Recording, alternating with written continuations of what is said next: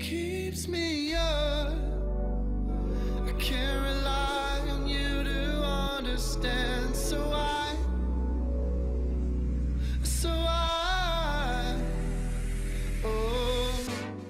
can't help myself, but I place my shame,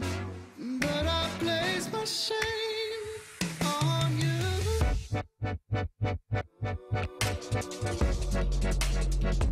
On you.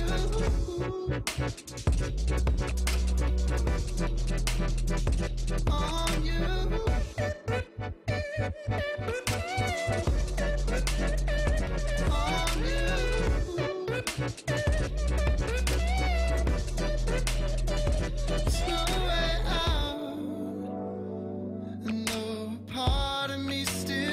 You not to lie. I wonder why you shoot me down. Don't need a reason, just keep failing me. But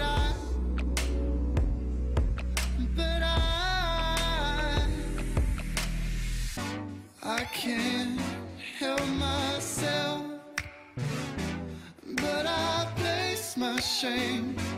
But I place my shame on you.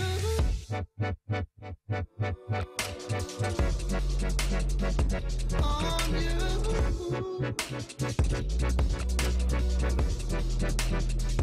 On you.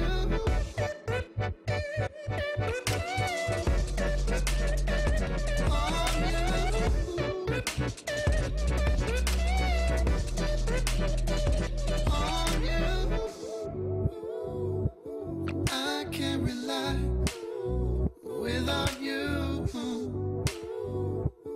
I can't rely on you.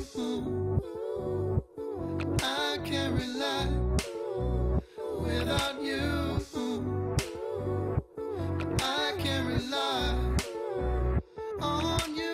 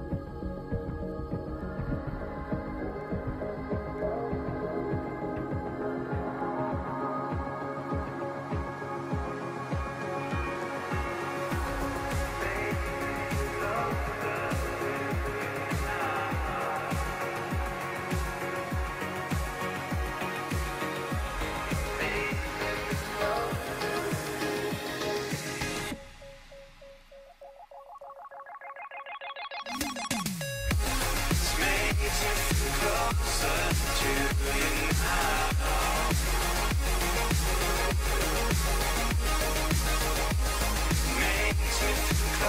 to you somehow.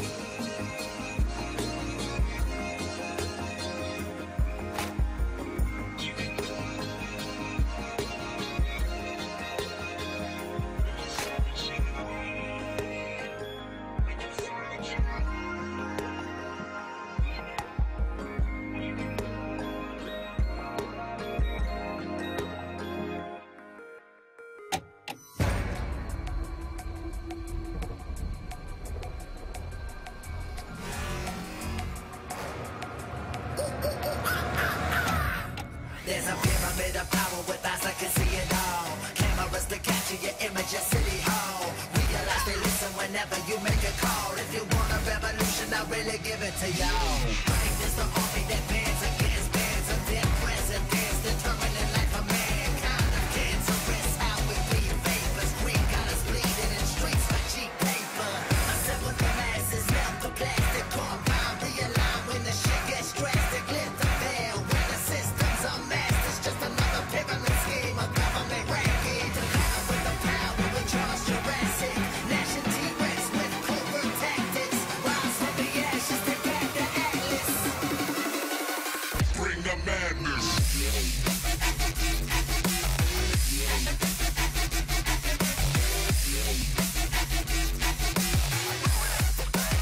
Bring the madness.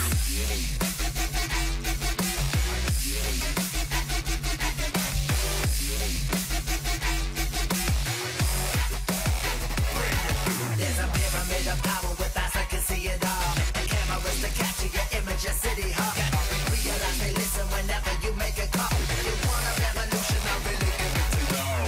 Bring this the army that bands against bands of dead presidents, determining life of mankind. Of cancerous, how we breathe vapors. Green got us bleeding in streets like cheap paper.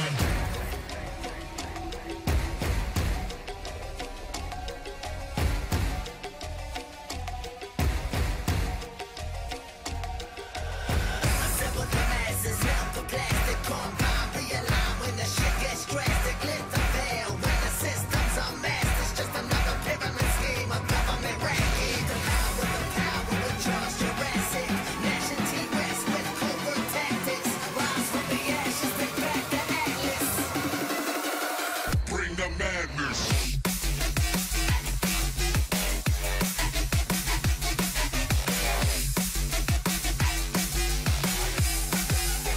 Bring the madness.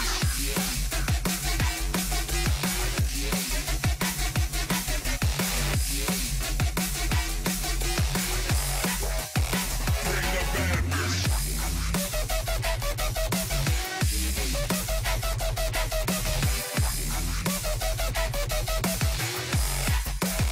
Bring the madness.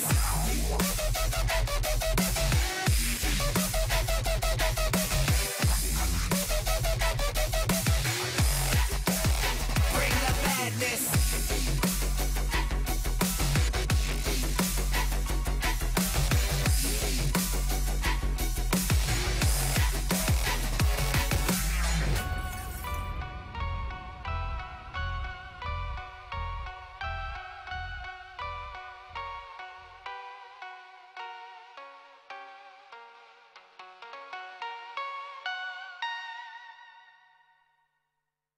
It keeps me up. I can't rely on you to understand, so I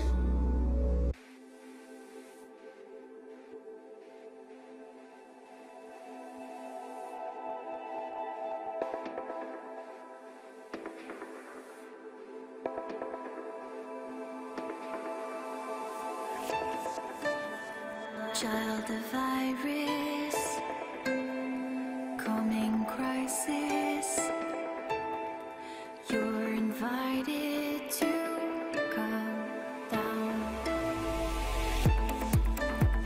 Silver skin cells, simply held in a cradle, hopefully found.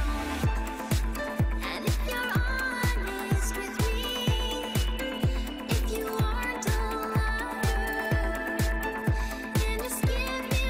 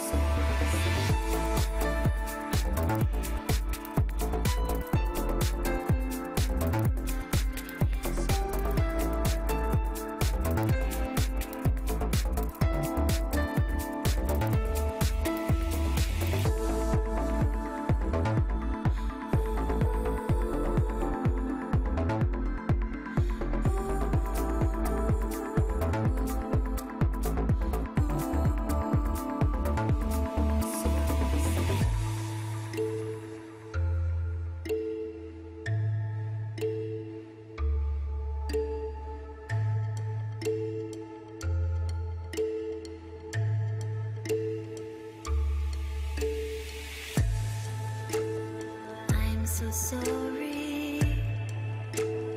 That's my story. I know less than most do.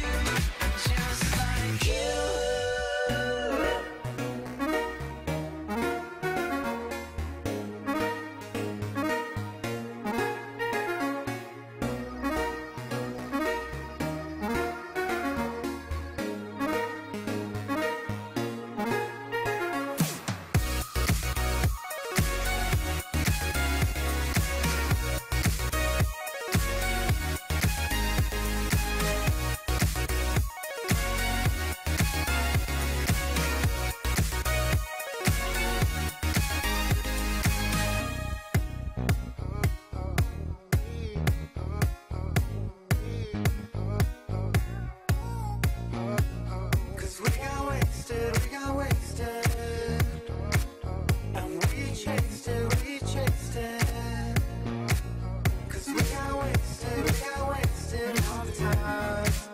And we chased it all night. 'Cause we got wasted all the time.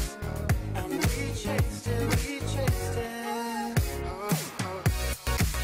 Been trying to work out what we did just the other day. Don't give it up to care. Been trying to work out what we did just the other day. Don't give it up so bad.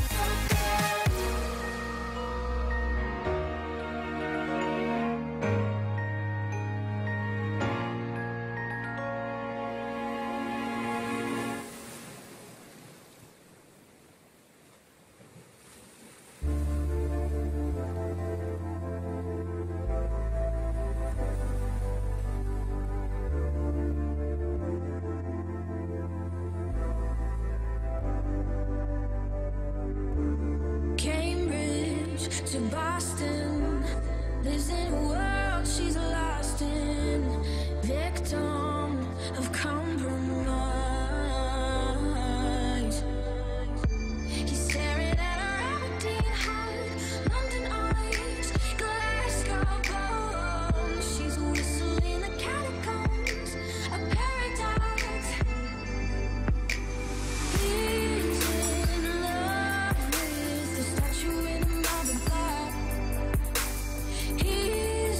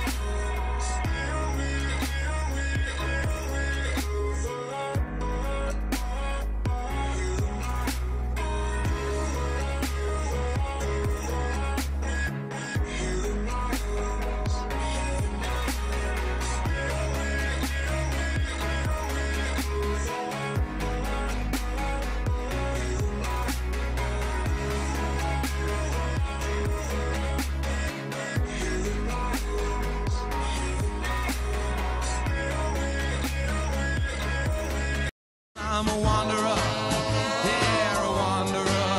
I roam around, around, around, around, around, around, 'cause I'm a wanderer, yeah, a wanderer. I roam around.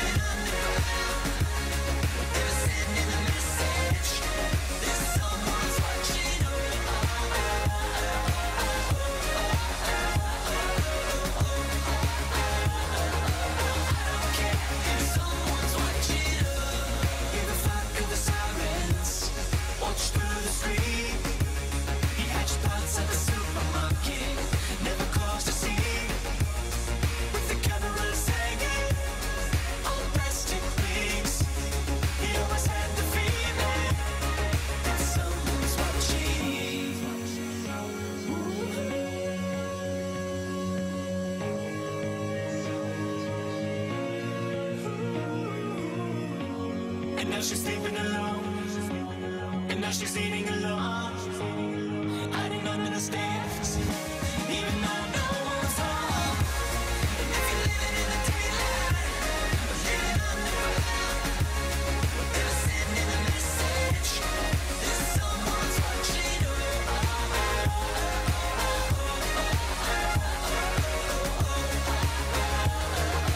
I don't care if someone's watching.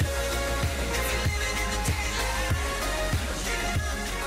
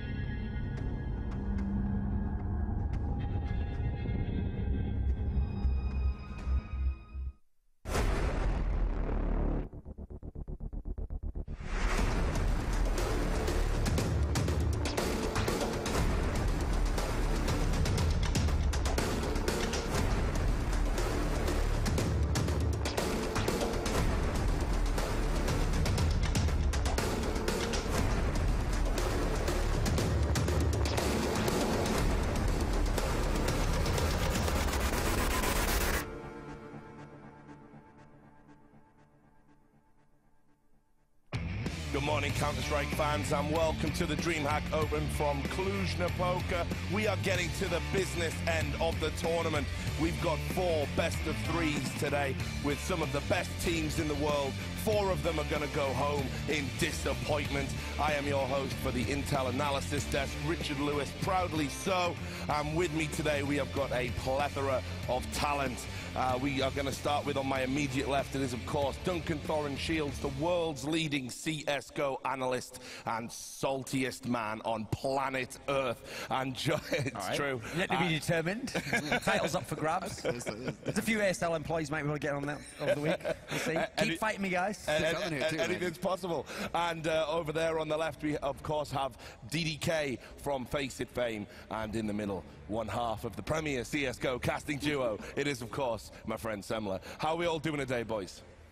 Hanging in there, man. Hanging in there. Hanging in there? Getting into that third day and, you know, starting to feel the wear and tear. But hey, with these kinds of games, I'll tell you who else is going to be feeling the wear and tear. Some of these teams, man, they're going to be feeling it real hard. And one of the games we got for you today, Cloud9, I mean, they're coming up against Fnatic. Big shock of the day yesterday. Fnatic obviously losing to Luminosity. Cloud9 are thinking, what are we going to do? When are we going to get a break? I was walking around and I was saying, you know, like Sean Garris, when he watched that match and saw the result, he was probably just like vomiting a little bit. And his mouth was just like, why is this I need a minute. I mean, so, but you got to be real. Remember, that wouldn't have happened if they'd have beaten Luminosity themselves. So they've kind of put themselves in that position. But yeah, obviously incredibly tough. To ask someone to beat this is basically, remember, this has never happened in a major before. No. You have to beat Fnatic in a best-of-3 to get out of a group in a major. That's obviously the hardest task imaginable. Yeah, unbelievable scene. So look, we're going to show you the games we've got coming for you today at home. It is, of course, Fnatic versus Cloud9 right at the top of the show in that decider match. Then we've got G2 versus Mouse Sports. Then we move on and we have Titan versus NIP. Then Na'Vi versus CLG, a repeat of the game there. Real tall order for the North Americans today.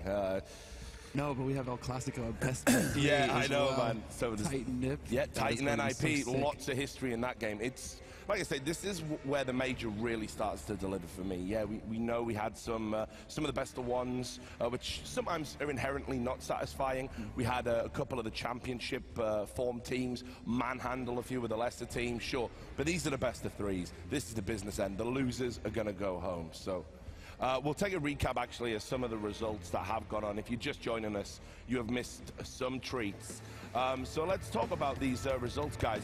You know, obviously we've had some, you know, I wouldn't say we've had a lot of upsets, but just some of the results we've had going on. Obviously, Mouse Sports managed to overcome Flipside. They Mouse tore him Sports, up on that game as well. Yeah, they were looking woeful up until that point. Then Titan, with a very strange draft, ended up on Train. Virtus Pro destroyed them. Cloud9 laboured over Vex, but managed to get there in the end. Envious versus Na'Vi. Envious showing absolute dominance against a very good team. And it was on a map that team is known for being good on. Perhaps the performance of the day outside of Luminosity. Then heartbreak for the North American hopefuls. Team Liquid, most improved, losing to NIP, great game. And there we go. So, boys, what were your standout moments? I mean, Team Liquid versus NIP, really good. That was a great game, actually. Both teams could have won it.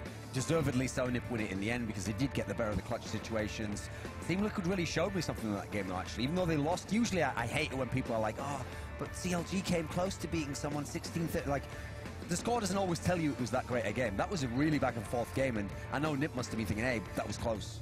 They must, yeah, absolutely, when they got out of that, I'm sure that they were hesitating because it was non-stop force buys. We were sitting here wondering what the hell is going on here, who's actually going to stabilize their economy, because as soon as somebody seemed to be getting back up onto their feet and starting to run away with the game, oh, nope, they get their legs cut out again, and then it was just this scuffle the entire way through.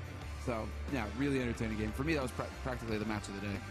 And maybe a map that people wouldn't think too much of. I mean, we had a lot of people have Mouse Sports pegged as the dark horse, one of their dark horses, and Mouse Sports are a team that we've been looking for, you know, some kind of delivery from for you know, quite some time, and finally they get Nico and Next in there, and we're still expecting it. Well, and finally they showed up, but they still managed to do it. And actually, on against Flipside on Overpass, and Flipside actually tend to be quite a stable Overpass team. But Mouse Sports, you can see their approach. it was all in the approach for me. Just the approach from Mouse Sports was what really made it for me. I was like, wow, okay, this team is ready to deliver at this major. I have to disagree with you, Dan. For me, it's the fact that their key players showed up finally on land for Mouse Sports. They've always had the approach that you can always see that God B, he's got this plan and he's trying to execute this plan, but then the pieces aren't there for him to actually make it work. His players aren't fragging. You and can exactly. lead Then a next horse is just to like water, next but this you time it's can't just make like it drink. Boom, right out the gate, and God all of a sudden he's like, hallelujah, I can actually do it now. And obviously, I mean, we've been picking out like the other games there. On paper, the game of the day was Luminosity beating Fnatic. And the real, as I emphasized at the time, it's not like one of those scenarios where it's like, oh, wow, look, Fnatic really off their game there. And what were they doing? And they didn't have the right, that star player didn't turn. No. Everything worked for Fnatic. They played a great game. Luminosity just came with more. And that eco, one of the sickest plays of the whole tournament, practically a full eco, one Tech 9. It was fair, wasn't it? He ran up there, got that kill, took a call, ends up for a clean sweep. Pivotal moment in a great game, and if you missed it, well, go find the VOD. It was absolutely sick. Anyway, let's take a look at the group stages. You can see confirmation of the teams that went home right at the bottom. Vexed, Flipside, Team Liquid, and Team Dignitas. Not really a surprise. Team Dignitas came into this tournament in absolute disarray. Team Liquid got put in the group of death. I think it was very bold of them to say that the group of death isn't an excuse. I think everyone else would be willing to forgive you going out of that particular group, especially given how well they played. Flipside and Vexed, perhaps less surprising, although Mouse Sports, I think it's a great performance they put in against Flipside and Overpass, a map Mouse Sports aren't typically known for, and Vexed gave a very good account of themselves in Cloud9. Really shows the strength in depth at this tournament, and indeed in the Counter-Strike scene at the moment. You look at all these games here, really the only two teams in the end who didn't really have a chance to get out turned out to actually be Flipside and Dignitas. They didn't show us anything, but I just want to highlight, since we're not going to talk about them again, is what a great performance AZ had. He only got to play 2 maps, but even though he's going out in last place, this guy had obviously he's not going to get to play more maps, but he had a great performance. He had something like over 60 kills. He had over 60 kills in 2 maps. Was it over 60? Over 60 kills in 2 maps. Incredible. Like, that is obscene. Yeah. I mean, even though his team did badly, we noted his performance. We saw that, and we're going to remember that. Yeah, absolutely. And, it just goes to show sometimes you can be the MVP, but you're on the losing team. Counter-Strike can be cruel that way. So anyway, just some quick thoughts about maybe some games you're looking forward to out of these 4 best of 3. Listen, you have to realize, we don't hide our bias here, okay, guys? Me and Semler are both like, Titan. Another episode. Also, by the way, just I love my fanboy tears. Drink them daily. Keeps me youthful and revitalized. If Titan, not only that, Titan, but without Kenny S, without MBK, if Titan, this lineup, with all the classic players from different points in time, are the ones that end the NIP era and just put them out of a major, out in group stages, in a best of 3. Ooh. Think about that. That's history right there. Yeah, that revenge was a long time coming, mate. We keep reheating that for you in the microwave. Yeah. Eat up. Right, no problem. That'd be great, wouldn't it? It is, though, man, when you're thinking about it. We'll get into the Counter-Strike leftovers very shortly. Now we're going to introduce you to the rest of our talent team. We've got some legends who want to meet you right now. It's day 3, which means best of 3s, and my body is ready. That's right, the main stage is ready to rock and roll as we head into the best of 3 final games of the group stages. We're looking for 8 teams, of course, with 4 already through to the quarterfinals. It's going to be a fantastic day. We're going to bring you all the action, all of the pre-game stuff, and all of the post-game reactions here on the main stage from the winning teams throughout the day. So best of 3s to look forward to. And of course, as Richard said, we're not just joined by 1 or 2 people in our broadcast team. We have many people. And in fact, we are blessed with royalty. In fact, we are blessed by a knight of the esports realm. Please welcome Sir Scoots. Thank you very much, Red Eye. You're too kind, as always, my friend.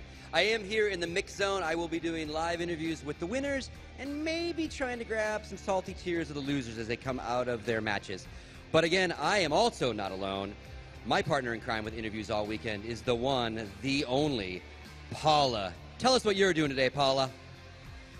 Thank you very much, Scott. Good to see you all this morning. Yes, so today I'm also going to be in the green room, just like I was yesterday. And we had some pretty cool moments. Obviously, Olaf Meister and Dennis on G2 and Michael Lele with some troll moments to each other. And hopefully we'll see some more of that today. And that's kind of like the day in my life today. But you guys right now are going to see what I was up to the other day.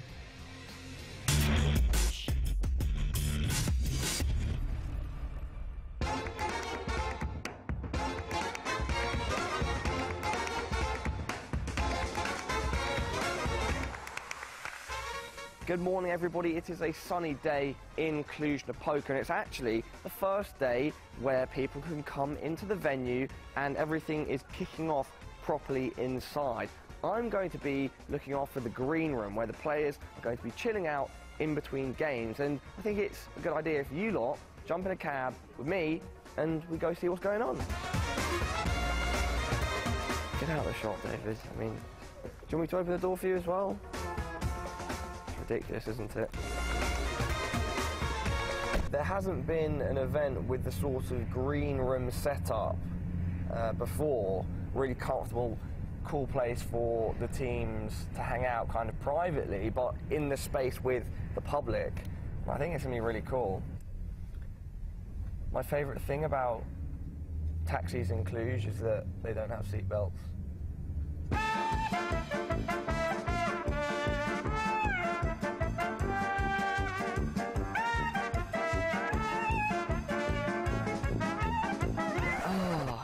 Lovely journey. We're alive. That's the main thing. This is the stadium. We're here now. That'd be a shame if we couldn't get in. I didn't know I had to rehearse and all of that. Well, obviously I know that I have to rehearse, but I didn't know it was going to be now, you know? Yeah. Gonna do this right? Yeah, for sure. You alright with it? Yeah. Really? Yeah. We're good. We're going live. We didn't realise, but we're going live in about 10 minutes or something. And so I need to wait in here, and then they're going to throw it to me, and I'm going to then throw it into our video with the freeze.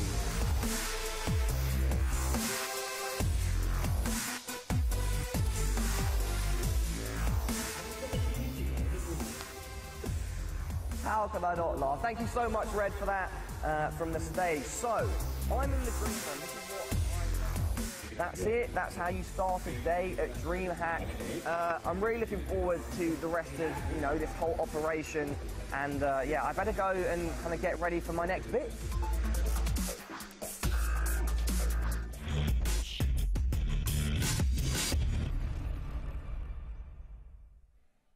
So there we go, that was Parla doing his walk around, loving the bit about the seatbelt. And of course, yeah, we have had this great sort of area over there where the players have been able to just sort of relax, watch the games in this great stadium, and still sort of have access to the public, access to the fans who've come along. So it has been really cool. I know pro players really, access to the fans is very important to them. Yeah, it's true. It is true. Some more than others. Yeah, some more than others. I like the way you did a Bane voice there. But anyway, let's get into today's games. Obviously, we've talked about which ones we've got coming towards you. Right off the top of the bat, it's going to be Fnatic versus Cloud9. Obviously, we're going to do some detailed analysis about this, but this is something that it's really interesting. You've got the, I would say now, the former best team in the world. Going up against the former best team in NA, maybe. They're on this downward trajectory, kind of meeting each other while they're in this slump. This could be a real war. This could be a brawl. Both teams need this one. Yeah. I mean, you can say Cloud9, okay, they've been slumping recently, but if you look at the year and you go, oh, by the way, guys, you never made it out of groups at all in the whole year, who cares about the summer at that point in time? Those are the three biggest tournaments, and you failed them all. And for Fnatic, okay, you lost to Cloud9 at Face It. That was in a semi-final. That was still a very tough contested train game.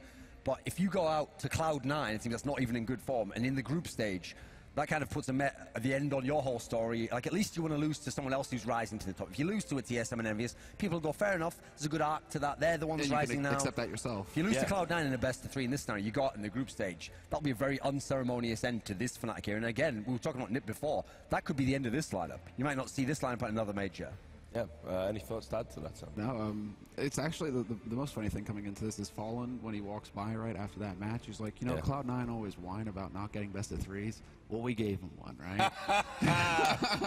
It's like, oh! Okay. That's my boy. That's my new favorite Brazilian player. Yeah, right? There we go. I was like, that's beautiful. No, but I mean, See, everyone loves NA salty tears, mate. Oh, we all do. Even the South Americans, right? vintage. Even the South Americans. But now, I mean, you're talking about, you get your best of three. You finally get the one that you've been constantly complaining about. No, the format. Well, here it is, best of three. You get to show up, and it's against the team. You don't really even have an excuse either, because it is against the team that you've beaten in the past. Yep. And so even if Fnatic, they are, like the cream of the crop, Cloud9 have got a history of beating this team already. So this is the best of three format. They have no excuse. There is no Johns now for Cloud9. They have to get it done right here. And one of the funny things about this matchup as well is that out of all the really top tier elite teams, you know, Fnatic's actually one of the ones that Cloud9 feel way more comfortable against. Because Cloud9 have, of course, like really weird troubles with some teams like Virtus.pro, for example. I think they were like something like for 9 maps played, they'd won maybe one of those. So they're really struggling against like Virtus.pro. So Cloud9, just generally speaking, you know, going up against Fnatic, coming off of the win that they had at Face It, which was just in Valencia, which was not too long ago. I mean, they know this matchup really well, and Cloud9 is a team that actually does tend to study the matchup a bit more than you know, concerning themselves with their own game, their own kind of defaults, their own standard play. They're going to be thinking more about how do I play against this team. And Fnatic is a team that they've not only studied and beaten multiple times on the big stage before. I mean, it's a team that they're very comfortable with, clearly. Well, look, just in case we're a little bit too biased, we did deploy our North American support group, and we did an interview, part 1 of 3 actually, between Sir Scoots and Nothing.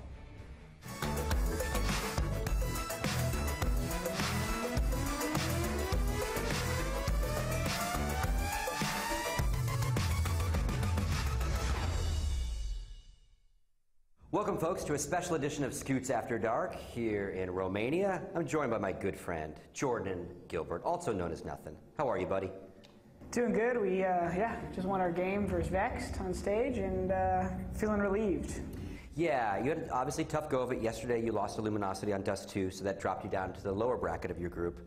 So today it was do or die time for you, as we used to say, lose 2 in barbecue, and you did not lose, although it got very close. Or win or lose, we jacuzzi.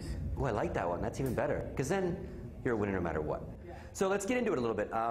Cobblestone today, obviously, kind of a very back and forth match.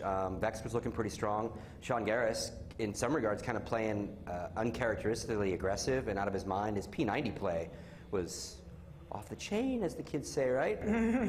Yeah, no, it was, we saw them play Fnatic yesterday on Cobble, and at certain moments we thought this might come down to the wire. Now, Fnatic won 16-10, but, Vex showed that, in the right context, they could beat the big dogs. So we took note of the way they played their sides, and, we had a couple slip-ups here and there that we went down like 4 or 5-0 on CT, and then kind of bounced back. And, so big plays from Sean and the boys. Where do you think Cobble sits as a map for your team?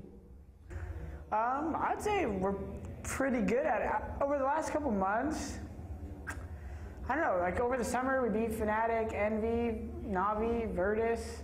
So we had the ability to beat good teams on it. I think it's one of those maps though where, like the B, Olaf walks out B all the time, right? We call it like the Olaf spot. So like for a while that was like, everyone was doing that at B on Cobble. So I think right now, it's kind of like it's kind of like how Train is. Train's a little bit behind Cobble, but you know how people develop strats and things are still pretty new. I think Cobble's almost to that point where people kind of seen all the different types of hits, but it's not quite there yet. So I think we're still excited to play Cobble, and and we actually didn't run 2 of our T-side strats that we went over, so we still have some stuff up our sleeve. And we're excited. We're looking forward to play Cobble again, even though that was a little shaky. Yeah, and again, you will play the loser of Fnatic, Luminosity, and that'll be a best of 3 tomorrow.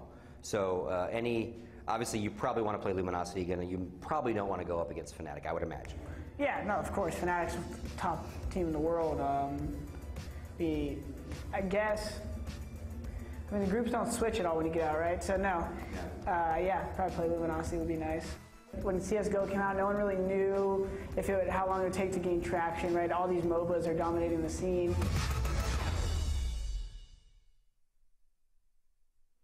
So there we go, the thoughts of one of the great NA players, a true veteran, and he knows he's going to nothing. And nothing.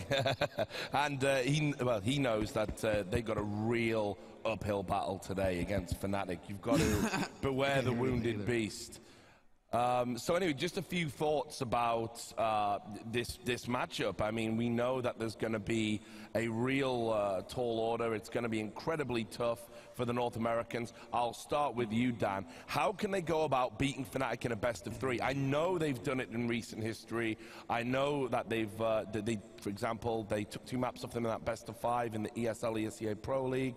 Obviously, at DreamHack Valencia also on this tour. They took 1 map from them. They took, sorry, it was 1 map, my bad. It was I nearly don't know if 2. that mic's on, but... And they took, obviously, 2 maps from them when they beat them in a best of 3 at Valencia. So how can they do it here today? Well, just first of all, to refresh people, I think my mic's going through. Yeah. To refresh people, as you say, the 2 matches, it was train, it went to overtime, so it was incredibly close.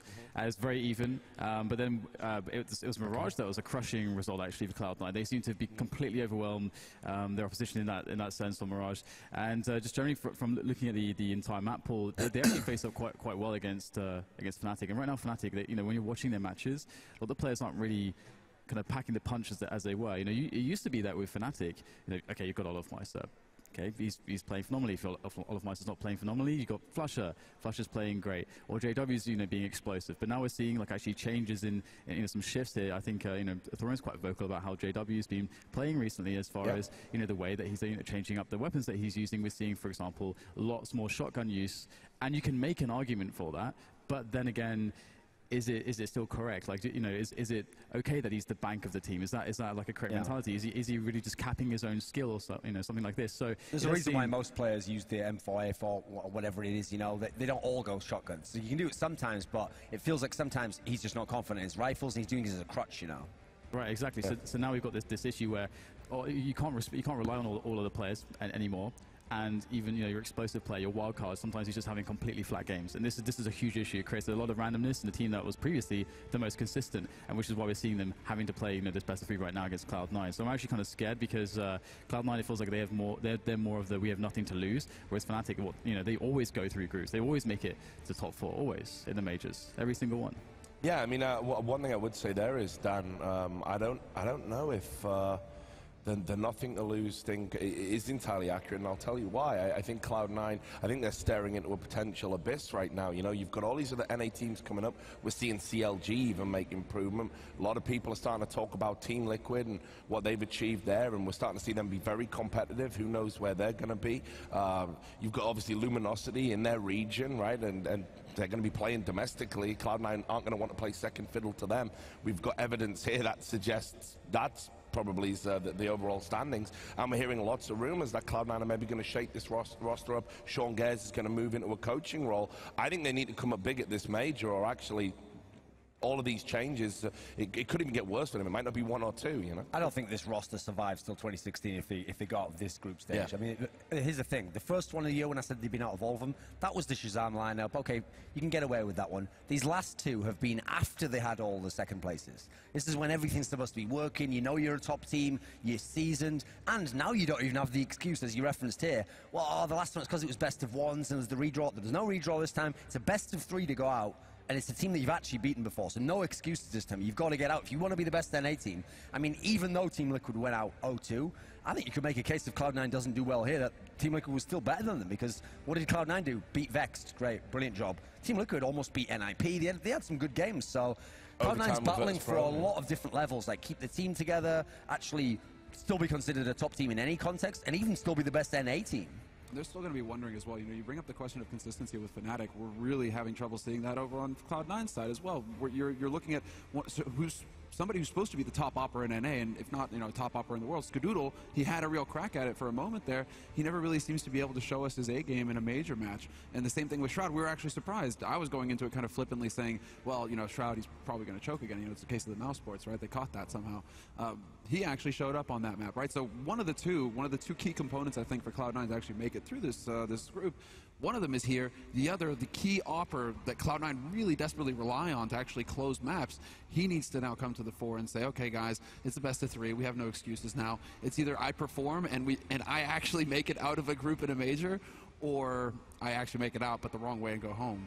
And probably fade into history at that point, because where are you going to go? I mean, that Skadoodle issue is a big one as well, because people are going to think, okay, a lot of good players have been out of majors. Kenny S has been out of majors and group stages. The difference is, this would be 0-6 for Skadoodle. Yeah. No one's even close to that in terms of group stage eliminations. I mean, people know, okay, I'm an aficionado of the style of play of existence. I don't deny he's choked in majors. It's clearly happened. He's had groups he should have gotten out of. He's had fixtures where uncharacteristically played poor. That's got to be choking to some degree. It's got to be somehow it's getting to you. Skadoodle's the worst case we've ever seen of this, because, okay, yes, some of the early iBab powers, other players players choked as well. But he's had a few cracks now where he was on good teams. The team that had made it to the final of, well, I guess that one actually. I mean, that the was last just one, after. I think the last one is like the Yeah, one. no, that right? was the worst one. I mean, because how that did should that have been happen? happening. Yeah. Well, look, guys, thanks a lot for your thoughts. What we're going to do now is we're going to start getting this show on the road. We've talked about what Cloud9 and Fnatic need to do to win this game.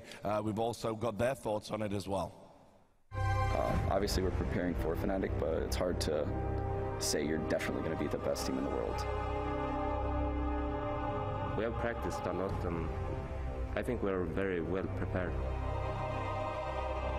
If I go into a one-on-one or a 1-2, it's like I know I'm better than these guys. I'm gonna beat them.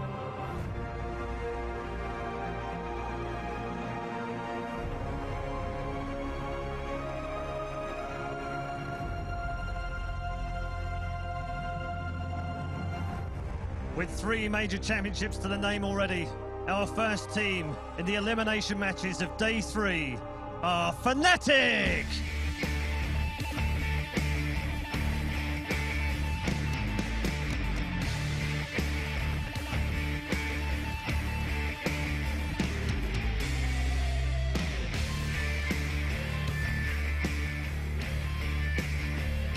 And their opponents, with the weight of North America firmly on their shoulders, please welcome Cloud9!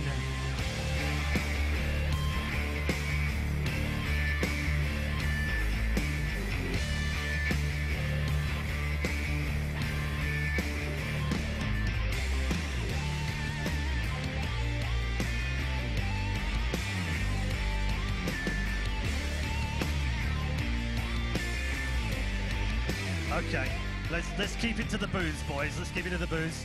How are we feeling this morning, John? How you doing? I had my coffee and I took my bling. I'm feeling great. Let's move on swiftly. JW, how's things with Fnatic? Everything okay in the hood? I mean, we got some boosts, so we're ready. You've got some boosts, okay. I like that. Always interesting to see what boosts you guys come up with. Let's not flirt too much with the controversy. Any words for Cloud9? Good luck. Have fun? Nah, just good luck. Hey, Okay, hold on. have fun. Gents, best of luck to you both. Ladies and gentlemen, it's game time. Cloud9 versus Fnatic. You can see that those competitors, they know each other inside out. What sort of comeback was that? Yeah. I mean, he just told us he had his ab, whatever it was, in the morning. I thought that made your brain quicker, you know, you're quick on your feet and whatnot. But no, look, I mean, it's good to see the guys, even in this sort of do-or-die situation, they're obviously relaxed. I mean, I guess we can sort of use nothing as a barometer for the team. Maybe Cloud9 Expect nothing. Maybe Cloud9 aren't feeling that this is going to be quite a tall order for them, you know? They can say that. I mean, here's the thing. That sort of confidence, you always have to wonder, like, is that for himself? Is that for his teammates? You know, sometimes if a teammate's more nervous, like g0rth, for example, don't worry, man, we beat them before, we're going to do it this time. It's pretty hard, no matter what you say about the slump and all the rest of it, if you're Cloud9, to think, we're just going to beat these guys, no problem. They know it's going to be a slog. Oh, you saw Sean Garrett. I think Sean Garrett, out of like all of those talks there in that interview, or at least the player folks, he looked like the one who was like the most realistic, where he's just like, yeah, well, you know, we can't say that we can beat one of the best in the world. Nobody can say that consistently, right? Well, I mean, especially when you consider, you know, recent results, and look, again, I don't want to harp on about the Cloud9 slump, but I mean, even when they went down under, they lost like team immunity, right? So, I mean, this is unprecedented levels of, you know, losing to teams that Cloud9 were beating comfortably just, you know, 4 or 5 months previous. And to me, this is all about the individual performances this match. So, like, talking about the confidence is actually one of the key points here for me, because, again, you know, with both teams, you don't know who's going to be even firing at all in this series because of recent results. So, when it comes to the approach of Cloud9 as well, they're not a team necessarily that's like, let's say, a TSM, a team that has like really well thought out, you know, default rounds where it's like we're going to slowly open up the map here and there. If somebody dies, you know, we've got all this skilled fallback on. It's like a very consistent fallback. It feels like Cloud9 a bit more all in the way that they select strategies. Like, we're going to we want more of a counter strat based operation. So if you've got players that can't hit those shots, based on these kind of counter strats, then you're kind of left with nothing at the end of it. And then, you know, again, if Fnatic with their approach as well, that, you know, Pronax is famous for trying to maximize the skill of his players. So when he sets up rounds on the T side, he's got these defaults. It's a bit like we saw from Mousesports yesterday, where Gob is using, you know, Nex and Nico to full potential. He's like, okay, we've got this round, we're getting map control. We'll let these two players do their thing, and then based off of what they can actually do, our star players, that's what will win us the round. Sean Gears can never, against Pronax, rely on anti-stratting because of, I think he learned his lesson. tells us. Yeah. DreamHack winner 2013, right? The first major, that was when Sean Gears learned his lesson to saying that I can't just do my homework and rely on that and expect Fnatic to play predictably. Because Pronax was like, oh, you're watching demos. Well, let me just completely change up how I'm going to play on this map, and Sean Gears was left completely empty-handed. I mean, that's one thing. That was a harsh lesson, and that was the last time also that Sean. That's one thing and his crew Sean made is it out of the group. criticized for, right? That they're calling on the fly, they're switching things up. Sometimes tactically they can be a bit rigid. Obviously, Pronax very flexible, and it's really hard to do a number on Fnatic in terms of. There's also, if you want to talk about confidence, even though they did beat them at Face It, because Cloud9 went to the final and then just got trashed by TSM, I don't think that like won over and made them think, oh, we got the revenge, like, you know, that round matchups turned around. It's got to be in the back of their minds. We played the best we ever played in that ESEA Pro League final, and they still beat us somehow. We had them on all those maps. We had them on 3 different maps where we could have won. That was the 3 we needed, and somehow they just kept coming back. They did the miracle comeback on Dust 2. Yeah. They managed to get back in the game on Overpass when we had them dead to rights. If that happens to you, that's the most crushing thing. We know in boxing, if the guy can just take your best shot, that's what breaks you mentally, you know. The thing is, though, Duncan, as we're starting to increasingly see, much like the Vatican, Fnatic are running out of these miracles. They're just not happening anymore, you know. It's you got to bring in some fresh boys then to help you out with that. Perhaps. Well, I mean, indeed. Let's talk about that. Yeah, there's a worn out guy. Who's actually on point right now for Fnatic other than Flush? You know, Flusher once again continuing his trend of being a statistically strong player at a major. Olaf Meister a little bit quiet. I guess Crims has kind of maybe filled that void a little bit. As we see his genetically and who knows chemically inflated muscles flexing there. Freakazoid was a big reason as to why they were able to beat Vexed, actually. He was doing a really good job on the T side. His entries, as we've always said, the Shroud Freakazoid thing is a 1-2 punch. If Freakazoid's not having a good game, suddenly where is Shroud getting these trade kills? He's facing a guy that knows where he's coming from and has 100% health, and you know he's just not going to get these kills the same way he is. You want Shroud shooting against guys with 40 health who are pulling back. That's when he's going to clean up. He's got such good aim. So if Freakazoid is really on his game, that's going to put the Stars in a more comfortable position. If you just leave them out there in like AZ land, unfortunately Skadoodle and Shroud historically aren't just going to go crazy and put up 30 frags each.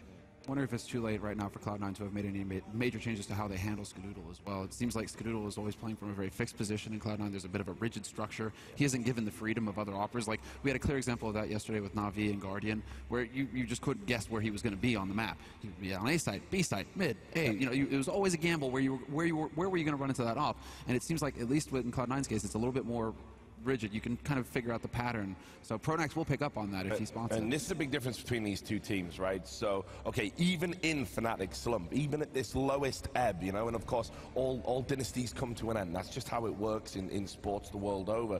But even at this lowest ebb, they've got players who will go out there and take a game by the scruff of the neck. Olaf Meister, he can go, you know, 3 for 12 in one half, and you think, well, you know, he's having a terrible game. But he'll make those impact kills in the second half. He'll bring it back. He can drag you through an overtime. He can step up. They've got that in spades across that team. Do Cloud9.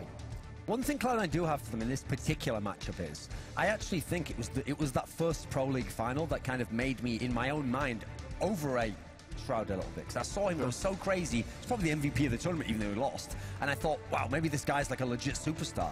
Then I watched him against other teams, and he was good, or he would have above-average games. But against the international teams, he was just an above-average player. He wasn't a star. So as a result, I've noticed in the games they have won against Fnatic and the games they've played well, he's the Fnatic killer. That's the thing. Against Fnatic, somehow, he really does very well. So maybe that's something that can go for them. If he can go crazy here, obviously, in the era when Fnatic doesn't have consistency from some of their stars, that can give them a chance, because it's very rare in the past you could have had that kind of firepower on your side. Let's talk about maps. Dan, I'm going to start bringing you in. I know you do a lot of theory crafting as well. What setting can Cloud9 get this on? It looks like we've already got they've banned Mirage, and then Fnac's banned Train. Okay, so let's talk about the context of those bans, Dan. Well, I mean, just the first quick thought for me, I don't want to see Cloud9 playing a Cobblestone. Lately, they've been really struggling massively there. But the Mirage ban is quite interesting, because Cloud9, of course, you know, they had such a really strong result against Fnatic. Last time they played them, that was the best result they had. It was crushing against Fnatic. So that's kind of a weird one. So I'm not sure exactly where they're getting that from. And when it comes to Train, of course, Fnatic have also been struggling a little bit on Train, and that was where the overtime happened. So that makes a little bit more sense. That's where the overtime happened. That's where Cloud9 showed that they can perform. Dust2 then here. So, presumably that means that Cloud9 picked the side. Yeah, I mean, I'm guessing it's going to be Inferno and Overpass are the other two we're going to see. We know Cloud9 have been struggling on Dust2 lately as well. Oh, actually, it used to be a really good map for them. Oh, there we go. That was the Overpass pick from Cloud9. Now, here's the interesting thing, though, is that, remember, it's Cash is out there as well. Yeah. And that's the one where, actually, that was the one map, people forget this, where Fnatic trashed Cloud9 in that ESL Pro League final, and part of it's because it was an Olaf Meister vintage performance. Yeah. I think for the series, I would rather this be in Inferno, though. I think that would be better for both in terms of, like, Cloud9 has the perspective of seeing yesterday Luminosity's game, maybe they could pick something up there. Fnatic historically very good at Inferno game. I think that would just be better at the moment. Yeah, although Cash would obviously give Cloud9 a little bit of a better chance, maybe, because Fnatic's had their issues on that recently. They themselves, in their own mind, don't want to play it, so the third map isn't going to be comfortable for anyone, basically. Well, we're going to see, obviously, a lot of deliberation. There we are. It's Cash. I think maybe Cloud9 have got the better of that. If they can keep it competitive and we do see that third map, I mean, we know Cloud9 have played a lot of Cash. We know that they like to play that map. And Fnatic, it's not a map that they historically play. Yes, they've had some good performances on it, but that's always been predicated on Olaf Meister just being a god on that map. Look at how Fnatic have got terrorists on all three as well. Like, that's a vote of confidence. That's them wanting to control the pace of the games right off the bat. Pronax is saying, you know what, we're actually going to hit the ground running right here and just completely crush Cloud9. The thing is, I do like that on Overpass. Like, I actually like, even though it is a CT dominant map, I like starting T-side on Overpass because that's a map where there's so much space that when you know how many CT rounds you do, you know, right, do I have to push the pace? Do I have to be really aggressive? Can I play back and just grind a couple of rounds out? That's actually not a bad map to start on the weaker side, I think, there. It's the same, actually, with Cash. I've noticed, actually, Fnatic have been doing this quite a lot in a lot of their matches on Cash. Initially, I was surprised, but then you see the kind of strategies that they're actually playing with, and they seem incredibly comfortable actually being the pace setters. And so it does seem like that's the mindset that they want to be able to go into a match with, and they're very comfortable doing so. So that could actually shake up Cloud9, because if you start off with a kind of iffy CT side, that puts you in a really bad place, actually. It's like thinking, oh my god, we've got to set the pace and actually figure it out on T side. That's way worse. Now, our head-to-head matchup, we've got contrasts. We know we like to talk about these. So, of course, it's Olaf Meister for Fnatic, and it's Shroud for Cloud9. Now, where's the contrast, Richard? Well, okay, here we go. Olaf Meister, when he came into Fnatic, didn't really have any pedigree. We knew he was good. We didn't know he could be this good. He hit the ground running in a great team, went on to become the best player pound for pound in the world. There was just no questions about it. Shroud, he burst on the scene when Cloud9 picked him up. He went to that Cologne event, the major there, absolutely wrecked everybody, and then kind of plateaued off, and people are waiting for him to have another truly great run, a truly great run of performances, and right now it hasn't been happening for him. So you've got one player here on the left who can take a game by the scruff of the neck. You've got another one where we're all saying this sleeper must awaken. Anyway, I've just been told, if you want to quickly pontificate on that, we've got the 90-second warning, guys, so we need to get into predictions. Okay, well, I'm going to take Fnatic to win this because I think the way the map vetoes come out, Dust2 historically was a great map for the Cloud9 guys. Hasn't been recently, so I think when Fnatic win that one, Overpass is dangerous for Cloud9. I would have picked that for Fnatic anyway, so I think it's going to be a 2-0 for Fnatic. I think if they could get the cash, Cloud9 has a chance, but I don't think it's going there. You know, I think that Dust2, there is still very much like a set format for how Cloud9 want to approach the map. They can be predictable. Fnatic, they have that element of surprise in JW, Flusha. They seem very comfortable on the map, so I'm going to also give Fnatic a 2-0. Just remember, these include online results as well, by the way. These and I was going to ask you to give that disclaimer as well. Because actually, Dust2 stats in the last few months are good for Fnatic. And Dan? Yeah, I mean, I'm actually going to mirror Duncan's thoughts here completely, to be honest. I think it's going to be a 2-0. I'm not sure that, after last time... He gave you his heart, Duncan. Go with your heart, Dan. Okay. Don't crush me. I'll take care of your heart, Dan, don't worry. All right, okay. But yeah, that's I don't see this going to cash. I would love it. Would love it too, but I don't see that happening. Yeah, I agree. I think this could be a rough start to the day for North American fans. Thanks a lot for your thoughts, gentlemen. Anyway, let's do it. Let's get this show on the road. We're going to get into the game now, and casting this one, it's going to be the boys from Bucharest. Stadikist and Henry G, take it away. All right, thank you so much, guys. Yeah, big game to start the day off. on the Judgment Day, the decider matches, and I had to laugh yesterday speaking to Fallen from Luminosity. Okay. And all he said to me after they beat Fnatic is, Cloud9 wanted best of threes, well now they've got one. Yeah, that just summarizes everything, right? But I think Dust 2 is probably a fantastic start for them. Like, if the Cloud9 had turned up yesterday, the guys that are fragging, we had Freakazoid hitting, firing on all cylinders, as well as Shroud as well, turning up as well. This is the best chance for them. A CT start, we need to have Skadoodle here as well, though. Him picking the map, using the AWP, being dynamic, that's been a problem for him this tournament. He's been very static play. I want to see him stepping up, and they've got a mountain to climb here. Best of 3 versus Fnatic. This is it. The business end of the tournament. Here we go then. Looks like we'll be getting into the pistol round. It's going to be Fnatic starting on the T side here. Let's have a look at their buy, see what's coming in, see if we can kind of work out where they may be going with this one. It's going to be 4 armor players, Flusher on the utility.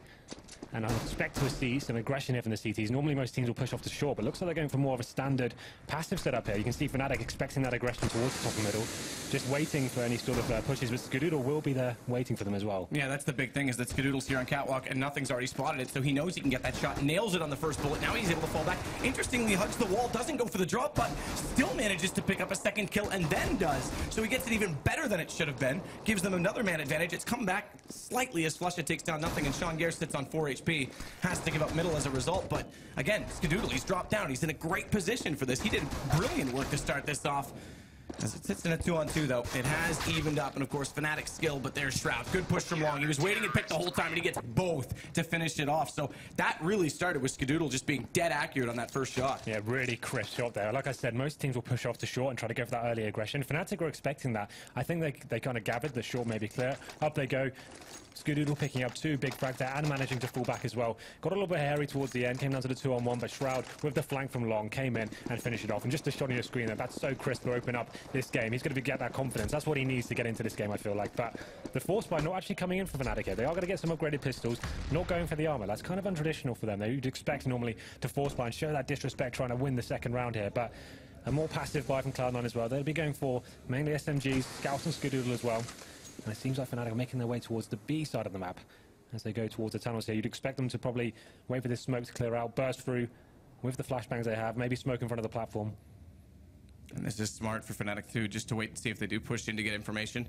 Sean, I was worried that he might for a second. He's thought better of it, and that's the right call. I mean, if they walk in, give that gun away, not only that, they'll be left with 1 player on B. He'll get quickly overwhelmed, and then they have to play a retake. So stay passive, stay patient. They know they can afford to. Additional utility as well. That slows it even further, and Fnatic will eventually have to take this fight. Freakazoid, meanwhile, he's found Pronax in mid, so their second approach is gone, but they're going to go strength in numbers, try and overwhelm. 1 down, even trade into nothing. Gets back in the doorway. He'll take Olaf Meister as well when he jumps by, and it leaves just 2 Fnatic players remaining, and they've yet to cross over.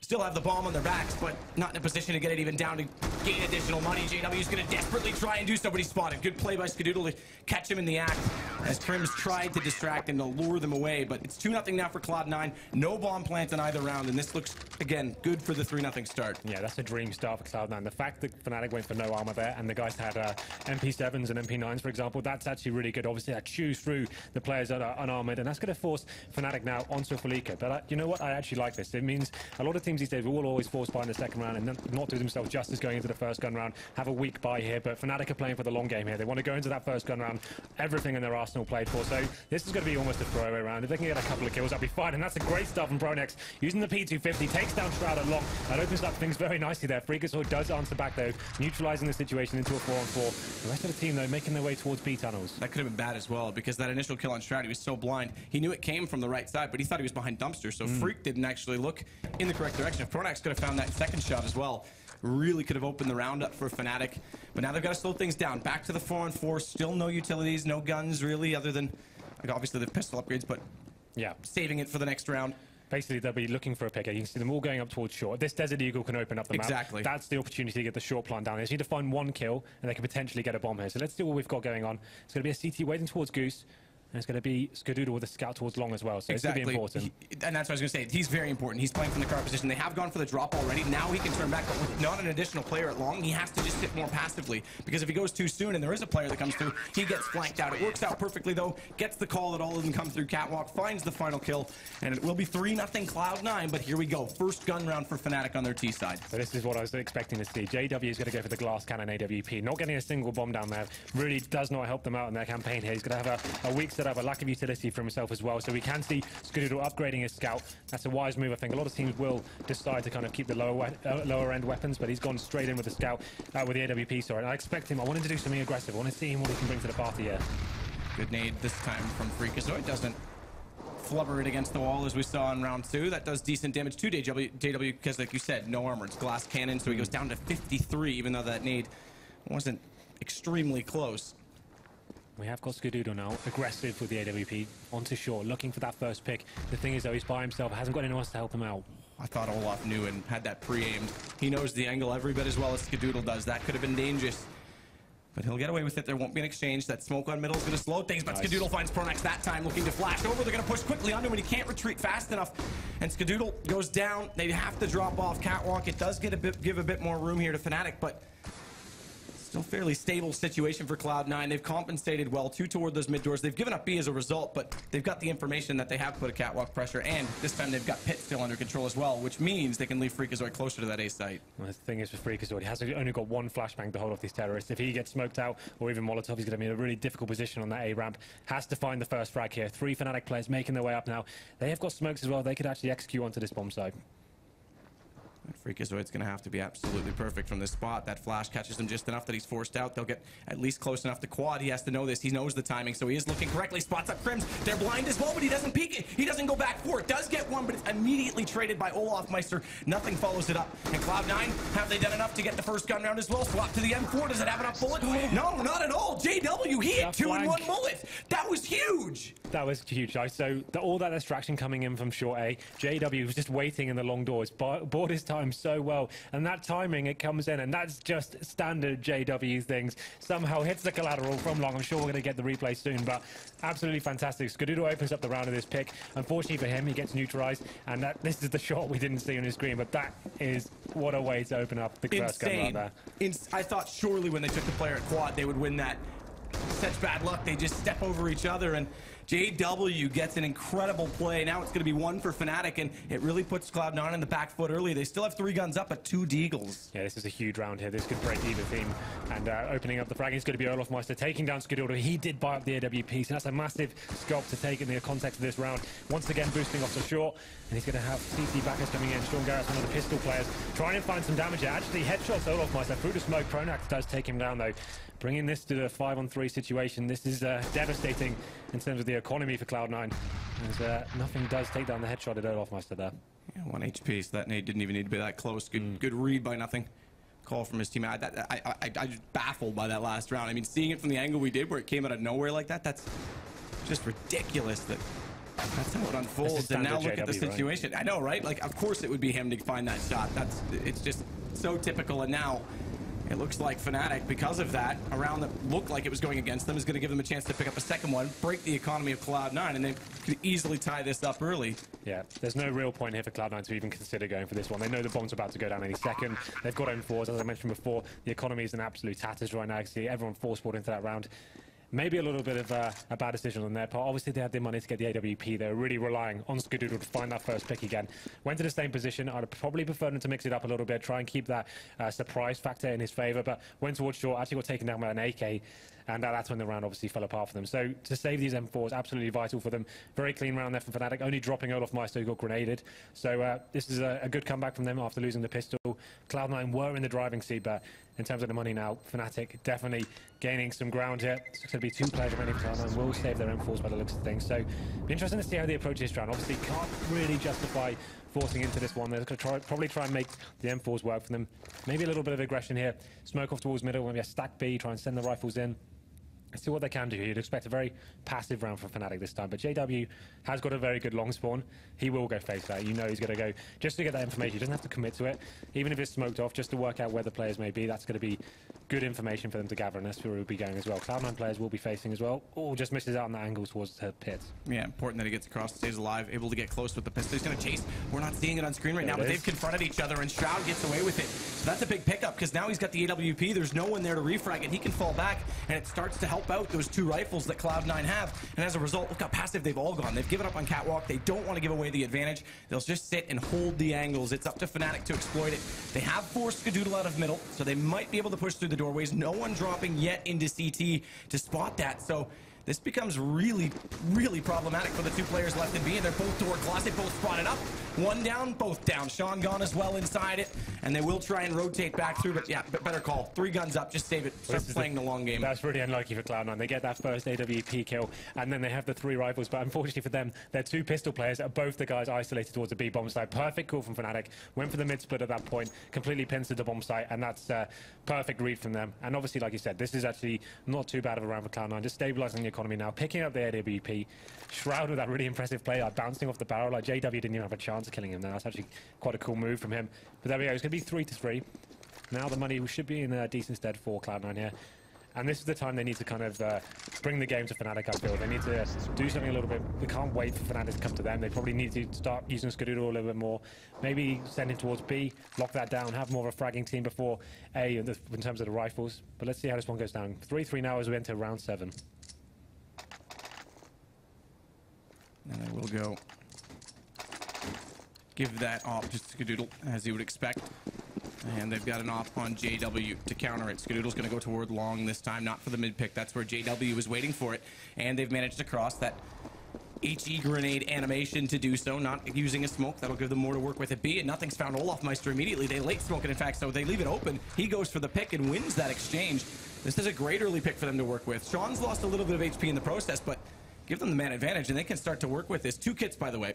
Keep that in mind. One's on Skadoodle, one is on nothing, so they're on either side of the map. Look at this reaction there from the CTs. They get that first pick. They've made the read. The B tunnel is going to be clear. They're going to be pushing in. The problem is Fnatic have walked out middle. Freakazoid needs to be so careful here. He's hiding behind the box in CT spawn. This might be okay. Freakazoid, if he doesn't peek, they should know he plays this spot. He's very commonly there, but it's better that Skadoodle's not over-peeking this. He's going to wait for them to head to the ramp, and JW may give up on the angle by then because he's waiting this long. But Freak, oh, he wants to flash it over. If he does, they're going to spot it.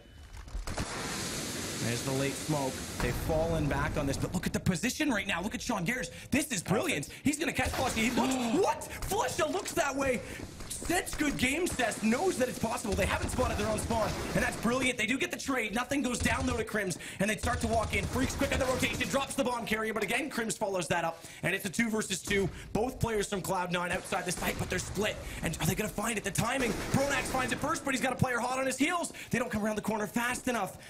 And Shroud had an opportunity missed. Now the bomb goes down to the B site, and Pronax, he just turns back and gets the kill instantly. Man, that push from B, it seemed like the perfect read there. Sean Garris gets the first kill in upper B. They push into the tunnels, undetected presumably, unless the def cam gave it away from Olafmeister there, but they get towards T-spawn, and as you said, it seems so advantageous there. He should have picked up a couple of kills here, but Flusha, this game sense, just to even check that angle, it's so specific. Gets the kill there, comes in, finds the kill into nothing, and then the round is just in tatters there for Cloud9. But they still have money in their favor. They've got two orbs going into this one, and then Fnatic look like they're going for the long A aggression here. Get the first kill, taking down Shroud, and this is so vital now. Forcing the CT to fall back to the A bomb site, and they need to react now. They need to be pushing other parts of their map or be retaking long. Good news is that they have 3 players still on A to compensate for this, because Fnatic are going to try and address this situation. They think they've got the man advantage on A, so they're going to take it. They leave Sean alone in B with the op, and look at this. Nothing's there for the trade right away. This is the one time that not having a player in mid might work out for them, but with Olaf getting another kill on Freakazoid, it's still not working in the favor of Cloud9. They're 2 men down in the round. That smoke just intended to sit on the top of the ramp at CT, make them think they're going to commit to this long push, but Fnatic, meanwhile, they've gone back, and this whole time, JW has been watching this cross, so he knows with that's 2 extra players on A, no one's crossed over, so they'll just take this B. There's only one waiting. Well, this is it. So Sean's got nothing to play with whatsoever apart from his AWP. He needs to hit this first shot, and he doesn't. Gives his position away, and this is going to be a really difficult time for him as well. They've got utility. They can Molotov him out as they do so now. What can Sean do here? Finds the first kill. Skadoodle comes in as well, and they're actually making this work. Flusha takes him down, but Olafmeister finishes Skadoodle in the end, and that's such an exciting round to come down to that 1-on-1. Great work from the CT team, but it's just not enough. That was brilliant from Sean, right up until the point when he got stuck in the Molotov and couldn't get out of it because he knew it was a dangerous situation. If he had been able to survive there and they could have completed that crossfire with nothing in the doorway, that was a very winnable situation. So again, like you said, to bring that back with only 2 men, one of which was late rotating, that was impressive, but Fnatic get it again, so 5 straight rounds. Starts to build a round loss bonus. Unfortunately, CT side, that alone is not enough to buy, so they're forced onto just pistols here. Yeah, so they'll be getting $3,400 going into this round. Obviously, like I said, not enough to buy, but they can justify some upgraded pistols here. A couple of grenades as well. They'll be able to see if they can make a read, maybe find a cheeky kill in that way. But there's the first grenade coming in. Does do some decent damage to Olafmeister. But no real stack coming in from the CTs here. They're going to try and play a little bit more passively, see if they can catch out Fnatic out of position here perhaps, but let's see what happens with Fnatic. Obviously aware of the financial situation, is playing very passively, not going to be giving away too much at the moment. And they're just going to take their time, evaluate the options on A. Again, 3 players in mid right now for Cloud9. Passive, no one out toward long. They'll just be able to walk out these doors. They want the pistols in a closer angle on Catwalk. Aloft just waiting in case anyone pushes. And look, I mean, this is just the situation, right? This is a decider match in a major in group stages between 2 teams that have a lot of hype behind them, so no one's willing to take these chances. This round's going to go down to the last seconds, even though it is an anti-eco. Yeah, this is exactly how you play the anti-ecos. You've got one person holding the flank, that's Olaf Meister. The rest of the guys staying as a unit, making sure they go frag for frag. Olaf goes down, but he gets the information of 3 players who are towards middle. They know they're going to be stayed crossing over to long now. Nothing will be waiting for them. Doesn't actually get a headshot there, and takes down JW as well. It's fantastic from Nothing as they cross, and he actually may win this round as he picks up the AK-47, gets taken down there. And they have the second AK-47 from the top of middle. That's on Skadoodle, who's come around. That's brilliant. That slight gap in the smoke and Nothing. He makes that play entirely possible, and he did damage on the first player that crossed, not only the 2 kills. That was absolutely nuts. As I was saying, that's actually the perfect way to approach an anti-eco. You stay as a team there, and the idea is, as soon as one man goes down, you're making the frags here. This smoke from Fnatic, I'm not really sure they were hoping to achieve that. Gave them a massive gap there, and the smoke almost becomes redundant. Obviously, you can just tell where the people are going to be within that one, and that's maybe a little bit of a sloppy round for them. Mid-pick coming in, JW taking on Skadoodle. They answer straight back. First time Skadoodle's faced that as well, so that might start to play in his mind. They don't need to take those risks. Obviously, if they get that pick, it's huge, but almost better to just sit with the 5 still up, and obviously Skadoodle's been doing well at long, so they'll have to debate this. Crims is going to look toward Cat, puts the slight gap so he can watch if anyone's pushing, but more importantly, just getting that map control. That's fine from Skadoodle. That's showing he at least has confidence to go for these picks. Most players will flash that position first to kind of give you just another 20% chance of making the kill there and eradicating any chance of getting shot, but he went for the straight-up peek.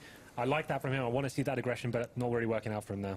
Yeah, it's definitely one of the issues we've highlighted all weekend on the analyst desk. Great shot from JW. Freakazoid never had a chance on that A slope, and that's going to allow them to walk in, plant this bomb quite easily, and already Cloud9's forced to retreat with the AWP and an M4. Those are valuable assets that they'll definitely want to hold on to, more importantly because they did reset that money bonus. So for those of you who are new to Counter-Strike, each round you lose, it adds an additional amount of money that you gain as a team, and when you hit 5, it maxes out. So that's reset as soon as you win a round. They need to hold on to these weapons. And the reset means you get $1,400 going into this first loss. So they have managed to save 2 weapons here. And the good news is Skadoodle is actually sat on around 6k. So if they did keep these weapons, he could potentially drop 2 Famases and drop the AWP. So there is an opportunity here to do something with it. That's not going to help though. Sean Garrett's going down. And that is the AWP going to be dropped. So like I said, Skadoodle, the only one of any cash here. They may be forced to go onto yet another eco here. Devastating after winning the eco round before and then losing that gun round straight after. But JW, with the great picks there, there's not really much you can do. Skadoodle goes for that aggressive pick at the start, and that's the shot onto Freakazoid as well. Just really crisp. Nice headshot to open things up. And Sean did find 1 kill onto JW, but taken out in the end. Sean's been decent on the AWP He's as well. I mean, this is tournament. You go way back to before the Shazam days. He was the primary AWP player on this team, and a lot of people gave him grief because he was trying to strat call and AWP, and we know what a tough task that is. We've seen it from multiple people, but he's stepping up this game. Meanwhile, though, JW, he's been relentless on the op as well. He gets 1, goes down in the end to Freakazoid, but Crims is right there to follow it up with 2 kills. And meanwhile, on the off-site right now, the action on B will at least favor Sean Gares to get 1 kill, pick up a rifle. But in the wild, they've all gone toward A in Fnatic. The bomb there as well. Another round that's looking to go their way. So it'll be 7-4 after this. Again, slightly T-sided map still, in my opinion. So if Cloud9 can get this towards 6, I say 7. I mean, even against Fnatic, every round counts. It's not like there's any advantage from being ahead when you're playing against a juggernaut such as them. But if they can get it towards 7, they'll give themselves a reasonable chance. Absolutely. So we can see Sean Garrett actually facing towards long. Did lose a reasonable amount of HP as well there. Lucky to get away. They are going to be aware of the situation as well. The T's maybe deciding to hunt for this one. Their money situation isn't great, so might not be worth it just yet. Nothing's going to push through the smoke here. Maybe able to find Crims here, but actually gets the grey screen, and the Crims capitalizes. So we go into round number 12. Sean does save his AK-47. Let's have a look at the money they've got right now. It's actually not great. The good news is Skadoodle can buy the AWP. They could force into this. Sean has the AK, so it does balance things out. So let's see where they decide to go with this one. No one really committing to the buy just yet, but there it is. AWP comes out. Skadoodle went for the pick last time. I don't think he'll be going for that mid-pick once again. Probably go towards short this time, maybe go for that aggressive push once again, but 3 players actually heading towards long. Just barely dodged getting lagged on that shot from JW through the doors, but he spotted only one crossing. See if they take advantage of this. They are starting to accumulate in middle right now, so perhaps putting a bias toward those tunnels, and they do have Olafmeister waiting in case they try and push through for any information. Nothing. Meanwhile, we see him in middle. He's going to have to try and use his ears as best as possible as he's smoked off to see what information he can gather for his team and get a read on what Fnatic's intentions are, because right now, Krims, he's starting to work up toward this catwalk. Again, just looking for this early pick, starting to push Cloud9 back, get some map control, leave options for them when they do find a pick or decide they want to execute. Fnatic just going very slow, and it looks like they may be setting up for the mid-split. Just one player towards short. It's going to be Krims, just trying to maybe sell some sort of distraction before they make their way out towards middle. Freakazoid boosted up towards CT spawn now. This could be vital. We'll be able to see over the smoke, but it's not a great angle as Pronax makes his way out. Be interesting to see if he gets the first kill. Does. That's bomb down as well, so they can call that it's committed, but he's gone immediately. Freakazoid gets it. One in, one out. JW follows it up. It brings Sean out, though. He's called this. He's got a flash come through from his teammate. He can't land the shot on Flusha. If he had to pick that up, there was a massive chance for them to take the round. Nothing trades it, but then without that support system, he goes down in Krims as well. Fortunately, as we see, that bomb is in a decent position. They've got to commit at least one more smoke. They put two more, in fact, deep just to get it. But with both players locked out, they will be able to walk into B quite easily. Skadoodle, he can just see above this, but smartly, they take that bomb toward the window so as to avoid such a situation. And as soon as Shroud gets flashed through, Olaf's able to keep just enough vision to take him down on his arrival. That forces Skadoodle's hand. He's got to hold on to this gun. Yeah, he absolutely has to do that retake. Almost impossible with the AWP. He could potentially find an early frag and do something with it. They're not going to be showing they're aware of the situation there. And that play from Freakazoid, he did so well to find that first frag. But once your position's given away and you've got no backup from teammates, that's when you need to drop down in the CT spawn. Take the kill you've got, use that advantage, and then you can actually retake correctly. And as I was saying that as well, Skadoodle got taken down there, and that's going to be huge. I don't know why he tries to save it. He knows they're both on B. Why does he run suicide in a straight line where he can get picked? Just head toward long. Keep that gun. Yeah, you're right. Well, let's have a look at the scoreboard just now. Shroud actually not really turning up to this game so far. One of the stars of this team. He's currently sat on 3 for 9. We need him to step it up. Seems like that mid area has been a big problem for the CT so far. They're going to be in yet another eco here. Money in dire straits, about 2k across the board. Just some upgraded pistols. Once again, that stack coming towards long, but JW is ready to take them on. JW's won this battle so many times. He gets help from Olafmeister this time, but this is becoming a situation that's problematic. We've seen Fnatic being able to take mid multiple times, and if they can get A every time, I mean, this, how does Cloud9 shut it down? They've got to win one of those two positions, pretty much every round. And they're going to put pressure on Catwalk, knowing they've got a long pick, because this disadvantages their A situation. In fact, no one on the site directly. They're trying to hold that pit position, play the retake from Carbon. That's a huge overextension. JW Kind's Freakazoid just standing in no man's land. They'll walk out. Bomb's surely going to go down. They're rotating quickly. Nothing's already on the CT ramp, but Flusha, he's sure to spot him any second. He is inside that smoke, though, so that'll cover him for at least a second. Concealed, but not from Krims. Olafmeister's just waiting because he knows there's got to be a flank. There's got to be someone trying to take the cat. He'll spot Skadoodle's gun just protruding through the edge of the smoke. Pushes forward. Doesn't even matter that he's on fire. He'll take down Sean Gers. And now it's 9 for Fnatic. Remember, I said 7 would give them a chance. The best they can get now is 6. Yeah, it's been so many rounds in a row for Fnatic. Money lost bonus building up once again for Cloud9. They can get into a full buy here. Skadoodle just weighing up his options right now. Will he be going for the AWP again? It hasn't had that much impact. He will be buying it. Let's see what he can do. I keep saying he needs to go for that first pick. They need to start bringing the game for Fnatic. Seems like they're getting all the opening picks here. So once again, going on towards short. Could he be by himself before? Again, like this time he actually got picked. And let's see how this one goes down. Shroud picks it up, and Skadoodle does take down JW. Great start from Cloud9 as we go to round 14 now. It's the first time we've seen him go to cat in a while. So obviously, again, he doesn't want to take that mid pick. We saw him lose that battle. He's been playing well at long, but he needs a second approach. That's it. It gives them a 2-man advantage and gives Cloud9 a chance to at least pick up one more before the half. It'd be great if they could get the 2. Remember, they need every round they can get against Fnatic. Freakazoid's going to play the role of rotation inside that CT spawn. Very important position to have with the AWP on long, because if they go for the drop strategy, Skadoodle then gets overwhelmed. So they need Freakazoid to pick up that kill if that's the intentions of Fnatic. And right now, Pronax, he's got the smoke ready to hit the top of the ramp. And they may do, actually, it looks like they may go for a drop toward B here, take over mid, because they've got the bomb heading back. That's exactly the play, and Pronax wins that duel. Now with the smoke behind him, Skadoodle can't necessarily get this shot right away. So this segregates 2 players from Cloud9, and it essentially, even though there's still a man down, Fnatic gives them a 3-on-2 on a B take, which then is a much easier site to hold. So that kill, this works out very well for Fnatic. They do get caught by Sean g0rth. That's traded. Nothing gets a brilliant kill inside of the site. Has to wait for Crimson. He nails it.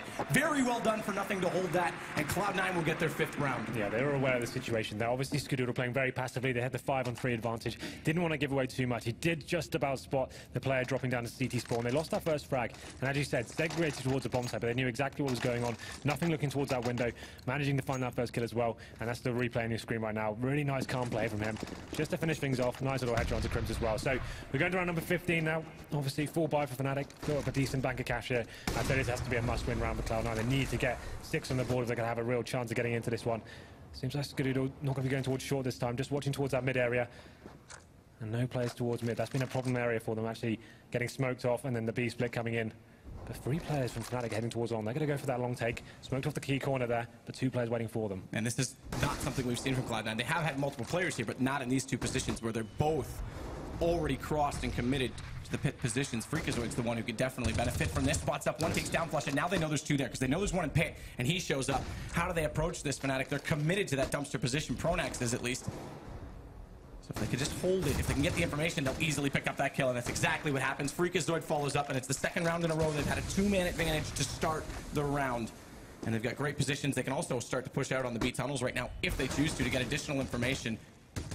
They're being a little more passive. They don't look to take those risks, but Freakazoid, he's just going to follow this up. 3 kills for him now in the round. Great CT half, and again, we talk about him on the entry role at the T side, but when he's stepping up on CT, it helps a lot. Crim's going to try and walk out middle. Nothing just slips back inside the B site, so he won't spot it, but it also means that he won't be spotted in turn and not give away an advantage that they've got comfortably now. As it is the last round of the half as well, Fnatic will commit to this. They've got to go, and Skadoodle, he finds Crims right away. It's a 1-on-5 for Olafmeister, who tries desperately to come up with something brilliant, and it's Sean g0rth, tries to walk out. Doesn't end up getting the kill, but doesn't matter because it's right there for Nothing to trade, and that'll make it 9-6 at the halftime. That was really, really strong play from Freakazoid there. He had his teammate towards the pit area, causing all the distraction, getting the flashbangs for him, and these peaks here, it's just timed to perfection. Really clever play, smokes off the doors here as well, forcing a T to push through it, and secures the round just then and there. So 9-6, I said that's the round they had to get if they want a real chance going into this one.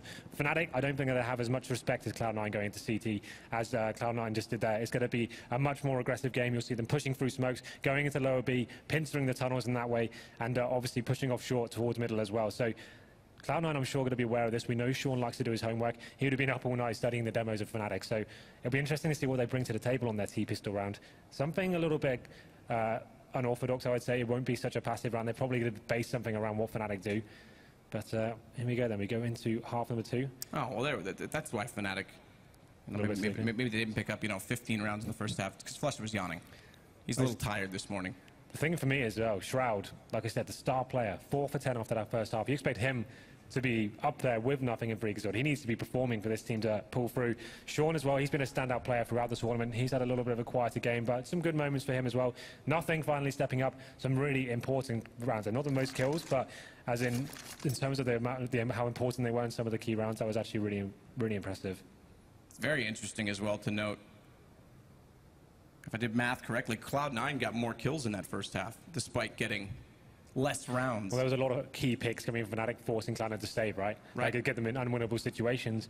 Obviously, Cloud9 showing some great discipline there, but it's just like, it felt like they were just getting cut off the map. Fnatic just dissecting it perfectly, smoking off towards middle. That was the big problem for them. The mid splits coming in pretty much 5 or 6 times and actually winning almost every time. The problem is from Cloud9, they weren't taking map control back once they lost a key pick towards A or something, or lost mid control. They weren't pushing in the tunnels, they just isolated on the B side.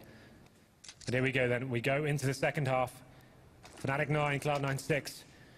I would say this has to be a must-win pistol for Cloud9. Let's see which buy they go with. Expect to see a lot of aggression from Fnatic here. This is when you normally see them boosting off short. Olafmeister, fantastic from this position. And we can see Cloud9 going for 2 utility players this time. There's going to be Nothing and Sean. No boost to short coming from Fnatic. They're changing things up a little bit here. And it looks like the fast mid-aggression, possibly up to short from Cloud9 here. And they didn't actually spot. If they had a spot at the suicide drop, it might have been a problem because then they can read the play instantly. They didn't spot it, but they still have the 3 players on this A position. They're passively holding from long, but Olafmeister, he's in a great spot. Picks up 2 already with the USP. That single tap from a distance, the USP is so good at it, and Pronax will bring the P2000 into position.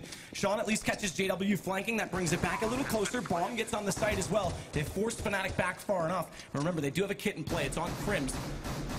He's going to be the man that has to at least help his team desperately. And Sean g0rth, that's 3 in the round for him. He gets flanked out by Pronax, but he's given Freak a great chance with the bomb down. He just has to play the time. Needs to get into safety. That's the problem. Stuck on this platform. Pronax forcing the issue, and now he's got Crims as the side gunner, a wingman in the position. And again, Crims with the kit. That's the difference. He's going to get this defused. Olaf Meister, 2 really crisp headshots there. It looked like he may have been out of position. I think the Terrorist even had a flashbang. Could have flashed him off the corner there, but he capitalizes. Nice, calm control from him. Gets the first 2 picks, and that's where the round really did end. Came down to the 2-on-1 in the end. It was a winnable situation for Cloud9, but getting the bomb down is important here. This is where they need to make the decision. Do they go for the Tech-9s now, or do they go for full AKs next round? I'd hope they do the latter, and just make sure they get some upgraded pistols this time. And yeah, it looks like they will be doing so. P250s, smoke grenade, and a flashbang. I would assume they're going to try a mid-split here themselves. Smoke off towards CD spawn, flash out, and then try and just pincer the bomb site that way. Good nade. Doesn't do as much damage as you'd think with no armor. Just must have caught the pillar toward the rear entrance because it only took Shroud down to 91 and Skadoodle only took a single HP loss from it. Yeah, it's the smoke towards CT spawn. There's an aggressive CT play. JW just in front of that smoke now. Could go huge here. He's hoping that they're going to push through this, and they will do. Second smoke to go out. He's going to run into him. That's clearly indicative that there's someone in his way. There's no other obstacles. Crims will get the other 2 that sneak through behind him as JW did go down, but Crims to finish out the round brilliantly. 11 now for Fnatic. So this is when it gets interesting. Fnatic obviously aware that the AKs are coming out. Knowing them, they're going to keep their SMGs. You can see the Pronax with the Bison as well. Probably the worst weapon you can have against armored opponents. So what he's going to do with that is going to be very interesting. I'd like to see what their plan is here. I'd assume they're going to be boosting up and trying to find the first kill somehow. Flush it with the P90 as well. Obviously, very capable hands of that weapon. Let's see what he brings to the party here. But round number 18 now. Full AKs and 1 Galil purchase for Cloud9. They're spreading out across the map, not committing to anything just yet, but Freakazoid looking out to go towards middle, doesn't find that first back, and there it is, the P90 paying dividends, and the SMGs just causing havoc for Cloud9 here. 4-on-2 man advantage here. The only kill from nothing. That nade damage as well on Sean g0rth leaves him on 16. Skadoodle gets 1, but down to 28, and now he's left alone, so very hard situation for him to try and clutch. He's got 2 players as well coming from middle on that flank very quickly to try and join this retake. Fortunately, bomb does go down, so at the very least, they'll pick up some economy from that. Round's still winnable, though. Skadoodle can find the first pick. He's definitely got a chance. Good read from Olaf Meister to go toward those tunnels as well, because if they all walk in, he can just bait that time. He can play it brilliantly, but now they're going to force him. He's going to try and sit closet. This is a position where he gets stuck inside it, so yeah, easy to trade. There's nowhere to hide. As soon as they get the information, they'll just walk in, get the kill, get the defuse, and now they're 12th round. The problem with that is they get the AK-47s. They're long-range rifles. They know they've got the arsenal advantage there. And they actually opted to run out through middle doors without actually doing anything but just running out and hoping for the best. A little bit disappointing. That's actually just feeding the Fnatic players. That's exactly what they wanted them to do. They didn't have to even think about that. Just sit there, close range, utilize those SMGs perfectly, and that's difficult to watch actually in Cloud9. Okay, this is where it's going to get interesting and maybe get carried away because they're going for the Galil by here. No real utility to play with. And obviously, Fnatic picking up the rifles and AWP as well. This should be a pretty easy round for them.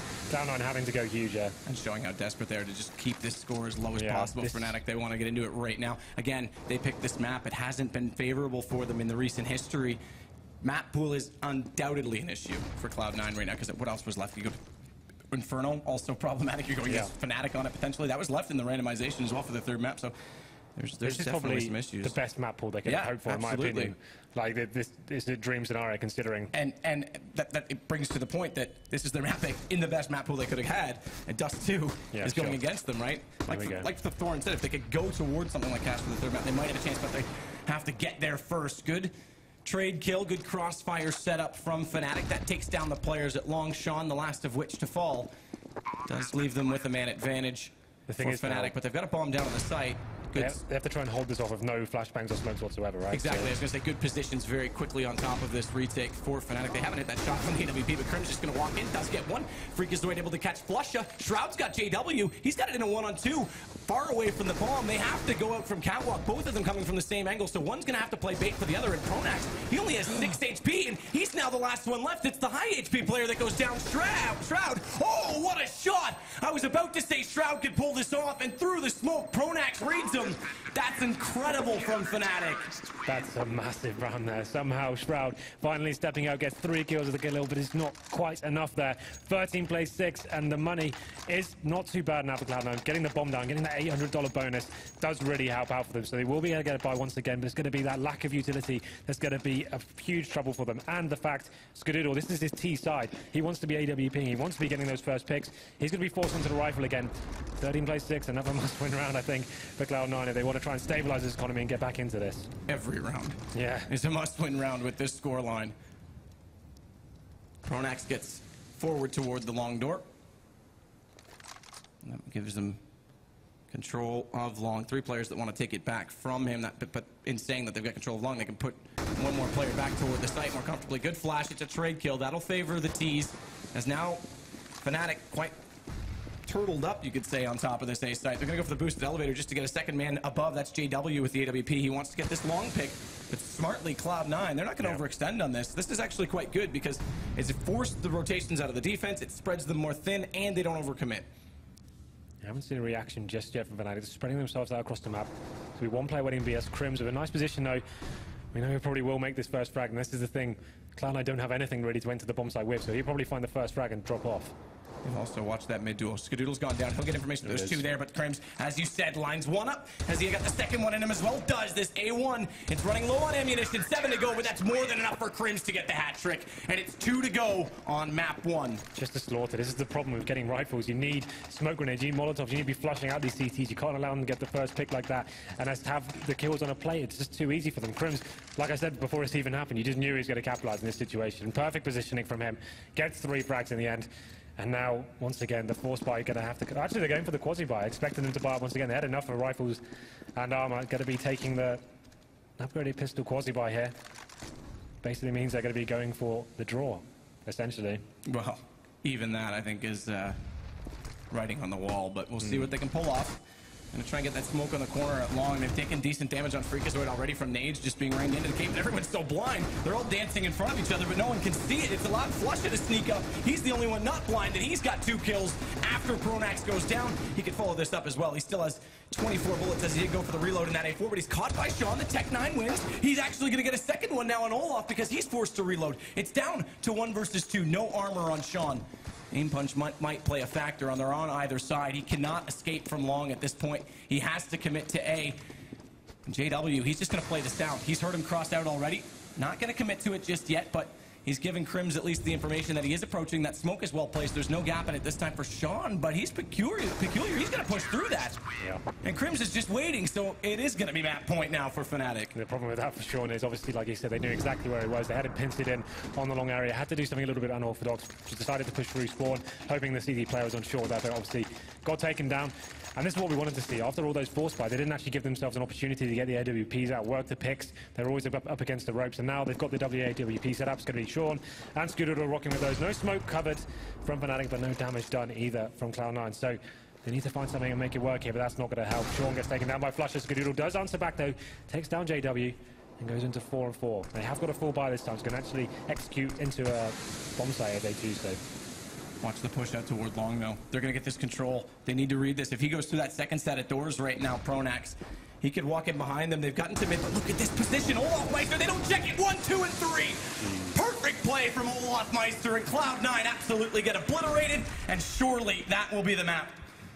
Convincing fashion and fitting fashion to end it, as it is just nothing. They've now found his position, and Pronax, it'll do it. Fnatic, 1 away from making it through to the quarterfinals. Yeah, Sims winning that first pistol as we opened it up. They went to 3-0, and from that point, they never really seemed to arrive here. Had a couple of interesting rounds, but came down to clutch moments. But ultimately, Fnatic really turning up to this final.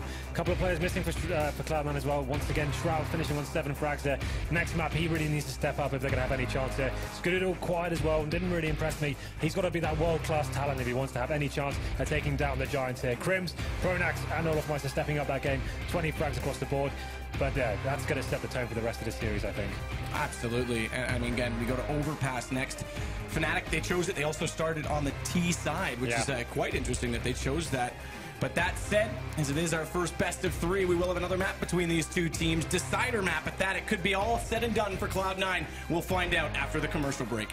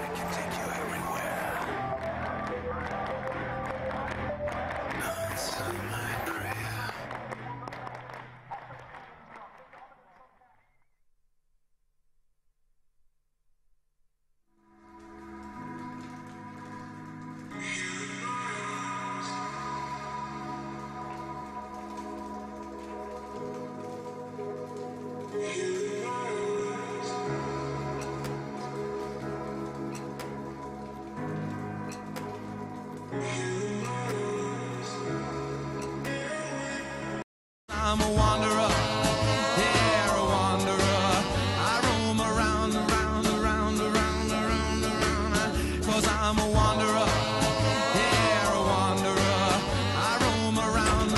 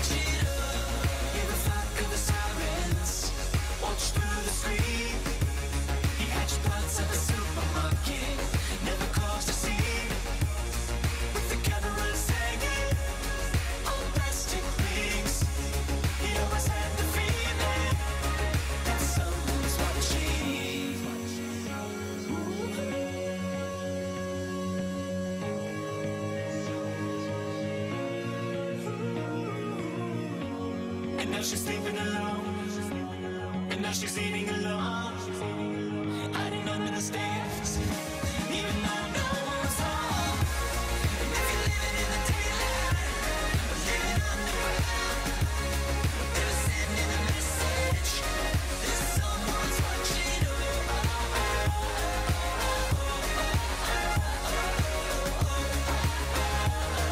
I don't care if someone's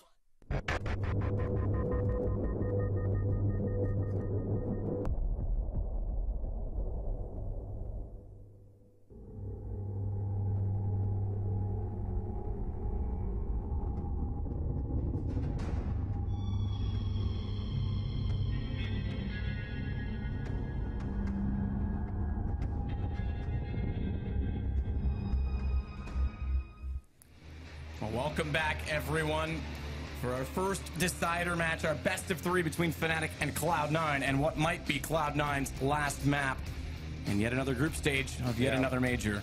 Yeah, that was a disappointing finish for Cloud9. A promising start, though. They got the 3-0 on the pistol, but then it was just an absolute mauling from that stage. It didn't really seem to adapt.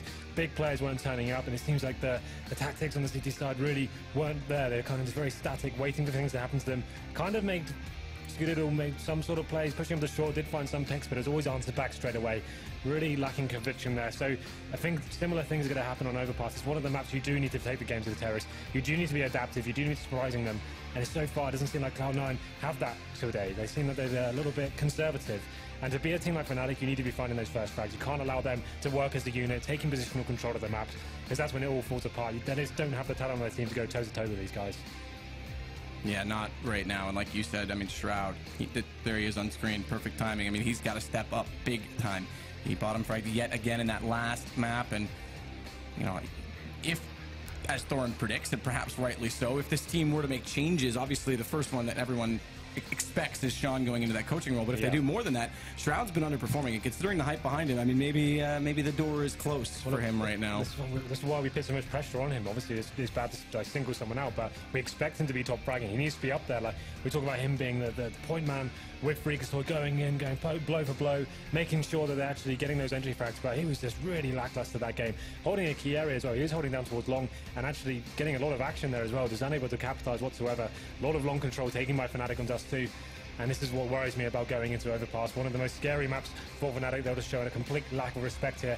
And I'm not sure Cloud9 have what it takes to actually work out how they can break down the terrorist defense on Overpass. It's kind of interesting how this map works. The CTs are always the ones having to push down, trying to find the first frag, utilizing long, going into the connector, or pushing up towards middle and getting that first pick. And that's one of the key points here. You can see some big players like Guardian and JW as well, pushing in towards middle, going towards Party, going for that first pick, having that confidence just to show that presence there.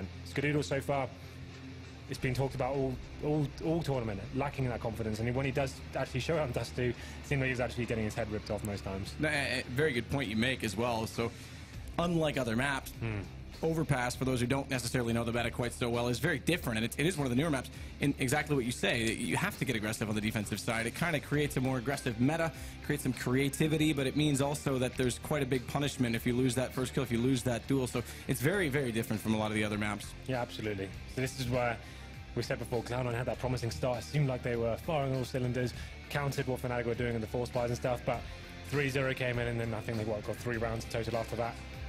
This is where they need to step up. This is tournament life on the line, going into one of Fnatic's best maps here. So on their CT side, expect to see a lot of aggression from Fnatic, more P90 play coming in from Flusher. He can be an absolute demon on this map, pushing offshore, causing havoc in the back here, so you've got to be very careful of him. But I think we are just about ready to get into the second map. It will be Cloud9. Starting on the CT side, the more favoured side, it has to be said, but in this instance, I'd still say Fnatic are going to win this half pretty convincingly. Let's see if we can predict what's going to go down here on the pistol round. Have a look at Fnatic's buy going into this. It'll be one utility player, it will be Pronax. The rest of the guys on towards the armor buys as well.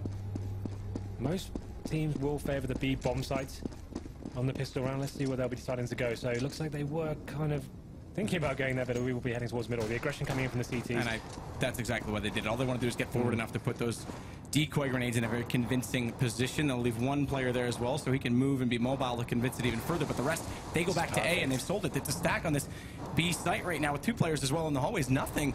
He thinks he's heard something, but he's not sure. He's going to go investigate now, but the problem is it's too late. They're already toward this A site.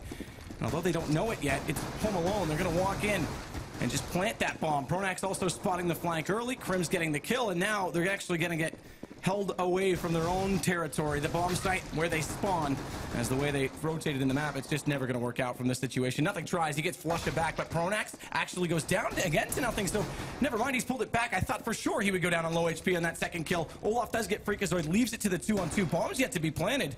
As they've managed to distract and hold Krims out of position long enough, he's going to get spotted by nothing. So amazing. They pulled this round completely back to a situation that didn't look like it would even come this far. The problem is, again, nothing, 5 HP. That's 3 kills on 5 HP, and he brings it to the one-on-one. Krims is equal. It's 5 for either of them, but Krims actually closes it. If nothing pulled that off, that would have been brilliant. It would have been brilliant, but it seems to be the theme of this match so far. Nothing coming within touching distance as well. The last player for Fnatic actually had 5 HP as well. He really had a fighting chance there, and unfortunately for him, it doesn't work out. That was such an interesting round for Fnatic. Like I said, most teams will favor towards that B bomb site, and they sold such a convincing fake. Didn't really have to sacrifice a player. Just 4 decoys actually pulled across all of the Cloud9 roster towards there. 2 players towards connector as well. Meant the bomb site was completely free for Fnatic. They came in with the backstab. Did come down to a 1-on-1 for some fantastic play for nothing. But the headline is they don't get the round. And Fnatic answer back with the 1-0 here. No force buy from Cloud9 here. For this stat coming in from long, this is really interesting. I haven't seen a play like this before. So 4 players waiting for the long push to come in. Fnatic are going to go towards the bathroom, so potentially could work out for them here, as they do look like they're actually going to make their way towards long A. It's a very interesting stack. I don't think I've ever seen 4 players committed to this corner before. This could actually be amazing. And there you go. JW spots it. Now Pronax goes, uh-oh, wait a minute. I can't go around that corner. There's no way in hell I'm taking that invitation. They get at least a trade on nothing. In a slightly different position on the map, but Pronax, again, locked out of here. Shroud's gone low on HP, but he just smokes it. He's going to not take the risk. He's going to fall back. They'll make that call for Sean, and he's going to collect him. So that actually worked out very well for Cloud9, but read well from Fnatic. They still got a chance to take this bomb to the B site unoccupied, and Olaf's going to try and hold off these rotations. He's managed to take down Skadoodle. The rest also coming from that same position. Smoke out now as well. Olaf could do this alone. He's got a great angle to do this. Nade does a little bit of damage onto him. Crimson Flusha, they can just sit inside the site now and wait it out. And unfortunately, yeah, it's just going to do it. Cloud9, they can't even crawl into this, so they'll pick up the 2 SMGs and use those in the next round instead. Yeah, Olaf Meister just having to find 1 kill to secure the round there, and that smoke was absolutely perfect. He saw 3 players from Cloud9 stuck between a rock and a hard place there. Do we push through and actually get completely mowed down with the MAC-10, or should we just save and use what we've got here? They have got a MAC-10 and a UMP, so that's something, but a real chance to win that round. That long stack, I don't think we've seen that before. That was actually quite a nice read from them as well. Maybe a little bit of intel gathered from Sean Garris there as they get the first pick, but unfortunately for them, doesn't amount to the round victory there. Freakazoid may go down here as well, manages to just about stay alive. So they have gathered the UMP and the MAC-10. Unfortunately for them, I'm not really sure what they can do with that. Fnatic have got the 3 recon players as well now, so they'll probably do something a little bit faster this time, try and maybe just go straight towards that B split, go towards short, see if they can find those opening kills here. Cloud9 will be getting some upgraded pistols as well. CZ on Sean and P250 on nothing. So this is the fast B play coming in. And hopefully just going to be utilising these SMGs and just getting it nice and fast into the bomb site. And quickly indeed, they've got Shroud blinded, so he'll hide behind the pillar, down to 7 HP already. Does still manage to pick up Olaf Meister with one of those saved SMGs. But he goes down immediately after, and Pronax, he finds Freakazoid waiting on the sandbag position to allow the plant to come in, and that leaves it looking less and less likely. And there you go, 2 more players down. Cloud9, it's left to Skadoodle. He's trying to come in and just tap away with a USP. And there are 2 low HP players, so a bit of a chance to do some damage to the economy, but Fnatic's going to put this on 3-0. And Cloud9 will have to dig themselves out in the standard way, as they do get guns on the 4th round. This is the thing. The good news for Cloud9 is they have the discipline to actually not go for the force buy here. I think that's such a perfect call. When you're up against a team like Fnatic, Cloud9 really can't justify going for the full force buy in the 2nd round. They need Skadoodle on this AWP. It's such a pivotal role on this map. They need the AWP going for those initial mid picks. He needs to be doing work now. He's yet to enter the game with a kill, so this is his time to shine. We'll be pushing towards Bath, and this is the kind of play we wanted to see from him. He won't be going for the full aggression here, just going to be looking towards Fountain. It looks like Fnatic will just be going for more of a passive style here. We can see nothing pushing down the connector, trying to gather any sort of intel he can. Takes a little bit of damage there, but still can stay with this position. Maybe did greater damage onto Krims as well, just reading that he would be pushing onto that short putt. Can't overextend because now he knows with that nade coming through from the hallway that there's someone else in close proximity. Needs to be a little bit more careful, and now it's going to be 2 players that push onto him through the smoke. They get the trade. It's Flusha with the headshot from the MP7. Bomb's still way back toward T-spawn, though, so they won't be able to act quickly upon that single kill, and they need to be careful as well investigating, because Cloud9 still have 3 players committed right now on that B site. Yeah. And smartly, Fnatic looks to go toward the A position. That's where Skadoodle with an AWP is waiting, and he smoked it long. This allowed JW to get very close. This is the thing, they still have 2 smokes remaining. They can just do some key smokes towards the truck, towards CT spawn. This could be Skadoodle taken out of this round. JW just sneaking in there. This could be devastating. Skadoodle probably will get taken down. He's not going to have an absolute clue as to what's going on. Here come the initial smokes. Going to be in a difficult position now and has to be forced to go to this close angle. That smoke may save him from JW, because now he pushes forward to get to the great position. He almost takes both when they line up, and in the meantime, his teammate Freakazoid was able to get JW. If he had picked that kill, this would have been entirely Cloud9's round, and it still may be. Freakazoid comes through, it's Flusha to go down. Pronax has to hold the 1-on-3 all by his lonesome, and only has 13 HP to do so. They know he's behind that truck, and Sean Gears gets it. Cloud9, they'll take the first gun round, and this is good. This gives them a chance to start a comeback already. JW sneaking onto that side. I thought that was a dream situation for him. But that's actually the smokes Fnatic employed, actually forced Skadoodle to go out of position and saved him ultimately. If he had stayed where he was behind the truck, JW would have got the quick kill in the back, and that would have been the bomb side open. Skadoodle hides in that tight corner. It's pretty much a one and done situation, but he manages to hit both players there and pretty much secures the round as well. Freakazoid clearing up in the end, but that's a really nice way to get back into this game from Cloud9. Obviously, Fnatic had a lot of SMGs, and they won pretty convincingly in the first 3 rounds, so they're going to have a decent buy going into this. JW does get the AWP. The AWP still in the hands of Skadoodle as well. They managed to gather that, so he's going to be changing his position. This is good, it's dynamic. He wants to be going for these first picks. Going to be holding long this time, Guardian style. Boosted up on the flower bed there. Looks like a lot of mid pressure coming in from Fnatic now. Single smoke on the front of the bathrooms just to make sure that they can push more aggressively and not get caught off by anyone playing in that connector. Now they'll send one toward the hallways as well, that stairwell, just to see if nothing's there. They didn't actually spot him, though, and they've left that position, so nothing might be able to sneak up on them. And Skadoodle getting that shot on JW means that they're going to be able to contain Fnatic even greater. Good shot from nothing. There it is. That flank comes into play already. Bomb down and out of the hands of Pronax. Still very grabbable, mind you, but like I say, Fnatic, they're completely locked right now. Cloud9 have them at all angles until nothing goes down, and Crims, he's given them an escape plan. Flush is going to rotate over and start to join in on the action, but Olafmeister is still very close to the precipice of the A site, and that bomb is on his right. There's no smoke in front of him. Surely he's going to get caught in transition, if not sooner, and Sean Gears, he finds that kill. The headshot from the AK-47 leaves Olaf no hope to even attempt the regrab, and Skadoodle, he's very close with this AWP, but he's got a player with a rifle on his left until Sean goes down. That's an overcommitment. He pushes out, and Flusha was just waiting there. So now Skadoodle, he's left alone. He does still have Freakazoid to join him, and he actually has pushed forward. He's playing more passively from the dumpster. He gets aggressive toward trucks because he knows these smokes mean Skadoodle, if they push on the right, he won't be able to spot them. And he does at least get Flusha. It's down again to Crims, 31 HP. Skadoodle very smartly stays alive and manages to pick his time and opportunity. So Fnatic going for this very loose and cavalier playstyle, not being too technical. That is going up towards middle, and they're actually taking advantage of the positional control. Nothing obviously stuck towards connector, but it's Skadoodle finding that first pick towards long, does open it up. That's on your screens right now. Nice little shot to take down the AWP player, and then nothing, waiting patiently towards the connector, comes back with the backstab, isolates the T's here, and it did come down to a little bit of a tricky situation. I'm not really sure why Sean pushed through and actually got taken down. They made it like a little bit of a questionable round here, but Skadoodle now showing that aggression, knows the money advantage in their favor. It could be pretty much a full eco for Fnatic here. Focusing their efforts towards the B-bomb site. 3 players going to be waiting towards that, though. Shroud opens it up, taking down Crims. And now then the T's actually not going to be committing to this too heavily. Just trying to see if they can work a pick, get some distraction towards short. Things looking all right for Cloud9 on the anti-eco as they hold this completely as they should. No one getting aggressive, no one taking any chances. All the damage going against Fnatic, very little. In fact, only 6 HP on Shroud going against them, as there's just 2 players left to take down. Flusha and JW both coming over toward this B site. One with a P250 and flashes, one with just the Glock, and the one with the Glock's gone. It's left to JW, nothing comes out and supports Shroud, and it will be 3-3, but here we go. They'll have guns again for Fnatic. So I'm going to kind of predict Fnatic are going to change the pace a little bit. They'll probably go for a straight-up B execution here, trying to skew a set piece, get themselves back on the board. There's nothing, that nice little pick towards short on his screen, but that's what I expect to see here. The set loose play style going in, not really working out too well for Fnatic. I think Skadoodle, if he went towards B in this round, that'd be absolutely fantastic. Looks like he will be going towards the A bomb site once again, maybe towards middle, showing that aggression. see that actually going for full on. This is the time to shine. Skadoodle, can he find that first pick? And narrowly misses out there. Doesn't do any damage, but gets key information that it does get taken down by Olofmeister. And that's a huge frag to take in the context of this round. That could have been disastrous, too, because they were all hugging the wall together. If you could have lined them up there, Skadoodle could have found more than one, but no escape route. It's a long transition back to that bathroom position. He gets caught out, and now it's a two-man advantage because Crims getting that second kill on Sean Gers means that they can walk into the A site. You expected B, but nonetheless, you're right in the tempo. It's been much quicker this time for Fnatic, and they've already got a bomb down.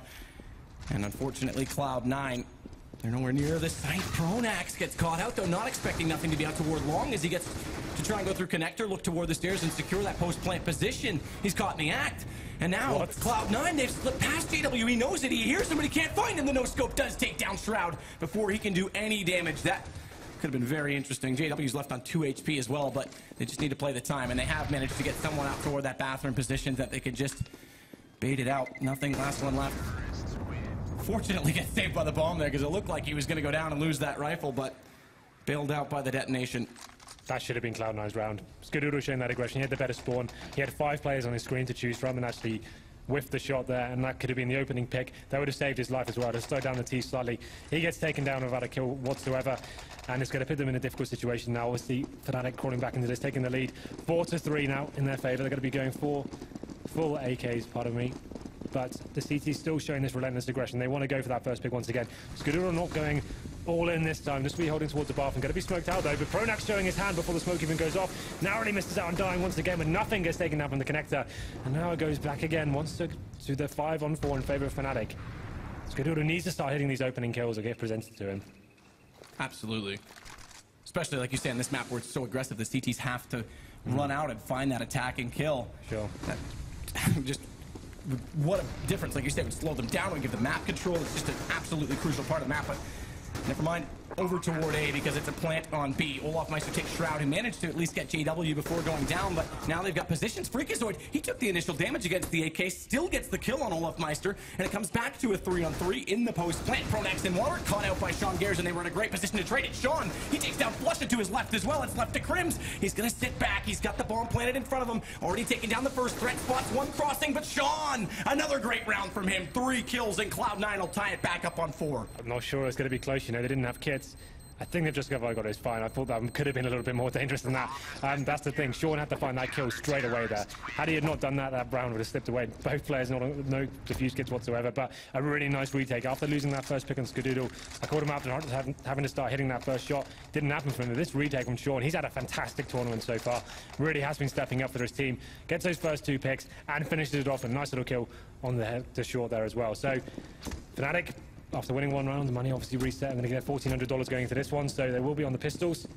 Interesting to note as well about Sean. He seems determined. He seems out to prove a point, and he's the leader of this team. Against, Stemler on the desk said he was the one that looked realistic about this. He looked the most focused before the game. Something to be said for that, perhaps. But as you say, this resets money for Fnatic. Nothing gets caught out though. Gives up a P90. Olaf with the Tech 9 will have that in his equipment to work with, and now another pick. JW gets Sean Gers, and they're just getting torn apart one-on-one right now, Cloud9. Sean plays that position quite a lot, so obviously Fnatic going to check that. Gets taken down then. It's now at the 5-on-3. They're not playing together. They should read the money situation here. Play more passively. You know they've won 1 round and lost the subsequent one, so just get the crossfire set up. Hold the bomb sites. They won't really be able to do much to you, but they go down 1 by 1.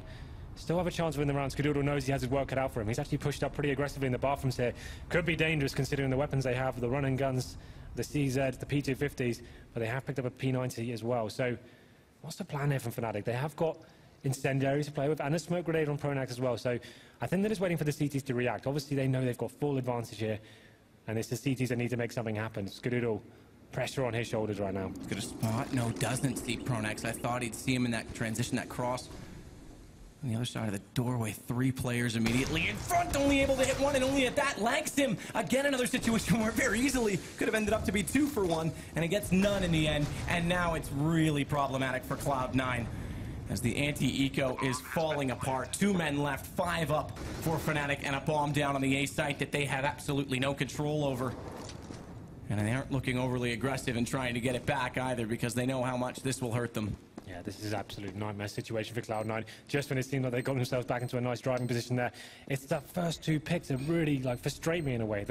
You don't need to commit like that. You don't need to be isolated by yourself. Go for that aggression when you're trying to surprise Fnatic. They're the ones hunting a frag down. You know they haven't got weapons. Getting picked off one by one is just unacceptable in this stage of the tournament. It's so much on the line. You're making these kind of fundamental mistakes. But there we go. They do manage to pick up a couple of frags there.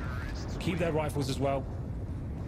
The story is here that Fnatic do go ahead and bring it to 5-4, and now they're in a really bad economical situation. They did save the two rifles here. They could force if they wanted to, but two players on 1500 need to work out how they're going to approach this one. I think they will be force buying into this, so a couple of players will be pretty well equipped, some not so much. You can see nothing now with the UMP. He's had a pretty quiet game towards those connectors so far, since the gun rounds have started at least. Here we go. This is the B play now. Fnatic, yep. This is what you were talking about a few rounds ago that happened on A. This time it's going to be fast on B. They catch Shroud out. Why is he standing above? Trying to get a nade out, but those barrels take so much bullet penetration that they're almost an additional layer of armor, and he's standing on top of them. It's a bit peculiar. Freakazoid, nonetheless, he takes down Flusha to compensate for it. Pushing into water as well gives them a bit more, or the construction, excuse me, gives them a bit more map control. Olafmeister, he actually gets blinded up. That seemed like a free kill, and Sean, he finds it, bails his teammate out, and now they have another approach to take this site back, and it's brilliant. Cloud9, they come in from all angles and just tear Fnatic apart. Yeah, that fast rotation, that's the key thing about overpasses. You can go from one bomb site to the other. We know Cloud9 is showing a lot of aggression getting into that connector area. The B rush comes in for Fnatic. They find the first kill on Shroud as well, but somehow the round completely falls away from them at that point. You saw that easy kill coming in from Shaw, but Sean is just there once again, finds another two frags to add to his tally. Having a great game so far, and that's a massive round to win once again. It's going to put Fnatic in a difficult situation as well this time. Such a back and forth game so far. We go to 5-5. Obviously, we do traditionally say this is a CT map. I expected Fnatic to run away from this one, but it's actually pretty competitive so far. Having a look at the frag board so far, it seems like Sean is leading the charge there, along with nothing it seems, but full buy of rifles for Fnatic as well. Pronax with a Galil this time. They have got smoke grenades. These are more of a traditional round for them. This Freakazoid showing this aggression. He's going to hear the sound and then gets taken a lot of damage there as well. 31 HP for him. He almost get spotted by Crims in the act, and as you say, going low on HP in that fire. It only would have taken the one bullet anywhere in the body. It didn't even need to be a brilliant shot. It just had to be on his model somewhere. I lost my anywhere words. On the model. Don't worry about it. You know what I'm saying. Either way, slowing the pace considerably here. We saw Sean, they throw that very early bounce smoke out off the railroad tracks that lands exactly there on the mouth of Monster, allows them to slow the terrorists if they have a fast enough spawn and get them set up in the B site. That's exactly what they've done. As it's going to be Freakazoid and Shroud playing together, and we are going to see that front bathroom boost that we... Oh, I take it back. Minimap lied to me. It looked like they were going to be boosted by the bench. Yeah. They're both inside, so this is actually interesting. They're stacking at a very close angle. Much slower play this round for Fnatic. Got to be clearing out that connector area. They know nothing's been playing there. And you can see Sean pushing in now. Going to find yet another kill here. Great opening play. This is where they can fall back to the bomb site. They can justify it now. He wants to make sure he doesn't give his kill away, and once again they do. They're overcommitting. Just fall back to the bomb site and you get the advantage. And now they're on the back foot once again. 4-4 normally does favour the T's, but there we go. Nothing. Going absolutely huge there. Taking down Pronax and Olafmeister. Answers straight back now and gives them a real fighting chance into this round. And he may get more, yet still does. Crims goes down. He's low on HP, but he's done more than enough work for his team. And naturally, you'd expect him to lose that duel to Flusha with 5 HP in close proximity, but Skadoodle's there, and he hits the fast shot with the AWP. Cloud9, they've got a lead. You can see the look on Sean's face. He realized he made a little bit of a mistake there. Once you get that first pick and your position's been given away, don't run out into the open and try and get another. Just fall back or we've set up a crossfire. Wait for the T's to react to you. Luckily for him, nothing stepping up with 3 kills there. Going absolutely huge. That was nuts from him. You can see the replay on your screen right now. Catching a player out with a smoke grenade in his hand. So good stuff from him. There's the third as well. And we go into round number 12 now. It's going to force Fnatic onto yet another Rico here. No utility to play with whatsoever. So looks like they'll just be bursting towards B. Going for the short control right now. Skadoodle's getting some intel towards middle, but it's not going to amount to much as he falls back to the bomb site. Freakazoid and Shroud to play together again on this B site, but this time they brought nothing over toward the window to add an additional defender. Quick rotation spot as well from that window. Does see Pronax's head jumping inside of construction, so knows they've at least got a few players committed to that position on the map. Freakazoid on that Q will try and spam through plywood and see what he can find on the adjacent side. No one there to collect that damage. A little bit of return fire dealt, but it only takes him down slightly onto 73 HP as Fnatic now look to put all their attention toward A. And this gets interesting because how quickly can Cloud9 adapt and rotate? Skadoodle's gonna buy them time, gets one, not able to hit that second shot out toward long, goes for it a second time, but Sean, he comes out with the rifle to pick it up, he's gonna push forward as well, he's got a second, over to the pistol, and Flusha has no idea he's there. Brilliant round from Sean Gears. Yeah, fantastic stuff from him once again. The bomb does go down, but he clears up. And this is much better anti-eco approach from Cloud9. That's how you should be doing them. Let the T's come to you, mop it up. Don't give them the chance to actually take that first initial frag down. That's what they're looking for, those opening picks. Learn the lesson that round. It's a really convincing one as well. And Cloud9 are actually, after losing the pistol, putting up a really good showing here. Only 2 gun rounds for Fnatic so far. And they're actually, looks like Cloud9 are in the driving seat in this one. If they can win this half, they put themselves in real good stead here going into the second half. So I called out Fnatic to win this one in terms of the T side, but it looks like Cloud9 may run away with it. It's looking a little bit better and better every single round. Again, slowing Fnatic down. We see that smoke deployed. They seem to find a way to control the pace. That seemed to be something that slipped away when the guns came out, but JW getting nothing does start to look favorable for Fnatic as well. Towards Short, that's incredible. So that's the first pick coming in, heartbreaking for nothing. They have taken a lot of damage though. Olaf and JW low HP, but 3 players with a CT stacking towards B right now. And I'm not sure Fnatic's going to commit to this. They know that they forced a rotation on that kill on nothing. Bomb looked like it was going back to T-spawn, but they'll sit around, see what else they can find, and maybe with the second kill now from Crims, they may just go for it. They may just take the advantage they've got, because it is a 5-on-3. But mind you, Crims, Olaf Meister, JW, all below 50 HP. It wouldn't take much to drop them if they get the right angle, if they can find a way to line them up on entry. And Freakazoid, that was a risky play, but it pays off. It brings it back even closer before that action happens. And again, it's a high HP player, which still leaves that possibility for a lineup. Now Fnatic look to try and investigate elsewhere because they know the advantage that seemed very, very likely to work in their favor has diminished slightly on that, again, aggressive peak from Freakazoid. It's going to be Freak now on the B-bomb side by himself. Can he hold these guys off? And in they go. He's going to find the first one. JW down. They did Molotov out Toxic, but he plays the ramp instead. And now he just waits in the water. He has to get the rotations over toward him, so he needs to play this smartly. And Olaf, that was aggressive to jump toward him. It works out perfectly because Freak's there waiting. And now Shroud does get the timing to walk in, close out the round, and it's going to be a 3-round lead for Cloud9. Really convincing hold there from Cloud9. Getting the 5-on-3 situation and somehow bouncing back into it as well. There's the first pick from Crims onto Sean Garrison. You can see Freakazoid, like he said, the risky play needed to make something happen. He took him down, and it's just a really nice hold from him. He has found his confidence now in this tournament. Slow start from him, but seems like he's firing on all cylinders now, and it's going to force Fnatic onto this questionable buy as well. How many rounds have they lost in a row? I think it's 4, so there's more of a quasi-buy, but then they have got a couple of players still around the $1,000 mark, but let's see what they can do with this. Tech 9 and Mac 10 to work with. Skadoodle once again going towards middle in the bathrooms area, looking at that first pick. There's really the B play coming in. Much better smokes this time, so even with that Molotov on the Toxic barrels, there's no way to peek from the ramp because of this. Freakazoid's going to get very aggressive again. He's going to jump up on top of the site. He's on the plywood. Shroud finds Pronax, and now Freakazoid gets Flusha because they're overwhelmed. They're confused. They haven't located these players inside the smoke. Eventually, 2 kills come back. Bomb went down in all this action. And suddenly, JW's made it around because, I was about to say, it looks like Cloud9 are going to overwhelm them again, but they've got control. Skadoodle goes to the pistol. He takes down JW, but look at the positioning from Olaf. Great kill again from Sean Gears. How clutch has he been on this half? Yeah, so calm there. It's like a different Sean we saw in the last major. He seems to be firing on us, and he's like his deathmatch. I actually talked to him before, yesterday, before this game, and he said like he's been playing deathmatch. He wants to show he can keep up with these guys, and I think he's been top fragging consistently throughout this tournament for his team there. Really nice crisp shots coming in, and it's good clutch play as well, as you said. So we're going to round number 15 now, the last of the half. Fnatic, obviously with a loss bonus, can justify now a 4-buy with the AWP as well. They've got smoke grenades, and it seems like Cloud9 still going for this aggression towards mid. There's going to be nothing going towards connector. Hasn't worked out too well for him, but he has had some good backstab positions. Let's see what he can do with this round. Freakazoid again trying to just get an early read. He's out of spot Crims, but the incandescence of that single Molotov allows Flusha to spot him first. And it was Crims that threw that fire. It's Crims to follow up, take down nothing. And Sean, he's going to push long. He needs to get some control back. He knows the situation, but what a shot from JW.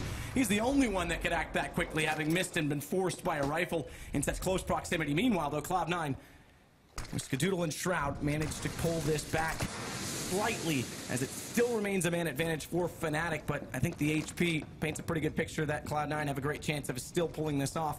Fnatic, meanwhile, though, they're going to commit to this B site.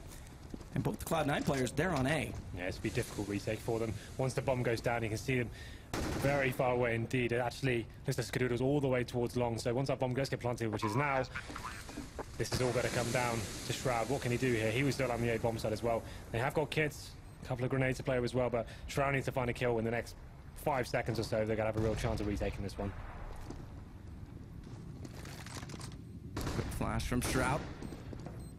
And the nade as well. Unfortunately, they looked to the side. If that had gone past the pillar, it might have caught Crims, but there it is. With the low HP, it might have been a chance, but once they had so much time to stabilize those post-plant positions, pretty easy just to calculate where they were coming from. So 9-6, not bad overall from Cloud9. Losing the pistol and getting 9-6 against Fnatic on overpass, that's ridiculous. Like, what we predicted was going to happen, Cloud9 really have stepped up. There's so many clutch moments going in their favor. It wasn't necessarily their approach every single round and getting the first picks. They were maybe losing the first picks at the start of the round. There's just some players stepping up huge. Sean and Nothing getting clutch in a lot of key moments as well. Freak as well with his B control. And some towards the end of that series as well was actually really impressive. So we go into the second half. Cloud9 can get his pistol, you know, they're in a serious chance of taking this map, and that's not something I think any of us predicted.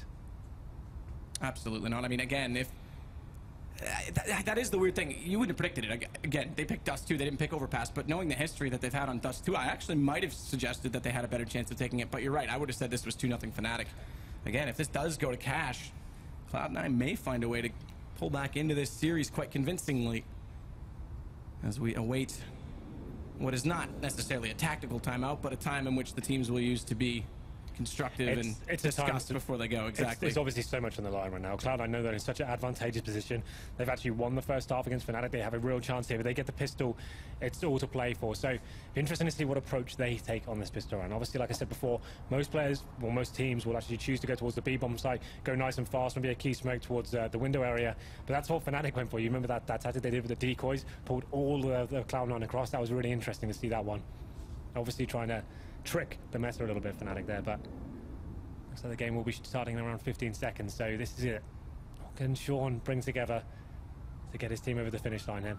The interesting thing, Skadoodle, one of the players we expect to absolutely go huge for them to win these sort of halves on the overpass, looking for key picks. He only gets 8 frags, but it seems like they didn't have to rely on him too much. And there was one round on A site where he managed to pick up 3 just with patience, Yes. so he did have some impact as well. Sometimes the total kills don't paint the entire story, but again, Sean g0rth, for me, is the guy that stepped up incredibly well throughout the entirety of the tournament for Cloud9. Olaf having a quiet game. 6 frags in the key matchup here versus Shroud. Well, here we go then. The second half begins. It's Cloud9 on the T side of 9 rounds. Fnatic on 6. And it looks like Cloud9 going for that early mid control. A B stack coming in from Fnatic. This is what I kind of called for. They're going to be waiting for the rush here. But not going to come in just yet. Fnatic have one player towards Longsby. JW, the silenced USP, is camping behind that lamppost.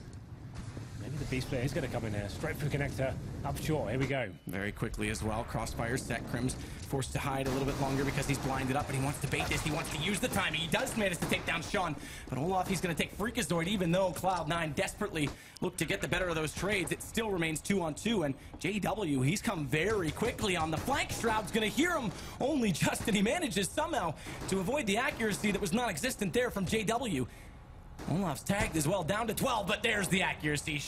JW just takes down Shroud very convincingly, and he might have missed once, he won't miss the next 2. Skadoodle's gone, and it's Fnatic to pick up the second half pistol. Yeah, all around the world there from Cloud9. Going towards middle, trying to show some sort of presence there.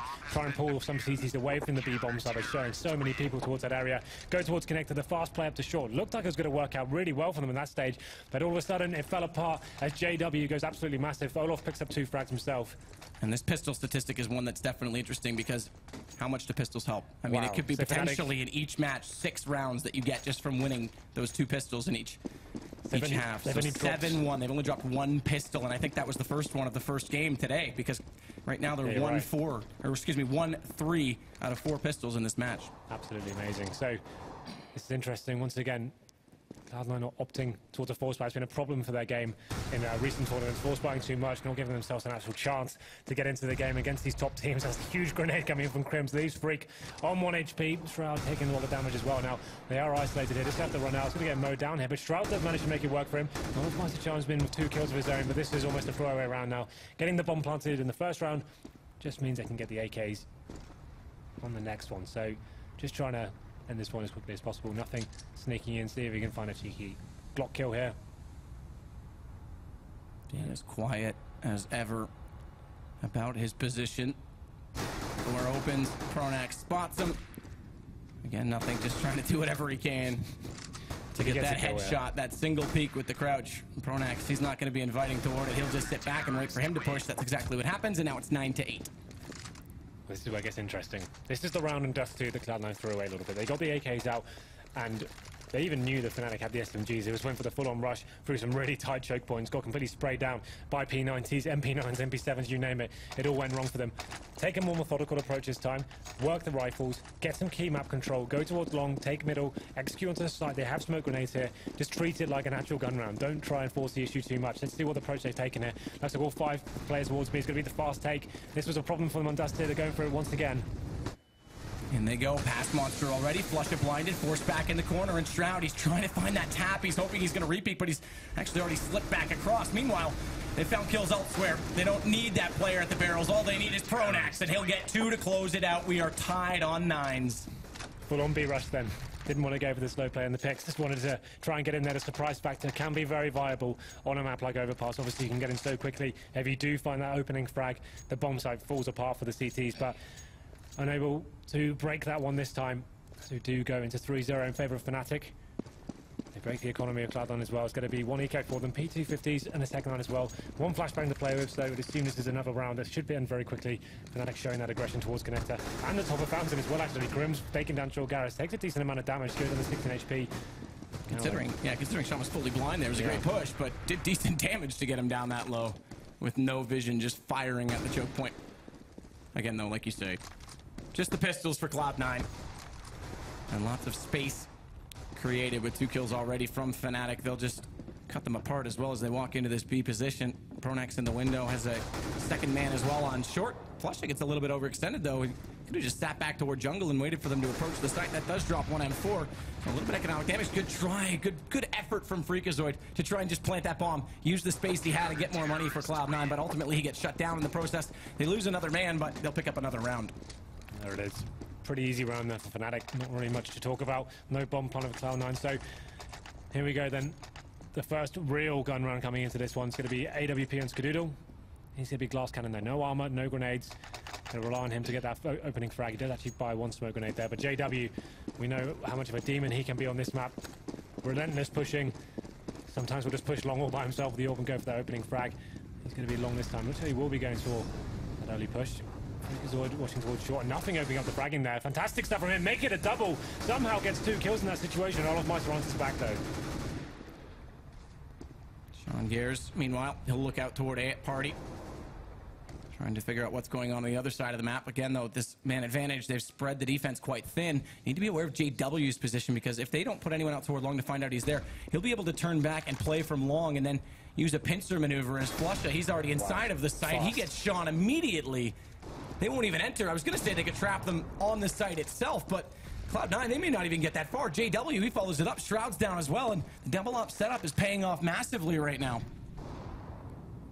Olaf Meister as well, down in the lower tunnels. He's ready for this rotation back to the other side, and Skadoodle's going to walk out directly toward it, and that's going to be the bomb down as well. Nothing.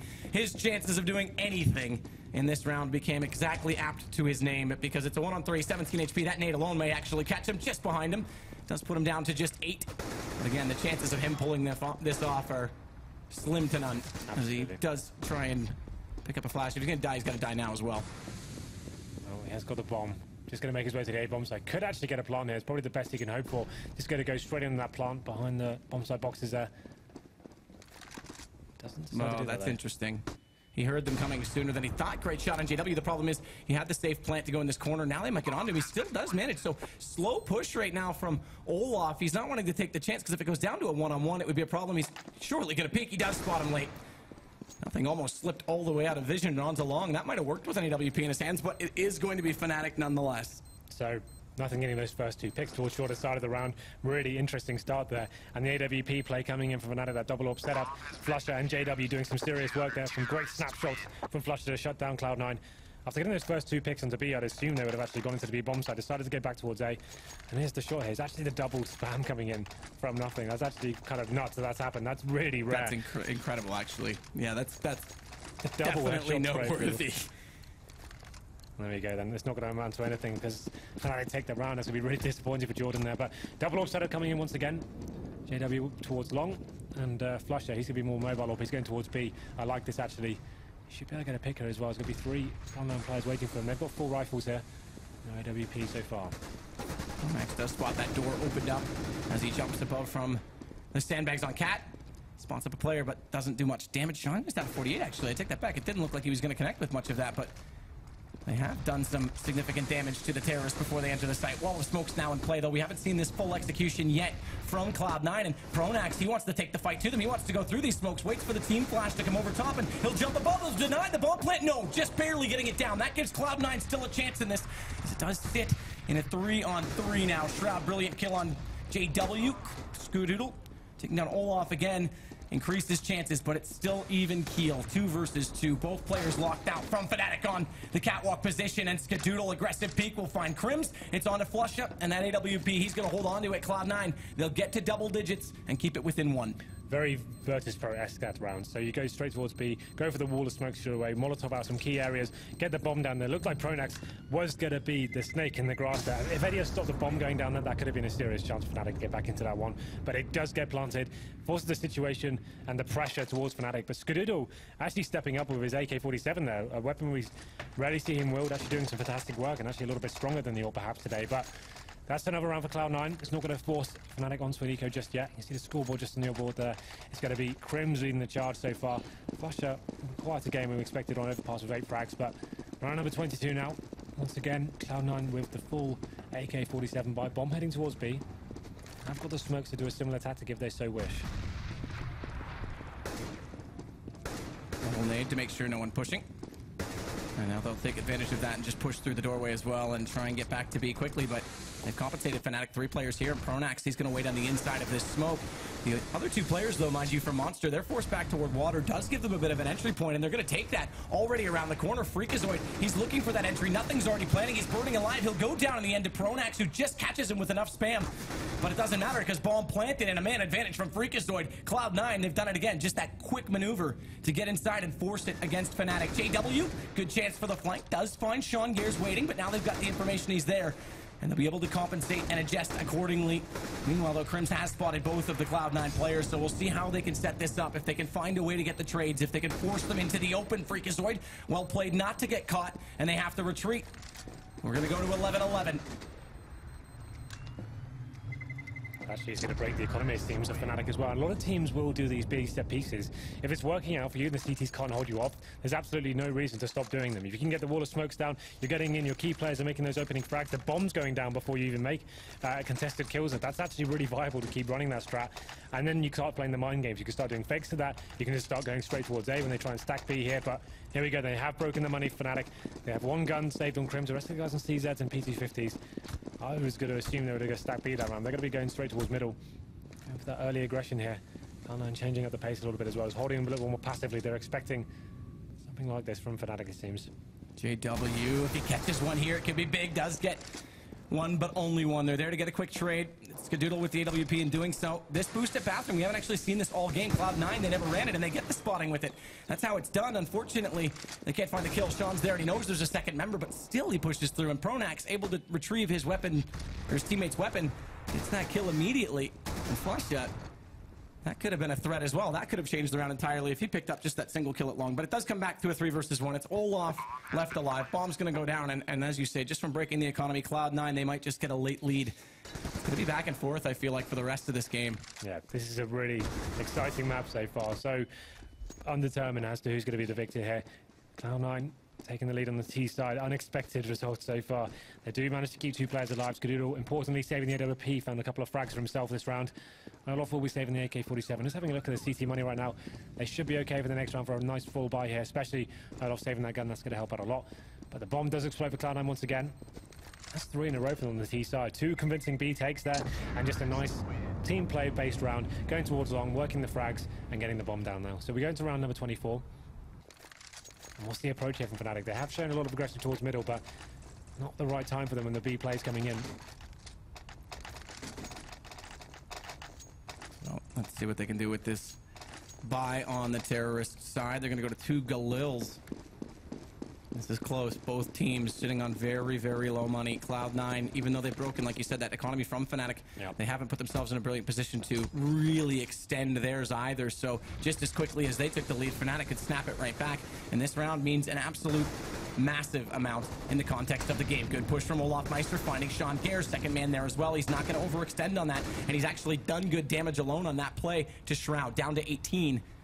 And look at Crims. He's pushed out knowing that he's locked in that doorway. Pronax as well is there. There's no way Shroud's going to get out unless they tear them apart from within, taking over the B site and backstabbing them at that construction position. And Pronax, he finds Shroud before that's even possible. Crims turns back, finds Freakazoid as well. They're walking in too slowly, and Fnatic just took way too much map control early. Yeah, really nice crisp play there from Olaf Meister. Getting down to connector, finds that first frag, but doesn't overcommit to the situation there. Just gets the kill, gets information as another guy down, and falls back. He's giving great intel to his teammates, so they're going towards B. He's gathered that, and then just a real nice setup there from Fnatic to hold them off. That's the first kill there. Doesn't commit to the situation, then comes in the flanks from his teammates, taking them down. Nice little spray to finish it off. We go to 12-12, and after that buy last round, and we had to assume Cloud9 will be on eco this time.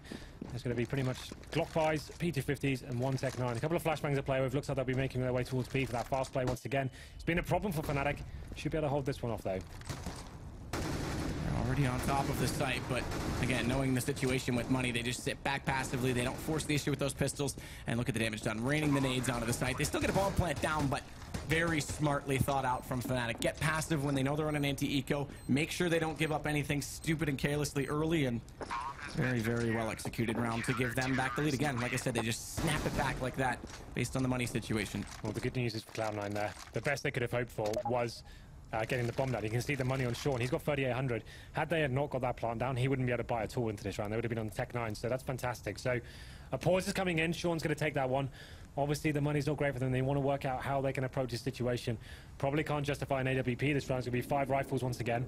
It's the B plays that have been working out for them. I think they're probably trying to work out, do we go for those set pieces again? Do we try and do a fake of that? Or do we simply try and work the picks and find the aggression of Fnatic? We have seen Fnatic put an additional player on that B site since the first wall of smoke, but even in the next round afterward, Cloud9 still able to get that fast bomb plant down, secured it. So you're right, maybe B is where they have to approach, but at the same time, do they get overly predictable? Do they have to just initially in the start of the round put a player toward A to lock down those two CT players from being able to rotate early?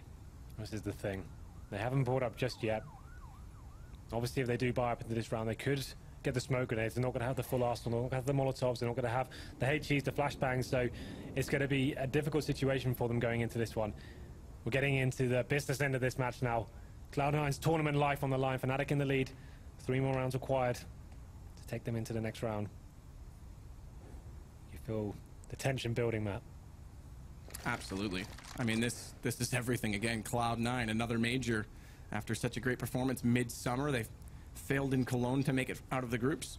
Looking at it could be possible again here, and this time out, I mean, there's ever been a time in Sean's life when his brilliance and prowess of being an in-game leader, his tactician, needs to go to work. It's right now. He needs to get this team rolling and get them immediately back into this. The problem is here, the fact that Cloud9 obviously taking this pause, it shows they're going to try some sort of adaptation here. Fnatic get this time as well. They get to come up with their own game plan. They'll probably change things up, throw a spanner into the works, go for something super aggressive here. I wouldn't be surprised if JWs went absolutely ham and just went for a really, really aggressive angle here. They have decided to force buy up in this one. Sean, knowing how valuable the utility is going to be in this round, he opts to go for the Galil, get the Molotov and the smoke grenade. This does suggest a more tactical approach. If he's not going for the AK, he's actually going for the grenades instead. Maybe they will go for that B set piece again, just to try and get it down and see what they can do. Looks like they actually won't be opting for it. Going to be going towards the mid control.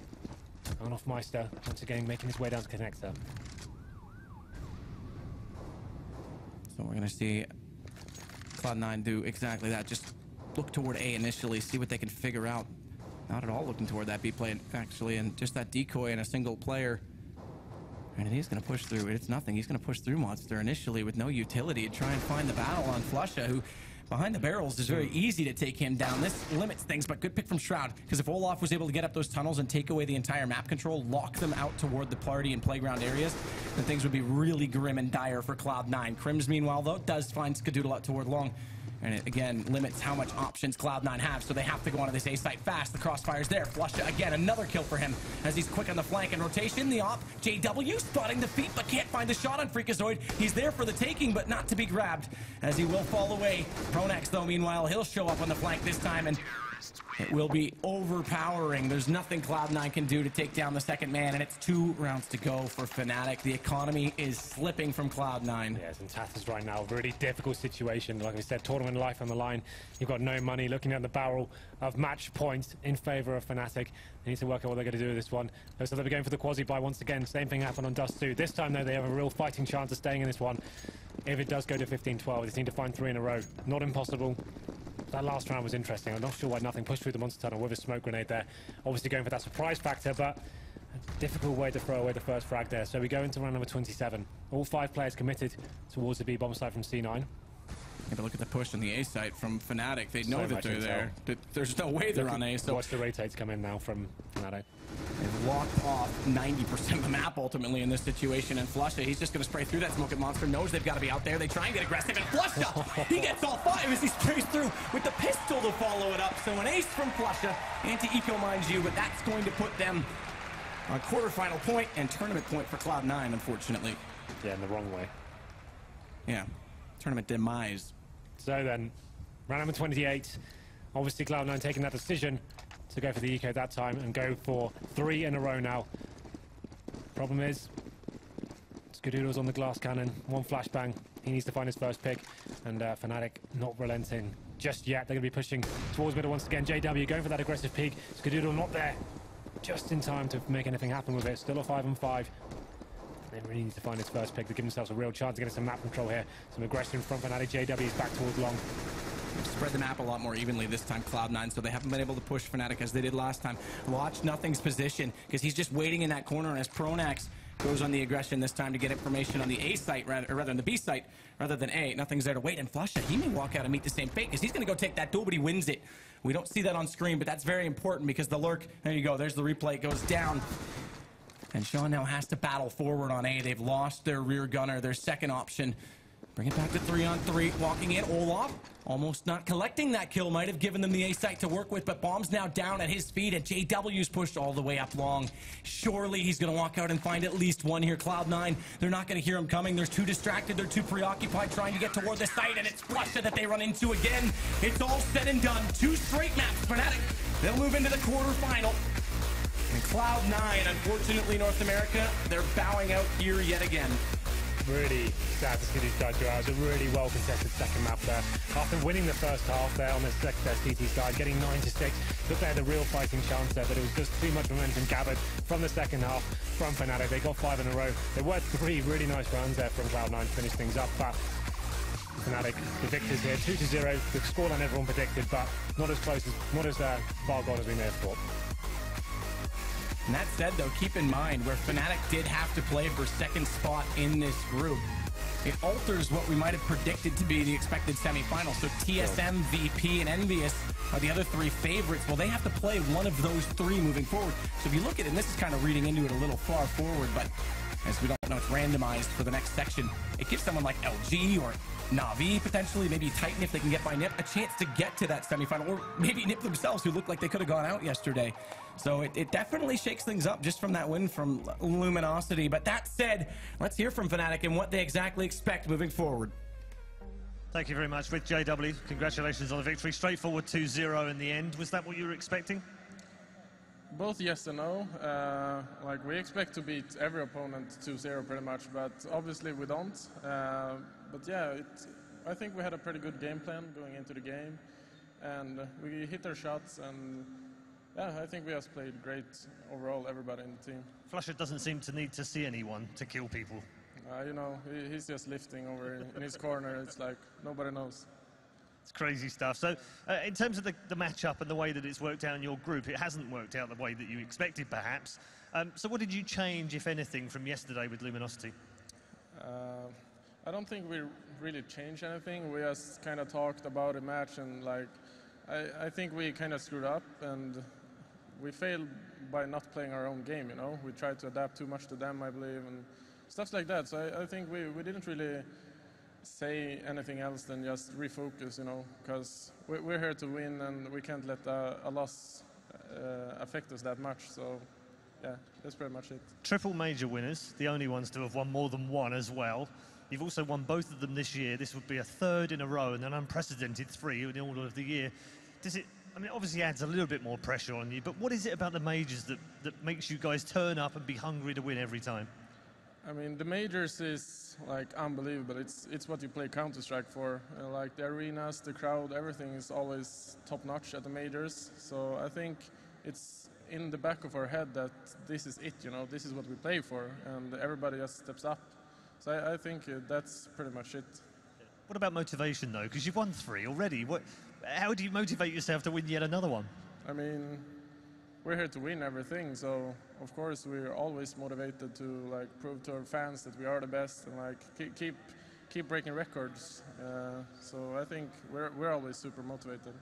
Quarterfinals next, of course, but you go into the quarterfinals as a second seed. Does that worry you at all that you might get matched up with someone maybe you don't want to play so early in the tournament, or do you have that kind of we have to beat everyone anyway? I mean, I could play TSM. Like, we just want to play the best first, I guess. It doesn't matter to us. Like, we can play anyone. We're here to beat anyone, and it doesn't matter if we meet like a better opponent in the quarters because it's our fuck up. Sorry, family show. But yeah, it's our fault. And sure, I probably should be happy that we are in the quarters, but I mean, I'm not happy until we have won. So. I like the fact that you're never satisfied with how you play or how the team plays. Congratulations to JW, ladies and gentlemen. Fnatic are in the quarterfinals, the 7th consecutive time here at the majors. Let's find out what the boys on the analyst desk made of that. Yeah, thanks a lot for that, Paul. And you can see JW is right. Obviously, at a major, you have to beat whatever's put in front of you. Yeah. They're not feeling too intimidated as they go into their 7th consecutive quarterfinal. I've got to say, there was almost a, I guess especially if you're an NA fan, a depressing predictability about the way this game went. I mean, just destroyed on Dust 2, overpass. It looks deceptively competitive, but once again, Fnatic can go through the gears where Cloud9 can't. Just some thoughts about this encounter here. I mean, history tells us Dust 2, great map for Cloud9. Even the stats were telling you that online, and in NA, it's still a home map. It's what they built like those finals off was the Dust 2 cache. That was the maps that people would play them on, and they would do very well on. But they don't want any part of Dust 2 when it's against Fnatic. Fnatic is a better Dust 2 team, and you saw, it only looks close because of the sides that they started on first time. There was enough rounds there for Fnatic that you knew Cloud9 was going to struggle. I mean, Cloud9's T-sides in general, they've had issues. No, go ahead. I don't... Yeah, okay.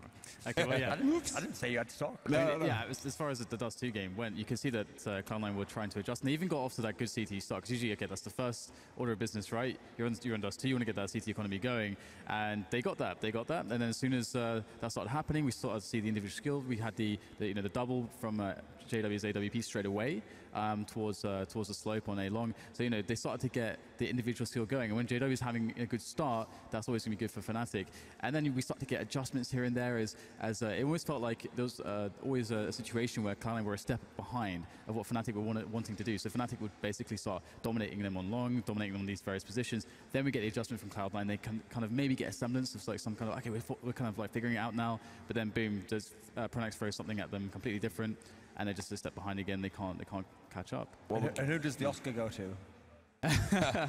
We're getting a statistical breakdown, obviously brought up for everyone at home. That's going to come very shortly, but we've just heard that Scott in the mix zone has grabbed the ice cold killer Crims for a quick interview. Thank you very much, gentlemen. Yes, I am once again joined by Crims. A heartfelt North American thanks. Thanks a lot, buddy. No problem, man. So, my job is obviously to break this down and get into some deep tactics with you. That first map, Cloud9's pick, they start okay, they win the pistol, they win the next couple, ends up being 6-9 the first half, and that's literally where it ends for them. Yeah, I mean, there's not really much to say about the map. We made a good T half that we usually don't, but it all worked out and they hit the shots, and it was really good calls from Pronax. Yeah, I was going to say Pronax had great calls. He actually had some good frags as well. And then on the other side of the coin, like you said, Cloud9 never got it going. You kept their money in a very bad way. And then Shroud, who is supposed to be a guy that really needs to step up on a regular basis, goes 7-17. Did you guys do anything in particular to isolate him? Actually not, but I'm really surprised that Shanghai's played as well as it did. So it doesn't matter if like Shroud, the superstar in that team, is on a low level in this match, because Shanghai stepped up and did most of his part, and it was really annoying to face him. Yeah, and again, you goose egg the second side, so that's an easy one. You go into your map choice. Again, overpass. Again, kind of starts the opposite. You win the pistol, you win both pistols, but in the beginning you win the pistol next couple rounds. Cloud9 kind of starts to get going, but again, you got Olaf shutting down even the second kind of force on them. He didn't let them rotate. Initial thoughts on that, and then we'll get into some rounds. I think we started pretty good on the T side on overpass, but I mean, it was pretty hard. It was a long time we played overpass and LAN, and I don't know. I don't feel really comfortable on that map, but Pronax and Olaf and Flasha did some crazy things, and we got a eco round, I think, on T side. That was really key to win the T side. So yeah. Yeah, and then round 5, Ska kind of lights it up a little bit. You start seeing his op play. Same kind of question I asked you about Shroud. Do you guys look at a guy like Skadoodle and go, okay, on this particular map, he kind of plays these areas, they're kind of predictable, we need to shut his op down? Yeah, exactly. It's really simple to play against a good opper, actually. You have to just think simple. Just throw a flashbang, 2 flashbangs, and just rush him down. If you go aggressive and defensive, just throw a smoke and flash and just rush the site down. And there's not really much you can do. We can like get one or get lucky, like get two in one shot. But you should often like just rush the site with flashes and smokes. And then, you know, late in the game, Cloud9 calls a timeout, you know, and we love the idea of these tactical timeouts, right? It gives you a chance to reset. Obviously, they come out of that timeout, it doesn't work. You take that next round. What do you guys do, not when you call a timeout because you need it, but when the other team calls a timeout? What are you guys talking about? Last times we have just taken a breathe, like talking about if we know they have done much strats and stuff like that towards bomb sites, so then we like think like they're gonna try to do other things like towards the opposite way of the map. So that's just it, and just tell how good everyone are and get our ego bows going. Gotcha. Now, due to having to play today, obviously you came out of the group 2nd seed, so normally this wouldn't happen so early in the tournament, but you get to play a team called Envious next. What are you thinking about that matchup? Oh, good old rivals. But yeah, it's going to be a hard match, actually. So I don't know, really. We have to study some demos today and just prepare individually to be ready tomorrow. All right, well, thank you very much. And again, congratulations. Even though I'm a North American guy, good to see you guys back in your top form. Obviously, a little streaky online the last couple months at some tournaments. So obviously, we saw a Fnatic today that is kind of peaking, ready to rock and roll again. Yeah, exactly. I think we got it this time. No more down results. All right, that's going to do it from me at the Mix Zone. Again, thank you, Crims, again. When we come back, the guys are going to dive deep into this game, and then also keep in mind, our next match is going to be G2 taking on Mouse Sports.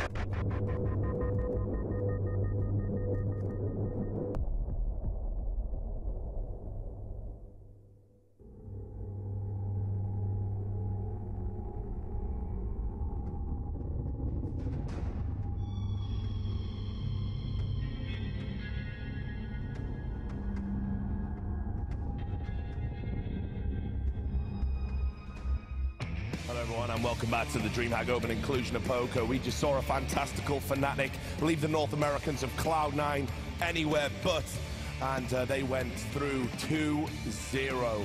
Really convincing performance from them, and we're here on the Intel Analysis Desk now to break it down statistically. With me is the premier CSGO analyst. It is, of course, Duncan Thorin Shields, and DDK and Semler join us for this one.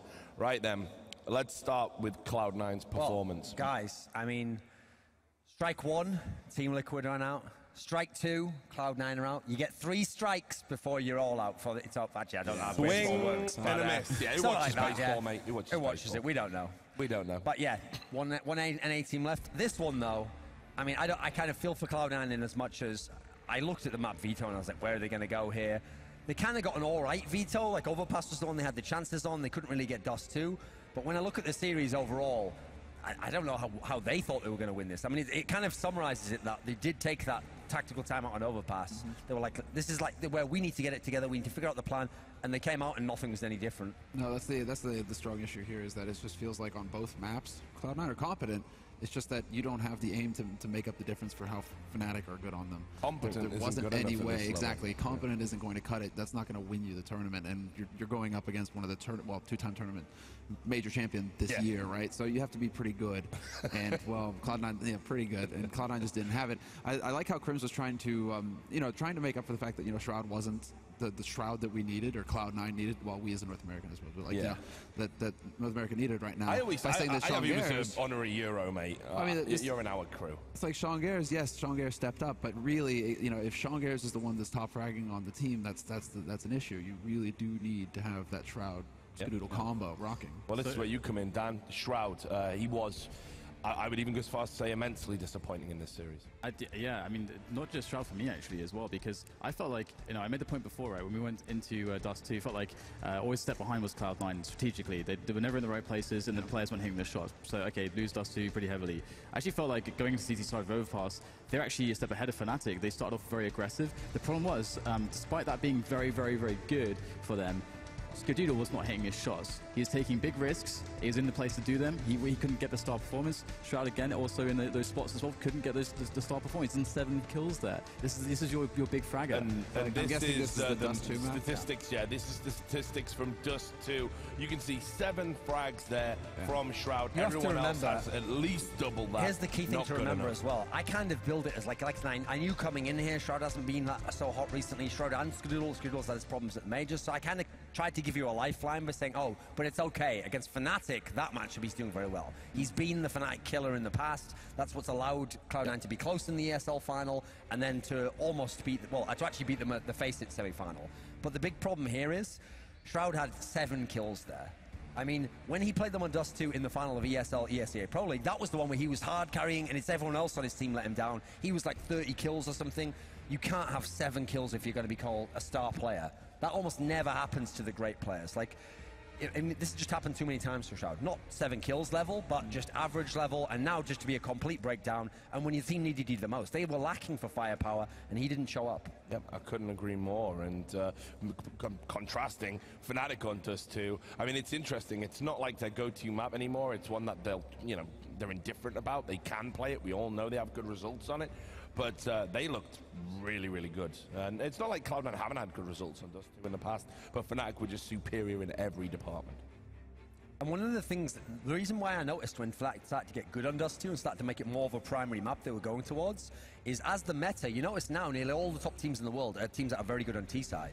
Fnatic they haven't quite got to the level of the TSM, the VPNVs in that sense, but they've gotten into that meta themselves. That's why they've had success. And this is one of the maps where they can be very good on T-side, and famously, that's what Cloud9 found out in that final I was referencing before, where they had this insane spree of something like 9 rounds to bring the game back and then go in overtime, and then they went overtime. So T-side has become a focus for them on this, but that's actually why I think they've gone to Dust 2, because they've never been known for super in-depth executes with like a set flash and a set smoke and Sky always follows. They're more like a team play, looser style in that sense, making like the call in the middle of the round.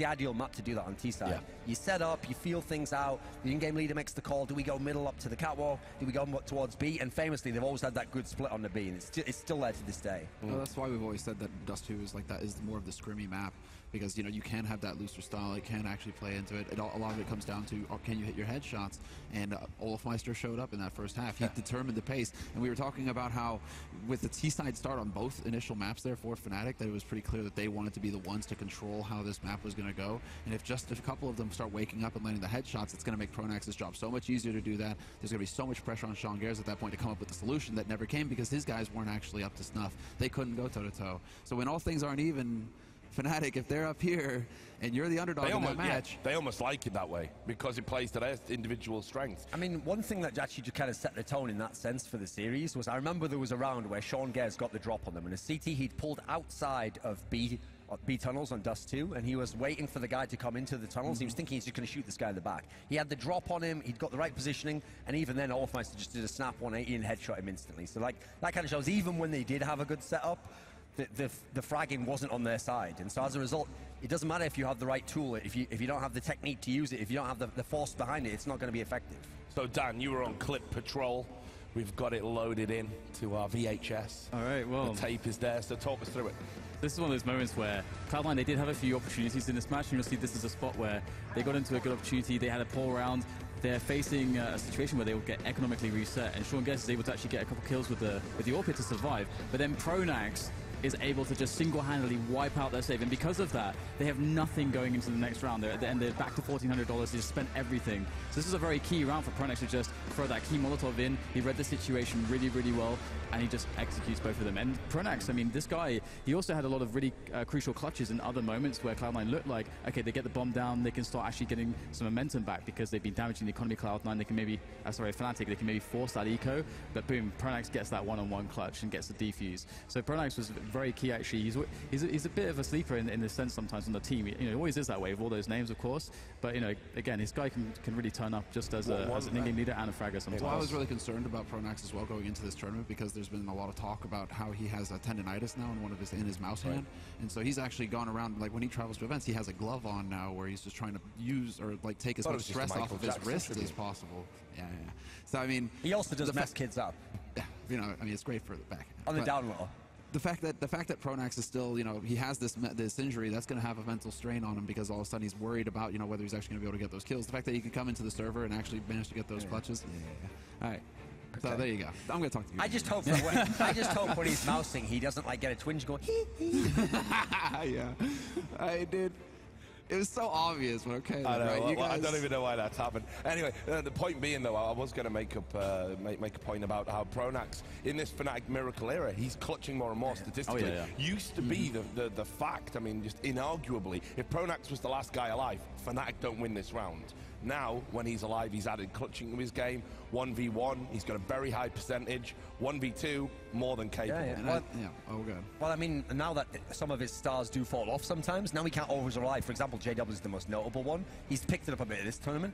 Pronax himself has had to look at the man in the mirror and just say, you have to do it as well, mate. We've been doing so well. I tried to hold it together. Get us away from this. Next clip. So we're going back to this point here where, again, Cloud9 a step behind, making these strategical adjustments, and Fnatic have been dominating them on long, just all over the place. And finally, you know, there's a lot more emphasis put directly to counter that from Cloud9 into long. We've got Freakazoid here, he's got some support as well from Shroud, and this is actually going to allow them to win the rounds. This is one of those times when it does actually work out for Cloud9. You're seeing these adjustments, but again, the problem is, of course, even though they win this round, it's too little too late in many senses. Yeah, I mean, it was, you know, like I say, just again, it's just kind of same old problem that we've seen when Cloud9 come up against superior opposition, sometimes equal or inferior opposition. Their firepower just seems to be really lacking, and on top of that, that problem is compounded by a lack of coordination. And, you know, the one player that's actually sort of improved himself immensely, Sean Gares, fragging now, which was the one thing we were like, hey, he's the dead weight on the team. He's the guy we're all talking about moving to coach. He's the guy that's actually doing the fragging for them. So Cloud9 have all sorts of problems. Anyway, we're going to show you our Dust 2 MVP. There he is. Minus a hat. It's not often you see that.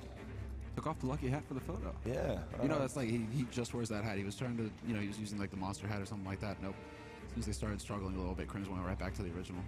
Yeah, but Crims just wonderfully consistent again. It's interesting, actually. He went through a slight slump by his high standards in the team. There was speculation, or is he retiring? Are they going to bring in another player? There was all this kind of idle chatter. And again, since then, I think he's just gone back to his consistent best. You're never going to see a frag movie from this guy because they're not, you know, super interesting kills. But he gets one, he gets two. He always does his work. He always puts in a shift.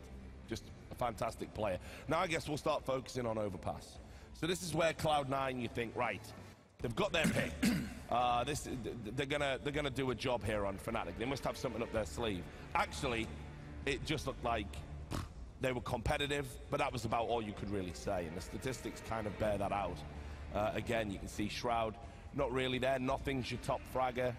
The thing is, as well, is that the crazy thing here for me is that they had so much going for them on the CT side, actually. Like, again, like Sean Gers was making really good calls, to be honest, because one of the ways that, you know, you need to deal with Fnatic on a map like Overpass is you can't be afraid. You got to actually take map control, because you want to start the game by trying to shut down some of their star players, because Pronax will want to lose star to begin with, because that's how, you know, usually flesh out a start of a T side. We'll play the defaults, we'll let our star players, you know, work the map and see if they can make it happen. Boom, we'll just keep going from that. So they're taking map control with Cloud9. But the problem is that Skadoo was missing like forward shots. You know, he was getting into positions where he can take these forward shots. They're taking sewers away from Fnatic. So they're doing all the right things, but the frags weren't coming. Yeah. And that was a really big issue.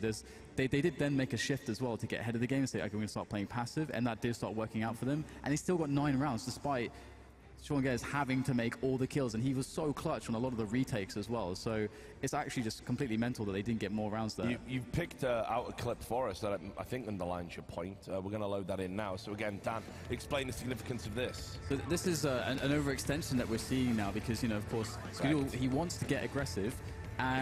But this is the adjustment from Fnatic. This is what's going to cause Cloud9 to start playing much more passively, because they realize that, hey, we're getting into these spots which could work for us, but now Fnatic's starting to throw the smokes in, they're starting to get these kills, and now we're seeing Cloud9 getting caught out. Then this is as the subsequent round where, you know, they're getting this situation on the anti-eco, and Sean Gers, this is where he starts really getting that momentum, where he really starts stepping up, and this is the point at which they start playing very passively, and they start allowing the bomb to go down. Something you'll notice on this half is that lots of bombs went down, almost repeatedly on both bomb sites.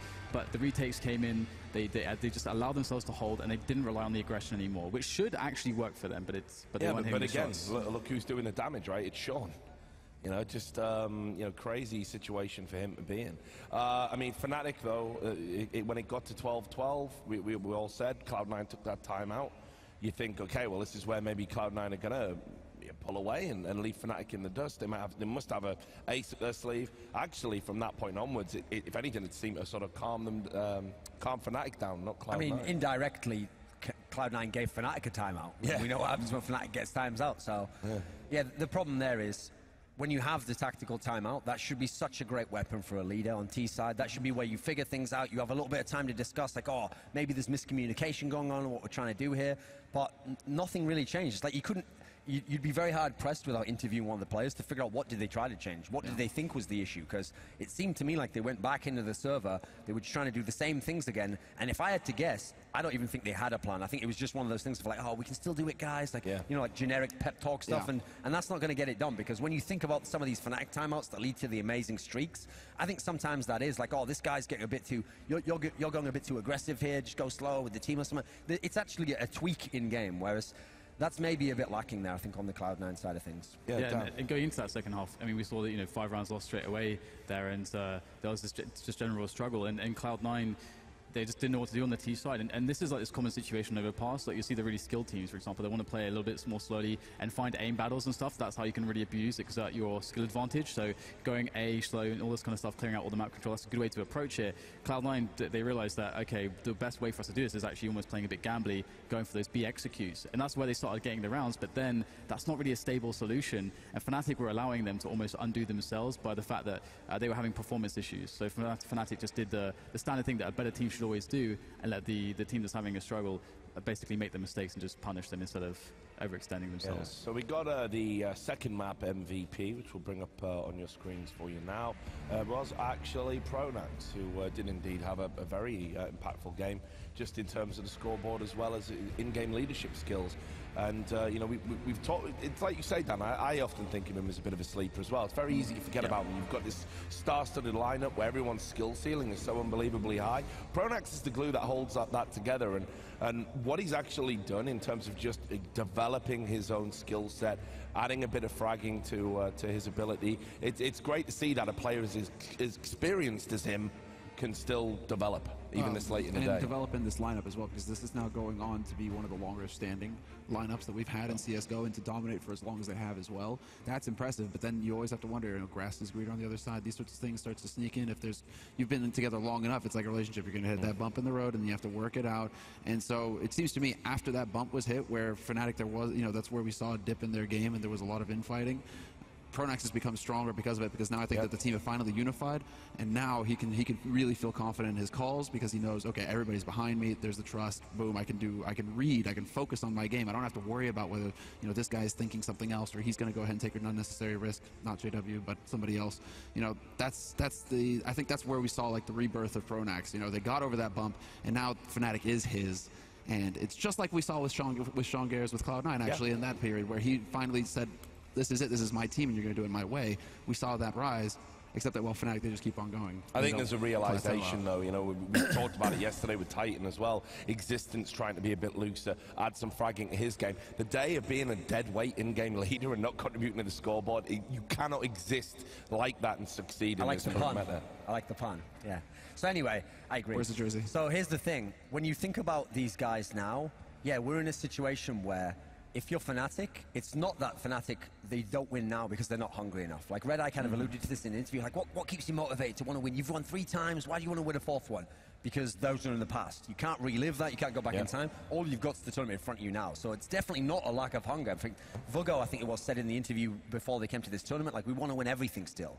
And I believe them. It's just, for them, it's more like the mind's willing, but the body isn't, you know. They haven't quite got all the pieces the same way. It's not quite as coordinated. You saw this in this match. There were chances for Cloud9 and Overpass, but they still have enough quality to come through. I mean, the analogy I would give is, if you've had a really hot girlfriend and then she leaves you, and then you get another really hot girlfriend, she leaves you. This is my problem in life, actually, but I keep going. I was going to say, we're getting into the mind of Thorin. But the thing is, it's not like you then go, well, I've had a lot of hot girlfriends, so I'll just have an average one now and just go with that, you know. Or if you've had a really nice chocolate cake, you don't go, well, I've had a lot of great chocolate cakes in the past, just give me a bad one. No, every time it's reignited, you're reinterested, you've still got the drive to want to get there, you know. So I still think they want to win this tournament. They still probably somewhere believe, like, you know, we've done these miracle comebacks, we can do it. Problem is, at the moment, you look at their form, and even in these wins they've had, they haven't looked spectacular. There's still some problems for Fnatic, even in spite of the fact they're moving on. We'll bring up the series statistics now, but yeah, just to keep it sports for a moment, Thorin, and get away from your love life.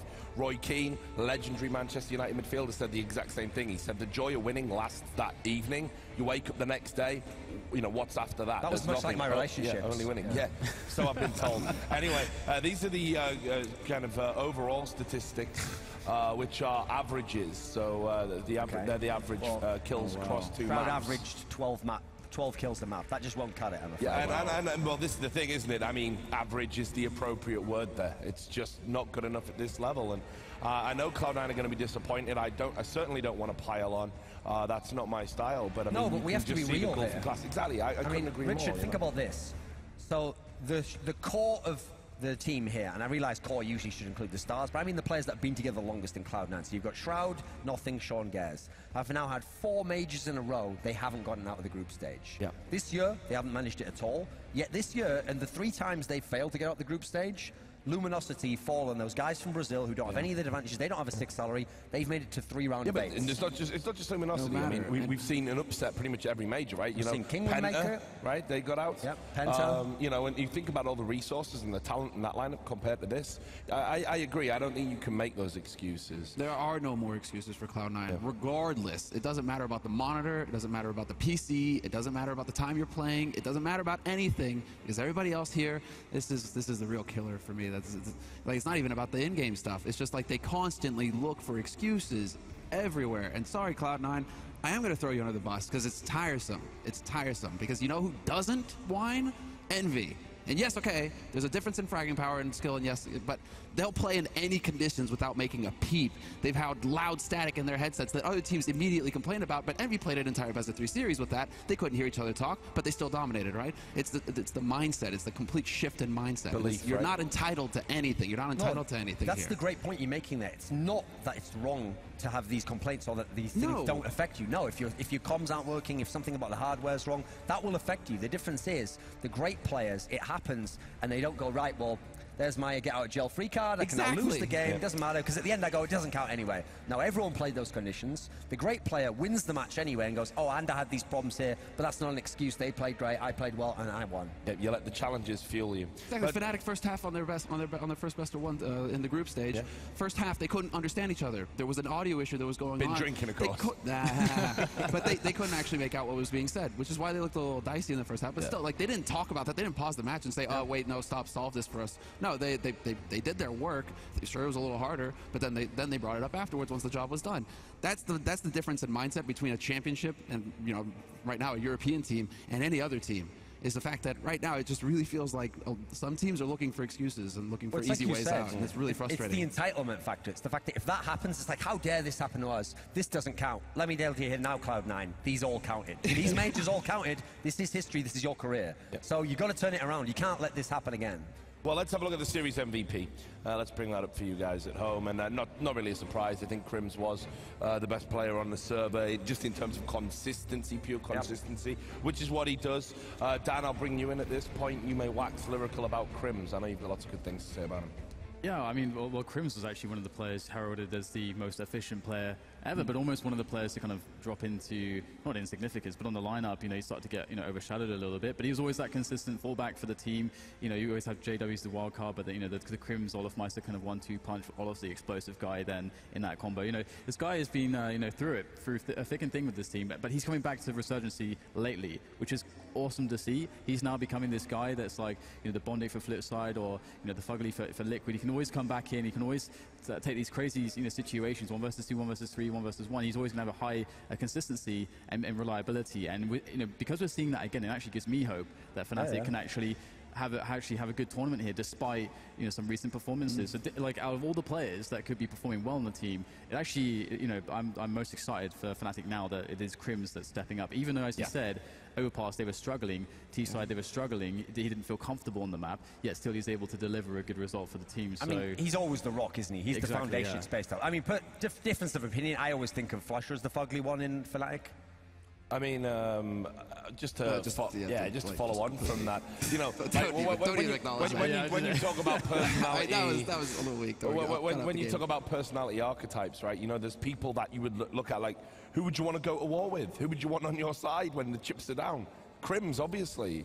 He never gets emotional. You never see him getting upset, angry, shouting, raging. Just doesn't matter. Nothing phases him. I mean, you used to say, is this guy a robot? He never seems to show any emotions. We're starting to see him come out of his shell. He's being a bit more media-facing these days, doing interviews and stuff. But that's the guy I want in my corner more so than anyone else on Fnatic, because, you know, he's just going to knuckle down, get things done. And he you know, he's digging Fnatic. And he's got no ego whatsoever. Yeah. This is the one guy I bet who's never complained about a position on the map. Someone didn't back me up. He just plays. This is actually a really big deal as well, because when you're mixing like roles on a team, you need to make sure that you've got players that aren't overly emotional. That's like actually a really big deal, because you can be in spots where you need one player to be getting frags.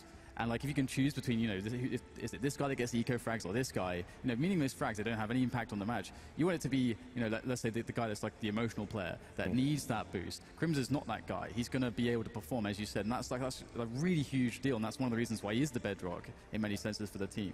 Well, look, it was great to get your thoughts on it all, gentlemen. It's a great start to the third day here at this major. Obviously, I'll see you all a little bit later, but that's it from the Intel Analysis Desk now. Now, also just to mention, we have, of course, got coverage partners, and if you want to keep up to date with everything that's going on, of course, it is a work day or indeed a school day, you can go to the g0rth4n.com, download their app, stick it on your phone, keep up to date with everything that's happening here. Now, as we did promise, we have got another amazing game for you. This is going to be g2rth4n versus Mouse Sports. Who's going to be victorious there in a best of 3? And on top of that, we're keeping our features coming thick and fast. We've also got another interview with Nothing as we say goodbye to Cloud9. It's going to be Nothing and Sir Scoots coming up next. Please do join us after the break here at the DreamHack Open in Cluj-Napoca.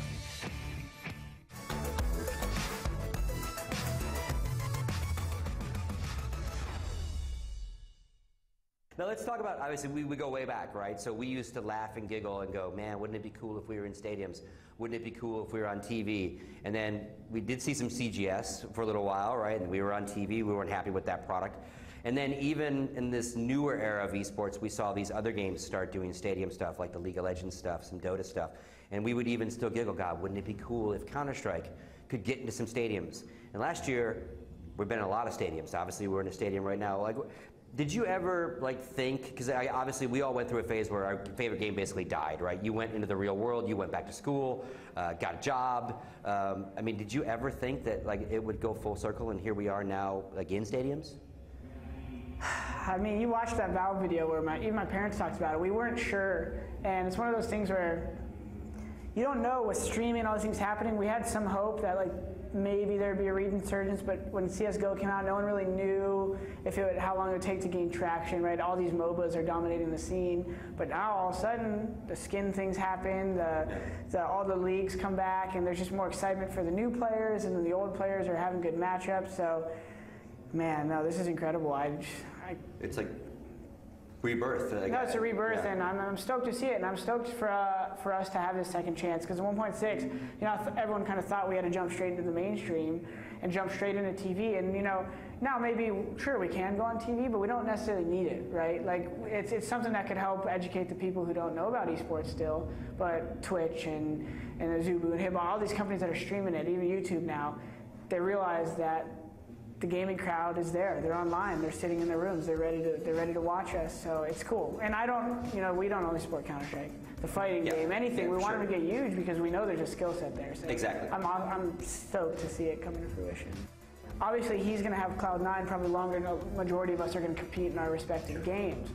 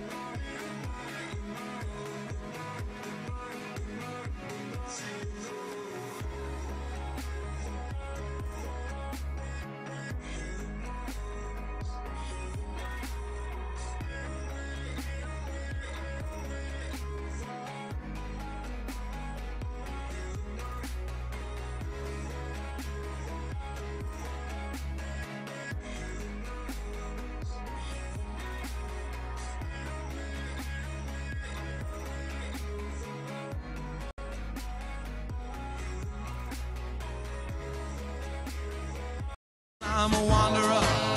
Yeah, a wanderer. I roam around, around, around, around, around, around. 'Cause I'm a wanderer. Yeah, a wanderer. I roam around.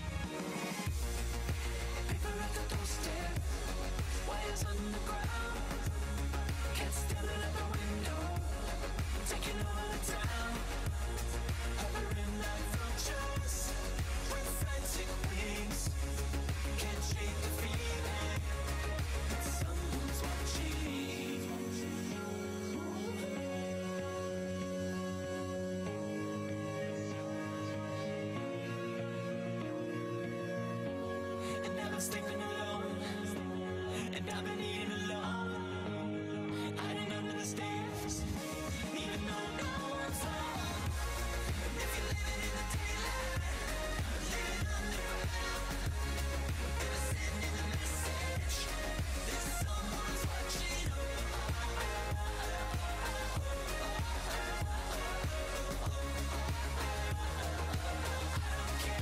someone's watching Hear the fuck of the sirens, watch through the screen. He hatched pots at the supermarket, never crossed the sea. With the cameras hanging on plastic rings, he always had the feeling that someone's watching.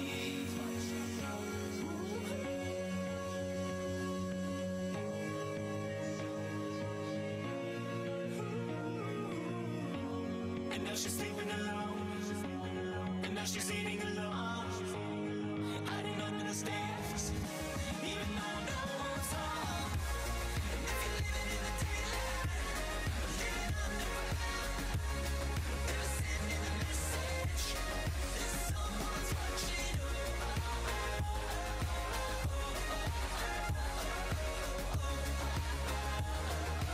I don't care if someone's watching.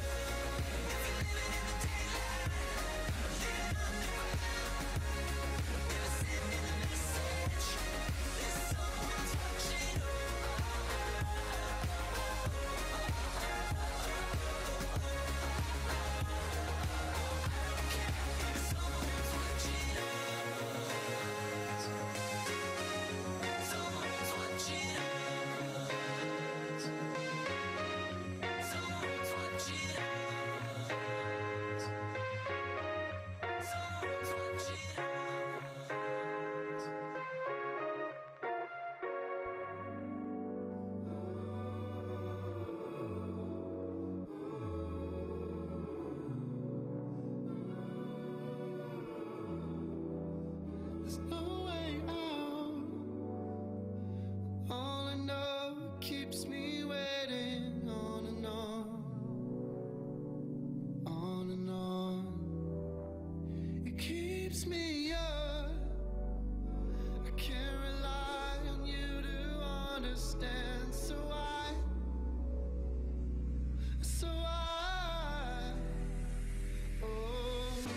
I can't help myself, but I place my shame, but I place my shame on you.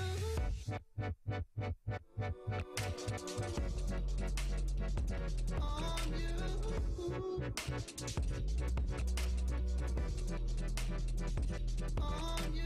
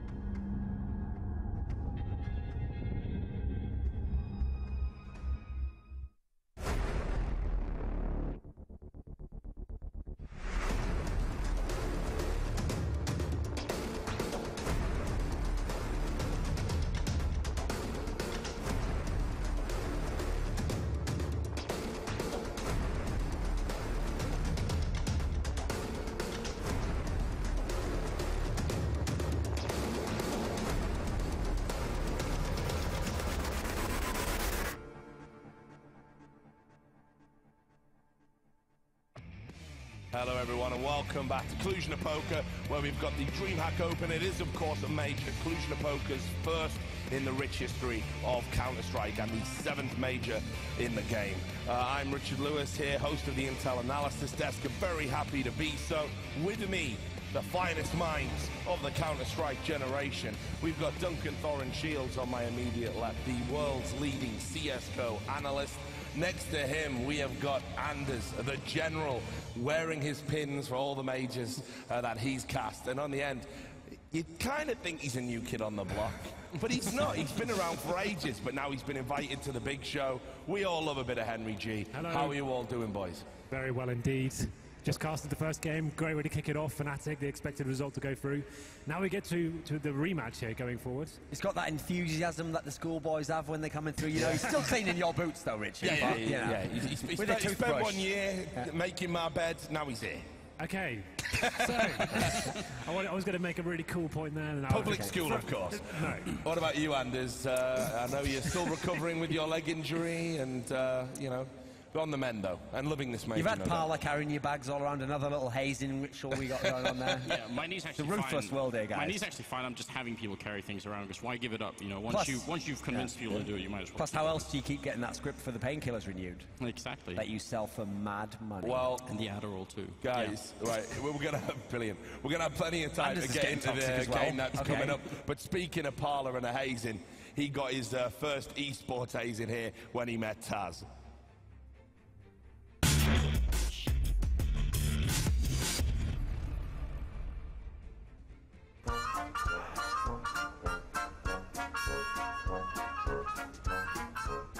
Taz from VP. Hey, Paul.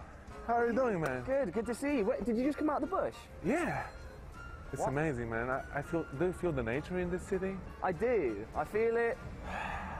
It's beautiful. I mean, it's amazing. Like I feel like a teenager again. I thought you were a teenager. It's really nice stuff. I heard it's a city for students.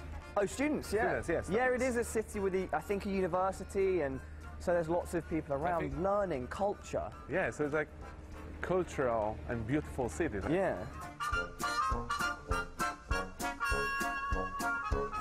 You are a former major winner. Former, not, you know, That former means not. I'm not the champion. Not currently. Yeah. No. Whoa. How's that feel? It sucks. The competition now, it's so hard that you can have a bad day for one of your players and you're done. You're out from the event. So it's a long and hard journey. Talking about long and hard journeys, you've been playing for a very long time. You're one of the veterans of the scene. And I don't mean...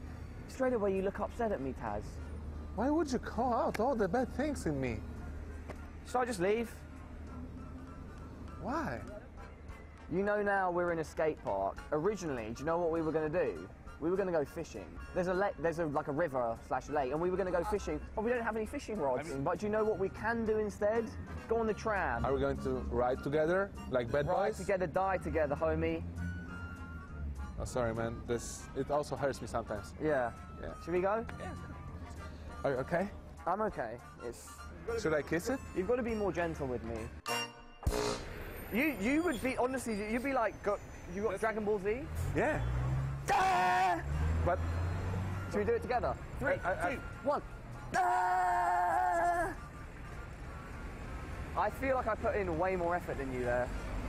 We can try again, but it wasn't like 3, 2. It was.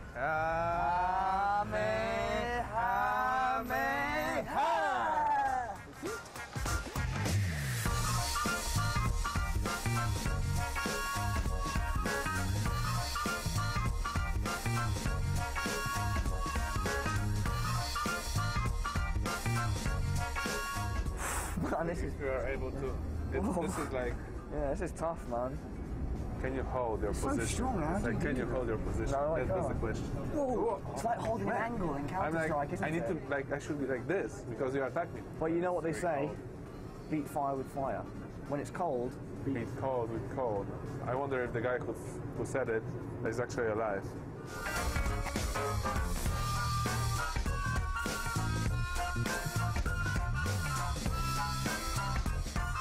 Don't run. It's okay.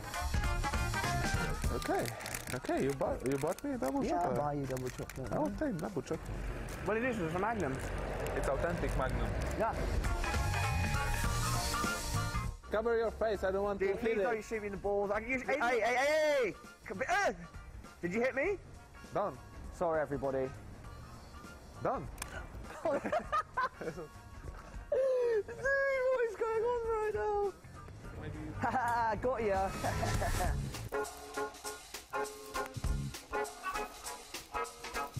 Taz, I've had a great time, you know, eating ice cream with you, fighting. Fighting with everything, with guns, with trams. So nice. It's really romantic. Yeah. That was good. The music. Everything worked out.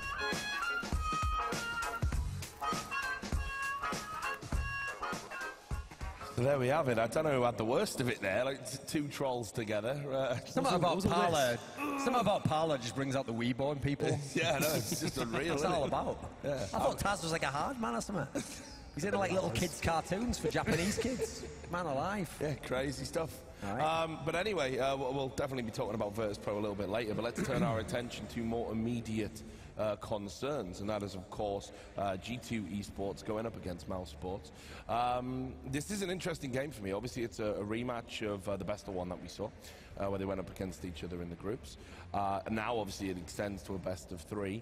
Just some initial thoughts about this matchup. We know Mouse Sports have been a little bit disappointing, but we also know G2 Esports, they're still they've got this new lineup, they're still kind of trying to put all the parts together. So that first game we saw against them in the group stages there, I thought it was Mouse Sports almost losing it for themselves. As I discussed before on the desk, it felt like they were actually force-buying themselves into difficult situations, not allowing their key players to actually, well, mainly Chris J, not to even get on the AWP on Inferno. He was actually wielding an auto shotgun more than he was actually a sniper rifle, which obviously can be viable in certain situations. But when you're buying it round after round because the force buys haven't gone in their favor, that's when you've got to start asking yourself, how many times do they allow this to happen? This economic CTE game for them to fall away from them every single time. And at this stage as well, they should be able to know better than that. And it's just like, I feel like in the best of 3, they'll be able to rectify these errors, and I still do believe they're the better team going forward. You said a little bit disappointed. I actually am massively disappointed in Mouse Sports. I think they have 3 players that at any one time, if they go completely nuts, can have a huge impact on the game. Nex and Nico and Chris J. So between the 3 of them, if any 2 of them work at one time, they should be a threat to a lot of teams. And if they all 3 go ham, then they can actually, I think, beat a bunch of top teams. And then they have powered behind that g0rth4n, who's a very, very good strategist and does a lot of hard work.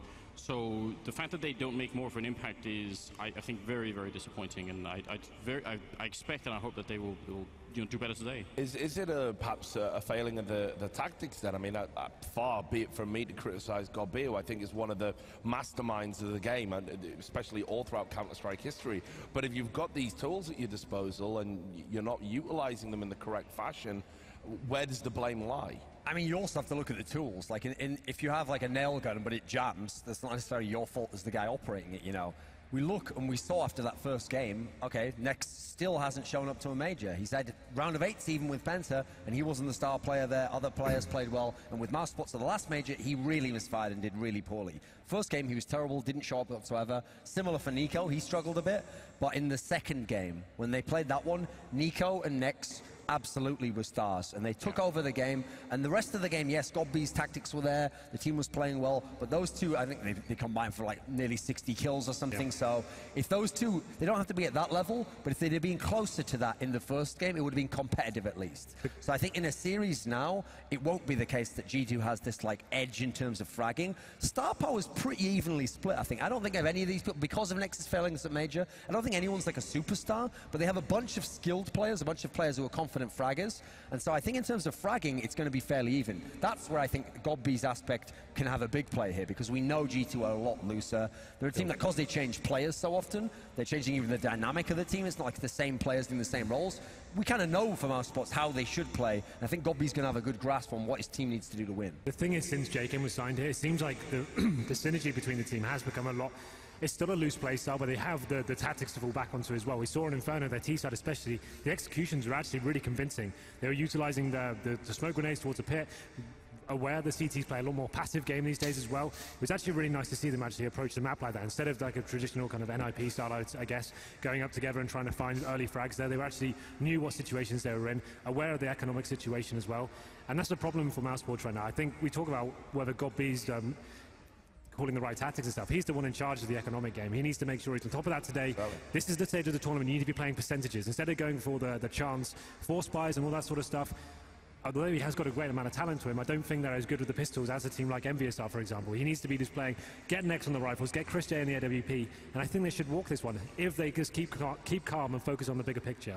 I mean, there is an analogy to be made then with G2. I mean, the tools analogy actually works for them as well, because they have Rain and JKIM, and how come those players don't function when they played against TSM yesterday? Michaelele really tried. I mean, he had a bunch of good kills and some good individual rounds, and the rest of the team of supposed, up-and-coming superstars didn't really turn up either. So, I mean, both these teams have a similar problem, although I think it's true to say that one of them has g0rB behind them and the other one doesn't have a sort of a really identifiable leader like that that has like a lot of experience as well. With that said, though, that's why it's evening out in terms of the matchup, because okay, you have g0rB, you have the potential to have the better tactics, better reading of the game, but on the other hand, in terms of just raw players playing, G2 have played better so far. They've had the better consistent across the board performance, so it's more like potential versus form for me at the moment.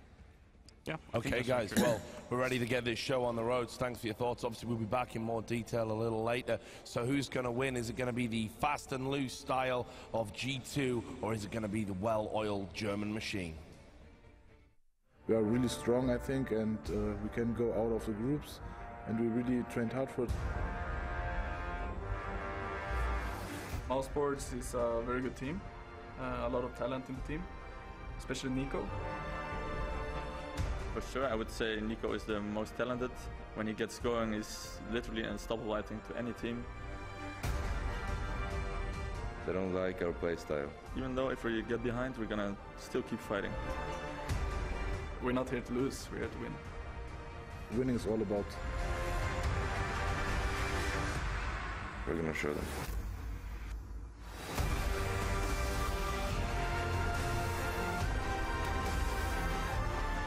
Our first team for our second elimination match are playing in their very first major as a brand, but they have plenty of experience in their lineup. Please welcome g0rth4n.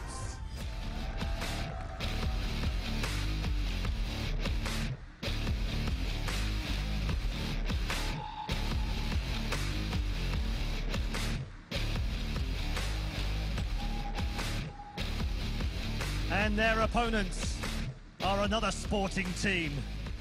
Please welcome, in their best showing in a major so far, Mousesports!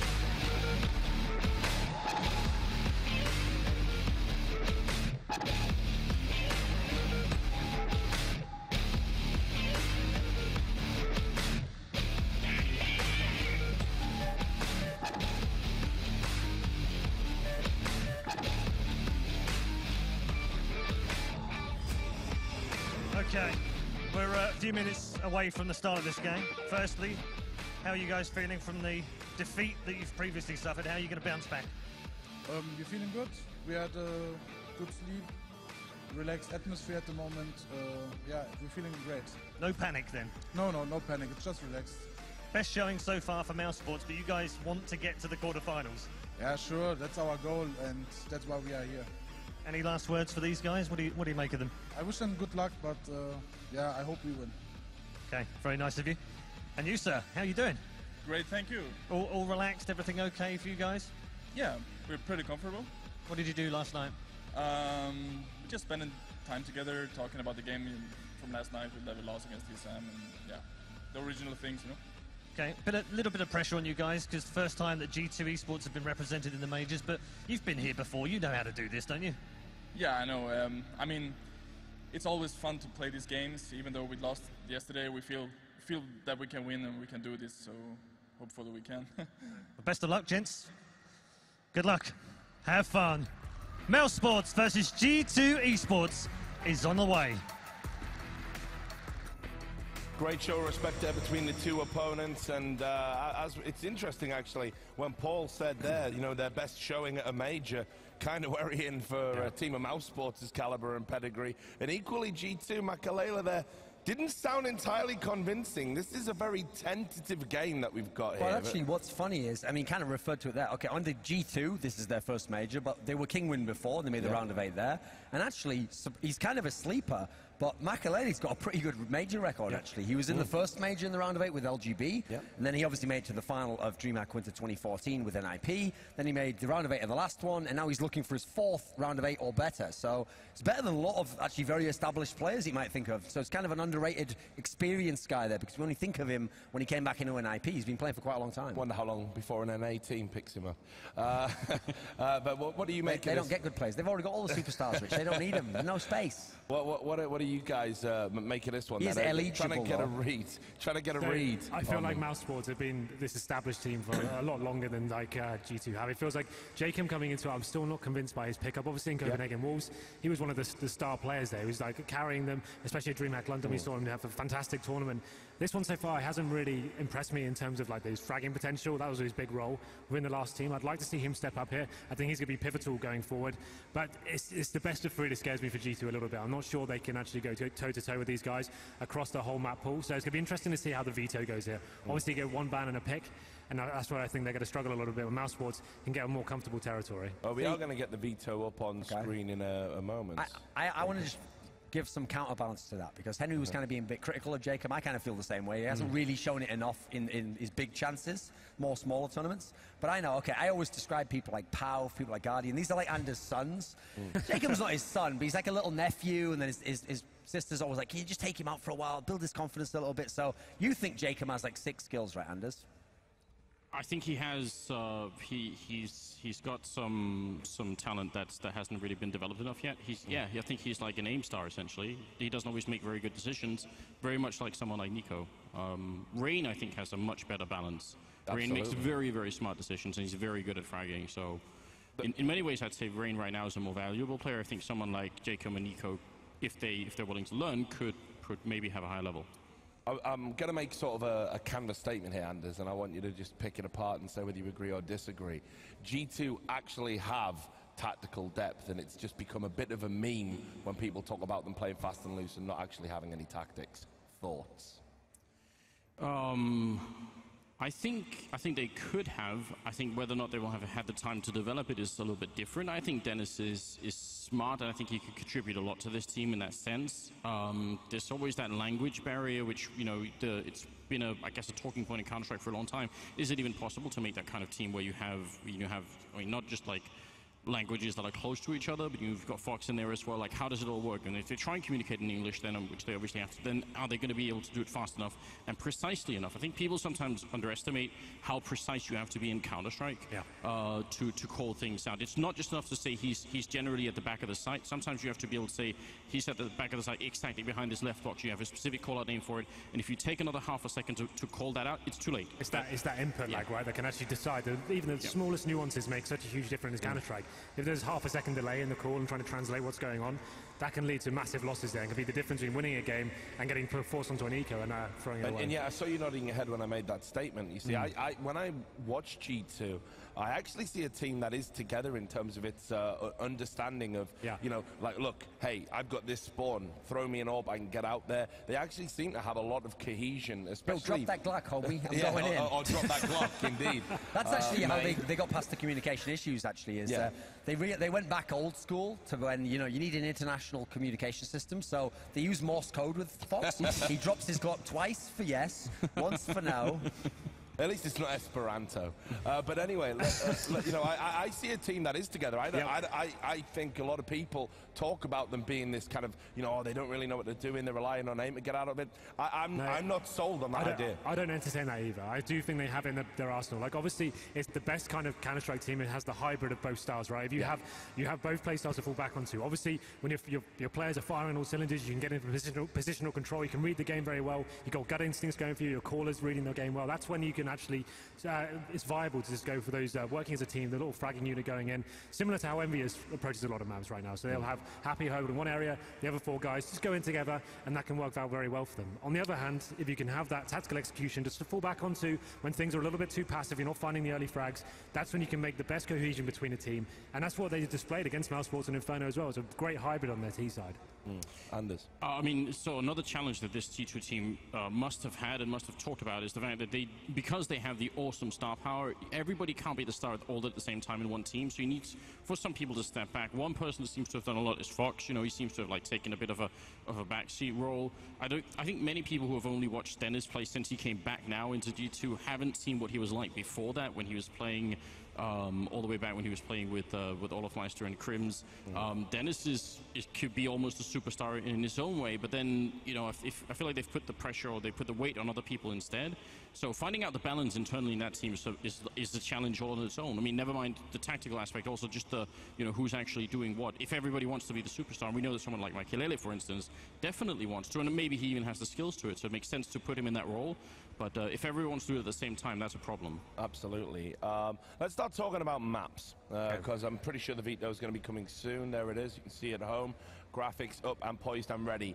G2 Esports, I would agree with this. I would say they don't necessarily have the map depth that Mousesports do. Definitely not. So, Henry, what landscape can they get this battle onto to put it in their favor? Obviously, they're going to be wanting to play Inferno. They're going to want to play Dust 2, Cash. These are the more simpler tactical approach maps. The hybrid style works perfectly for those. Cobblestone, I haven't actually seen G2 play on, so I can't really speculate as to how they would approach that one.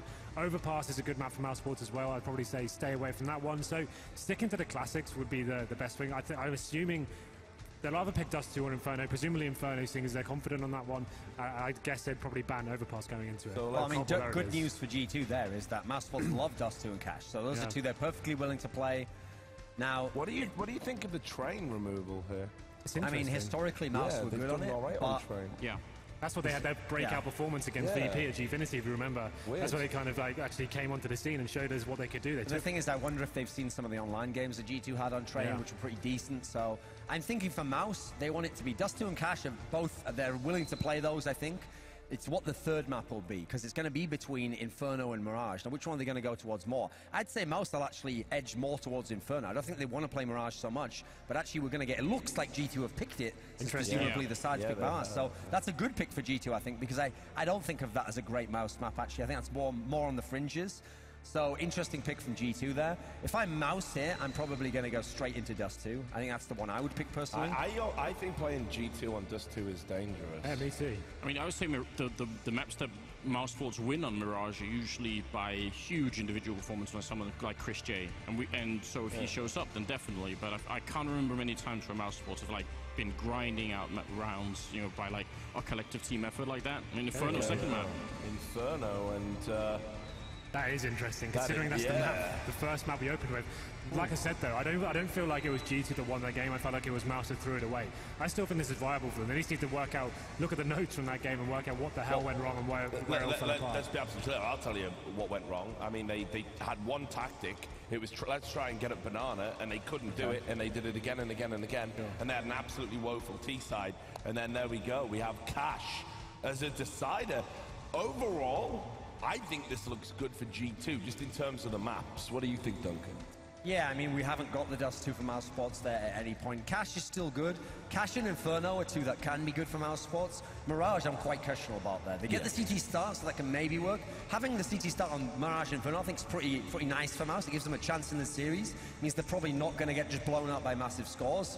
But I feel like with the way it's going to go, I feel like I'm edging G2 on Mirage, so I'm thinking it has to be a win on Inferno for Mouse. I think Mouse can win this series. I think they are good on Cash. I've seen them pick people apart on T-side on that map. Yeah, the problem I'm feeling here is I still do feel G2 for the form, but I'm thinking Mouse Sports can edge this, but I think it'll be 2-1. It's a really interesting decision to go with Inferno. Obviously, they've had an evening to think about this and rectify the problems in the first one. They've had the demo available to them, so obviously, GoRth4n think he's worked it out. He's got the formula to take them down, so that's going to be interesting to see what he can actually bring to the table. Obviously, it does make it possible you can lose 2-0, though. That's very risky. Yeah, I was going to say, it's hard to rectify when you're getting wrecked. Anders, what do you think of this? I agree. It's a really, really hard choice, this one. It kind of could go either way. I think Mouseport get to start CT side on Inferno. On both of the first two, yeah. Yeah. So I actually think that can have an impact on a game like this. Yeah, I'm tempted to go 2-1 in favor of Mouse Sports as well. Just gonna jump onto that one. Well, we'll get into predictions in a second. Yeah. Let's just talk about some of the minutiae. We've actually got one of our featured matchups here, and it is Nico and Rain are the two players that we've picked out. That's going to be coming up very shortly on your screens. Let's talk about those two players and their requisite strengths. Actually, Anders, I'll continue with you because you were talking about Rain earlier. I know you know his game somewhat intimately. Yeah, I think Rain has a very interesting balance. I can't actually think of many European players that have a similar balance as with Rain when it comes to individuals, fragging power, and then very, very good decision making. And decision making is always a really hard sort of talent to quantify, but Rain always just seems to be able to position himself very well, even in 2v1s where it's really hard if you're the single player to get good positions. For me, he's like the Norwegian Crims a bit, I think. Yeah, he's got some fragging, but he's not like you don't see the crazy headshots all the time, but good decision making again, good positioning. Good clutch play. Yeah, and it's a sort of player where suddenly you'd end up at the end of the game and say, wait a minute, he's got 26 kills, and I'm not exactly sure how he got them, but actually he kept just picking kills up.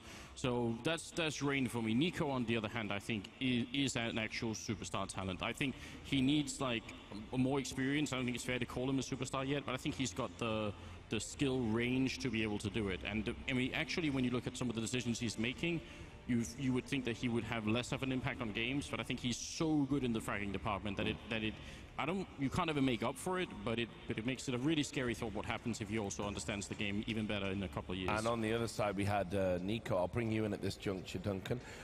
You were talking about how, he hasn't really turned up in these big tournaments for Mouse, and indeed in the first game, looked like it was going to be the same old sad story. Against Flipside, though, he went off big time. Yeah, that time he did show. That was the Nico you've seen online. That's the one you've seen at the smaller tournaments, even way back when he was playing in Game Pub when they had that crazy result where they actually beat Astana Dragons back in the day. So, yeah, that's what we've seen in the past. It's still only one map, though. So that's why, even though I'm predicting Mouse are going to win, I'm not super confident in it, because for Mouse to win, I know exactly which players have to come up. Next has to come, Nico has to come, and then Christian has to contribute, has to have a decent AWPing. So I kind of know how they can win. Whether they will win is obviously a different matter. For the guys over on G2, they've got a lot of ways they can win. It's very spread out, the skill there. It doesn't have to come from one player. They have strengths at different points of the game. They have the fast-peaking AWPing style of Makaleli, but then they have the consistency of Rain. Then they have the new guy, Jacob, who hasn't had to contribute much yet, but if he can, that can be a big X factor. I'm still liking the approach that Mouse can win with, though. I think if they do it, then they will win the series overall. I think it's going to be 2-1 either way, though. Yeah, I definitely think this is going to go the distance. Henry, I'll just get your thoughts on, those two players, perhaps some of the other players in the lineup that you can identify as players to watch. Nico's a really interesting example of this team for me. The fact he was actually being signed within Mousesports for the last year or so, he was removed and taken back into a sub role there. So it kind of got broken down. There was a communication issues. Were to keep him there as the sub. Speedy was brought in, and then after about 6 months, it seemed like the team plateaued. They had some great success, about a 3-month honeymoon period with that lineup, and it seemed like something would have to change. They needed something to revitalize the team. They needed that fragging aspect. Nico, the online play he presented when he first came back into the roster was so exciting. He was dropping 35 bombs online across the board on every single map. He played a lot in the PGL season. We saw so many stellar performances from him, but the problem was it was kind of inconsistent. It was almost like one game 30 bomb, the next game 5 or 6 frags. It's it's whatever Nico turns up. And in this environment, obviously, there's a lot of high pressure here. Mousesport's desperate to reach that legendary status.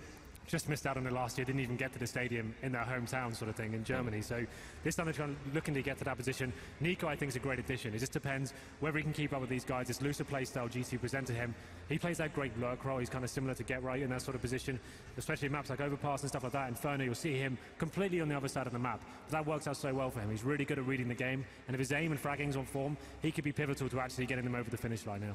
Yeah, any other players that we feel are ones to watch coming into this match? Again, I'll bring you in at this point, Anders. I would actually still say that Dennis is a very interesting player, a very fun player to watch. And again, I think because of some of the sacrifices he's had to make individually, because of how much space everyone else on that team takes up, we haven't really had much of a chance to see him. But he is a very fun player to watch, and he's an incredible talent. So we haven't done a lot of talking about Nex. I'm a little bit surprised that we haven't brought him up. One of the factors that we had from yesterday, we did erroneously state, I'm not sure who brought it to the table. Obviously, probably DDK. Yeah, probably DDK. Why not? No, he's known to do that. Yeah, but I think it doesn't matter anyway. Let's not throw anyone under the bus. We're all a team. I hate to do that. Just me, of course. Just camaraderie. Professional respect. But anyway, so Mousesports have been playing with obviously Dennis, who's been sick. He's got tonsillitis at the moment. Could be a factor. No time to pontificate on the doctor's note though, because we've just been told we've got the 90-second warning. So, going to bring you into predictions here, Henry. Judging by the maps, it could potentially be a 2-0 in favour of G2. I'm going to say it's going to be a 2-1 in their favour. I think Mousesports would actually bounce back on Inferno. I think they've got what it is, but I will say 2-1 G2. I'm going to have to stick with the balance between skill and tactics and go in favour of Mousesports 2-1 though. Okay, Duncan. Yeah, I'm going to go Mousesports 2-1. I'm going to say G2 will win Mirage, but I think the other maps will go to Mousesports in a close, contested manner. Right. Not that my opinion ever matters about anything, but I think this veto is a G2 thing. So me and my old wingman Henry, we're in line with each other again, brother. Anyway, we're going to enjoy watching this one of the games of the day. I'm sure it's going to be back and forth. Thanks a lot for your thoughts, gentlemen. Without any further ado, we are going to get into this one. It is G2 Esports versus Mousesports. It's going to be cast by the boys from Face It. It is DDK and James Bardolph. Good afternoon, everyone, and welcome to the second match of the day. I am joined by handsome man Dan. How are you doing, sir? Hello, I'm doing fantastic. We've got an amazing day of games. We already had a really awesome one to start the day off with, and now it's into G2 and Mousesports, and who knows what to expect from this. We saw some good stuff from G2. They look like a new team, actually. They've really impressed me with their development, and Mousesports waiting for that big result. Dennis is a bit sick, a bit under the weather, but I believe they can do it. So G2 going to be starting on the CT side of Mirage. We wait to see what both teams have to offer. G2 going for 3 Kevlars, Makalele holding the defuse kit and the nades. 4 Kevlars on the Mousesports side, Gobby going to be the nade man. So Gobby's going to be holding a passive angle towards mid as most of his team head towards B, possibly the underpass for some more mid presence. Bit of a standard hold so far from G2. Fox holding a passive position towards mid for the time being. And it seems it's going to be an A split here from the T side. Ooh, the classic pistol here, the T side.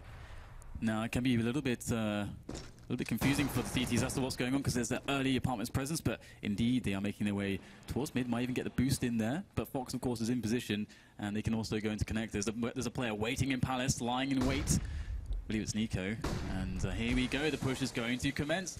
Dennis is up there on top of the shadow position, up by the ladder. Nice kill there onto Dennis, and Christian will get the instant return there. So Fox, great stuff there from Fox straight away. 3 versus 2 now for G2 as Mousesports find themselves in an interesting predicament. Mousesports going for a CT push, but Jakem's ready and waiting. 2 headshots for him, and that is going to be the pistol in the way of G2. So good start by the CT side. I thought they could do something there. I was like, is this going to work? They got team player. Oh, okay, they're dead. Yeah, I mean, they didn't know where the CTs were in the CT area, if they were there, if they were far. So it seems they didn't want to risk going for the plant with one person covering, looking to push, try and find the information, and who knows where they would have gone from there. But Jakem just ready to shoot people straight in the face. So we're going to see the fourth buy here from Mousesports. Again, Gobby going to be the nade man. No Kevlar on him, but the rest have gone for the full force. Yeah, it looks like they're going for that classic force buy. We used to see this quite a lot, actually. Fnatic used to be really good at this B apartments play, but there are SMGs, in particular the P90 of Jakem lying in wait. Many would say Jakem is the second best player in Norway, second to Rain, who was also of course on G2 as well. But they are actually waiting quite a while. And here he comes. Nade execute coming towards the B site. Jacob going to use that counter smoke to make things as difficult as possible. McLeary coming in for support, spray down through the smoke, but he's going to get taken down by Nico. The P90 coming in though. This could be absolutely disgusting. There it is, 4 frags of the P90. Only Chris J remains. He's picked up the bomb. Maybe he will opt to go elsewhere, but only one person's been taken down by for G2. And there we go. There's the cleanup for Jacob and the G2 side. Going to be a 5-man, an early ace for the CTs here. It's really nice, isn't it, by Jacob getting the ace to just kick things off here for G2 to lift their spirits and to get a lot of money in the bank as well. Really, really cool to get action when you're that guy playing B apartments. Look at the brutality. Lovely stuff. Parents in tears at home. Hide your kids, hide your wife. Like a storage here. Also because of that, yes. All right, so Mousepot's going to have an early presence towards top mid. That nade is going to be devastating. Dennis wondering what's happened to the rest of his HP. Good spray down. That P90 coming in for more work as well. Only 2 Mousesports players remain. Again, this is an eco round for them after the failure of the previous 2. And it will be a fast round for G2. Fox surviving with 6 HP, but surviving nonetheless. Yeah, so now we get into some real CS here. Mousesports picking up all their weapons, finally able to purchase everything they want and start the round as they want to. But of course, you know, they don't have the best situation on the grenades, having gone for the force buy earlier on. However, they will have a sort of smoke grenades here, 5 in fact. So they can definitely use those grenades to get some map control here, to try to take middle if they want to do that, or even set up executes. They've got a lot of options, but Michael Elliott might actually be bringing the fight to them straight away. The P90 going for the throwaway play with that P90, and it's going to work, just charging Dennis. What a great pop flash, and all of a sudden, G2 off to a wonderful start in this round. Indeed, Dennis going to get taken out with an aggressive position towards A. I don't think he would have seen the bomb there. Rain coming in to stop the Palace peak from Chris J. Only AKs for the T side following their force buy. They do have a player lurking in mid at the moment, so Fox, his position may be precarious. Could get shot in the back if he's not careful. Yeah, so slowing this down is pretty nice. Then Next was able to get the kill by Pitt. And there it is. g0rth4n with that boost into CPR, into the window. Is going to find the backstab. Fox, just not enough cover there. And J-Chem stuck by CT Spawn. It's a nice position. And Rain could really make the difference here. But he's going to get taken down by Nico. And now things start to fall apart here for G2 as Michael Elliott tries to make his way in to somehow bail J-Chem out of this situation by CT Spawn. But J-Chem being so low, this is going to be a tough one. He does have a couple flashes to play with. And here it is. Next. It's going to go down, so they've actually got the bomb. Yeah, I think they were trying to secure Connector and Jungle to plant for short, but they didn't get it. Let's get there in time. Jacob coming in from the back. He'll get taken down, though. Only had a few HP left, so Makalele versus 2. He's got the bomb in his favor. 25 seconds left for Mousesports to try and recover this. See Makalele just hiding behind the box there, looking for the 1 versus 1 engagement. It's going to get flashed on, and Molotov hasn't worked out for him, and the bomb is going to get planted for short. Yeah, now Makalele. Going to be a very tough save for him. He's got no kit, but of course the bomb is right in front of him, so shouldn't be too much of an issue. But here he goes, looking for the first engagement. Now who's going to go first? Nico with that pixel peek, and g0rth4n will capitalize as Michael Elliott tries to take down the very difficult to find Nico. And that's the 3-1 score. So Mousesports actually able to, despite the awesome play at the start from Michael Elliott, they were able to save that thanks to that fragging power from Next. And Nico being able to push into those positions to get also g0rth4n into, in through window there. Very nicely, very nicely set up round by g0rth4n despite losing a player. Despite winning the round, Mousesports don't have much money in the bank, only surviving with a few players there. So Chris J and Next going to be lacking in the grenades. Chris J reduced just to the scout, but there are problems on the G2 side as well. He's got the buy, but Rain has just reduced to a 5-7. So this is a precarious round for both sides. But interestingly, Chris J, okay, he's got the AK in hand now. And that's the full AK set up for Mousesports, and they're creeping in apartments, B apartments, with that bomb. And Jacob with a bit of spam there, but he won't find anything. There is smokes down at this point. They don't really know what's going on in G2. They're playing players very close to the 4 positions on A, which means that the rotation time will be very long if there's a fast snap into that B-bomb site. But Fox will take down g0rth4n. He was just creeping, lurking slowly along that short area. And now I think that should have been quite a big tell to G2 as to what's actually happening here. Indeed, but G2 still have 3 people over towards the A site, and there's no one there for the Ts. They are trying to get as close as possible to the B site because they're playing the contact play here. So once the CTs realize what's going on, we might see Mousesports try and speed things up and get onto the site. So it looks like they're waiting for a pick, and you can't blame them because they have limited nades. They can't really execute. The flash coming in. McLeary will be blind for a few seconds. Can't find an engagement. Molotovs are coming in, but the Mousesports players are getting onto the site. Jacob coming in the bench position. Also in the forest, but he's not going to get any frags. 3 versus 3 now, and G2 are in a position where they have to go for the retake here, but the bomb is down in front of the window. Yeah, Fox, though, he's coming in from short of the AWP. He might be able to do something here. Oh, wow, there it is. First frag onto next. The bomb will go down safely, but that's forcing time for Rain. There's the trade. Fox finding that wallbang onto Dennis. Now one-on-one here. Fox needs that quad kill to take down Nico, as Nico just waits. Looking for the player angle. Nicely done by Nico. Finds that quick flick. Great response from him. One of the star riflers there on the team, and you can see why Mousesports now with 2 consecutive rounds, which is going to push G2 into economic turmoil. So the money has been broken for the CT side, completely, as Dan just mentioned there, and we're going to see the Molotovs coming out from Mousesports, which is always important when you're on an anti-eco. All these sneaky spots for the CTs to hide in. We'll have to force them out of their holes with those flames, so we'll see how that goes on as the round proceeds. Number of G2 players towards the connector area, maybe looking to push up mid. There is a cursory look from Gobby, and he's put himself a UMP to try and fend things off, but it's not going to work out for him. He's got the information for his team, though. Next, holding things down, will try and stop Dennis's teammates from taking that UMP. He's backing off as well, but he can't get behind cover in time, so they're losing a few players. But now it's Dennis's turn to come in. That's the Mousesports Dennis this time. Try and control the mid area. Yeah, a little bit too much damage sustained so far. Two frags there going towards G2. Just with that classic mid-rush, not even with that many players initially. And Chris in a little bit trouble. The tech line will bail him out though. And Michael Elliott is the last guy left alive. If he could actually pick up another kill, then that would be an enormous result for G2. I don't think they had any right to pick up any frags in this situation. I think it's more you know, Mousesports anti-eco being a little bit risky. Sending 2 players kind of alone into middle. It didn't seem like they anticipated that push from G2. Mousesports heading towards the A site together. Makaleli he should be able to pick up a weapon towards mid. Then we will see if he chooses to try and get some more damage in, or if he will opt to save it. He's picked up a Galil. He's headed up short at the moment. I think he will realize where the bomb has gone down, so is he going to go for an engagement? It seems he is. Jumping into the CPL area, moving towards the site. Will he go towards CT, or will he try to push from jungle? 3 Mousesports plays. They've got at least 4 angles to look at. I'm not sure if Makaleli was just spotted there, but Mousesports already moving towards the CT area. The bomb's planted for them as well. So, Makaleli's got 1 frag. No time to defuse the bomb though, and he will get taken down by Chris J, who will retain the AWP stolen from the CT side. That was really nicely done, though, by Michael Elliott. And just generally, those 3 frags are actually going to be very important going into this next round, because we'll see G2 have enough money to buy. Unfortunately for them, they can't get AWPs and still have Kevlar and grenades, so they're deciding to go for, instead of a glass cannon kind of play, which you might actually expect from G2 of old, they've actually gone for all rifles, all utility, and Mousesports, if they lose this one, they're broken, and G2 can get that momentum back. They can force the eco out of Mousesports. So, we're going to have a 2-1-2 set up from Mousesports. Fox going to have a quick look towards CPL, but being smoked off, already rotating towards the connector area. Again, Gobby is going to be the man lurking towards mid. Mousesports with 3 players focused towards A. Gobby looking to smoke off jungle from that position. So that will make Fox's life even more difficult. Dennis coming in from the underpass, so he might find an engagement with Fox soon. Now Makalele is in the ladder room having a look around.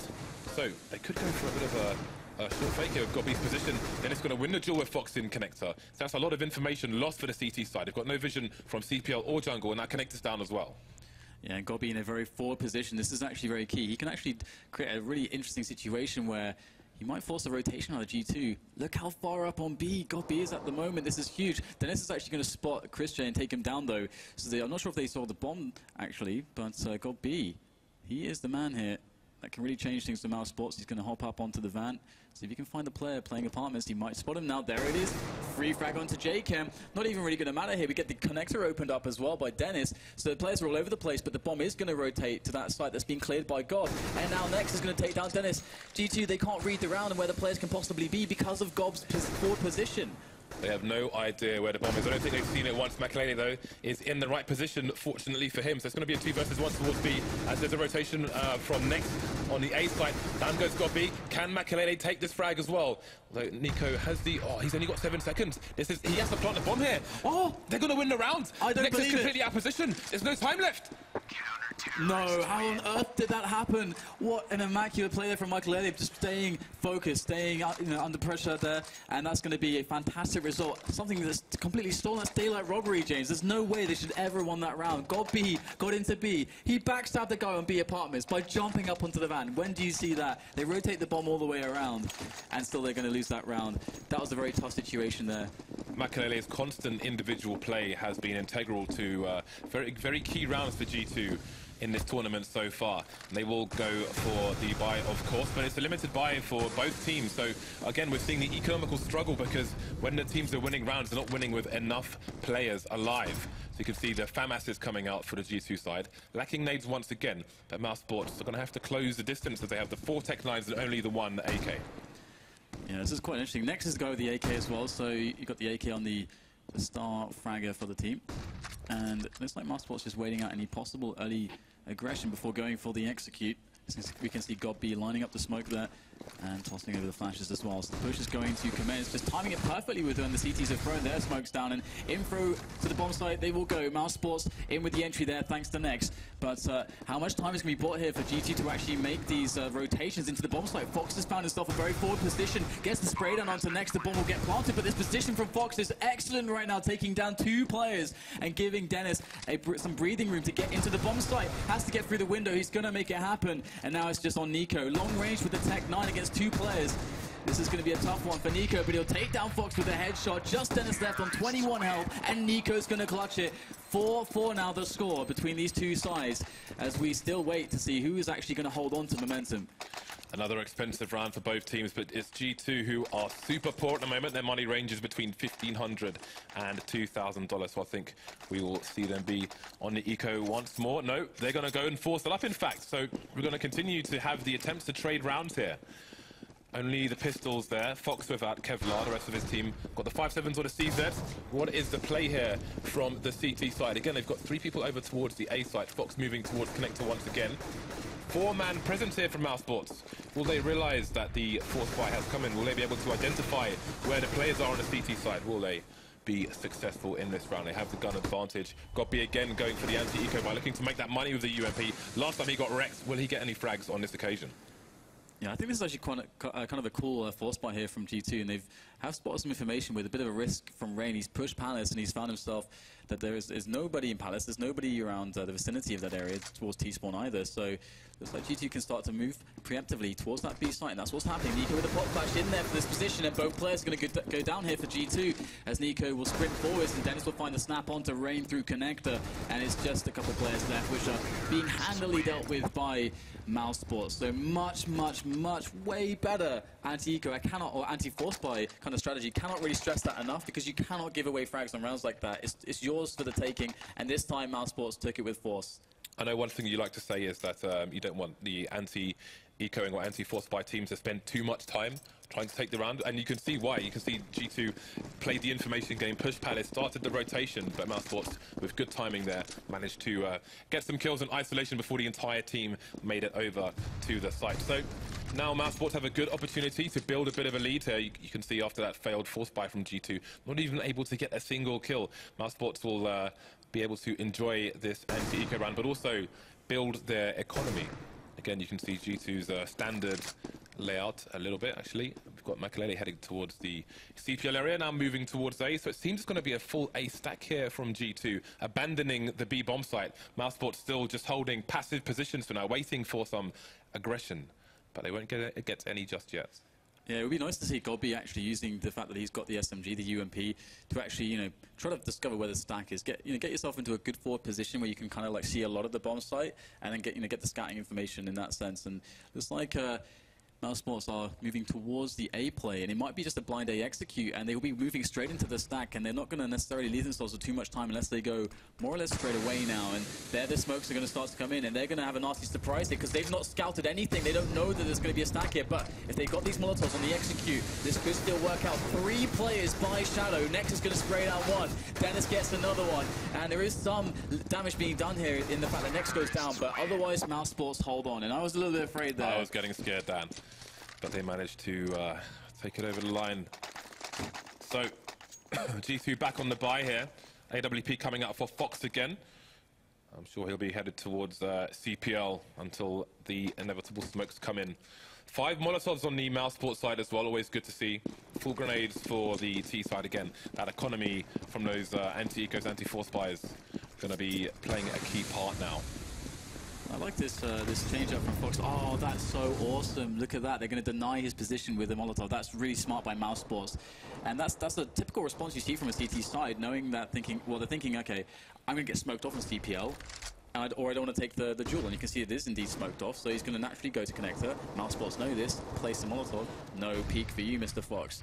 No fast or potential frag for you. But the CT side are lacking a lot of information in mid. They don't have anybody playing anywhere near short, so they have Fox holding connector. Other than that, they don't know what's going on. There could be boosts coming in, etc. Fox going to get a tag through the ball, going back for the repeak, taking down Gob-B on the second opportunity, but there's another player in connector which you might not expect. Dennis coming in for the flank, coming in behind enemy lines now, but who's going to find the angle first? He's got to be paranoid about Shadow if he tries to get this engagement on Fox. What's he going to do? The flash is coming in from a teammate, and he's going to take down Fox.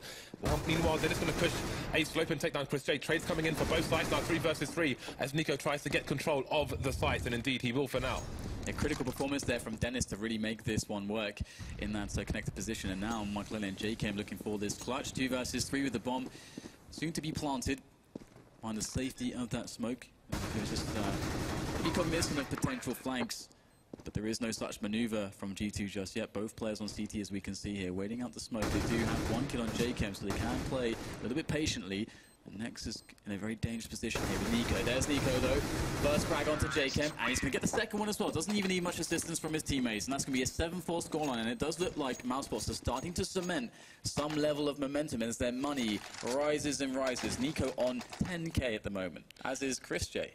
CCs have lost 4 rounds in a row now. Money averaging around 3,000, so again, they're going to be in a difficult position. This time, they're not opting for the force buy. Some pistols being purchased, and it's going to spend a little bit more money on the Kevlar, but other than that, their economy is going to be waiting for the next round. Can they do any damage? Again, they're going to be having a standard setup. No stack just yet.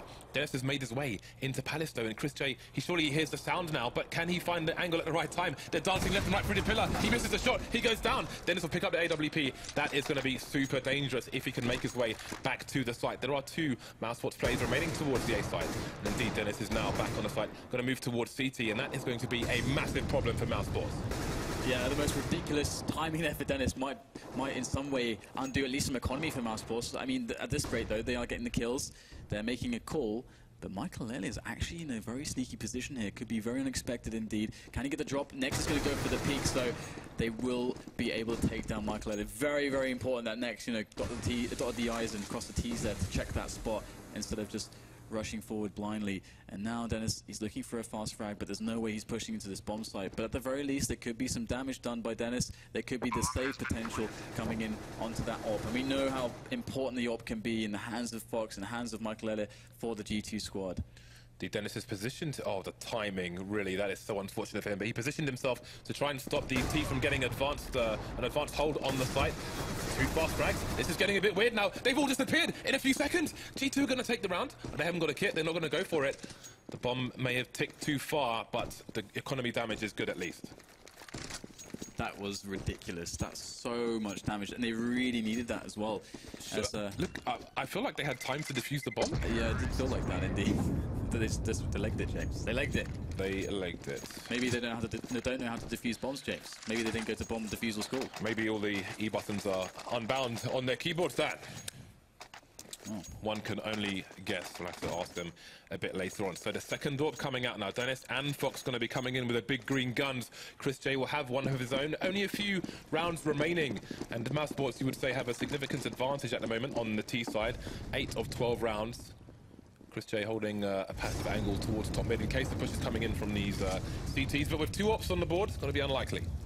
Yeah, Dennis picking up that AWP fills me with confidence for G2. Of course, it's a bit of a mix-up. We can see they've got more middle presence here with Michael Lele taking a deeper peek. He's got the cover of 2 players. Jacob's there with him. 2 players on that short angle with the rifles can be very, very dangerous, especially if the flashes are coming in a timely fashion. However, Mousesports are opening this with a very, very passive round, perhaps predicting that maybe G2 will mix it up with an aggression. Not quite, just a little bit of extra cat presence, but it's a good approach from Mousesports because they got the time to burn just to rule out any possible surprises. I think they're going to be very surprised by the presence of the second AWP here. Fox going for an angle towards B, but he's unable to make the connection there. Gonna take a bit of a passive angle, but still somewhat aggressive. So we've got the bomb moving over towards the A site. Presumably, they are going to be in for a nasty surprise once Dennis makes his presence known. He is in this CT position. Could get smoked off though. Jacob going to hold down the mid area for the moment, but there are T's in the underpass. Yeah, and Rain gets this kill's going to be huge right now because the push is coming in from just Slope and Pit. They've cut off one of the prongs, and Dennis is there with the AWP. They might not think the AWP can even be in this position after spotting it at B-Apps. Dennis will miss the shot. He'll get dinged for the box, actually. Not much damage as Chris J will entry and get Nico into position here, but time is starting to play a huge factor. If the G2 can just waste more time and stop that bomb from going down, they're going to, of course, win the round. Nico going in now, needs to cover, needs to take down Dennis. That's exactly what he's going to do, but the bomb hits the ground. There is no longer time to plant it, and he's facing 3 players, and he's going to get executed there. G2 with a round, and they will survive with 3 players too, so looking fairly good going into the next round to try to build up momentum. If we look at Rain, he had 8K there, so definitely a strong showing from G2, and they can maybe make a half of this already. That was really lucky at the very end there. One of the G2 players blocked the other one who was trying to retrieve the AWP, but he got there just in time. So we will continue with 3 AWPs here. Second last round of the first half. Full nades on both teams. We haven't seen that in a while. So Mousesports with fast presence. Going to be going to take presence on, take control of the underpass area and head towards B-Apps as well. So we're going to see a deep, is that 2-man play here? I guess we can put one of the CTs in ladder room. So once Dennis emerges, he may be in for trouble. But for now, it's going to be 2 people holding down short. Rain coming in for an aggressive look towards the underpass. The Mousesports now changing their mind after losing God B, so they don't have division from top mid. Yeah, that setup on short is a little bit surprising. It's something you don't see every day, but it does, of course, have a lot of potential. You don't expect the second player to be there to peek out once you get the first cat player dead. So, and because that's not really been spotted yet, well, they might as well keep using it until it's been found out. And Fox is still holding this B apartments, as we can see. And once again, the rotation in with the bomb is going to go towards A from Mousesports. So they're liking the A plate. They are moving Chris J into position towards Connector as well, but he's not got support. This could be very awkward for Chris J, just with an AWP. And indeed, Rain is going to find that pixel, take him down, and this is going to be very hard for Mousesports at this rate. 5 versus 3, need to find a way into this A-bomb site. Yeah, you can see the struggle not having Gobby top mid there. And that was a completely free kill for Rain. Jacob's in a strong position to see Dennis, even if it needs to be a trade. Won't be needed though. Rain going to shoot Dennis straight in the face, coming in towards Palace. Next going to trade, but they're running out of numbers here on the Mousesports side. Only Nico left and 20 seconds remaining with the CT swarming. He's taking down the player in the CT area, so he had an opportunity to plant here, but he's going to get taken down. No plant, no money bonus for Mousesports. That could have been $4,000 in the bank, but instead it will just be the minimum. And look what they're left with. That plant would have meant so much for them.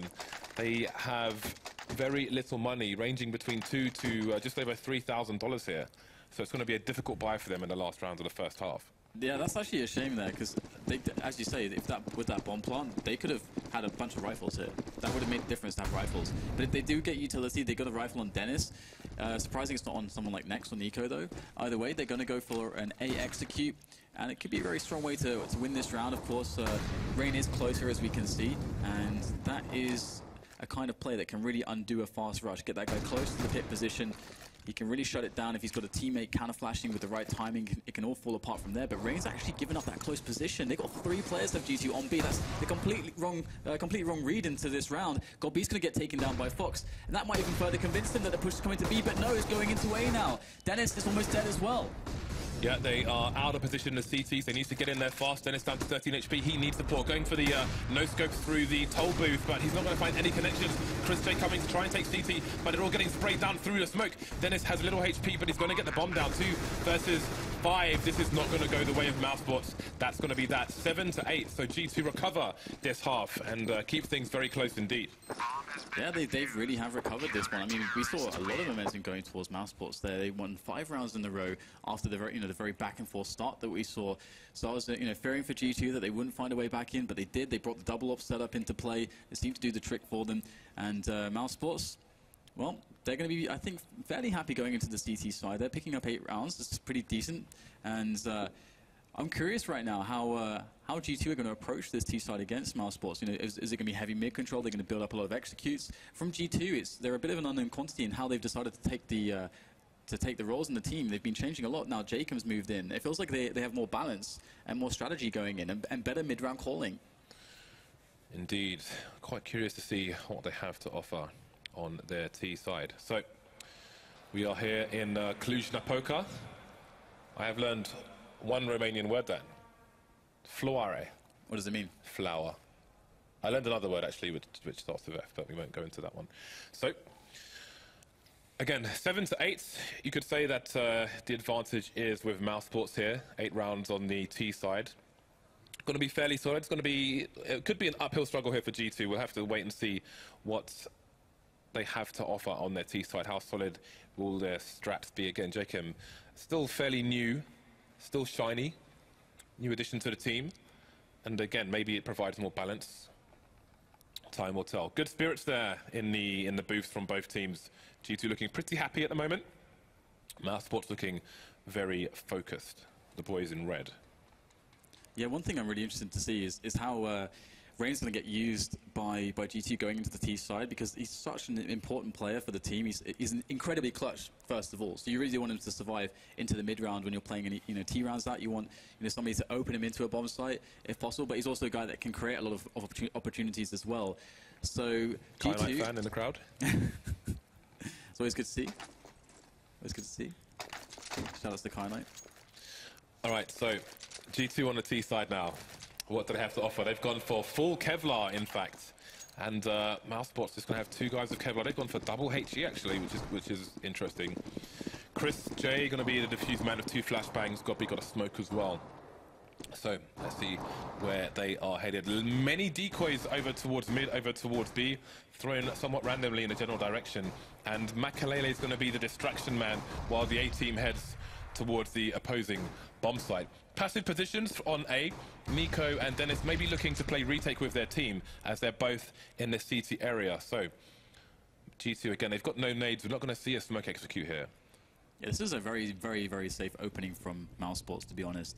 Very passive indeed, very retake-ish, not full retake on A, but a bit towards B and A. But here comes that push into that A-bomb site.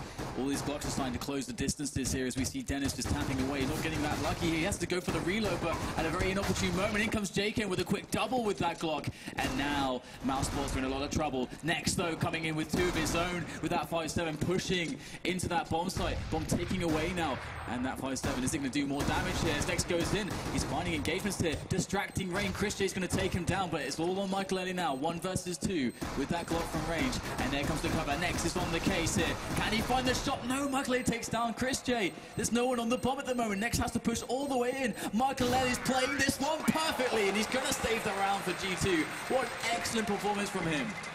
Once again, Makalele, the talisman for G2, going to make all the difference there. Great plant by G2, good push towards CT as well, but there was a very untimely flashbang for them that came in after these frags you're seeing on the replay. Forced them to retreat from the position, but again, Makalele just going to make the best use of that plant. There we go. Next, you can see the flashbang coming in there, forcing the other players to run away. So 8-8, and Mousesport's going to be stacking the A site. We saw a triple shadow play in the first half. It looks like we might see the same in the second. Dennis going to get taken down by Dennis very quickly indeed. It's a CT Dennis proving superior in that sense. But the B bomb site's been abandoned. Will G2 commit to it though? You see Fox trying to bait, trying to find out the information, but all this time is giving Mousesports time to rotate. We've got a CT player pushing top mid as well, and he's creeping, so they might not hear him. Makalele is waiting passively, and he's got the right angle as well. Yeah, Makalele will find Godby, so despite the information going towards Mousesports and then making the right rotations, you can see that G2 still has a lot of time to play with. They have a minute on the clock, so they don't have to rush things. Just take it as a team and try to find a good approach onto a bomb site. You can see they're actually going to go back towards middle there. Fox can find a lot of spray damage onto Dennis, but looking for the follow-up there, the kill, and he's going to move all the way in here to try to see if he can approach the spot B bomb site and get some information with his team, for his team here. But Nico's going to shut down 1 player, 2, and then 3 with that Deagle. What on earth has just happened there? Nico delivering massively for Mousesports. If you blinked, you would have missed that one. Nico, stellar stuff. There's a tear in my eye, Dan, for what just happened. G2 got pops for acting lolly, you might say. Pushing down short after there was a flank. They had no information as to where anybody was, but obviously B was a funnel. But look at this, absolutely wrecked. Mousesports straight back into this, taking the lead now, and G2 wondering what became Closed casket funerals, parents in tears, letters written home. It's a terrible day for G2, Dan. That is such a shock upset.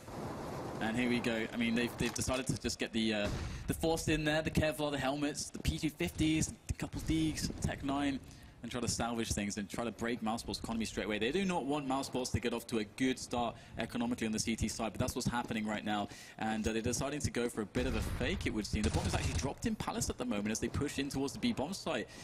Interesting stuff here from G2. Maybe an oversight as everyone's dying all over the place here. They will actually find a frag into the B bomb site, but again, that bomb is down, just sitting in Palace with nobody near it, more or less. Yeah, and the ironic thing is, Dennis now has the A-site to himself, but he's got to go and retrieve it. Oh, but Jacob's doing work. He's gone down. Can Dennis get back onto the site and plant the bomb in time? It looks like he can. And who knows what could happen after that. He's got a deagle of his own. Maybe he can get some sweet revenge for his team. Going to go for the fast and dirty plant. Again, this is not the best plant for the teams, generally speaking, but of course, this is a desperate situation for Dennis. He's got Kevlar as well. He could try and get some meat shots here. And Mousesports not heading towards his position, coming in all together, playing the numbers game, looking to get those trades. Nico down to 11 HP. Dennis could get some nice damage in here, and there it is. Dennis onto Dennis, and now Nico with only 11 HP. This gets really tricky.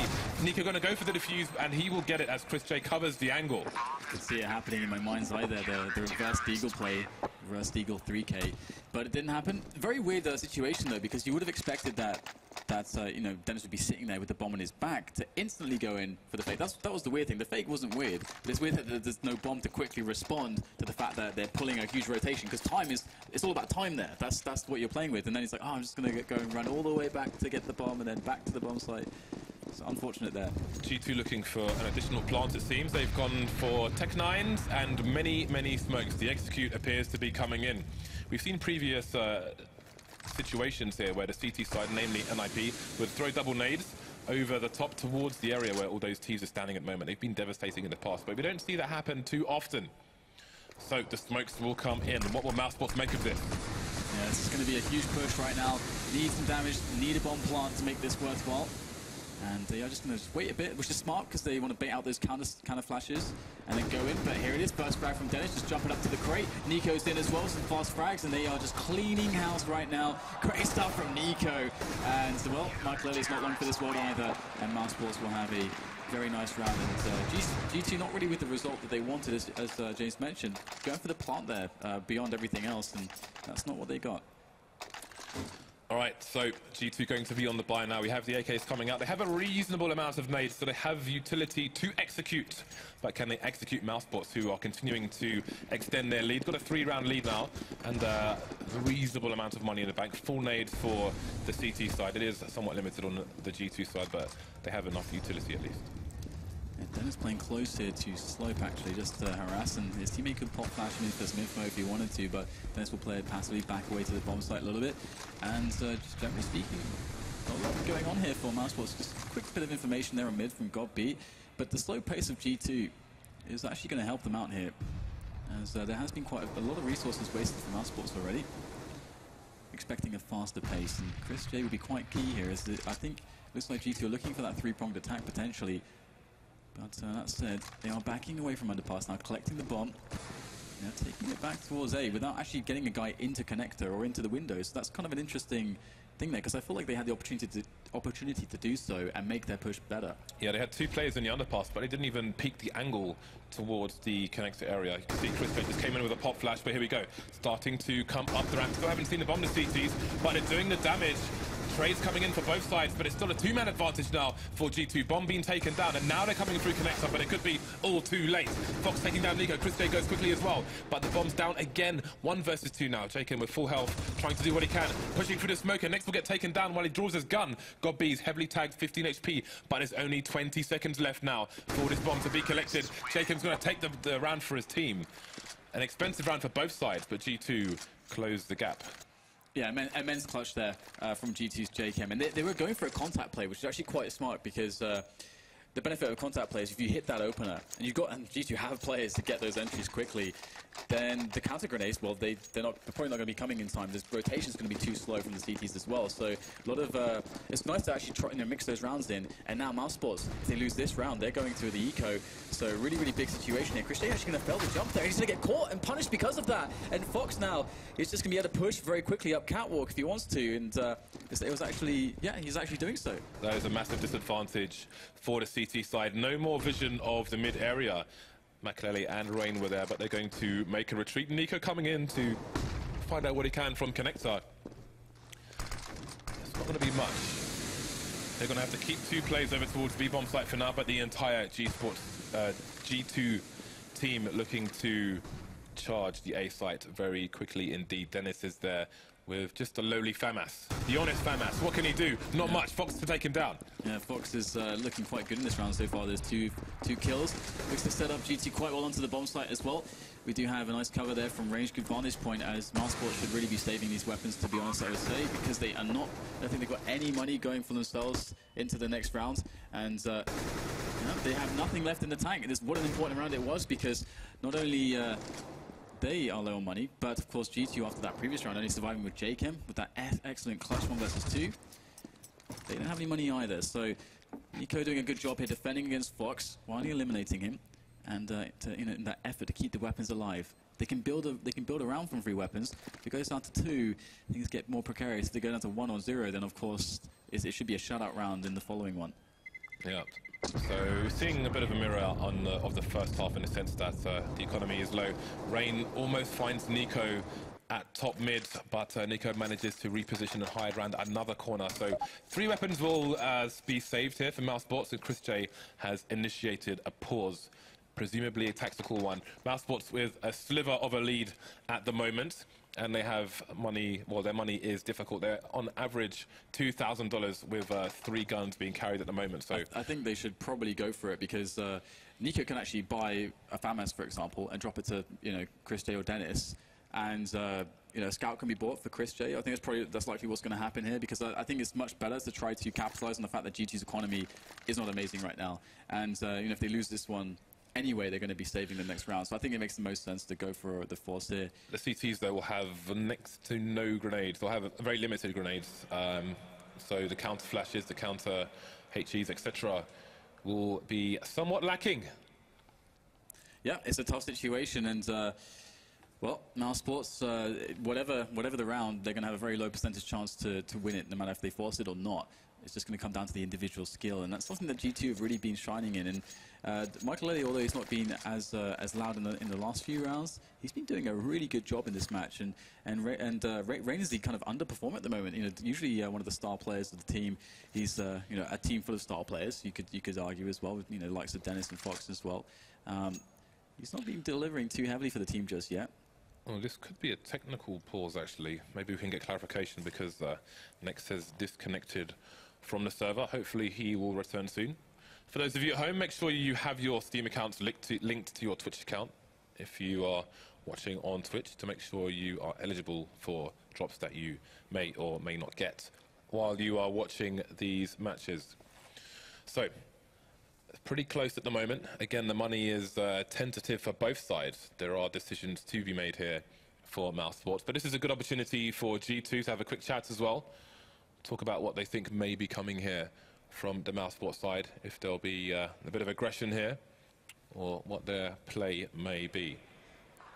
Is a best of 3, of course. It's interesting as well, because for G2 they get this opportunity to think this round over as well, not just Mousesports. So they're probably thinking, okay, how can we actually blow up any potential plays from Mousesports? Because they can presume that if Mousesports do force buy, they know that they save 3 weapons. So in that spot, it's actually kind of common that you'd probably see a force buy in this kind of situation from the CTs. So from G2, they could think, okay, they're going to have very low utility if they do that, which is something you pointed out, and that means that G2 can just play a slow round, try to bait out any utilities that they do have, and then go for an execute, because there's going to be no counter flashes or even a contact play. It's pretty hard to go all too wrong, just because of those advantages of the lack of CT utility and the better weapons. So generally G2 are in a really good position. I think if they go with a slow round into an execute, that's kind of that would be a very strong way to handle a situation like this. But we'll have to see how they approach it. G2, a team that is not necessarily going to always play things in the way that you would expect.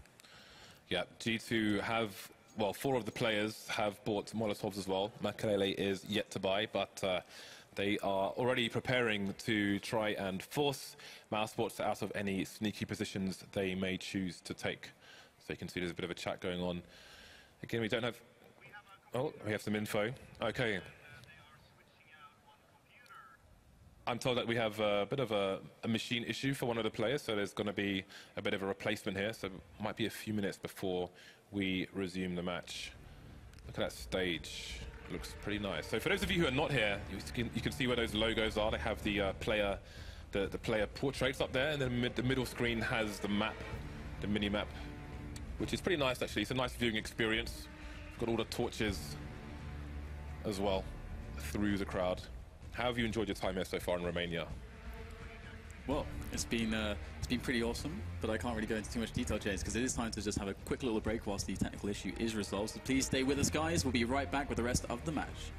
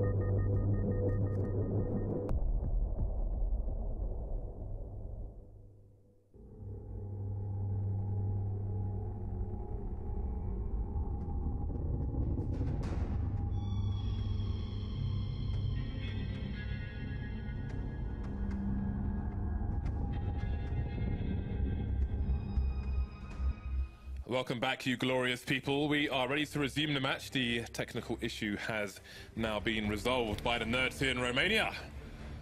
We are due to get back into the game in about 12 seconds. The countdown has begun. G2 are 1 round down on esports, on Mousesports, on esports in general. And esports. The whole genre of esports, they're down a round. So Chris J and Dennis have not bought anything yet, so it seems Mousesports going to go for the safe play here and keep their economy intact. Yeah, it's kind of interesting because Nika actually, instead of dropping anything, indeed just saving some money, and Chris J just buys the Deagle. So let's see how this pans out for them.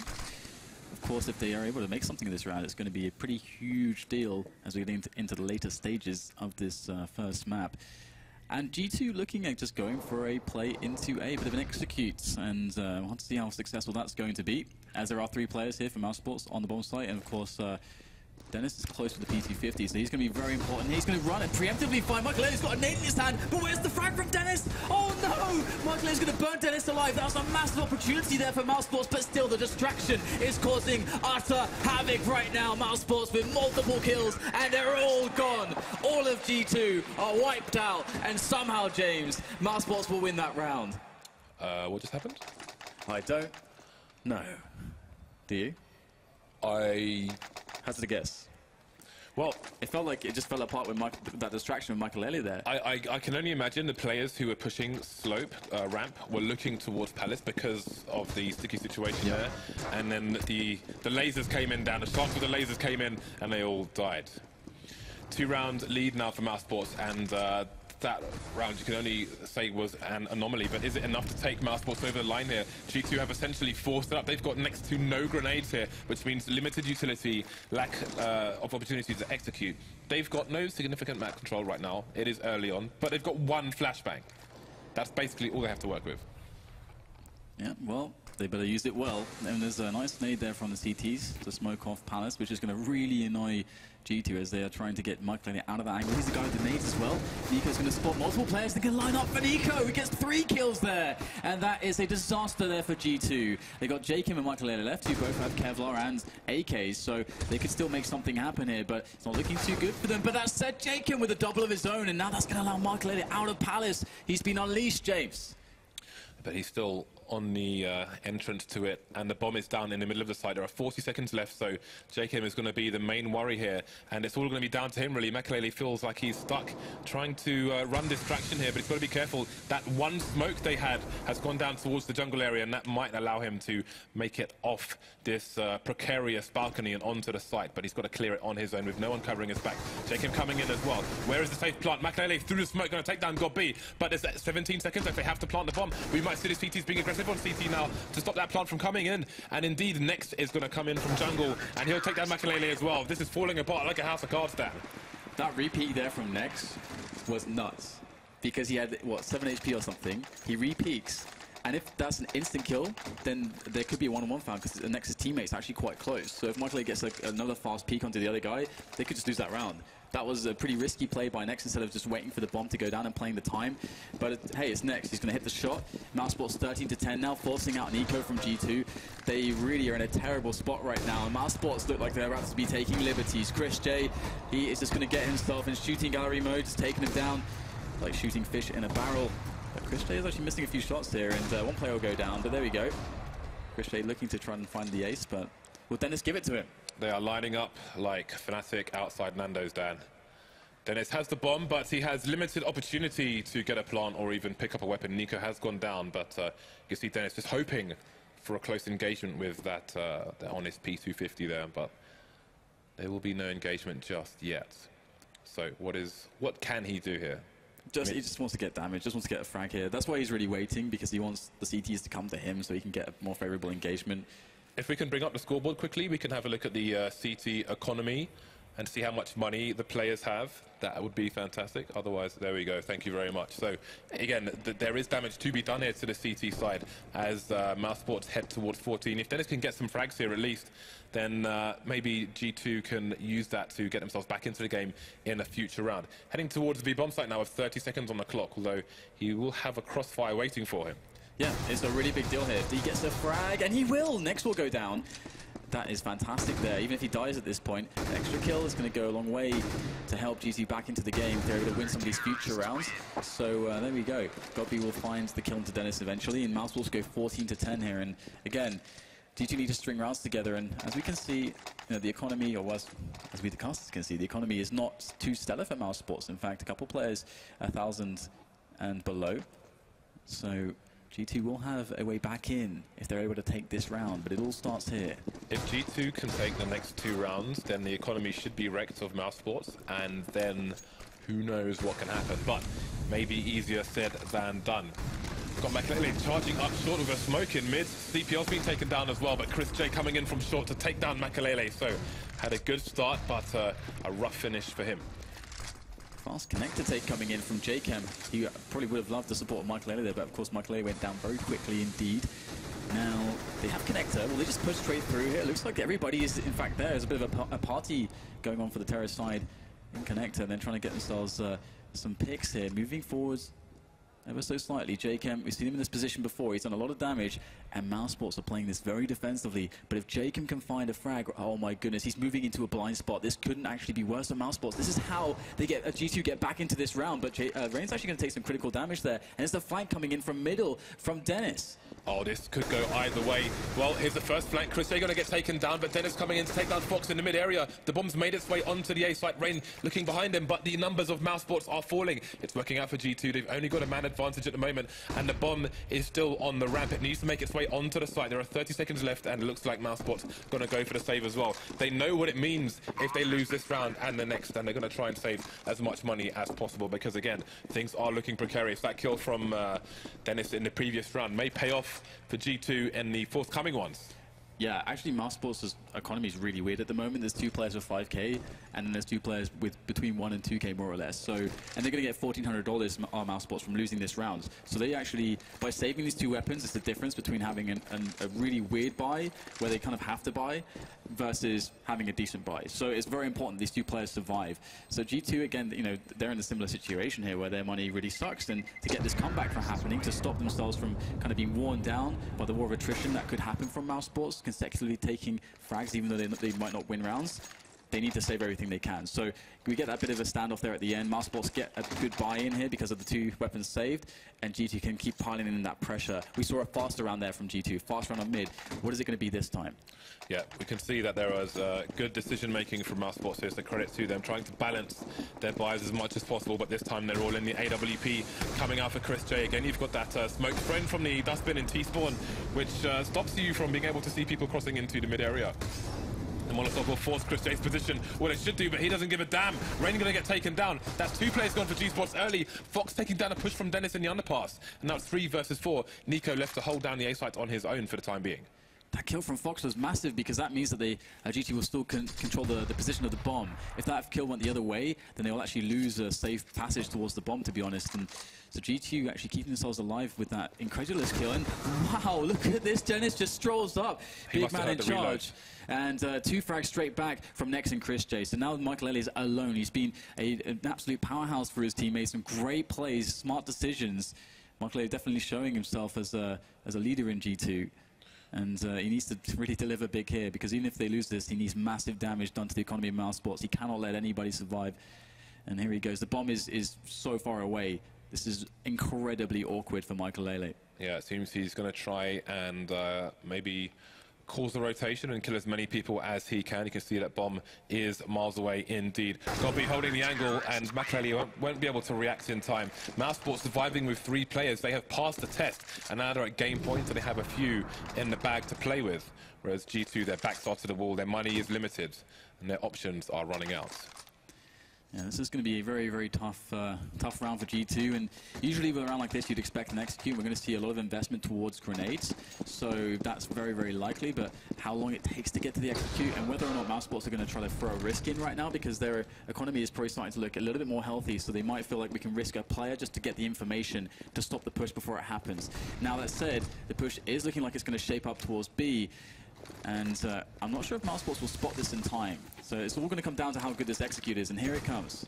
Well, that nade's going to do good damage to Fox and Rain, and the push continues. Jacob's getting tagged as well from another nade, and the frags will start to go the way of the CTs. Next repositioning, but he's going to get his knife out by accident. That's going to give the kill to the other side. 3 versus 3, but there's still just the 2 rifles on the T's now. Looking for more frags. The bomb gets planted. Dennis gets taken down. Chris J falls to the flames. Bit of a barbecue for him. He's on the wrong end of the skewer. Just Nico left now versus 3, but all 3 players are heavily tagged, so this could still go either way. Looks like he's going to go for it, heading towards the forest area, but Dennis will take him down. G2 not out of this yet. 3 rounds away now. Yeah, that's an amazing save there. That execute really bailed them out. They tried it before, it didn't really work out as well. And this time, though, and we can see actually, we've been talking about economy a lot, and we can see how much it factors in. Mousesports don't have much going for them money-wise. They've got between $2 and $4K, so they can't really get together a proper buy for themselves. And just having lost a round, they're going to get $1,900 in the following, so even the next buy is not going to be optimal. They won't necessarily have the ops that they want, unless they go glass cannon, I don't think. So G2, they need a completely clean slate in this round. A completely clean round is so important. Mousesports have gone for a stack towards the A side, but Dennis's aggressive position through Palace is going to start the rotation towards B. That said, G2 have 3 people in mid at the moment, so they can go and play the investigation game. Fox just holding an angle with the bomb left passive towards the B apps. Now Mousesports heading with 3 people in the B bomb site, but the question is, how long do G2 wait? How long do they play the time game here? Because Dennis's position now could be really strong, but the other Dennis, the T side Dennis, is holding down an angle in T-spawn, and there's going to be a bit of a duel here. Mousesports Dennis will have to run back, and now G2 can try and punish him on his rotation out of Palace. Nico, though, going to be maybe expecting this, holding down an angle towards Connector, where Jacob and Makalele are. So things getting tricky here. 43 seconds left. Fox picks up the bomb, and he's rotating towards the A side. Yeah, this could get precarious. They're going to make sure they get these fast frags, and there you go. Makalele gets the first one. The second one will follow as well before the trade comes in. Player there to cover it. Jacob on point. Gets the second one too from CT, and that's the last man standing. So indeed, they'll get pretty much a clean round, and that's going to be nice now, because that was the easiest round that they're going to have now, where they can have that opportunity to get together, you know, get some good money going to make sure that they can keep buying. And well, AWP on Fox is definitely an encouraging sign for G2, and all those Molotovs as well is going to help them a lot. And Mousesports actually opting to go indeed for another save. Yeah, the money was ropey. They would have been lacking nades. There were some players on, I think, just over 3,000 or something. So they're going for, okay, we just need to win one round. Let's make it the last round. Let's have the best fight possible. But again, these 5-7s, these Deagles, we've seen how dangerous they are. We've seen the 3-man Deagle already, and that was absolutely disgusting. And there's a good start for the CT side. Nico going to take Jacob's head clean off. As he added again, and Dennis going to find an angle from Palace, but he won't get a fast frag. That's really unfortunate. That could have really heavily crippled G2. But I mean, hey, they're still a little bit wonky. Bent out of shape after that 1D from Nico. Let's see if they can recover here. Just switching things up, going towards B, just keeping it simple, staying together, trying to end the round fast potentially here now, as they don't want to complicate matters and allow any of these CTs to get any more cool engagements. I am very scared for G2 at the moment. This is another situation where they've rotated away from some aggression from the CTs, and they're just venturing forward where they have no idea where the CTs might be. Fortunately for them, there's only one person in, Chris J coming in for support as well. Next looking for the pot shots with the Deagle. Can they get any more connections? Just mayhem here on the B bomb site, and G2 are getting heavily tagged all over the place. Dennis and Rain are one tap away from going down. Rain's on 2 HP now. Rain and Makalele versus 4. It's not working out for them. Again, these 5-7s now are so dangerous, evening things up, but they've got to do so much. Makalele alone, 23 seconds left, and he's getting tagged down to 28. Nico needs to get there as fast as he can. Dennis can just play the waiting game. They don't even care if the bomb goes down at this point. They just need to put their guns in together. Coming up from short is Nico. And there we go. Makalele is out of position, stuck behind the van now, and we're going to have the pistols closing in on him. He finds the angle onto Nico, though, and he's going to find the other one as well. Makalele again clutches it and keeps his team in the match. Mousesports, can they keep their composure now? Oh, what an opportunity that was for Mousesports. And they had him cornered. They had him cornered completely. They could have taken the fight together. Of course, you know, you can always go for the spray and so on, but you got to favor Makalele in that peak, that pixel angle, the AK versus the Deagle. You got to favor that range every single time. That Deagle is not famed for its accuracy. It's not necessarily going to find the first shot. So really, really tough stuff, but great under pressure, Makalele, it would seem. And well, Mousesports now, they do have a big buy in their hands, as to G2. Chris J will get smoked away from middle as G2 decide to perhaps take some steady control. Slow but steady. I can't take this down. I've got a pacemaker in the post. G2 with presence at top mid at the moment. Going to be coming in with more numbers as well. Oh, we're going to see the boost. Things could get a bit tricky here. Let's see who finds the first engagement. AWP onto both sides, but who will be first to send someone packing? Chris J has so many places to look. He can't pick a target in time. Rain to take him down. That's going to be a strong presence towards B now for the G2 side. And they've got time on the clock to play with. Makalele going to be clearing out the CPO area if he can. There is a smoke there. Got to be trying to be sneaky. Man advantage for the T's. Down goes the bomb in mid. Can G2 recover from this? Frags coming in for both sides. 2 versus 3 now. Mousesports running out of members. But Nico's in an advanced position towards A. Not sure if he's been detected regardless of that nade. Moving away from the A bomb site now are the G2 side. Down to 2 versus 2 with 30 seconds on the clock here. Yeah, this is going to be quite interesting because at least G2 have a kind of a drop on the situation, essentially. A bit of an extra head start, as Nico's not in position just yet for the rotations. So they will get a moment or two potentially, as I was about to say, next shouldn't go down. They shouldn't really peak. So he can actually play off of Nico's, but he's just going to go in there, take the risk, and now Nico's got to get it done. One of the star players indeed, Nico from Serbia, moving in now with that M4A4 against 2 players. All the odds are against him in this one. With that rifle, is looking for that first angle. He knows what one player is, gets the second one. Great reaction there onto J0rth4n. Now it's just Makelele as Nico turns the corner. He knows where he is, and there goes the spray. Makelele down to 11, but G2 are going to win the round, and we're into overtime. Somehow, some way, they'll make it work. Mousesports are going to be really, really annoyed that they didn't clutch that 1 versus 2 when Makelele got that 4K. Look at the frustration. He's lost it. He's completely lost it. But the match is not over. He has to keep his composure here. We're going into MR3 10K. That means it's 3 rounds and a half, and all the players will start with $10,000. Makelele, again and again, will keep his team just about in this by the skin of their teeth. Now they have a great opportunity. They have momentum. You can see the frustration in Mousesports. If they continue like this, then they could break that. Yeah, the thing is that in some senses, G2 have been kind of lucky that Makelele has been in a lot of these clutch situations where all the pressure's on him because he's been handling it. And one of the telltale signs of a player who's not able to deal with the pressure is that they'll make bad decisions. Not necessarily that they'll necessarily miss the shots. Maybe they'll be a bit shaky, but that bad decision-making is the first thing that really happens where you make a hasty choice because you can't think it through clearly. But he's been making great decisions, and he's been committing himself as well. That's all the signs of the clutch player under pressure. So, I mean, the pistol round, for example, as well. Another perfect play under a lot of pressure. So, great stuff from Makelele. J0rth4n's been consistently fragging him. Not fragging Makelele, of course, but fragging beside Makelele as well. So, really good stuff from G2. You can see a clutch or kick sign in the crowd there. Well, we've seen many, many clutches from Makelele. Top fragging for his team with 29 frags. J0rth4n just behind him with 28. Nico passing the 30 bomb, currently 32 for 19. Getting a lot more frags than his teammates who are averaging probably around 20 to 18 frags at the moment. So the how overtime works as well, bearing in mind that G2 have just finished on the T side. Normally they will continue, but we are about to get back into this now. Everyone's going to have to get their heads back into the game. So G2 will continue on the T side. So momentum, you might say, will be in their favor, as the pressure, mentally at least, is going to be on Mousesports. Ooh, what is that there? Yeah, we've got the auto sniper in play from Dennis, but yeah, Mousesports mixing it up straight away, and it might be a fast contact play in from G-Sports. So G2 Esports here, and indeed, in they go. Rain with the first frag, Nico in with a double. Chris J from Shadow with the AWP. Oh no, misses the second shot, can't connect the no-scope. That's critical right now. Fox will find the frag onto next, and now we have a one-on-one. Fox against the in-game leader of Mousesports. Now he's given up his position. And Fox really has all the time in the world, but he's going to find the shot straight to the face of g0rth4n. And Fox is going to start things off well for G2. This is a massive problem for the CT side. First round, only starting with 10K. They went for an auto sniper, and it didn't work out. Dennis is left with $4,600. If Mousesports lose this round, then there's pretty much... It should be a 3-0 here for G2 in the first half. Yeah, it was a pretty big investment, definitely. And, well, let's see if Mousesports can make it back here. G2, I mean, they could always go with the same kind of plays. It just generally seems like they're finding a lot of entry frags. They've been quite consistent in that sense. And that first quick kill is so important to get you into position and get your key players into position to make a round of it.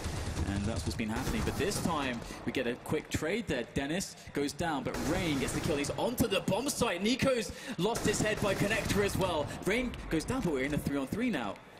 Yep, and the bomb is nowhere near the A site yet, but G2 are rotating in that direction. g0rth4n coming up, and the bomb is separated from the other two players. So what is the play from G2? How are they going to convert this round? They've got a minute on the clock, but Fox's position will be precarious. g0rth4n, those move back down to bottom mid, which gives Fox an opportunity to get over to his teammates. So it looks like J0rth4n and Makelele may try to secure the site as the bomb makes its way in.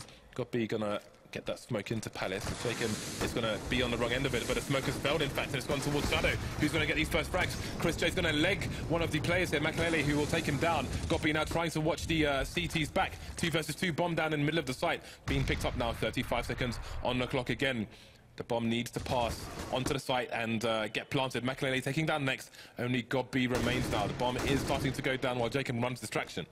Yeah, g0rth4n in again in this clutch situation. Can he make it happen this time? Trying to get the wallbang there quickly onto Makelele. He's just pre-firing around the angle, and he's going to give himself up there to g0rth4n. Now with quite a lot of time to play with, trying to bait out the player. They're going for the fake. And looks like he's not buying it. Jacob's not buying it just yet. Gobby, is he going to go for the hold here? Jacob's going to peek, and he's going to find the instant kill onto Gobby. And G2 win 2 in a row. And as you pointed out, there can't be much left in the tank here for Mousesports. Indeed, they've got between $2,000 and $3,300. So, yeah, that's not enough money. Yeah, they're going to have to break into the charity shop, Dan, get all the dresses with the moth holes in, buy whatever they can. And it's not going to be much. Let's see how many rifles they get. Looks like it could be just the one. Indeed, Dennis opting for the nades and the 5.7. They've done significant damage with pistols before. G2, how fast is this play going to be towards B? Are they just going to go for a straight rush here? There could be some nice flashbangs coming in from the CT side. Are G2 going to commit to this? They're heavily invested, it seems. What is the play going to be? Got B to get the first frag. It's going to get traded though. There goes the rifle. 3 versus 3. And it's mayhem on the B bomb site once again. Makelele to make his way out, pick up the bomb as well. And Mousesports, Dennis going to come in and use that smoke to his advantage. But he'll get shot in the face by Jake. Traded by Nico. Nico traded by Dennis. Now it's just down to Chris J versus 2. Dennis is only on 22 HP. So Chris J could still do this for his team. He's got a kit as well. Just giving Dennis a haircut there. Not going to get the connection he needs. Dennis coming out for the repeat. Chris J looking for Makelele. There he goes. He just requires 1 bullet. Next hit wins, basically. He's quite tagged as well. Can he get the connection in time? Just a bit of a head teasing him there. But he's closing the distance and he's going to find the frag. Somehow, Mousesports take the last round. Unbelievable clutch there from Chris J. And to be honest, I think all eyes were really on him from his team because he's not been delivering with his AWP in a lot of spots that were quite crucial. We've seen him in loads of good opportunities, but finally he's going to get the clutch there and they're going to win around it. Perhaps they never should have won. And I guess, you could say Mousesports have found a lot of luck towards that B-bomb site when they're on the pistols. And that 17-16 scoreline is going to mean a lot right now. A bit of breathing space for Mousesports, a bit of pressure off because they don't have to win every single round going into the second half of this overtime.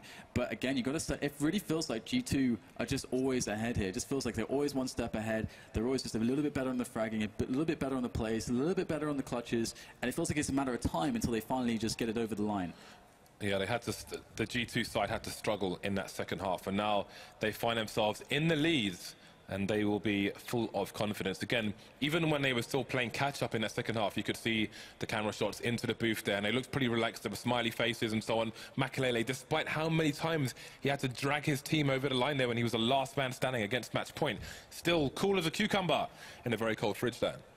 Yeah, and it's going to be quite interesting to see, who can keep it up for the longest time, because very, very important match, obviously, to get through, and it's going to be a situation where the lesser experienced players, are they going to break or are they going to prove themselves? This is trial by fire right now. We're in the major. There is no bigger stage than this. This is where the pressure really starts to pile onto players and teams, and this is where we start to see real performances. For example, Chris J. He used to be a guy that people would say, oh, online he's like the best player in the world, wasn't bringing it to LAN. But eventually we start to see him starting to deliver from Mousesports, in LAN in positions of real pressure, where the real CS is played.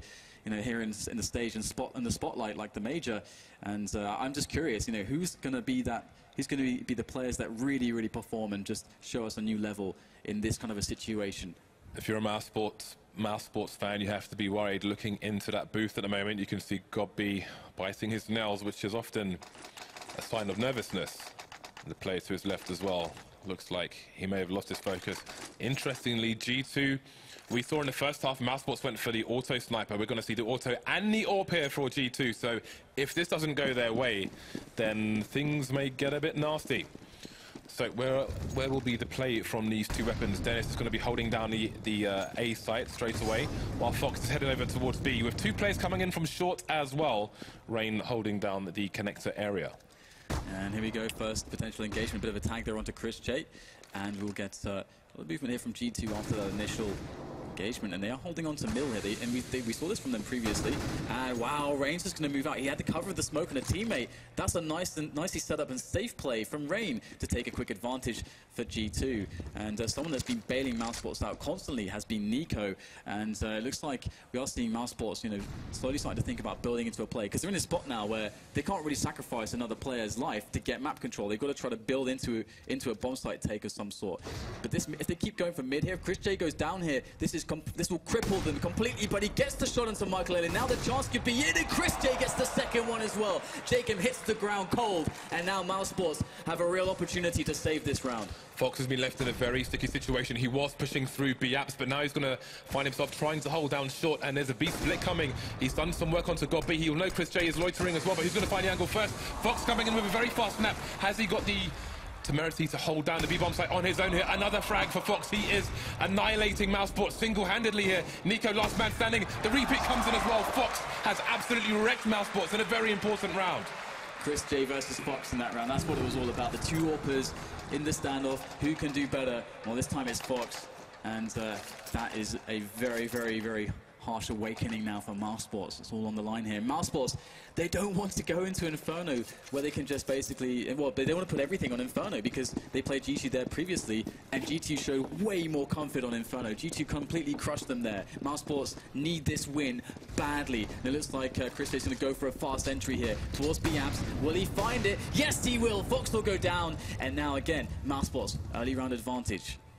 Need Fox and Chris J looking sharp as a butcher's pencil there. If you get a good spawn, you can punish a CT for jumping onto the barrel. He looks for a second punish, but this time Makalele will be ready and waiting. He'll move to the other side. In fact, it is the box. You can see the barrel on the other side of the van there. So Makalele will continue the aggression, the signature aggression here for G2. He's holding that very tight crack, but again, oh, if Dennis walks into the crosshair here, it could be curtains. He's going to be going for a smoke. I'm not sure if this is towards mid or towards the A site, but it seems the execute may be coming in, so Makalele will have to hit this shot. He might see the smoke go past the crack in the door there. Indeed, you can see they all know the angle's there next. He's going to run past, but Makalele just waiting. He's going to get a third man, God beat, and Nate's going to come in. Will it do any damage? 3 versus 4 as Mousesports push the site. Yeah, this is going to be a very tense one. A lot of time for G2 to get the rotation in. There's 3 players now onto the bomb site. G2, they're all in attendance here. There's only 2 left here for Mousesports to try to make this site take. They're going to get completely annihilated. And there it is. 19-16 G2 with that result that they needed. And now they go into Inferno with the ultimate comfort, knowing that just the day past, they completely crushed Mousesports on Inferno. Mousesports, they need to huddle up, James. They need to revitalize themselves, and they need to figure out what went wrong yesterday. I'm sure they've looked at the demos, because it's going to be a hell of an Inferno match. G2 have a massive psychological advantage now going into the second map. Again, they came down from a nasty deficit there, facing multiple match points, requiring many clutches from Makalele, coming to overtime with all the confidence and crush Mousesports at the end. So we're going to go to a break while these teams reconsider their options and look towards the second map, and we will see you back here in a few minutes.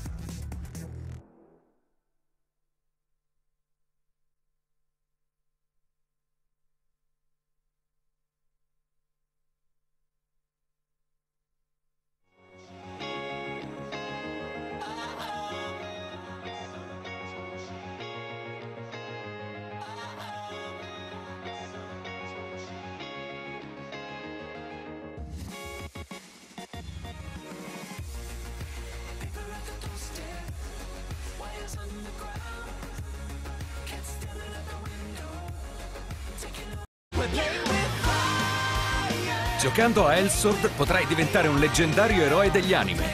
Basta la giusta tattica e la combo perfetta per sconfiggere qualsiasi mostro. Affronta creature malvagie e combattimenti all'ultimo sangue. Ti aspetta una fantastica avventura free to play all'insegna dello stile e dell'azione. g0rth. L'unione fa la forza.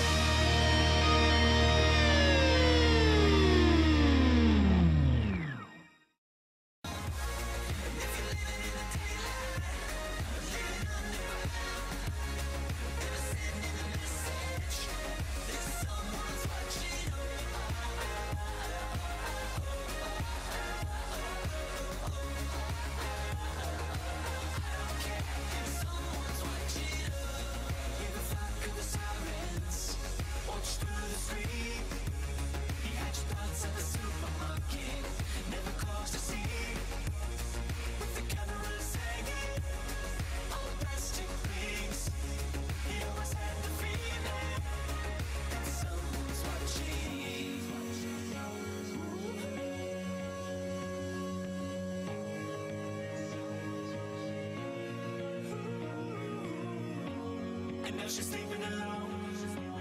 And now she's eating alone. I didn't understand, even though no one's home. And if you're living in the daylight, I'm living underground. They're sending a message that someone's watching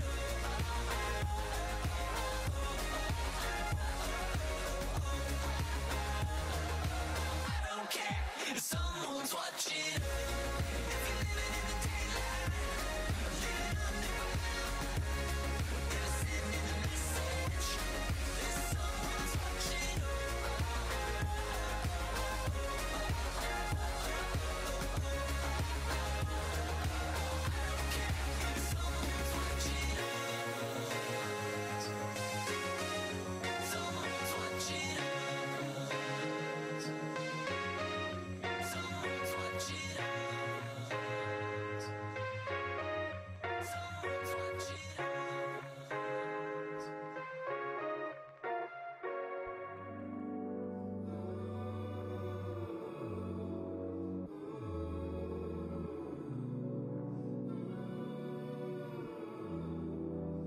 There's no way out. All I know keeps me waiting on and on. On and on. It keeps me up. I can't rely on you to understand. So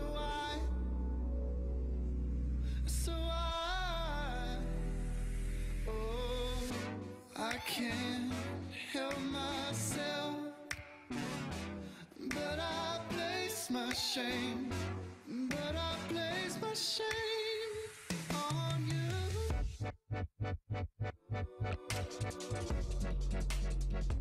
On you.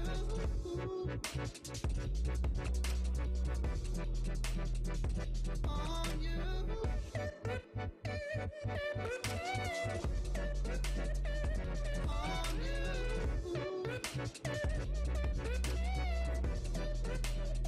There's no way out. And though part of me still begs you not to lie, I wonder why you shoot me down. Don't need a reason, just keep failing me. But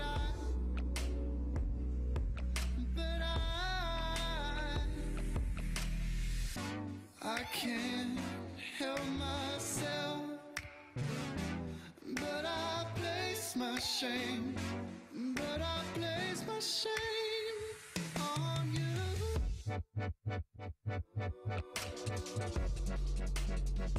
On you.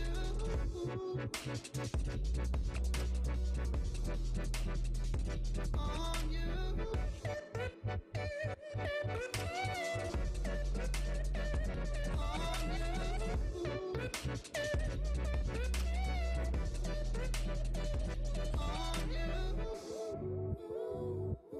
I can't rely without you. I can't rely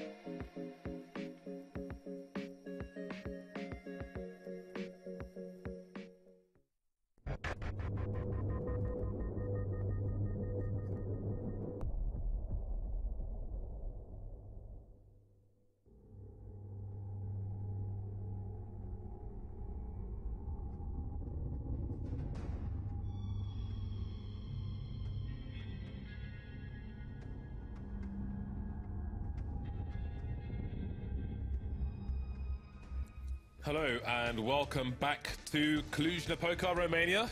Look at those handsome gents. Dan, how are you doing, sir? I'm all right. Good. I am good as well, thank you. So, after a bit of a struggle, G2 took the first map here. We move on to Inferno. Mousesports appears to be starting on the CT side. Do you have any thoughts as to how this might go? Yes. That's great, Dan. Why don't you tell us? Oh, okay then. Well, the thing about this one, you know, is that G2... Show that's the Thorin. G2... When they played their Mousesports already this tournament, of course it was a best of one, but they found great comfort in not only the T sides, and actually the focus that I can give from that was that Mousesports, they left a lot of holes in their defenses. But the impressive thing to me is that G2, a team that, you know, they used to be a little bit chaotic, used to be a team that, you know, maybe the communication was an issue, of course, you know, having players from all over the place.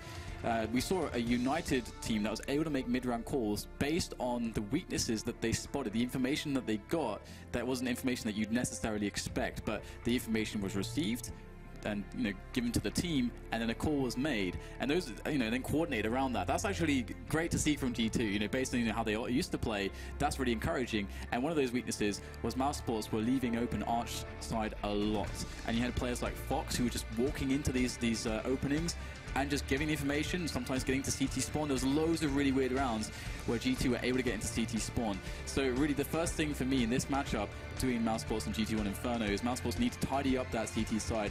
They need to make sure that if they are playing passively, that they have eyes on Arch side, because that's something that you can't just give that up to a T side. That's like Christmas come early for the Ts. I hate Christmas. Why? Because it sucks. Because you hear Mariah Carey songs everywhere you go. And is that it? That's the reason. It's one of the main reasons. I hate Mariah Carey. I like What's your history with Mariah Carey? Have you? I wish I had a history with Mariah Carey. Dan. Unfortunately, I don't. So it looks like looking into the Mousesports booth here, they look a bit more composed than they were towards the end of that game. You know, when we hit overtime, you saw massive frustration coming out from some of their members, and you know, things just did not work out in their favor once the game resumed. But look like the heads are mostly in the right place for now. They'll need it to be, as they're going to have to take this in 3 maps if they are to take it at all. And one thing about Mousesports as well is that on their CT side, something that was kind of working for them was the fact that they were clearly using Nico as this guy that could push B, Banana that is, on the CT side, and try to get some frags early into the rounds. And that's having that player, that rifler Nico, you know, already performing super well. Like his performance in the last map was just stellar. It was so good. And I mean, anyone who's been following Counter-Strike closely and has been waiting for Nico to be in a top team, and then he finally gets into Mousesports, and because you know, you've seen him play, we've all seen him play here and there. He is really remarkable individually. The guy is so fast on the shots. He's an amazing rifler in almost every single sense, and his aggressive play is fantastic. He can be very clutch, and to see him actually deliver it at the major now is really beautiful. I would love to see that continue into this one to make it really, really interesting, and also for the Mousesports to really lock G2 completely away from Banana and then force them into awkward spots on their T side. And so long as they don't give up Archway, I feel like Mousesports could have like a pretty solid CT side, and then that would actually allow them to have a really good game against G2. But they can't make those mistakes they made before. The countdown has begun. We are 30 seconds away from the beginning of this match. G2 will be starting on the T side. Again, they won Mirage 19-16 in overtime. If you are just joining us, they come into this map with a 1-map lead, and all the pressure is on Mousesports. G2, they stood the test thanks to many clutches from Makelele, and indeed we head over to Inferno now. One cool thing as well is we saw great stuff from Fox, and the thing that stands out for me for underperformances is Next. Needs to see Next step up for Mousesports. Could make the difference here. Indeed, we're jumping into this one. Inferno, and Mousesports starting off on the CT side, G2 on the terrace side here, and well, we're going to get to see how this goes, and it's all about closing the distance with those Glocks. Can Mousesports, can they stop that from happening? G2 going to go 4 Kevlars. Rain's going to be the nade man, double flash and a smoke onto him. Mousesports going to have 3 Kevlars. Dennis and Gobby going to be the nade boys. Gobby holding the defuse kit as well. 3 people to start over towards B bomb site for Mousesports. They're going to go for a balcony pick early, but it'll be Chris J receiving the bullets in the face. Yeah, this is not the best start for the CT side. I mean, you want to thin that push out before it gets to you, but actually at this point now you're even struggling on the numbers. Nico here though, if he's able to get that fast flank from Banana, that could really make a difference for Mousesports, but you can see he's playing this tentatively, which is a smart choice. And there it is, there's the first duel. Got to be a win, and it is for Nico, so can still decide to flank or just hold still. And here it is, the call will go in now as the bomb is spotted in that A bomb site. Dennis is in pit, next is in a lot of trouble, and he won't get anything done here, but there's still a player in pit, so there is a hope here, and Gobby can get a frag. Yeah, there's a crossfire coming in, and it seems like the Tees won't commit to that bomb plant since there was a player close. Now it's just Dennis alone going for the reload, manages to get it in, but JK will shoot him in the face. So the first round will go the way of G2. That's not a good start here for Mousesports, and you can already feel the pressure start to mount. They're on the CT side. You expect strong CT sides from all these teams, and they've lost a pistol. Yeah, and this is one of those spots where, as a CT side, you don't want to full force all the time, at least not on all the players, because you need those nades. You really badly need smokes to play the CT side properly, and we'll see that, in fact, not everybody's investing, just Nico and Dennis will invest fully. Nico with the Deeg and the Kevlar, and after seeing the Deagle from the last map round of Nico, we can expect some good stuff, I think. Well, got the nade coming in, but he's going to avoid the damage for the most part. Does have Kevlar as well. Many of his team don't, but that Kevlar will be saving him from some of that damage. So, going to try and force him away from any shots where he could get some connect with some heads. That Molotov going to come to good use, and this is one of the maps where Molotovs are the most important. Lots of sneaky angles for people to hold, especially on the CT side, though G2 have no more Molotovs left. You can see they have two MP7s do the T side, and they should be using those players to lead the charge here. They won't mind them going down, and indeed, Makalele is going to be pushing B with his MP7. And here it is, Dennis is on the course, he's going to spot the push. He's going to play defensively though. Next is coming in with the Deagle as well, but Rain will take down Dennis. But there it is, first frag out of Nico, he'll get eliminated. Nice jumping spray from the MP7 of Makalele, and that's how it's done with those SMGs. In goes God B though with a fast frag. Might actually be able to save the round with at least being able to deal some additional damage to G2. Pretty unlikely they'll get the defused in, as there's no Kevlar on the remainder of Mousesports, and indeed Dennis will take down God B. And Chris J just looking to get sneaky here. He actually has a taser as well, and here he is trying to bait them to rush him, and he can't get a quick connection with that taser, unfortunately. Actually, Chris J, funnily enough, I've seen him use the taser a lot, but he's one of the few players that actually does try to be sneaky with it these days. Well, so far so good for the G2 side. We'll see what kind of buy Mousesports have in the next round. For now, they're going to be going for the eco. Maybe the odd pistol purchase. Indeed, Nico's going to spend another $700 on a Deagle. See what he can do on this occasion. Just the one Molotov onto the G2 side on this anti-eco. Again, as we go forward, we will hope to see more in this situation. You're going to be a bit light on the nades in general on the G2 side, but mainly they're going to want to have their guns out. So, Rain looking to clear out the banana area with the Mac-10. Fox, though, coming in to take down Nex and Chris J, being an important player for his team so far in this match. And it continues here on Inferno. Yeah, Fox has been doing really, really well, I've got to say. And it's not without some of its losses in as far as the health is concerned. So Gobby was one bullet could actually take down some players here. And they're peeking with their weak players, and he's going to find a kill eventually onto Rain. But so that should be all the damage that's done now to G2 in this round. And speaking of Fox again, he's such a key player for G2 on their T sides, because normally, you would expect him as an AWPer, and we saw that in the last map, him doing very well, in fact, with it. But in this map, his key role is going to be pushing middle and getting the entries there for his team. A really important, crucial role for G2. Well, Dennis going to be looking for some exit frags there. He's going to get picked by heavily taxed players. Indeed, he's going to get picked by two heavily taxed players. And I think it's really unfortunate not to make a connection there, because that could have been a number of free frags for him. Dennis and Fox heavily tagged, both picking him at the same time. Could have made it a bit more expensive for the T side. I was almost thinking it's like a mistake for them to push him there, because they just have SMGs at like long range, and they die in one shot. So he could have got 3 kills there or something. It's not too outlandish to think that. I am curious to see if G2 will continue with these P90s in this round that they have, or if it will change somewhat. Let's do it. Come on, let's go. Well, that's going to be a bit of a slower illustration than MS Paint. Filling in those letters, who knows what he's going to come up with. Yeah, the P90s are going to be really good actually. I think it was Flusher that really began to start showing people that they're very legit in the professional matches quite some time ago. But of course, you can play really fast with those SMGs and really break through some of those choke points, which can be so annoying to deal with rifles, where you got to kind of peek the angle, try to connect the shot, move slowly forwards, nade yourself forwards. If you've got a P90, just hold down plus forwards, just hold down W, keep going, keep spraying, hold down that mouse 1, and success is found, James. Don't just hold down mouse 1, just hold down all the buttons, Dan. All of them. When it's the P90, just let the bedlam, let the mayhem ensue gloriously. And so it can be something that will dictate the way they want to approach the round as well, because it's a bit of a throwaway in a sense as well. It's like, well, we lost the P90, we're playing very economically. If we lose the round, it's fine. We're going to buy up next time. Hopefully we did a lot of damage to you. That's totally cool. That's kind of the position G2 are in the moment, because they can be really abusive to Mousesports in that sense. Because Mousesports, on the CT side, you feel really pressured. It's like, okay, guys, we've got to win this round. We've got to throw all the smokes in the right places. If you get caught with that nade in your hand because someone's rushing you with P90 and you die, things can crumble very quickly. So it can be actually be quite scary because of the difference in pace that can be acquired because of the P90s. So one will assume this is a technical pause. And just again, these booths, I think it was NBK said it's like a church in there, you can't really hear anything. They were built by the CEO of DreamHack, those doors. There are 2 doors actually to enter. There's a door on either side, so they are very soundproofed indeed. There is aircon in there as well, which winds through the walls, as opposed to just having a straight hole to make it better for sound as well. Do they have cup holders, James?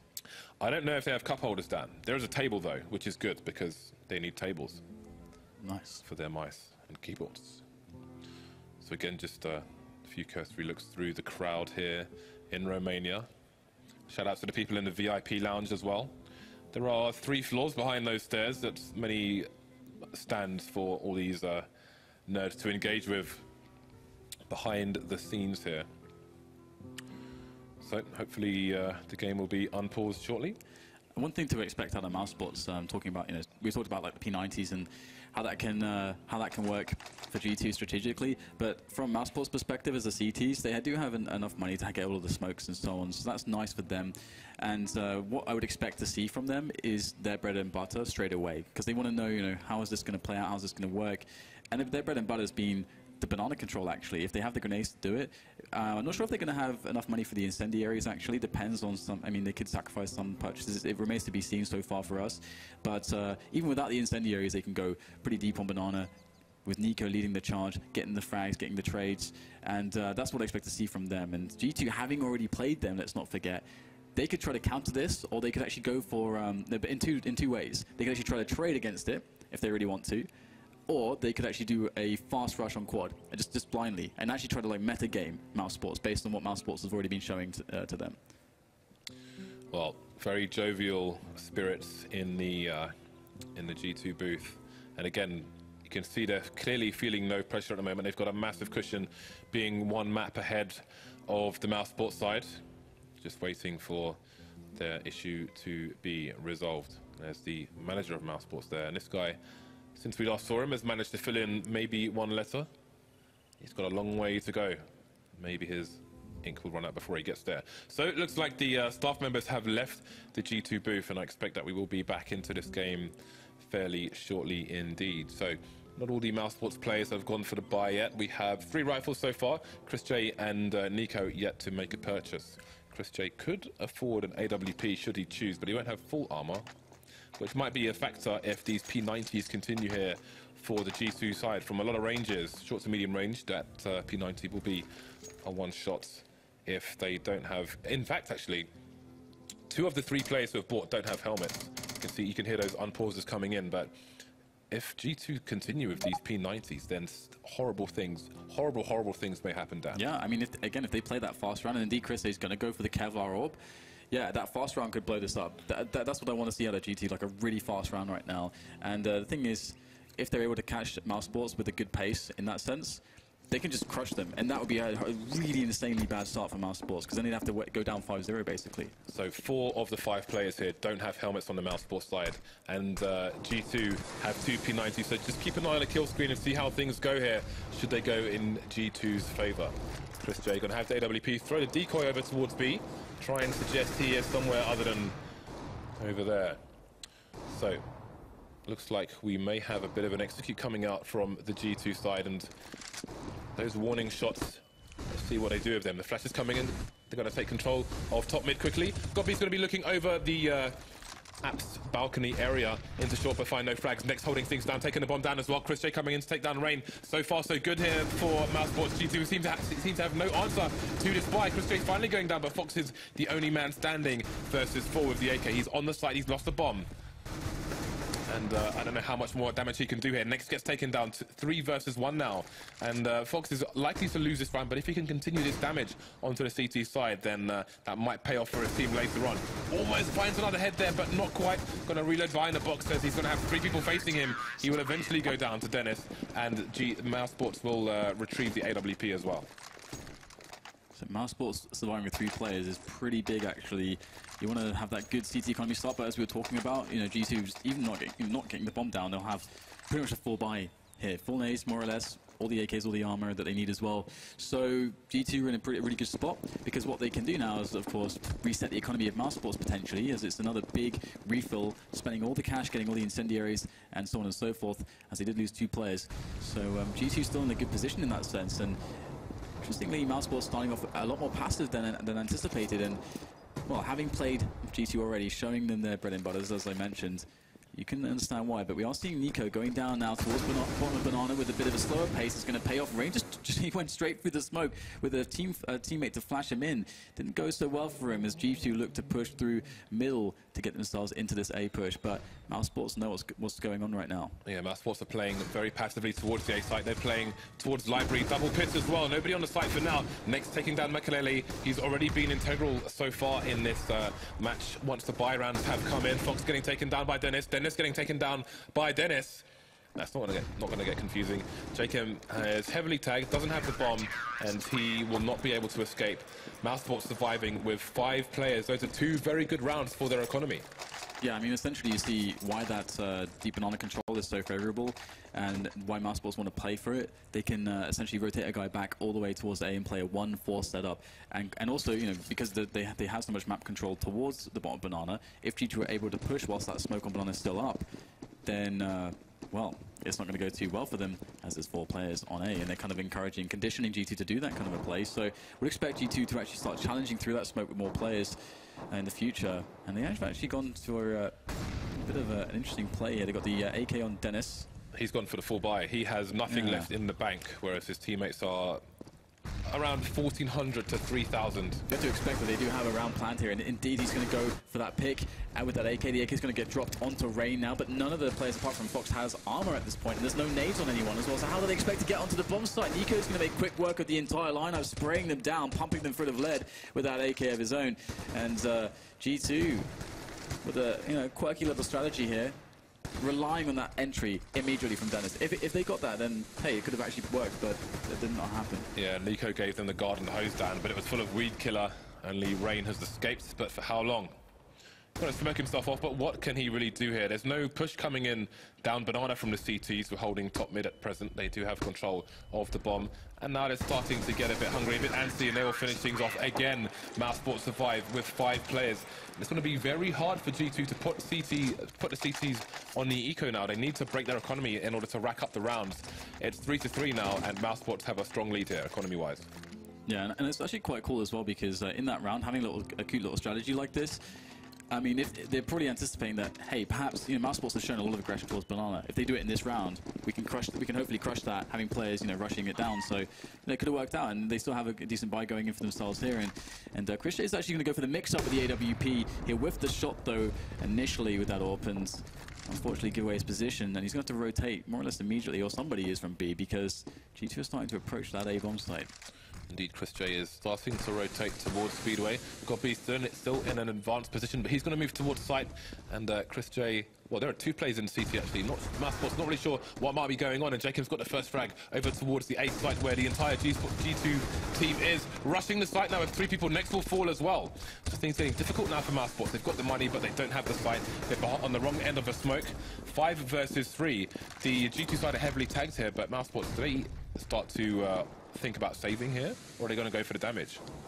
I guess if they get a quick couple of frags, they could think about it, but G2 are never going to give themselves up in this kind of a spot. You can see they're just heavily dug into the bomb site. So save comes in from Mouse Sports, and if they are able to survive with the 3 players, they're still able to healthily buy in the following round.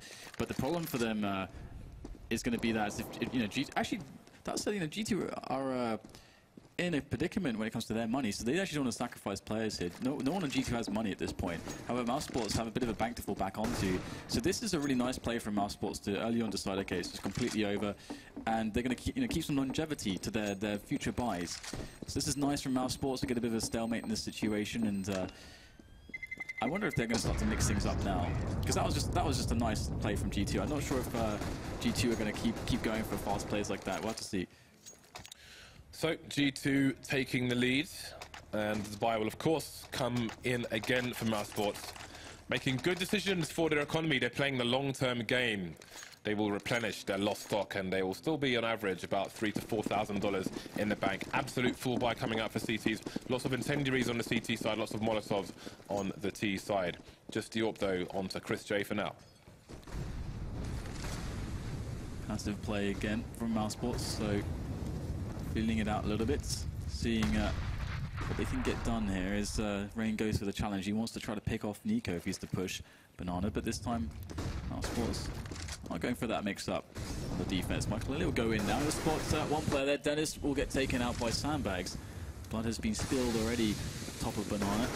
Rain wants to get more done as well, as Nico gets taken down by the spray to 45 HP. And that is not a good situation here now. A lot of pressure felt by Mouse Sports. How are they going to respond to this? The bomb is still down, so G2 still have a lot of time to make a call as to how they handle the 5 versus 4. But now it's a 4 versus 4. Chris J with a nice kill in towards Boiler. Is that going to encourage G2 to go B? Looks like it might do. Yeah, Chris J, he's going to flash himself into Arch as well, so he will find a little bit of information for his team. Moving into the library position, Fox looking to harass while Mouse Sports tried to hold down 2 sites. The rest of the G2 team were headed towards B, but now the bomb, maybe because of Fox's semi-advanced position on Arch and top mid, will be heading towards A. Playing the numbers game, looking to trade against these CTs. Chris J coming in, and he'll get a sweeping shot onto Fox. 3 versus 3 now. Bomb still hasn't been spotted, but Gobi gets taken down, so I think Mouse Sports know what is happening. It's going to be a long rotation, though. 3 versus 3 retake here coming in for the CTs. This is going to be a tough one, but definitely a doable one. As we'll see Mouse Sports try to attack this from the right angles together. We're going towards Little Pit at the moment from Library side. And Rain is there. He's going to spot a couple players. Goes to the spray. Almost a nice transference there. Getting critical damage done to Nico. In they go, though, these CTs. There's not much time remaining to try to get this one done. As Dennis just tries to bait them out here and allow Michael Elliott to work it in there with that Molotov. And what on earth are the CTs going to do? They get completely crushed there. What an awesome setup coming out of G2 to crush that retake attempt from Mouse Sports. They got lured in, and then they got snapped. Despite the money of Mouse Sports, they are still losing consecutive rounds. A lot of money here. Dennis on 10k at the beginning of this round. Dennis on the CT side, the Mouse Sports side. So the buyers coming in. Chris J will continue on the AWP. We've got helmets in some places, not in others, but they're up against 5 AKs on the T side. Full nades coming in for the CTs as well. Makalele looking for an early engagement with Chris J. Not going to find it though. And Rain's going to get dinked through the smoke, and there are battles all over the place for control. Mouse Sports will go aggressive now. Their money is on the line and keep control of the B-bomb site, of Banana. Chris J, despite Fox holding the angle, will take him down. Good early frag here. But the passive positions of the CTs, can the G2 side identify that towards A now? And can they nullify Chris J? This could be a really big play if they try to push the smoke. Looks like they might have been thinking about it, but they're actually going to back away up to mid. At least we've got Rain is going up there. Chris J might be able to spot him. Rain indeed will get spotted, but the flash was perfect, and Rain gets the kill onto Chris J. And right now Nico's just spraying fruitlessly through that smoke, as G2 will eventually lose Rain now, and they're not really too sure which way to go at this point. They're going to have to make a call, and that's going to be towards B here as they slowly shuffle their way in. But Nico has since abandoned the position as we get a faster play now. There's not a lot of time on the clock for them to make this push work, and Nico's there, the first man, the obstacle, the Titan standing atop by the fountain, and it's going to be frags raining in there, one after another for Mouse Sports, and they all survive with 4 players. That's a fantastic round, and G2 are in a lot of trouble now because they just got reset on the money, so they can still buy though. Again, that was an important round for G2 to wipe out Mousesports, to put them into a difficult economical situation, and again, Mousesports survived the test. But G2 already have 5 rounds on the T side, so despite Mousesports' money management, G2 are doing a good job at the moment. They'll continue the pressure with the force buy, Rain limited to just a Tech 9. Early aggression from the T's towards the B bomb site, and Mousesports playing a bit deeper towards mid for now. We'll see if they choose to get a bit more passive as time goes on, but for the time being, Chris J will be holding an angle onto top mid from Arch. There is a smoke down there. Jacob and Dennis harassing the apps while Rain and Makalele harass towards Banana. Yeah, Nico wanted to get the pop flash into the play, into the pick, into the fast advantage, but he's not going to find it. And just seeing one player doesn't give them too much information. But we start to see again G2 shuffling back in towards Banana as the grenades get set up here for G2, and Nico is close with the AK, and the nade starts to sail in any moment. Now he's got Dennis to play off of as well. It's a very committed position as these T's are about to barrage into the bomb site. Nico there with the AK behind the smoke is spraying them down. He's got his teammate Dennis running in, but where are the frags then? Nico picks up the second, but he's out of bullets, switches to the USP, gets just a dink, and that's it. 3 players left now for G2 to get the bomb down, but a lot of time has passed to allow Mousesports back in for the retake, and Chris J locked off by the smoke.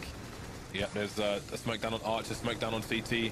Smoke disappears, and Chris J is waiting with the angle. They have a little bit of time, but not much. That's a nice nade coming in, but it's not going to get the frag that they need. Chris J looking for a bit of wallbang through the pillar, not going to find anything yet. He's got teammates pushing in as well. Dennis getting taken down by an expert. That bomb is surely too far gone now. Can they get it defused? There's no way. Makalele holding things down, wasting time. He will go down on his sword for his team. That's going to be that. Is there time to defuse the bomb? Chris J, indeed, he's got time to do it. Mousesports tying things up, surviving with 2 players. Getting back to winning ways. And definitely a very needed round indeed, and that's going to make things interesting for G2, because they can actually decide to force buy here if they really want to, and in fact they are buying up some guns, but it's not a force buy, it's just they had around 3,500, 3K to 3,500, so they're just going to buy down to 2,000, and that means Tech 9s, grenades, and Kevlar. So they can go with a sneaky little execute if they want to. 5-5. 4 G2 members heading up towards second mid at the moment. You've got the crossfire top mid, of course, from the CT players, with Gobby on the balcony once more. That nade is going to come in, and Fox and JKM are wondering where half their life has gone. Next, missing the follow-up spray. Chris J getting flashed off, going to be in mini pit. The bomb's down though. Can't find a connection, but he's fallen to the flames as Fox. There we go, P250 coming in with 2 frags, one of them coming courtesy of Gobby, and this is not working out for G2. Only Makalele remains, and again, they haven't got enough frags here. Everyone's surviving from Mousesports, and they will start stacking the cash once more. Yeah, not really a good situation for G2 now, letting Mousesports back into this CT side. And this was where they again found their edge in the previous matchup against Mousesports. It was really just in dismantling their CT side, and it seems like Mousesports are much tighter here today on the CT side. They're not making the same mistakes so far, and G2 are not able to punish some of the mistakes that Mousesports have been making. Not quite as effectively anyway.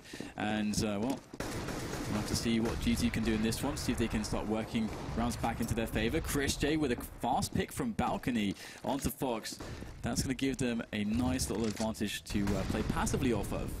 Yeah, nice confidence play by Mousesports there. Chris J playing with this one, getting to the balcony fast, finding the frag. Dennis is going to hold down the B bomb site as well. There's another player headed in his direction, but G2 have been handicapped very early on in this round. Rain going to get traded by the Flames. He will be skewered as well. Bombs at the bottom of mid, remaining 2 G2 players. You can see them over towards Arch there. Gobby going to get taken down by Dennis, and he's going to try and move to an advanced position. But again, what is the ultimate play here by G2? Because they still don't have the bomb. If there's a rotation down Banana, then all may be revealed here. And Dennis is headed in that direction with the Dennis from G2 going to retrieve the bomb. This is going to be an important engagement, and he's not going to get it. CT Dennis is going to take the frag, but he has no idea where the bomb is. And now Jacob with 9 HP has to try and clutch this in 35 seconds. What can he do with this? See Chris J still towards the library area, and JKM is in a spot of bother. Dennis will hear him coming, and it will be a free frag for him. Mousesports take the round. Yeah, nice 4K from Dennis there. Of course, the guy that is under the weather for the team, and that, you know, put question into his performance, which wasn't so great in the last couple of days. But today he's really he's really playing a lot better, which is very encouraging indeed. Now 7-5 is the score as Mouse Sports take control of this match, and G2 forced once again to try to do a lot with very little. The Tech-9s, the Kevlars, and just a handful of grenades. Indeed, so G2 been playing a number of rounds with limited supplies, just trying to get as much damage in as possible. And you can close the distances on a map such as Inferno and get these Tech-9s to good use. They're going to be charging up short. Next is in a position to help his teammates. Gobby and Crochet going to fall quickly to these Tech-9s, but Next is going to trade the bombs on the floor as well. 3 versus 3 as the CTs try and hold things down. Dennis going to get dinked. CT Dennis got flashbangs coming in. Nico going to get the M4 spray down. Take a player. Trade for both sides though. Rain versus 2 now. Again, the bombs on the floor. That's to the CT advantage. They've detected where he is, but they're both heavily tagged. Nico and Next can't afford to take any damage here. Nico going to finish things off. Another round on the board for Mouse Sports. Yeah, so they're really just stringing them together at this point. So the next round coming in for G2 means they'll have themselves the AKs, and they have to try to find some kind of an option that would actually work right now, because they haven't been finding too many reliable options in the defaults. The times when they try to take map control, it's not been so reliable because oftentimes Mouse Sports deny it with the deep banana play, and sometimes they play a little bit more passively. So Mouse Sports is becoming very unpredictable in how they approach things. You can see, I think G Sports has been struggling with that, and this is a big adjustment as well from the last time that these two teams played each other. As we'll see Mouse Sports now once again just slowly creeping just up down banana with Nico. And he's going to get taken down. Fox will find the frag. That's a really important play. Now Dennis is stuck there alone. He's got to back away. He can't get caught there. He's got to be able to stay in position to tell his team whether or not there will actually be a push there. Good start from G2. However, it's Mouse Sports who have won the last 5 rounds in a row, despite all these 4 spies from the T side. So the resmoke coming in. Rain going to pick the angle. Rain going to find a headshot, and they're going to charge straight through. But Chris J might be a nasty surprise there. Can't find a second frag. Will get traded by Makalele. That's the B bomb site in control. Bit of a rotation for the bomb. 4 versus 2. Mouse Sports slowly heading towards the B bomb site at the moment. Jacob coming in for the flank. And it seems Mouse Sports are expecting it. We've got a player on Speedway looking for it. I believe that's Next. Should hear Jake running around, but Jake's going to be the one to spot him. Down goes Next, just leaving Gobby alone versus 4 G2 players. Having a quick look at the money. It's a bit all over the place. Chris J with 10k, rest of his team with $3,000. Seems like Gobby went to try and do as much damage as he can, / clutched around. Neither will come true. We're into the last round of the first half now. Yeah, really even matchup it would appear between these two teams, especially today when they both know all the pressure is on in performing here, and it'll have to be, it's going to be an interesting one weaponry-wise, because Chris J's picked himself with the auto shotgun. He did excellent work with that last time in apartments. And more interestingly, we have 2 sniper rifles in play for G2. Dennis and Fox, both very capable. And what is this aggressive play? The spray down at range, and Michael Ellis sprays down 2 players. Now that's a massive loss, but the push comes in. Nico trying to equalize for the team. Fox going in with the AWP, but the aggressive smoke off from the CTs is going to cause all kinds of problems positionally for G2. But still, Jacob will find himself an opening in apartments, and that will make the difference now as G2 take a severe edge with that plant now available on the A bomb site. T's need to move faster. They've got 2 AWPs to hold things down. They're going to need to get into good positions here. Nico will announce his position, but where is Dennis? That is the second question here for G2. Dennis looking towards top mid, maybe opting to go towards short, but Fox going to send Nico into another dimension. Dennis soon to follow as well. And it's going to be a close score going into the second half. 7 rounds on the T side for G2. That's going to be good, Dan. Yeah, I mean, it's just really even. I mean, both teams are going to feel quite comfortable with this result. Just, G2, despite going, well, losing the half just by 1 round, it's not really much of a big deal. I think they can be quite confident going into their CT side, as the same can be said for Mouse Sports. Now, G2, it was quite interesting because essentially both teams were playing very dynamically, and it was a very different in first half of Inferno compared to what we saw in the last couple of days from these 2 teams. So right now it leaves me with this without an expectation for how the next half is going to actually play out, whether Mouse Sports are going to be able to break G2's defenses, because G2 tend to play a little bit more defensively than Mouse Sports do. So if Mouse Sports are able to be more successful in the execute-based play, because the picks won't come as easily, or if G2 start overextending to try to mix things up, and Mouse Sports, like Nico and Next start really performing, then hey, it's anyone's at this point. It really is. I mean, it could be close. We might as well have another overtime, James. Why not? Makalele with the casual crab walk, two-man spray down in bottom of mid. That was quite interesting to watch. Very almost get righty, just going for the, I think, the long-range buddy bullets. Yeah, the kills are quite evenly spread out amongst the terrors at the moment. Well, the G2 side now making their way very shortly over towards the CT side. So, Mousesports conceding 7 rounds on their CT side. You have to wonder what the thinking is in that camp at the moment. Got a lot of work to do on their T side. It will start with the pistol round, which they lost in the first half. It will be an important one to win in the second. Another big performance from Nico, though. That's something to note as well. Of course, when Nico's playing well, it's just so awesome to watch Mousesports. Because again, he's the newest player into the lineup. Of course, you know, Mousesports now have so much more firepower than they ever used to have, and it feels like they have all the roles that they need on the team now to be a really solid team moving forwards. But this could be this is such a great challenge, G2. It feels so close at the moment, and Mousesports really have to work for this one to get it out of the groups and into the playoffs. Now we'll be moving into this second half very shortly now, and I'm very curious what opening strategies we're going to see into the pistol round. Yeah, I'm not going to talk about the buys just yet because I'm not sure if all the doors are closed in these booths. I think some of these players may have just popped out for a quick break. But yeah, there is a pause at the moment. Hopefully it will resume soon. Again, if you are just joining us, we are in Cluj-Napoca and the unpauses have come in, so we're about to get back into the match here. Gobby's going to be the nade man as per usual here for Mousesports. 3 players on the G2 side going to be having Kevlar.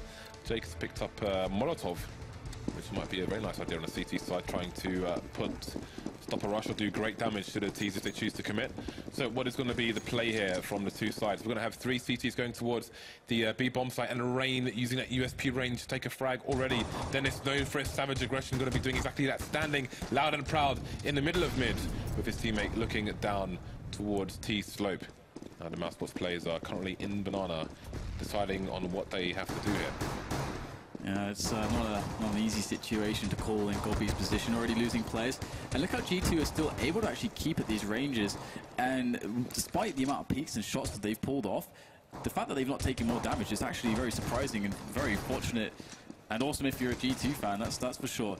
And G2 now still trying to work out what's going on. It looks like the rotation from Mousesports is finally making its way towards the B bomb site.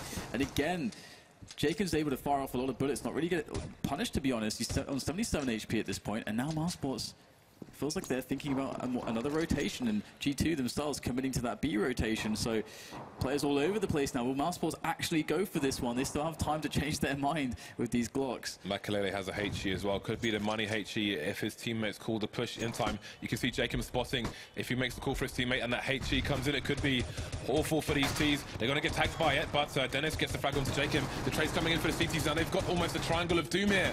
2 plays in pool. The remaining plays for Mousesports. Going to get more headshots down to 2 versus 2 now. Next with only 3 HP. Going to pop Fox. If he can get the shot onto Rain fast, then maybe he can take this for his team. You can see Rain coming in from the Banana area now. Next can't get the plants either. Rain finishing things off. Got the first frag in the round and the last one as well. And the interesting thing there from Rain is that he was actually pushed all the way into second mid, allowing the rotation, and actually to know what was happening. Because even though they might be able to get onto the A-bomb site, he would have spotted them all running up middle. So that was a really nice and very key play. And of course, he was actually able to finish off the round for his team as well. It's kind of it's one of those spots where G2 just weren't hitting those USB shots. That just happens sometimes. But luckily, they had Rain to back him up in the end. Traditional format for G2 on this round. 3 towards A, 2 towards B. Mousesports, of course, going for the Force. 4 Tech-9s, Deagle, Kevlar and everyone. And they've got themselves 3 smokes. So maybe they have an execute in mind at some point. We'll have to wait and see if that comes up. But for now, it's going to be the CTs throwing the nades. Fox is a HE there towards B, but it will yield little results as most of the Mousesports team are over towards A for the time being.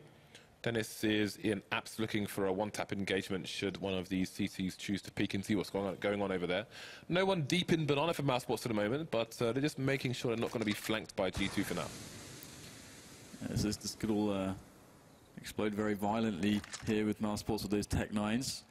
And there's smokes as well. And they are really waiting out G2 here. They really want G2 to make a mistake and go for a peek. But of course, they're playing anti-force buy. They're playing the Rangers. Smart approach coming in from G2 with those weapons. As now, Mousesports slowly shuffle up middle into the push. And Dennis goes down almost immediately. This could be very terrorizing for the CT side here. Got G2 still in positions though that are quite decent, but they're getting smoked off. We can see Michael Elliott here. He's not really able to help that much onto the bomb site, leaving Rain exposed. He's going to get annihilated now as Next takes the frag, and Michael Elliott taking critical damage here. And despite Fox doing some damage of his own, he's not going to get the frags that they need. It's all on Jakem here with the Mag 7 moving, and he'll spot the shadow. I think he knows the players towards Little Pit at this point. He's looking for the shot, and he's going to whiff the first couple ones. Finally does finish off Next in the end, but still 2 players to find. They're very low on HP. Chris J, I think his position has not been revealed here. He could be the ace in the hole here as Jacob goes close. He looks for the frag, but Godby is going to make it happen for his team. Mousesports with the force buy save the round, and G2 and now reset almost immediately. Couldn't be worse for them. Yeah, we've definitely got our game on our hands now.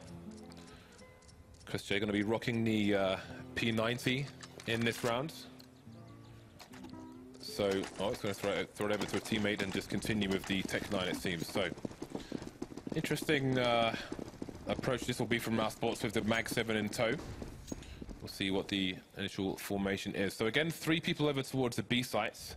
Fox going to be having an advanced position, and it's a force straight back from G2, in fact. We're going to have the Mag 7 and Pistols making cameo appearances from the side. A smoke and a flash, or 2. No diffuse kits for these CTs. See Dennis holding position in Boiler at the moment. He's got Chris J and Nico headed in his direction. He's got the CZ, could get a spray done if he's lucky. The Molotovs are very encouraging as well, but they're not actually using them, just going straight for the entries. And, well, there's still 3 Molotovs, so if they're able to use those in a post-plant setup, that's actually incredibly strong as well. And Nex is going to hold down the approach from Banana. Even get the frag through the smoke. Very good stuff there from Nex. And now it's just 2 players left here from G2. Now, if Mousesports were able to survive with every single player against this this force buy from G2, where they wanted to try to just trounce the economy straight away of Mousesports, well, they are in for quite a nasty ride at this point, because it's not worked out for them unless we get a lot of frags here from Jakem and Michael Elliott. Well, Jakem will pick up 1, but he's very low at this point. They know where he is, and he will go down. So, very, very bad situation for G2, to be honest, because they're not going to have those nades that they need when they need them. All right, so we'll see if Makalele can save this Mag 7 for another day. It seems possible for him. 4 players surviving for Mousesports. The pressure will be large onto G2 in the coming rounds again. It's going to be a key round when their buy comes in to see if they can hold, and with how many players. These teams have been tagging and fragging a lot of the players when in the rounds where, say, G2 survived, often surviving with 1 or 2 players in the previous map. Same for Mousesports as well. If that trend continues here, then G2 could be in trouble on their CT side. 2-round deficit with an eco to come, and Mousesports could build a very nice lead here. Seems that G2 are going to go for a stack towards the B bomb site with Makalele playing solo on a aggressive in apps with the Mag 7. Whoa, Jakem. James, we might have a round on our hands. If they actually run it, if Michael Elliott gets lucky as well with his engagement in apartments, which he might do, there is actually Dennis toying with a mag as well. Mag versus mag, mag on mag action potentially. But looks like Dennis will actually just fall backwards there, and Mousesports starting to take things very, very slowly. Now they understand the position that they're in, that danger lurks around every single corner, and in the form of Michael Elliott with that mag, it could be quite damaging indeed. Now, so patient. Both teams at this point know that they can't really make a full step, and those Molotovs can be put to good use to try to break these bomb sites, but there's only 1 left at this point. As Mousesports work in the options, it looks like the call towards A is coming, so they're going to file straight into Michael Elliott's position. Now, if he hits this first shot, Mousesports will be in a lot of trouble. And in they go. That's always tricky for the T's on an anti-eco round. Oh, he hasn't connected fully with Dennis, and down goes the entire A bomb site. G2 with a full rotation. They've got nothing to lose now on this rotation from the B bomb site, so they'll come in and do what they can, and Mousesports will of course meticulously try to clear out the A sites as they do not know where the stack is just yet. But here come the CTs getting smoked off as well. Dennis finds the angle, and Jacob trying to dance with it, unable to do so. The rest of the CTs coming in from the mid area now. They may choose to play for exits, as obviously it might be a bit more advantageous to them. They've only got 3 USPs No weapons, no other weapons whatsoever to speak of. So Chris J just holding the angle, maybe looking for an exit route for his team. We'll see if anything can happen here for the CTs. Ooh, straight in the face there with a USP, no less. And another one. Can they take some weapons here? Surely Fox won't survive. No, he won't, but Dennis and Rain will come in. Rain's picked up an AK. Got beaten. Nico heavily tagged here, but they will all survive. So Rain and Dennis will take a AK and a P90 into this buy round, respectively, and the rest of the team will buy up. AWP in the hands of Chris J. Boom. Has been pretty potent. Not hitting all the shots, but getting himself in those positions that can really be very key for the team. And Dennis on the CT side of things, G for G2 is stuck on the P90 at the moment. As we'll see Chris J moving in quite quickly up middle, looking for maybe a bit of a fast timing on the peak. And these are off angles that he's playing against. Could actually yield a result, but this round is not going to be. It's not going to be the case. We've got Dennis playing close with that P90 in apartments. So if Mousesports try to go into that apartments control kind of mode, they're going to have some trouble here because there are two players there. But equally, if G2 aren't able to come out on top there, the round just falls apart completely. That is a very different hold to what we're used to seeing in the apartment area. Dennis looking in. Oh, the flash. How many can he get here? Can he even get one? It's a two-man for him. What a great flash by Mousesports, and G2's buy is falling apart for him. McLeary coming in from Boiler to be traded, though. 4 versus 2. The A site has been completely lost. G2 are charging towards the site, so it seems that a save is not on their mind at the moment. Smoked off from Arch as well. What can they really do here? Somebody needs to make this call, surely, to save these weapons. Starting to move away now, but that was an absolutely crushing play into apps there from Mousesports. And now they are not in a good predicament. I mean, oh my god, the buy is going to be just awful for them. They've got $2,900 in addition to what they have now, which will leave them on around something around the region of 3 to 5K. So it's not really ideal for G2. So they're going to concede, I think, another couple of rounds here unless they keep these two weapons alive. And Mousesports, they could have tried to actually commit a player or two to try to frag these guys who was trying to save, because even just killing one of them would have made a big difference. But they go for the ultra safe play, caring more about their own economy than the economy of their opponents. And that's going to allow G2 to actually force things up here and spend all the money in the bank to scrape out a buy. But again, you know, not the best situation in the world for G2. There's all on the line in this one, because if Mousesports win this, not only are they going to build a lot of money, keep their bank going, but G2, they're going to have nothing left. They're going to have to eco, and Mousesports are going to be so close to winning this match, or this map rather. Sorry.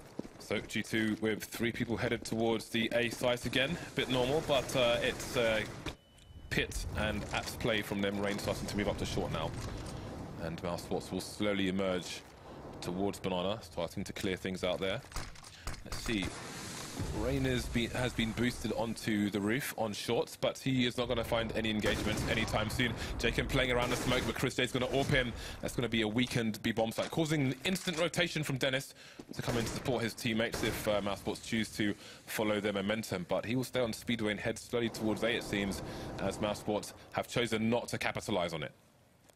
Very slow round again, as Mousesports just can try to force you know, they're in a position to make a decision. Usually when you get that fast pick against the CTs, what you want to do is, if you check the minimap, as you can see, the rotation starts to happen for the CTs, and 2-2 is, you know, playing 2 on B and 2 maybe in the pit on A somewhere is usually how the CTs will play. It's rare that they'll stack at a bomb site. So by waiting, you guarantee that you split up the two teams, because the players into the 2 bomb sites, and they're going to try to fake a little bit, drag some players towards B. That's actually what's happening on the rotation at the moment. Pile in towards A, but G2, they're playing a little bit smart here. They aren't buying it completely, and they might actually have players in position to deal with this, but it's going to have to be a bit of a hero hold here. Michael needs to deliver something, gets taken down immediately. Dennis with an instant headshot onto Rain, and that's just going to shut out G2 from the retake immediately, and they will get the bomb down in the nick of time.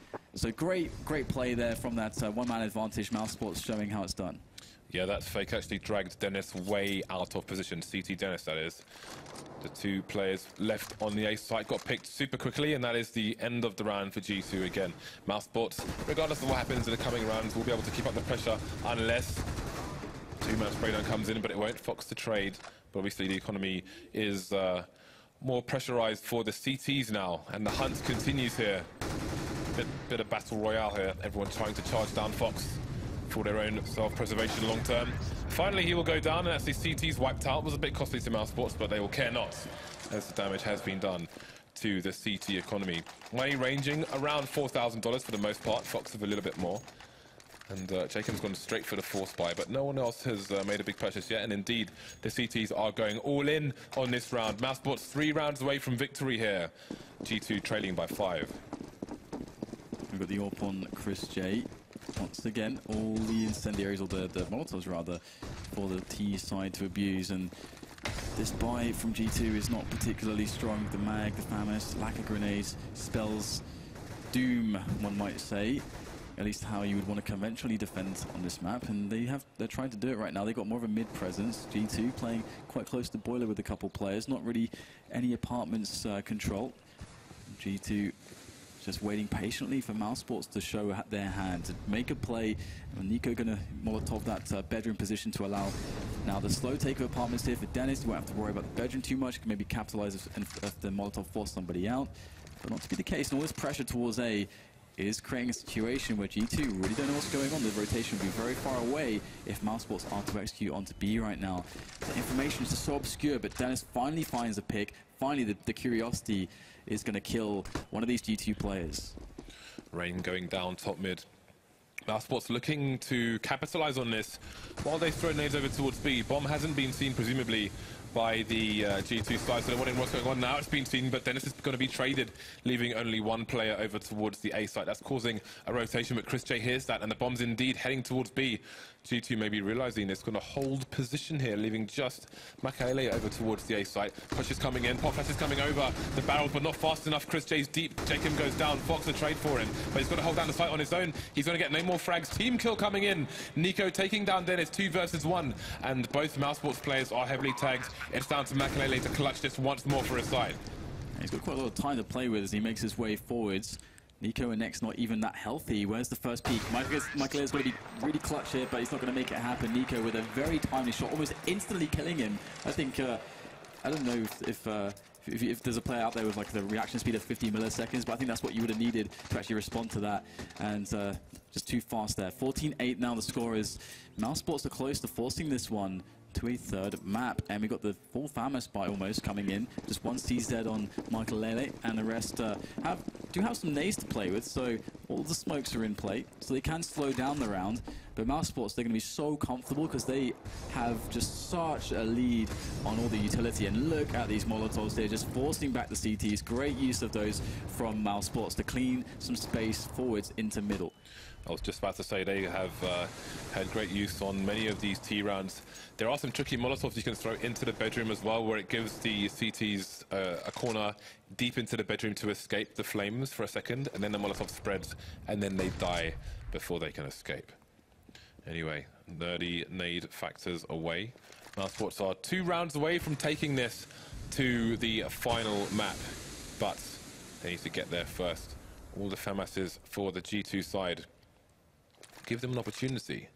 And they still have a lot of counter nades, counter flashes left, despite there only being 45 seconds left for these Ts to push. And the Ts don't have any significant map control at the moment, so this really could go either way. We've got those final smokes starting to come out. Fox still holding one. And there are still 4 flashes on the T side. Godby dancing around a smoke at top mid. He's looking, where are these CTs? Are they playing passive? Are they library? Are they in pits? Are they playing site? Crossfire? Well, he's soon going to find out. Not checking the arch, and it's almost a 2-man spray down for Dennis, but Nico's going to trade with him. The bomb, though, is headed towards B, and we could see a split now as Nico pushes his way through CT spawn. Yeah, Fox is in a pretty key position here. Will they check? He's going to find one frag, but immediately traded by Nex. But still, one more obstacle in J-Chem as he looks for the frags there. He's going to find the first one. There is no time here. The bomb needs to go down, and there it is. Michael is going to back away. He knows enough damage has been done, and the round will be won by time by G2. But what a close situation that was. Mousesports 14 rounds, they just need 2 more, but G2 are keeping themselves in this by the skin of their teeth. Indeed, it's going to be a difficult buy for the CT side, despite winning the round.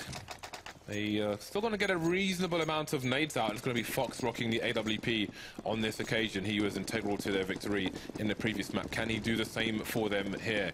Again, they have an arduous task of trying to come back from a deficit here. 5 rounds down on the CT side now, and the money is definitely limited. So, Mousesports maybe looking for a fast aggression towards the B-bomb site on this occasion, with Nico just watching for any flanks towards A, currently standing in second mid.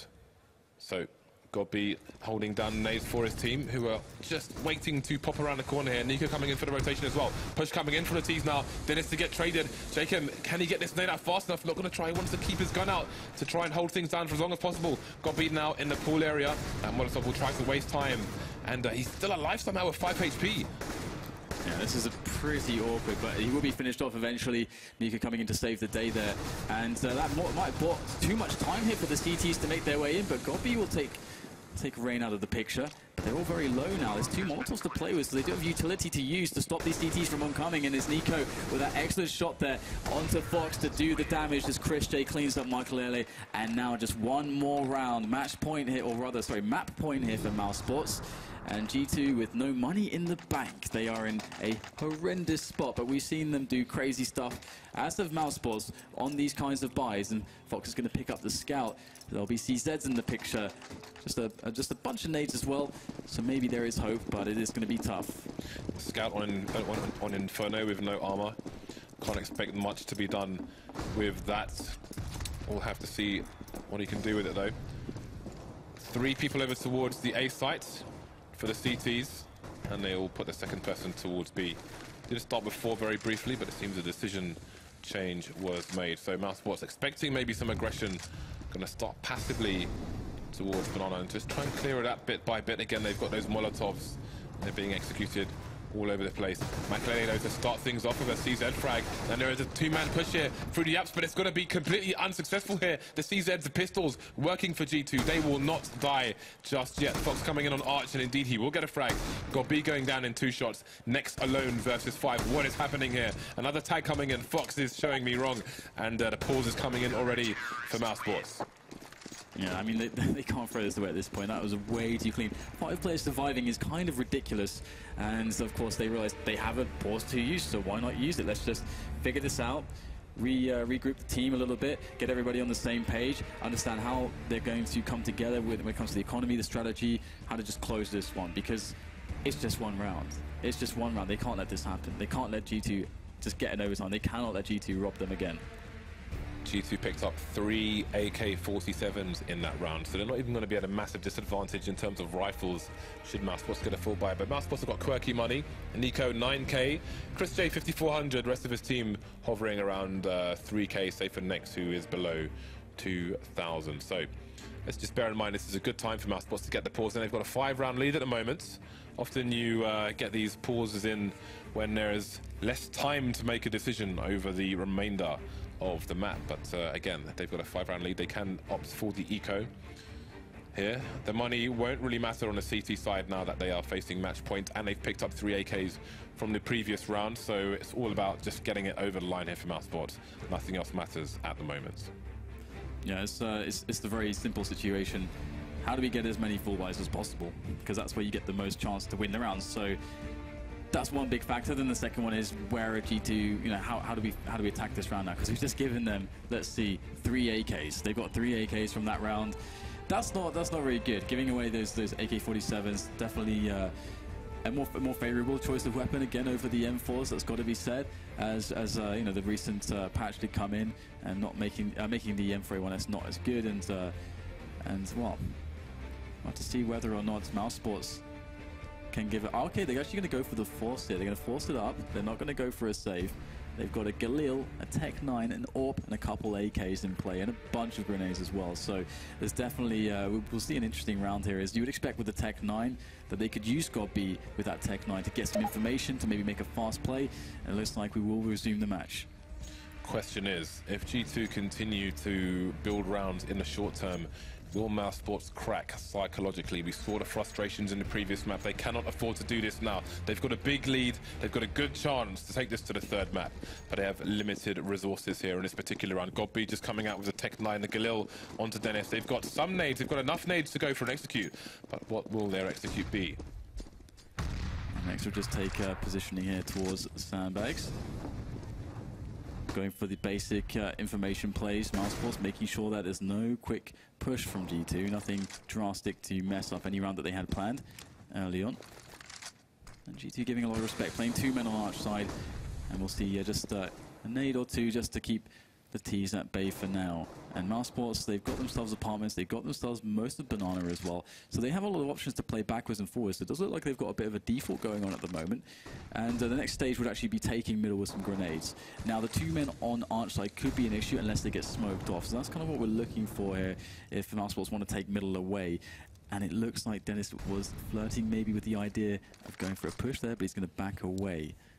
You can see Dennis seeking to destroy, but unbeknownst to him, all his would-be assailants are on the other side of mid. So Mousesports, what are they suggesting? Potential execute towards A here, but you can see the bomb rotating towards the B bomb site. They still have Rain deep in the corner here, and Chris may not see him. Chris going for the shot onto short, but he'll be taken down from long. Rain coming in from the back. They realize what's going on here. Nade starting to come in, starting to hear footsteps towards B. Yeah, Fox is there with the spray down. The great counter grenades coming in from the CTs. J-Chem's there to line it up as well, and they can't get past. J-Chem is holding things down, and Gobi and Next need an excellent series of kills to even save this one, but they don't even get the space to plant. Rain finishes the job, and G2 get themselves back in another round. One more round. One more round. That is what they're thinking every single time, staying in the present, working their way forwards, trying to steal this match away from Mousesports. And again, if you're just joining us, G2 were able to take away the first map Mirage in overtime. And, well, if they could steal this one away, that would be daylight robbery here. Mousesports, they had it in the bag, it felt like. They chose the Force, and now they are forced to choose the Eco on the Mousesports side. We have a Tech 9, and that's it from Mousesports here. We'll see if they can try and maim G2 at the very least. So far, not so good. Rain going to get the first engagement here, and he's got most of his life intact. Nico's been heavily tagged as well. Bomb moving towards the B bomb site, which of course is a nasty funnel for the team. Gopi getting taken down as well. Still no significant damage done by these Ts, and they're running out of numbers. Only thing going for them at the moment is time through the smoke. Will Chris J fall? And there goes Next as well. So this is a nothing round for Mousesports. They will all fall, getting nowhere near the B bomb site. 3 rounds for G2 to find, and we could be going to overtime again. And as I said, G2 starting to close the gap. Will Mousesports start to feel the pressure?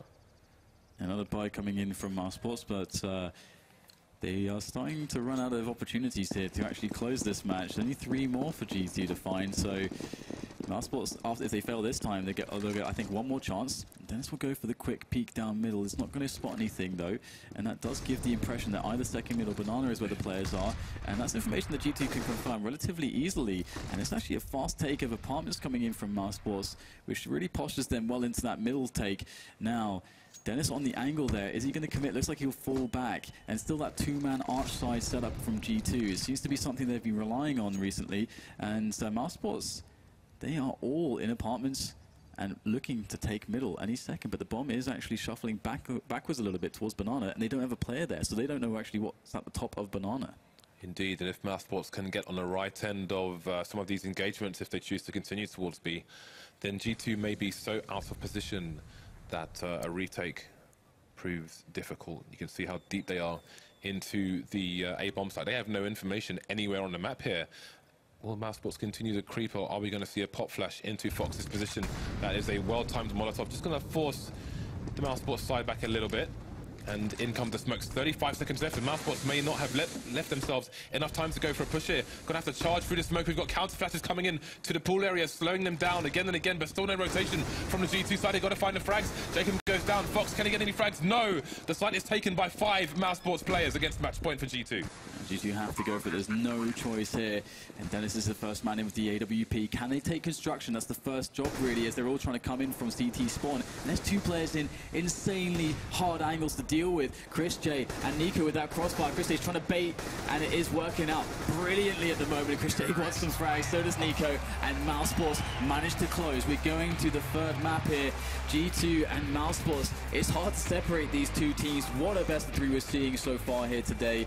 And was there a standout moment in this match for you?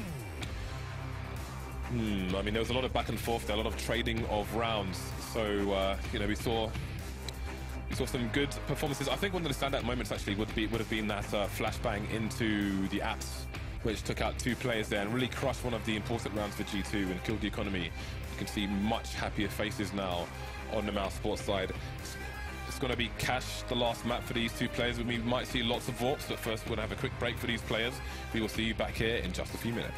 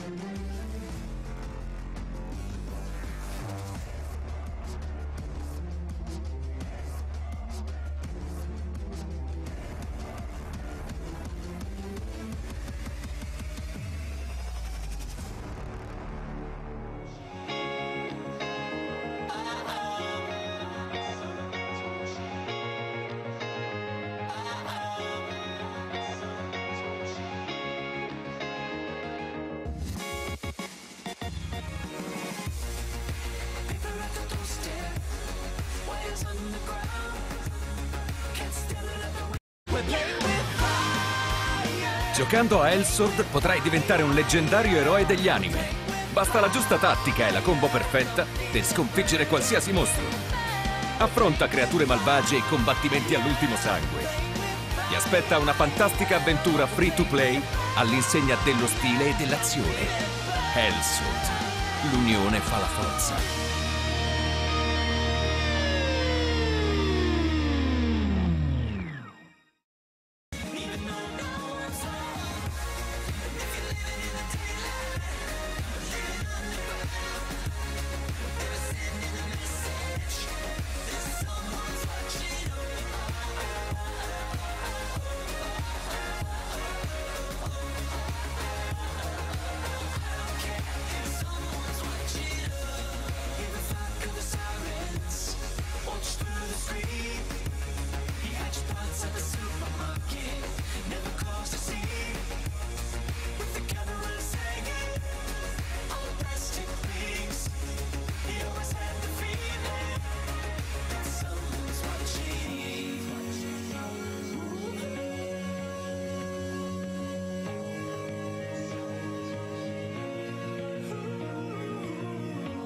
And now she's sleeping alone.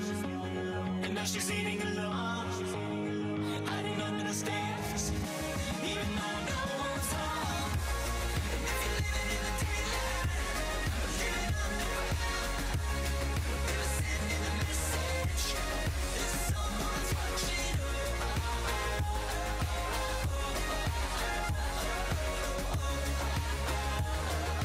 I don't care if someone's watching.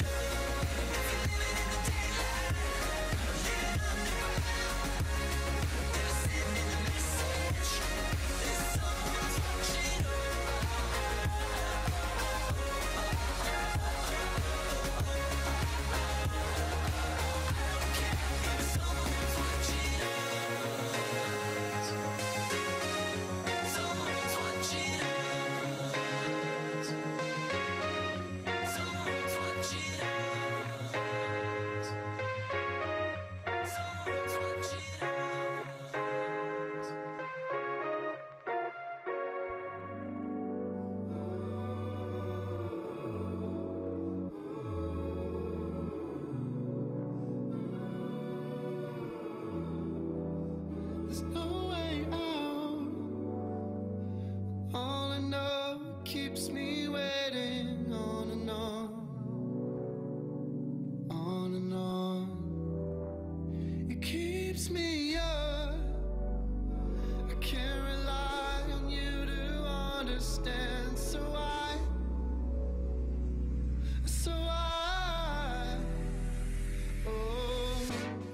can't help myself, but I place my shame, but I place my shame on you.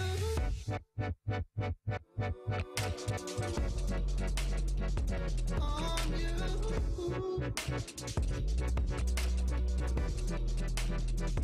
On you.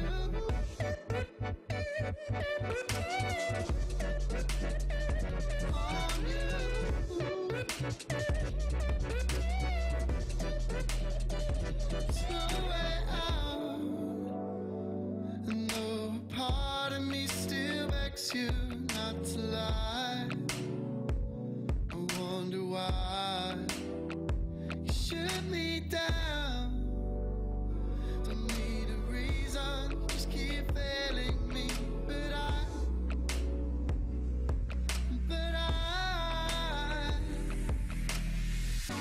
I can't help myself, but I place my shame, but I place my shame on you.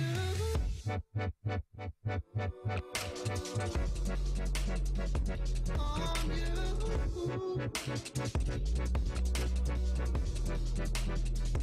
On you.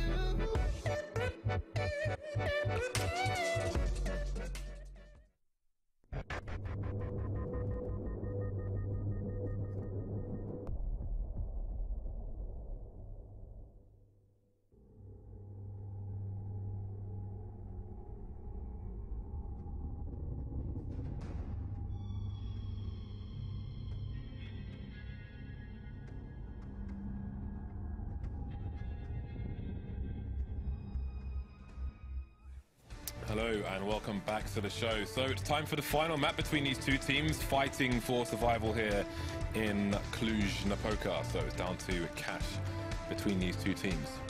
Dan, what are your thoughts?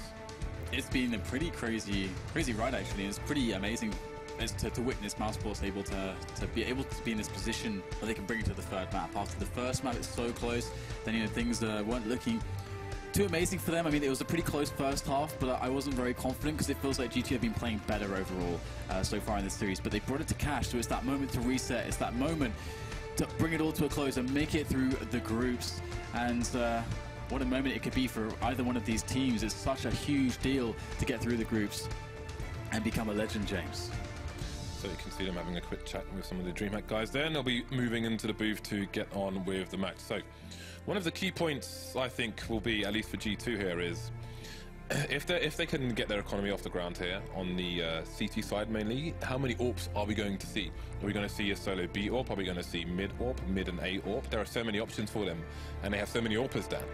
The thing about this map is that it used to be very strong for GT, one of their best, and it's because you can't really deny the aim duels, which is of course something that they're very strong at. It's one of the reasons why they love Train as well, because Train is this spot where you have chaos and you get all these aim battles, and it really suits G2. Okay, back in the days of Scream, that's what we're talking about. That was when they were best at their cash game because of these factors. Because you could get Scream, you could get him on the B-bomb site, and he could do so much with rifles just by himself. He was very, very good for the team in that sense. But to replace him, we've got g0rth4n now. And g0rth4n is actually a very, very good rifler, and he's been very consistent recently. And of course, we've been seeing good performances from him. So I don't even see it as a huge downgrade in any real sense. To be honest, it's an upgrade in other areas, as g0rth4n is, worse in some spots and better in others. He's a great player overall. And so I feel like G2 actually have big advantage, a pretty decent advantage. For me, it's going to take a massive performance out of Nico again. Chris J is going to have to start hitting the shots with the AWP more consistently, and Nex has to find his game, because right now we haven't been seeing the big results from Nex that we expect. He's the star player of the team. Nico is there. He's also of the star level, but Nex was the first guy from Mousesports that showed, and he showed himself to almost be the scariest player from Germany as well. So need a big game out of Nex. Well, we've had two fairly close scores in the first two matches. We'll see if these teams have the endurance to go all the way through the third as well. I'm just waiting for Fox to reconnect to the server, and then I think this will be underway here. So everyone's had a chance for a quick break, chance to collect their thoughts and consider their approach for a much more open map in cash. Again, going to have those long ranges. Good opportunities for some aggression for the CTs as well. Flanks over the boost. But of course, every risk comes with a reward for both sides. Yeah, this to me is probably, it has the potential to be the most exciting map between these two teams. So I'm really, really geared up for this one. And well, when it comes to, and we talked a little bit about player performances. Is there, well, I did at least, is there anyone that you think stands out for you, or something that you're looking forward to seeing? I'm looking forward to seeing the Battle of the Orps, basically. Chris J versus more than half of G2. And the thing is, like, even if they don't go for multiple AWPs, G2, if they go for one AWP and they change it between plays, like we've seen, you know, traditionally what we've seen online is Makelele's been a primary AWPer for G2 a lot of the time. We saw him AWPing on Dust 2, I think it was yesterday as well, but we've seen a lot of Fox AWPing today, and he's been very effective with it. So, you know, if they change who's AWPing in a certain position mid-game, then it's a change of style as well, an approach between these individual AWPers, and that might be a problem. On the T side, I really hope to see Dennis picking up an AWP, because again, going back to the LGB days, he was insanely aggressive on this map with an AWP, always charging up the boost spot, just looking for those engagements. But again, versus Chris J, if he's got an AWP, then maybe he's not going to be that aggressive. We'll have to see. There's many dynamics to play through here. Yeah, it's a really big AWP map indeed. I mean, with the Makelele point, I actually feel like you know, I much prefer Fox on the AWP and then Dennis on the AWP, to then having Makelele on the AWP. Like in that order, that for me, that's where I want to see the AWPs going in priority. Generally speaking, of course, you know, spawns play into factor. You know, what kind of round you want to play plays into the factor as well. Because Makelele is less consistent on hitting some of those key shots. Because the best AWPer is the guy that just hits all the shots. It's not a guy that takes the crazy risks and goes for the crazy flick shots and crazy plays. He's the consistent guy you can rely on in most situations, and I don't think they need, you know, a super aggressive throwaway AWPer. And Fox has been showing he's been very consistent, and that's very key. And also, he's been besting Chris J in a lot of these duels and outplaying him in the sense of AWPing power and strength. So it's nice to see that they've actually changed this role, because Fox, I don't think he's nearly as effective on a rifle as well. Yeah, and also the fact that Fox has been one of the main AWPers in this match has allowed Makelele to still be alive in those late positions where he's clutched so many rounds and kept them in this match to begin with. So the change is working out for G2 at the moment. But again, they're down to the last map now, and now we're just waiting for the final Mousesports plays to connect and get this match underway. So G2 are going to be starting on the CT side. No knife rounds. Mousesports going to be on the T side. So, this should be. Do you think this will be another close one? Yeah, I think it will be. I think it's. I think it has to be to make sense, because these two teams are so close. And when it comes to, I can't really find a huge difference. The only difference I can really see is maybe G2 have a bit more strength maybe when it comes to the AWPing potential. We just spoke of that, and I don't know how much that's going to factor in, because it depends on how the money goes on both sides, how the rounds will play out. But generally speaking, G2. They've got a lot of great power when it comes to the clutches and also the riflers, just as Mousesports have. I really don't know how to separate these two teams in this series. I expect this to be very close indeed, and I hope that it will be, because so far it's been pretty exhilarating. Especially the first map, Mirage, was excellent to kick off the series. 19-16 victory, as you guys can see. Well, as what we can see. I'm staring at the game, James. Yeah. Right. So. Again, one thing that's going to play a part in this as well is the executes and the variation of executes. We can expect to see walls of smoke coming into the mid area, which gives the T side an opportunity to either go for a B split or suggest a B split, pop the vent, but not commit to it. We've seen Mousesports have nice plays, which has caused big rotations on the G2 side. That's a really weird camera shot. On the G2 side. But the question is, can they force those rotations on their T side? The countdown has begun. We're just over a minute to starting this game. But again, like I would like to see if Mousesports can cause those over rotations on the G2 side and punish them for it. You know, we see tactics from Virtus Pro, for example, where they'll have like snacks lurking outside B halls, and they'll throw the Molotov into the vent, and then the CT will jump out back into B and get punished by snacks and killed for it.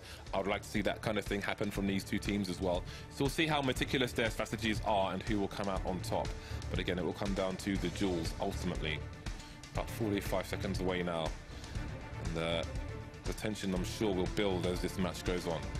Yeah, I mean, usually you would expect the strength of Mousesports, or the advantage that they would have is in leadership, and having a very seasoned veteran, in a 1.6 veteran in God B, previously of the Mousesports fame. In 1.6, he's been around for a very long time, and he rules the the Mouse Sports camp with 9 Fist, and he's very, very critical.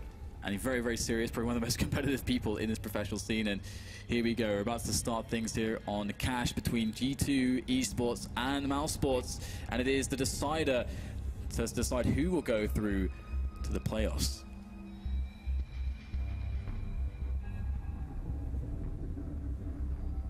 Well, here we go. Now let's see what the buy is going to be for these two teams. Again, g0rth4n going straight for the grenades. As per usual, Dennis and Nico picking up the Kevlar. G2, are they going to go for a kit? Yeah, Makalele's going to be the kit man. HE, the rest of the team going for the Kevlar. Chris J going to smoke off Z connector immediately from T-spawn and hold a flash for his teammates as well. Yeah, it looks like they're going to go straight for the test out of middle, as they had smoked it off, as pointed out. And now, Rain can't really get much info for his team. Jacob's close, though, and he's got a bit of crossfire situation, albeit a bit of an awkward one. He's going to get challenged. He's going to go right to the challenge with that USP. He gets the quick frag onto Chris J. This is working out amazingly well for G2. Rain is popping heads. There's just one player left in g0rth4n. He's stuck by the box in the vent room. Now he's tagged down. He gets backstabbed by Dennis, and that round was completely crushed by G2. That is a fabulous start. Rain actually didn't take a single point of damage, which means he can upgrade to a helmet for a mere $350 there by now, because this deal won't last all week. Very nice indeed. And we're going to see the SMGs out of G2. And this should be a slaughter, James. This is going to be a lot of... This will be a bloodbath. It looks like the bloodbath might ensue towards the B side of the map. I love a good bloodbath, Dan. Just let me put on my shower cap first. So, Fox coming in with the P90, holding down things towards the B bomb site, where there are still 2 more players to engage. He's going to go for the reload, while Jakem will have a cursory look. He'll take a lot of damage, but he's still alive for now. Fox just strafing, almost skating left and right with that P90, getting another reload in. g0rth4n and Chris J remain. Bomb has been lost now for Mouse Sports pretty much, and Fox will come in as the cleanup man, the street sweeper. Gonna finish off g0rth4n. So a good start here for G2. Yeah, no one dying for G2 is always going to be very nice around like that. And nice. Of course, Mouse Sports, they didn't invest very heavily, which is quite cool actually, because usually you would see a bit more of an investment. It's a very light investment here as well, which is quite surprising considering that. I mean, I figured you'd either go one way or the other, like just go for the force buy and then save this round instead of, you know, spreading out the buy a little bit. But I guess this way you invest just a tiny bit less and have a little bit more in the way of grenades on the following rounds. Well, 2 smokes, 2 flashes. What is the play here from the T side? Heading towards the A bomb side. That pop flash is going to come in. Going to get 2 of the 3 players. One hiding behind the box. Will not get flashed, but they can't punish it, can Mouse Sports. The squeaky door has been opened as well. And G2 are well positioned to punish this, of course. Mouse Sports are lacking in inventory right now. Gonna choose to close the door, are the T's, and make their escape elsewhere. That's a weird choice, isn't it, to close the door as the T's? It's polite, that. It's polite. I suppose it is. A battle of politeness, as well as deadliness. We do have, of course, the Mouse Sports gearing up for a bit of a mid-pressure, but Jakem is ahead of the curve there, going all the way for the flank, and he's going to find 2 kills with that P90. He's going to reveal the play, and if Mouse Sports had any kind of a plan, it is now completely blown asunder by this aggression of Jakem, and that's going to be that 3-0 is the score, and 4 players survive for G2. At this point, they've only lost, well, Jakem twice. Jakem's the only guy that's died on the team, and he's died twice. So no economic damage done. G2 in prime position here to have such a really nice start economically. We might see all the ops that you're after, James. Indeed. Going to start, of course, with Fox. Now the question is, where is Fox going to play? I think he's headed towards the B bomb site. Indeed he is. There are 2 T's in that direction as well. He's going to have support as he gets into position, and he's going to boost his teammate up into the vents. He's going to reposition. Meanwhile, Makalele has taken a lot of damage, going for a bit of a squeaky push, and it's going to be Dennis to go down first. What a nice angle held by Nico. So Dennis has left the building, and Makalele is on 1 solitary piece of health. Not a good start here from G2 on Mouse Sports' buy round. No, this is really awful, to be honest. Makalele is going to feel absolutely useless with that 1 HP, and hey, Fox will actually pick up a kill there. And Jakem gets one towards the fence. That is a massive turnaround there for G2. Now Nico gets peeked aggressively by Rain despite having an advantage. Rain's still going to take the risk, and he's going to be rewarded for that. And now it's a 2 versus 4 situation. Chris J on the scout there, moving in. Oh, Oh, great shot. Just one bullet required. Michael, of course, very low on HP. And this might be a way to just create something out of this round, which looked disastrous otherwise for Mousesports. Bit of a pop flash play, and Mousesports find themselves in towards this B-bomb side, but only Chris J has survived, and he's got the scout and the 3 CTs on his position. Oh, he's gone for the fake. He's looking to even up the numbers before. He wanted to win that round. He could have gone for the plant, guaranteed a bit of extra money for his team, but he wanted to go all the way there. Wanted to try and bait the CT to come out, try and stop them from getting the money, and indeed he did that, but there were 2 more to find. Couldn't find the second headshot there, and he will go down with no plant after all. 4 rounds to 0 here for G2. Look at these angles on that spray from Nico. Very nice stuff. Yeah, this is such a good start. It's just amazing to get all this money on the CT side. Feels really good. And Mousesports, of course, are going to go down 5-0 very likely, unless they make something of this kind of quasi-buy. Just spending all the money down to around 2k, because that loss bonus is going to max out if they lose this round. And they can assault this A-bomb site and find themselves on a quick plant. And that is the setup that they're going with. And it's a counter smoke coming in from the CTs. And here it is. Michael, he'll spot the push coming in. All the nades soaring through the sky into the A-bomb site as Ray makes his position known by Forklift. But there's so many nades all over the place here. Gobby will find actually an opening onto Rain. Dennis has actually got some help with him. But this bomb site is actually claimed by the T's here. But the CTs are knocking on the door. And they're about to kick the door down. Excellent spray from Dennis. 2 versus 2 though. Gobby holding the forklift position. Dennis coming in from short. He's not going to get the frag onto Makalele, leaving him in 5 HP. But Gobby, he's got the P215. He could do this. Makalele only with 5 HP. Dennis with 40. If Gobby finds the head, oh, they're going to double peek and he will get taken down. A lot of damage done, though, by Mousesports on the force buy. Again, they don't get the plant. And regardless of the damage, it's 5-0 to G2. A great CT start from them. Yeah, so that 5-0 is going to just enable them to really put that pressure on Mousesports, because if they can get to around 8 to 10 rounds, and they're pretty close to that at this point, then of course they're going to be incredibly satisfied with that CT start.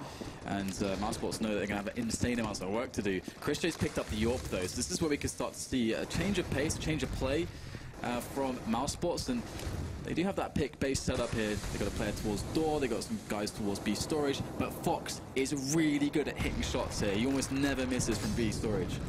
Yeah, saw the initial setup in mid here from the CTs. And first Molotov glitched out and didn't do anything, so they had to deploy their second one faster than they may have wanted to. Either way, they've got good control for the time being, and that's the Molotov I was talking about coming into the vents. And Jacob knows that he's going to have T's waiting to punish him for it. Tries to flash his way out, but he's going to fail the flash. Fails the nade as well. Going to nade Fox down. Didn't do too much damage though. But there we go. Fox is going to take down Dennis. That will do a job. Jake has 2 more people to contend with. Through the smoke, he will take down next. So working out for G2 despite a bit of calamity there. I think Fox is making a good case to be the juggernaut there. Takes a nade to the face, but still hits the shot. And Dennis gets boosted up into the vents. This is excellent here. Then no one dies for G2. They're put under so much pressure there. That was such a good push. Mousesports did everything right there, but somehow they weren't able to hit the shots. And it just came down to that composure. Just J-Chem is back us against the wall, and it really shows you the class of this player. Like J-Chem came in as a new guy. This is the team where he can really prove himself. This is the biggest kind of podium he's ever stood up on, and this is the best lineup he's ever been with, essentially. And he's really showing that he is part of the core team. The fact that nobody died for G2 in that round is insane. Before the match started, we spoke about the thing that you often see versus Pro do, the Molotov coming into the vent, forcing the CT out of the position, punishing him before rotating. Obviously, Jake, knowing that, keeps himself close to the wall, manages to nade his teammate, failed a flashbang as well. But regardless, they survive with all the players intact. That is absolutely bananas. And that kind of thing has to be so frustrating for Mousesports. It's 6-0 already. G2 are going to have the economy going in their direction. The average is probably looking like about 6,000 with the exception of Jake on 3. But everything's going G2's way at the moment. Mousesports sitting on an average of about 3,000 or so. So again, this is a must-win round for them. There's a must-win map. There's nothing else left after this. It all comes down to this map. 6-0 down already. You know, the T side is less favored, but they are building too good an advantage, the CT side, both in rounds and economy. Yeah, I mean, that round was pretty insane, and we didn't even really get to see, because they did the right things right. They smoked off Fox, they threw in the Molotovs, as you mentioned, you described the situation, But what I'm going to see here is Fox AWPing like an absolute beast from that position. He's one of the most consistent AWPers from the vent room, and it's one of the reasons why G2 has such a strength on this map is because they have players with such consistency as Fox does with that AWP. And for him to have the AWP so quickly because their economy is booming in the way that it is, and for him to basically be able to rebuy almost immediately if they actually lose a round, that just puts G2 in such an advantageous position. And Mouse Sports, of course, this could just get worse and worse. You get less and less opportunities as the CT side just grinds more and more rounds out. And well, I don't know. It's a question how Mouse Sports going to get back in this. There's a lot of stuff they haven't tried. We haven't seen a real execute on A yet with weapons. They haven't had many chances to buy weapons, James, so that's probably why. The good thing is as well that G2 are managing their economy well at the moment. You know, if you look at the flip side team, when they used to have Wilder and Simple, they would try and get the two AWPs as often as possible, and but that is very frail on their economy and can cause them to lose matches. G2 just going to continue with the one for now. Again, they did survive with 5 players on this particular round. They did have 1 or 2 full in previous. So 6-0. Can Mouse Sports do anything about this? They've gone for a half buy here. They've got Kevlar, helmets, Tech9. Looking to go for a fast play to punish the AWP here, but Jake's in for support, getting flashed. Not gone down yet. He's got support from the vent as well. He will get taken down. But trades coming in for both players. Nades coming in. Molotovs HU to try and slow down this T push. Yeah, this is where Fox can shine. Although Dennis is actually in, but Fox is isolated by the smoke there onto CT. Only 2 players though for Mouse Sports, so the man advantage for G2. And Mouse Sports will opt to boost out Nico into the fence. But look at the cognizance from Michael Ellie. He looks for the play, but Nico annihilates him. And now he's making his way up short to try to cause a distraction right now. And we'll see the rotation of the bomb all the way around. Nico's got to get it done though. He needs to survive. He can't let the bomber be exposed, and that's what's going to happen right now. Godby, where does he go? What does he do? He's got just a Tech9 and the C4 strapped to his back. And there is a player for G2 on either side. There he goes, up onto the short area. He's been spotted now, so this is an excellent play by G2. They're playing this so safe at the moment. Dennis, though, here he is. First engagement. Oh, Godby finds the shot somehow. Dennis is down, and now there is some space and time to plant the bomb. Godby now awaits Fox with that AWP. Will he actually be able to swap out that weapon, or will he go forward? He's going in right now with that AWP, and Godby's waiting for it, but oh, Fox finds it with the pistol, and he's going to clutch the round for G2. What an important moment for Mouse Sports, falling in the hands of Godby, unfortunately, and Fox with the save yet again. See that laugh from him, almost looking like a tyrant there. Dominating Mouse Sports is Fox and the rest of the G2 side, 7-0. And again, they're managing their money well, only buying the solitary AWP. Fox will continue his reign of terror towards the B bomb sites. Now, with this 7-0 scoreline, the pressure starts to mount more and more, but Mouse Sports still have time. They still have time to turn it around, and they're going to go for the double AWP play to do so. And we see that Dennis will actually smoke off Fox straight away on B and see if they can try to get some wiggle room here, try to get some map control. But Fox is peeking into the off angle. He hits the shot. Oh my goodness, Fox is just knocking the daylights out of them. Can't imagine how many Fox threads there are on HLTV right now. So we've got 3 Mouse Sports players in towards T Warehouse with 1 in the spooky area. So it seems that it might be a bit of an attempt towards A. Chris J being boosted up, but there's nobody to engage in the mid area for now. Dennis is playing the mid to A rotate towards the white box area. Again, Nico going for the spray down. This time he'll be on the wrong end of it. Rain gonna punish him for that one. So 5 versus 3. You can see Makelele's boosted up as well. Got the M4A4, so they might recognize his position when he starts firing, but will they recognize fast enough? Got the smokes coming in towards the car area. Flashes coming in. Makelele's blind as well. Will they take the spot? 2-man spray down for Makelele. The bomb goes down as well. 4 versus 1. How much damage can Chris J do? He picks up the bomb, but that's going to be that. Dennis coming in to trade. Another round on the board for G2. This is so good right now from G2. They're showing really awesome tactical, strategic awareness, and they're hitting their shots. You know, that kill from Fox, that is just the perfect round to push. Again, they've got such a lead on the score, such a lead on the money, that they can decide to take risks like this. He went forward with the off angle when Mouse Sports are saying, okay, we want to try to go for a counterplay, we want to try to abuse those players towards the vent room. We're going to try to, you know, go throw the smoke and get an angle. Boom, Fox is already in your face in a spot you never expected because you're trying to adjust to something and he's 1 step ahead. He's already there. What a smart guy. Another pause coming in from Mouse Sports. Now you're starting to see some concern, some worry. 8-0 down on the final map of your best of 3. Not an ideal situation by any measure. G2 looking pretty chilled out at the moment. Been more or less relaxed, even when Makelele was, again, going back to that first map, just clutching round after round for his team, keeping them in that map. Just super chilled out. Been here before, stood the test of time. Pretty relaxed, but Mousesports, I mean, this is looking like a mountain to climb now. Yeah, I think Makelele is one of those guys who's just like incredibly confident. He just has so much confidence and exuberance in that sense, and it's really good to see, because having players like that it can really lift the team, because it's an undying level of confidence. It doesn't matter what happens, the confidence will be there. There are some stuff, you know, he sometimes, you know, he can get tilted, and of course if there's a spot where he can get tilted for whatever reason, then that's really bad for the team. But equally, on the other end of the spectrum, if he is feeling great, I think that can really lift the team. And so far things have been going so amazingly well for G2, and it feels like success is only going to breed more success, and we're still looking for an answer from Mousesports. How do they turn this one around at this point? They've tried a lot of stuff. There's still stuff they haven't done. A wall of smokes into B split, try to pressure mid and take mid. We haven't seen much of that. We haven't seen much of the weapons just going in for the A executes. So what's it going to be? We're resuming. There's been the pause. What is the answer from Mousesports? The worst problem for Mousesports is they've been, you know, in some cases they've been making the right plays, but they just haven't been working out. Does that mean they start to second guess themselves? Only time will tell. So Makelele's gone for the push through the smoke in A main, where you can jump on the boxes above, take people by surprise. He's got no one to re-smoke A main for him, however, so he will have to eventually change his position. Yeah, it's a slow approach, and Makelele is actually hanging out in A main still, so he gets the information. And wow, Dennis with that off angle. Again, another aggressive risk coming in from G2.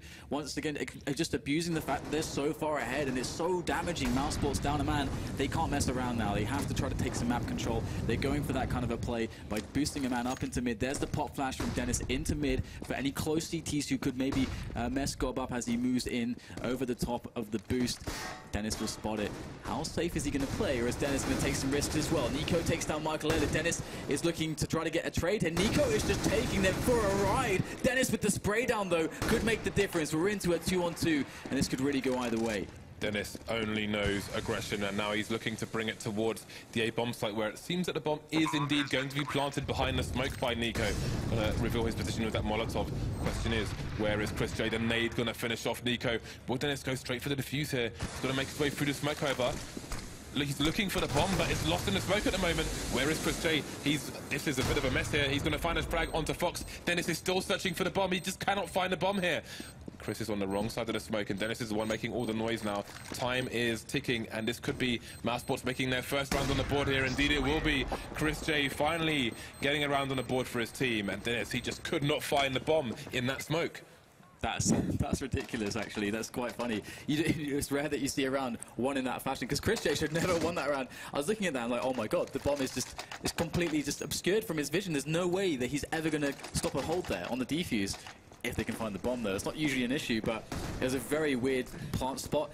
It's one they just did not expect, and you can see that the replay here, all the trades going backwards and forwards, and that was a really important nade there. Either way, into the next round we go, and Fox is looking to try to get some more damage from the open. Oh my goodness, he goes in forwards into B storage. He spots a lot of players, somehow escapes without receiving any damage, but J-Chem is left, lying in wait. He's going to find the first frag, more to follow. J-Chem with a triple. Is there going to be any more? He gets time to go for the reload, and J-Chem's not stopping. Quad kill comes in. Chris J, the only man to try to stop it, but it could be too late. He will take down Fox as well, but the CTs are all over him, but that bomb is lost at this point, and Chris J, he gets another frag. This is absolutely ridiculous now. Two more players from G2. They know they have the bomb. They're going to make sure they don't misplay this at this point. Chris J looking for that clutch, looking for that ace. There's plenty of time to try and find it, but if they just sit tight, they should be more than fine against Chris J here. The CT economy has been wrecked, but can Chris J finish off the job? That was a great double warbang on terrain. But he's got two more to find. Locations unknown. One is close, one's in the vent. He can get himself a 1v1 here. Could use a box to try not to get traded. The double peek. The timing on that is absolutely insane. G2 straight back to winning ways. The timing there was amazing. I don't think you can make it more perfect than that. I don't think it gets more perfect than that. That is beautiful coordination from them. Jay got so many frags from this position. Wow. Unbelievable. 4-man for him. Just gets the last one in time, and look at this wallbang from Chris. Oh, straight into the chest. Mousesports though, 9-1 on a Glock Eco with a solitary P250. God. Reset, James. They got reset. Yeah. All because Jakem by that box. That really sucks for Mousesports. There's no doubt about it. Jakem says no. The new man for G2, showing why they picked him up in the first place. Oh yeah, absolutely. And in comes the push here. The Hail Mary with these Glocks, but they're lining up for Rain here. He's going to pull out the USP. He does get taken down, though, and 3-on-3 is going to occur here. As more trades come into play. I have no idea how they're doing so much damage, but once again, Jakem's in. Fox is in from B. This Fox and Jakem, the B hit squad, they don't seem like they can be toppled. 10-1. The last 2 rounds were so close. The two maps, sorry. Mousesports, they can't go into the second half of 1 round. They need space to breathe. They need room. And they're going to go for the force here. Scout, AK, 3 Tech 9s, and 4 smoke grenades. Going to be spread out across the map initially. Got 2 players in mid for the CT side. Dennis, surprise, surprise, playing quite aggressively. Going to be taking control of mid, almost on his lonesome. The re-smoke coming in. What will he choose to do? Playing under the boost at the moment. But what is the play from Mousesports? An AK and a Scout to try and open this up. It's a little bit awkward, isn't it? It's going to be quite tough to try to break his sight, but with that push coming in, they could actually meet it. And Fox, he's moved that position and he's going to find the kill. They never would have expected him to be there. What on earth is Fox doing in this position? They take more liberties, do G2. And now Mousesports again shut down before a plan can be initiated, but next he will create some space for Mousesports. Fox has truly been unleashed. This is scary. Just marching through A main on his own, getting himself 2 frags with a player at the back of A, should he be required. But he won't be required just yet. Dennis has gone down, but that's it. Mousesports have picked up an M4 now, so they've got 2 rifles and the Tech 9 onto Dennis.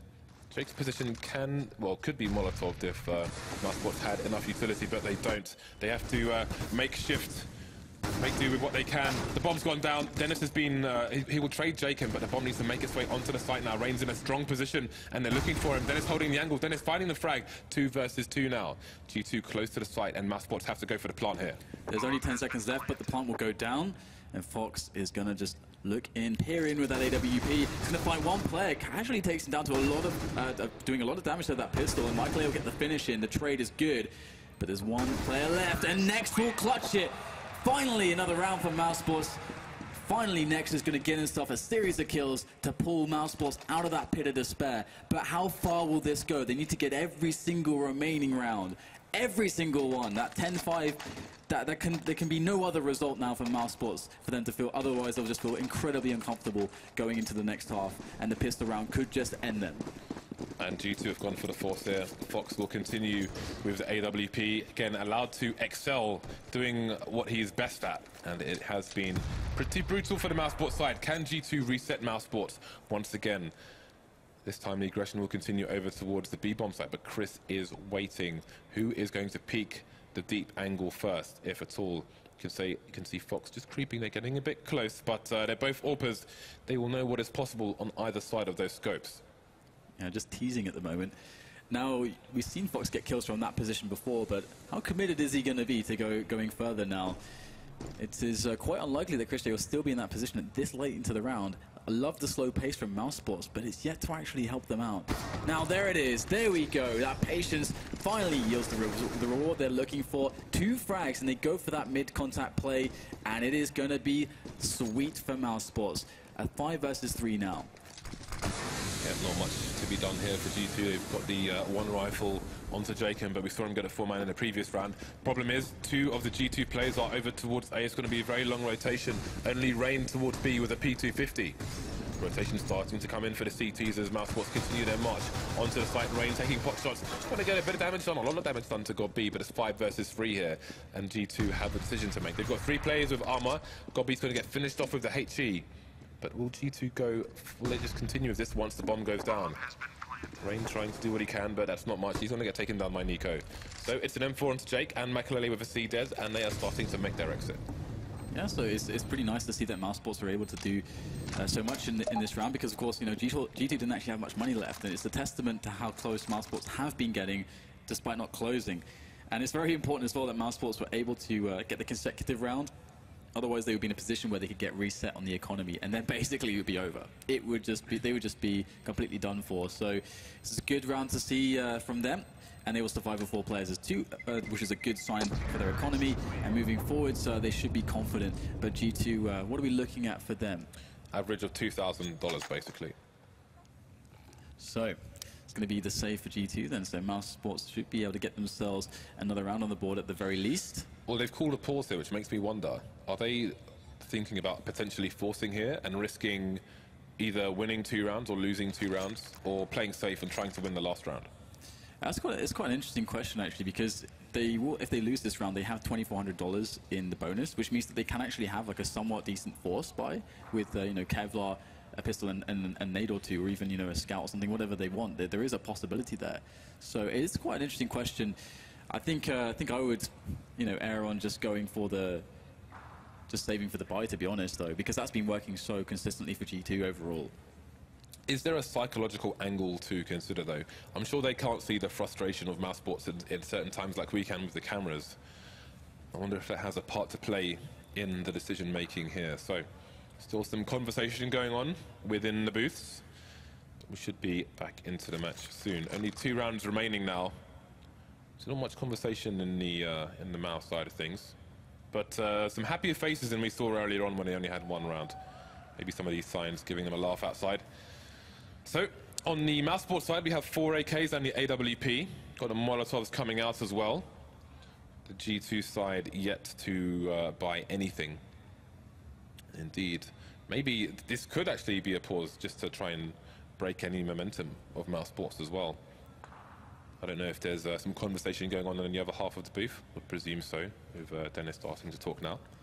Yeah, one thing that's been so awesome to watch from G2 is the fact that the way that they've, again, been using Fox, of course, with the aggressions, because he's been the timing of the aggression is so key, because they managed to just get under the skin of Mouse Sports every single time they're about to do something different. Fox comes out of the woodwork from this unknown location with an AWP and shuts you down, and then all of a sudden any plan you had it all goes into turmoil, and the advantage is found by the opposition. So it seems like it is actually a technical issue instead of a tactical pause, which does make a lot more sense, I would say, generally speaking.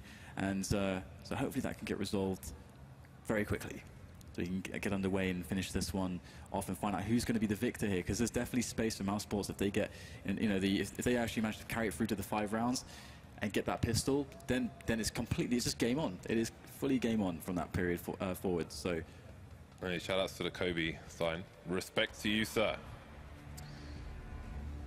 That's a League of Legends hat, right? I don't know, man. I don't know anything about League. Me neither. Who do you think I am? Don't know. Can you drink those cans of Monster on the stage? Or are they just there for display? Oh, you have to say commercials. It was commercials. What? That's what Ali said. Are you doing the Ali thing, right? I was trying to. Did I fail that? Yeah, you did. He would be really disappointed, I think. God damn it. Oh well, there's always time for redemption here at the Major. There's still a couple days left to play, so there's so many awesome matches. And we've got 2 more best of 3s coming up today as well after this one to decide who's going to make it through the groups. But already looks like TSM are having a good time of it. That said, when we've seen the bracket drawn, looks like their path is definitely going to be a little bit easier than some others to that finals. Yep, much more Counter-Strike to come your way today, tomorrow, and of course on Sunday. Just getting some info from production. All right, so they are working on something at the moment, and hopefully it will be resolved. Maybe they're opening boxes, Dan. Just opening pins. Maybe they're opening pins. Maybe pins they are. Boxes. So we can see, let's see, 4,017 drops have been made in this match so far. But not me, James, because I'm here. Is it a hard choice between, you know, coming to do some commentary and staying at home, opening up, you know, 20 accounts and, you know, joining the streams and getting the drops? I'm done with all that. But James, this would be perfect for you. There's like cobblestone for days. You could finally have gotten the Dragon one. I know, but I just bought one. I gave up. It will ultimately end up cheaper for me to just buy Dragon Lore than I was buying a lot of boxes is the problem. The cobblestone souvenir boxes. I bet now it's gone down in value, the Dragon Lore that you bought. So if you'd waited, James, you'd have waited. Because there's been so many cobblestones that surely the value must have gone down. There must have been some new Dragon Lores out there. I am very curious actually to the average price of a cobblestone box on the market right now. But maybe I'll have a look after the evening's proceedings. So again, we're just waiting for this issue to be resolved there. And I wonder if this favours one of the teams, because obviously Mousesports, you know, finally broken G2. There are only 2 rounds remaining in this half, but maybe they'll be a bit colder once this resumes. What a nice stage. I mean, I think G2 are just like, well, guys, we've got 10 rounds already. I feel like they're just in this position where they've got 10 rounds. They have a really weird situation on the money. They're probably gonna save, I would imagine. Or yeah, because I don't think Jacob can't even drop a FAMAS. He doesn't have quite enough money to do that, and he's gonna get save the weapon. Although Michael has some armor already, so I don't know. I think it's unlikely, but hey, maybe we'll see it. I don't think it matters too much for G2. I think they're feeling amazing at the moment, and I don't think anything will change that. Mousesports, on the other hand, it's got to feel so incredibly just awkward and just pressured this situation for them, because they understand that, and if they don't get more than 3 rounds, then losing the pistol can just cost them the tournament, basically.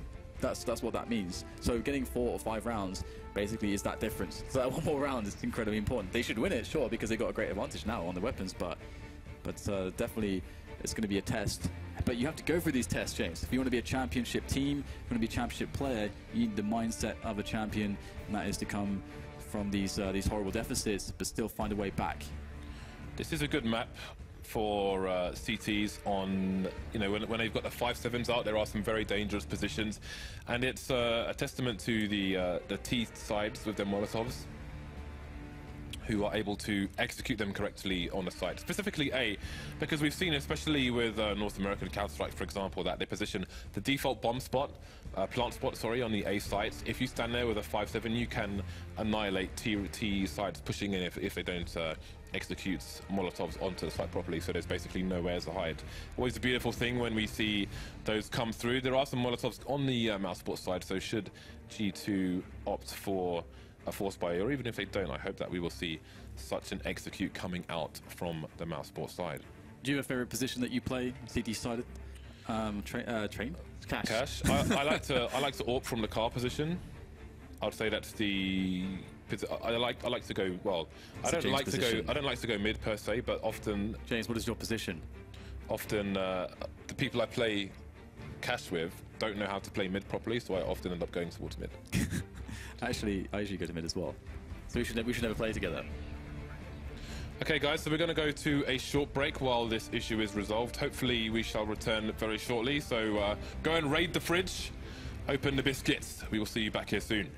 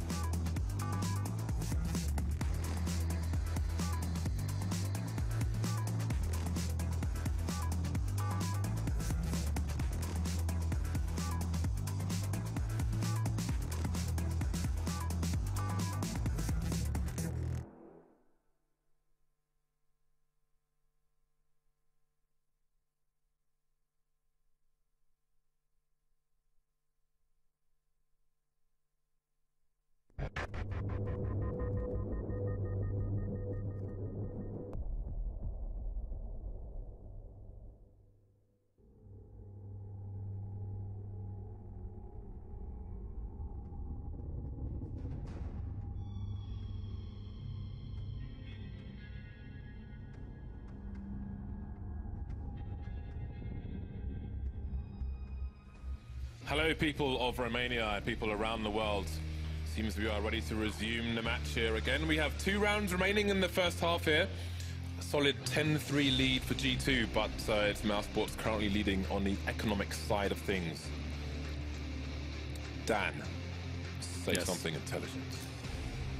Well, you failed, Dan. So we'll see if the G2 buy comes out. Are they going to go for the Force or are they going to go for the Eco?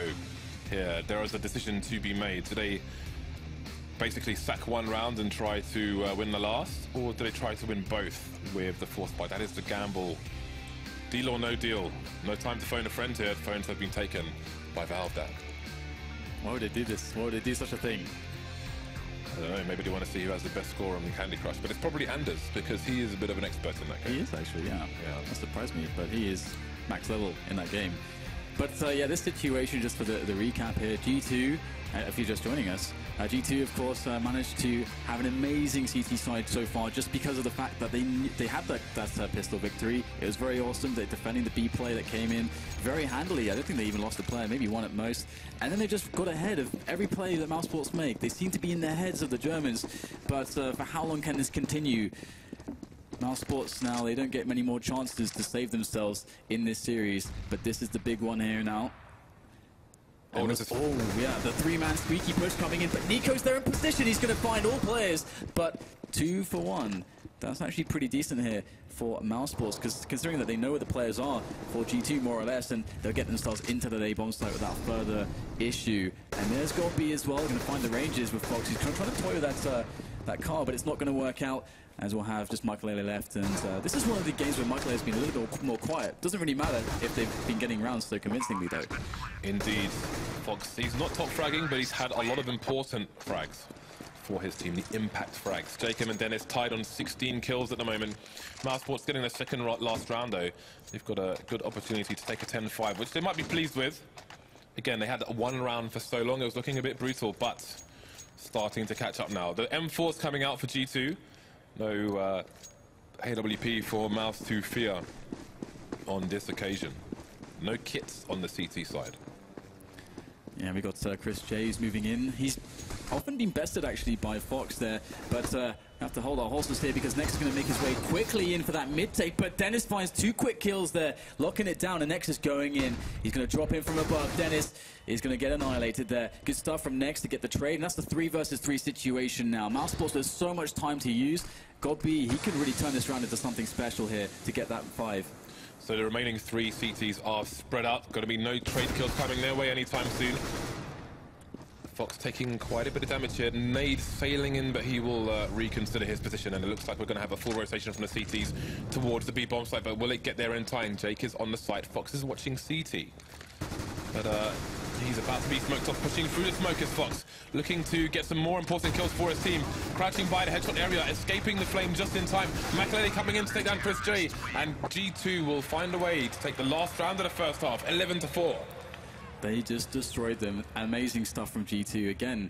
And that fast mid-take, that's a complete change of pace. Mousesports haven't thrown a play at G-Sports like that yet. They put so much more emphasis towards the kind of outer sides of the map, towards A and B, that you could even actually imagine that G2 would have prioritized away from middle, so that should work out really well. But in this case, didn't really work out for them as we had all those trades, and even though it went through 3 versus 3 and with loads of time left, which usually favors the terrorists massively, G2 just able to hit the shots. And this has happened. This has been the trend throughout the entire series.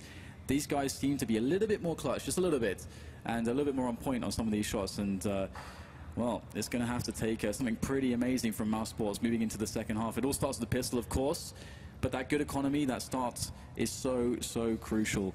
And I mean, there is, of course, always the option to lose the pistol round, James, and then win the force afterwards if you're envious. But it doesn't really apply for other people. For human beings, Dan. For human beings, yeah. G2 with 8 rounds in a row at the beginning of that half, including the pistol. If they take the pistol here, Mousesports are up the creek, Dan, with no paddle in sight. Paddle has been lost in the ether. 40 seconds before we get into the second half. Now, what is the play from Mousesports? We often see the CT side playing an A retake with larger numbers towards B.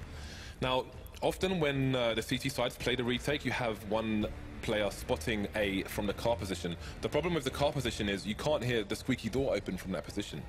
So if G2 choose to play against that kind of play, which is reasonably common, then they can just barrel into the A site through the squeaky door, and then they're going to have a lot of numbers on the site for Mousesports to go for the retake.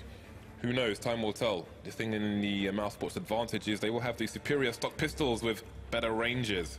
So it's time to get into it. Let's look at the buy from both teams. G2 going triple Kevlar. Makalele and Rain yet to buy. It's going to be quad Kevlar. Rain's going to be the nade man on the T side here on Cash. And it's going to be quad Kevlar for Mousesports as well. Yeah, Rain leading the squadron as well of G2 players, and it looks like it's going to be a B round. Could be pretty fast as well. Chris J is going to be in that pivotal position here for Mousesports. He's going to spot all these players in, and look at it. There it is. First frag going to Chris J. He's putting stuff into a corner, though, and they know that he's there, but they get flashed, and that buys him some time. And his teammates gets the second snap. Dennis goes down, so does Rain, and Chris J is doing so much damage, shutting this down, slapping down all these G2 players, but still 2 remain. However, in this time that Chris J's held on, Nex and Dennis are in key positions to stop the approach onto the B bomb site. Where on earth did G2 go? Only Fox remains. Nico's in the vent as well, so there's a bit of a crossfire coming in for the CCs, and it's gone well for them. They started the round with a 2-man push into A main straight away, got the information, got back to B in time. It was a slow push from G2, and it didn't work out for them. Mousesports with an important pistol round in the second half here, but still they have a 6-round deficit as G2 go for the force buy. Yeah, the force buy, but it doesn't have any nades with it, which is a little bit of an issue because those big ranges are going to be available to the CTs for the defense, which is obviously favorable for them. And you can see Nico, he's playing really far back here, but here it is, Godby trying to get himself close in on middle so that Mousesports have a good sense of what's going on before this push comes in. Indeed, Max Rangers coming in towards the A site. Again, there was a cursory look towards the squeaky door. Where the push may have been fruitful. We'll come back to that later. Gobby trying to go for the spray down with the MP line. Can't find the connections yet. Does have support. Gobby's indeed gone down, but that gun won't be retrievable anytime soon for G2. Does the push continue? Next is in the vent, so there's a good angle for him to punish the T's, though, are moving away. This is very interesting right now. The mid-round calling coming in for G2 to see if they can try to get the better of this one-man advantage that they've created for themselves. Maybe finding a bit of a risky play from Mousesports and punishing, but there it is, a bit of a tag onto next. So G2 looking quite fantastic as we see Mousesports slowly moving towards that B rotation. They've got players that can respond very quickly from middle. And still, though, Mousesports are wondering, where is this push coming from and when is it going to appear? Maybe doubt has been set into the minds of Mousesports, but here it is. The push will finally reveal itself into the B bomb site. Next will take down the first player, but the trades are coming in. Much the better for G2. 4 versus 2 in this situation as Nico and Dennis need to find something with their rifles as they go into this bomb site, and they're going to be faced with multiple players at once, and it will not happen. Mousesports cannot retake, and G2 make it work off the force buy. What a disaster here for the German side. That is a nuclear disaster for G2. Radiation, sorry, for Mousesports. Radiation all over their economy as well. Things are a complete mess. That is so bad. G2 only 4 rounds away from taking the entire match. Mousesports with a 7-round deficit, and they're going to go for the force buy as well. If you're a Mousesports fan, you have to be really, really worried now. We've got the Deagles coming out, especially on Nico. We know what he's capable of. There's a bit of a push coming in from 3 men towards B bomb site. Fox, can he survive? Can he hold on to this AK? No, he's going to get taken down by Chris J. Are things going to speed up? Makalele and Rain coming in to wipe out Mousesports very quickly. Only 2 players remaining now for Mousesports. And Nix and Nico, though, no less, with those Deagles. One will be spotted in Nico by the toxic barrels of A, and JChem is just trying to use that range to his advantage, but the Eagle is a little bit scary, and JChem can afford to wait for his teammates to go in here, and there it is. Nico is going to go down to Rain in middle, so now this should be a 1 round from G2, as Nex is just all by the lonesome on the B bomb site, very far away from the bomb and the T assailants. So Mousesports, they're going to go down 13-5. This is very scary indeed. And G2, they've got so much momentum in every sense. You have to wonder if the willpower of the Mousesports side is going to start to wilt now if they lose this round. Next, with 14 HP, does he choose to save his armor, or does he try to go for the best play of his entire life? Seems he's going to hold this angle for now. So we're looking at 13-5 here, and the Mousesports economy is non-existent. Chris J's got $1,200. Which means he's probably saving for an AWP, which means that he won't get that until G2 probably have 14 rounds here. So Mousesports with it all to do. The pressure has maybe never been so high for them. Absolutely. This is such an important match for that playoff spot to become a legend. And G2, they are looking like legends in the makings. They're showing all the good qualities here. They have made such amazing leaps and bounds with their new lineup. I'm really impressed by them in this tournament. I never expected them to do so well as they have been doing. As a team, as individuals, we're seeing new stuff out of G2. They've found something that works, and they are powering it through, hopefully for them, to the playoffs. And now Mousesports are going to be on that eco, as you said. They're likely going down to G2, to that 14-round situation, where basically they don't get any more chances in this one, as this eco is being cleaned up slowly but surely by G2, just using the grenades, playing it as a team, although they are quite spread out, that said. Indeed, Dennis maybe trying to play on the spawn, trying to get fast into B, managing to escape. That's Mousesports, Dennis, managing to get back towards the vent without getting taken down. So G2, they need to make sure they don't spend too much time without any frags here, because if they go for a late aggression, that was a bit scary there for Fox, just facing with a grenade in his hand, no one covering the angle. But there we go, still no kills yet for the side. G2 finally, the double dink coming in with the USP. There's one player down, Dennis soon to follow as well. Now things getting tricky here for G2, but Rain once again, the talisman, the reliable man, gonna come in and clean things up. Makalele and Jacob gonna get frags as well. You can see a bit of frustration there on Fox, but it's 14-5. They are on the cusp of greatness here. It is so close. It is at hand, this victory for G2 now. Mousesports need to summon all their strength all of it to pull them out of this horrible position. And we'll see the rifles coming in. The AWP comes into Chris J. They don't have any grenades ready. I mean, not nearly as many as they'd want. About half as much as they'd want. No incendiaries, for example. We're going to see aggression here from Mousesports. What is the risk going to look like? G2 looking like they want a fast round here, taking A main with 3 players almost immediately, but they do get smoked off, and they do take position behind that smoke. The problem with this smoke is the top right corner is going to have a gap in it. You saw Jacob trying to jump on the lockers to see through it. It's a little bit temperamental, but he won't find any frags there. So if there's a person playing the quad area, they can be seen through the corner of the smoke sometimes. Nico trying to find an angle, and he's going to take down Rain, actually. I thought that would be a bit disadvantageous for him, but he's going to get the frag regardless and take little damage for it. So what is the play here for G2? There's a minute on the clock for them, and they're all towards A at the moment. Makalele looking to throw in a smoke. Nico's there by the forklift. Goes down immediately there to Jacob's rifle. Now Dennis is in a really horrible position. Nobody to play off, but in fact, actually, a team S found its way into the same position. This is incredibly awkward for Mousesports. It's all falling to pieces. Just 2 players left in God B and Chris J as they go in for the retake. And Jacob's in a perfect position. Chris J goes down, and now God B, the in-game leader against 4 players. His chances are slim, and he gets attacked from the skies. Fox will take him out with the AK. 15-5, and G2 now on match point, 1 round away from that playoff spot. Look at the money that Mousesports have to play with. The end is nigh for this side, but it's not over until it's over. We're going to have 3 Deagles coming out. The scouts again onto Chris J. Got B with a 5-7. There's much work for Mousesports to do here. Will they go for an aggression? Will they go for a stack? Will they go for a passive site hold and wait for G2 to get deep? Time will tell. Fox is going to be holding a passive position, the same position Chris J was holding earlier on. Going to have a standard play from Mousesports so far, 2 towards B. Starting to push now though. Fox can't make the first connection. Rain holding an angle towards mid, but there is the smoke. Fox getting a shot through the smoke onto God B. Rain in there for support as well. So far so good for G2. And so it begins indeed for G2. Nex is going to make his way. He knows that a big risk is required to try to level the scales, but that's a trade straight from Dennis, and G2 retake the advantage on the men. And it is only getting worse here for Mousesports, down just to Chris J with that scout in hand. He needs to take down 4 players. They don't know where he is just yet, but there it is. Jacob's going to connect the shot, and G2 go through here at DreamHack Cluj-Napoca to that playoff spot.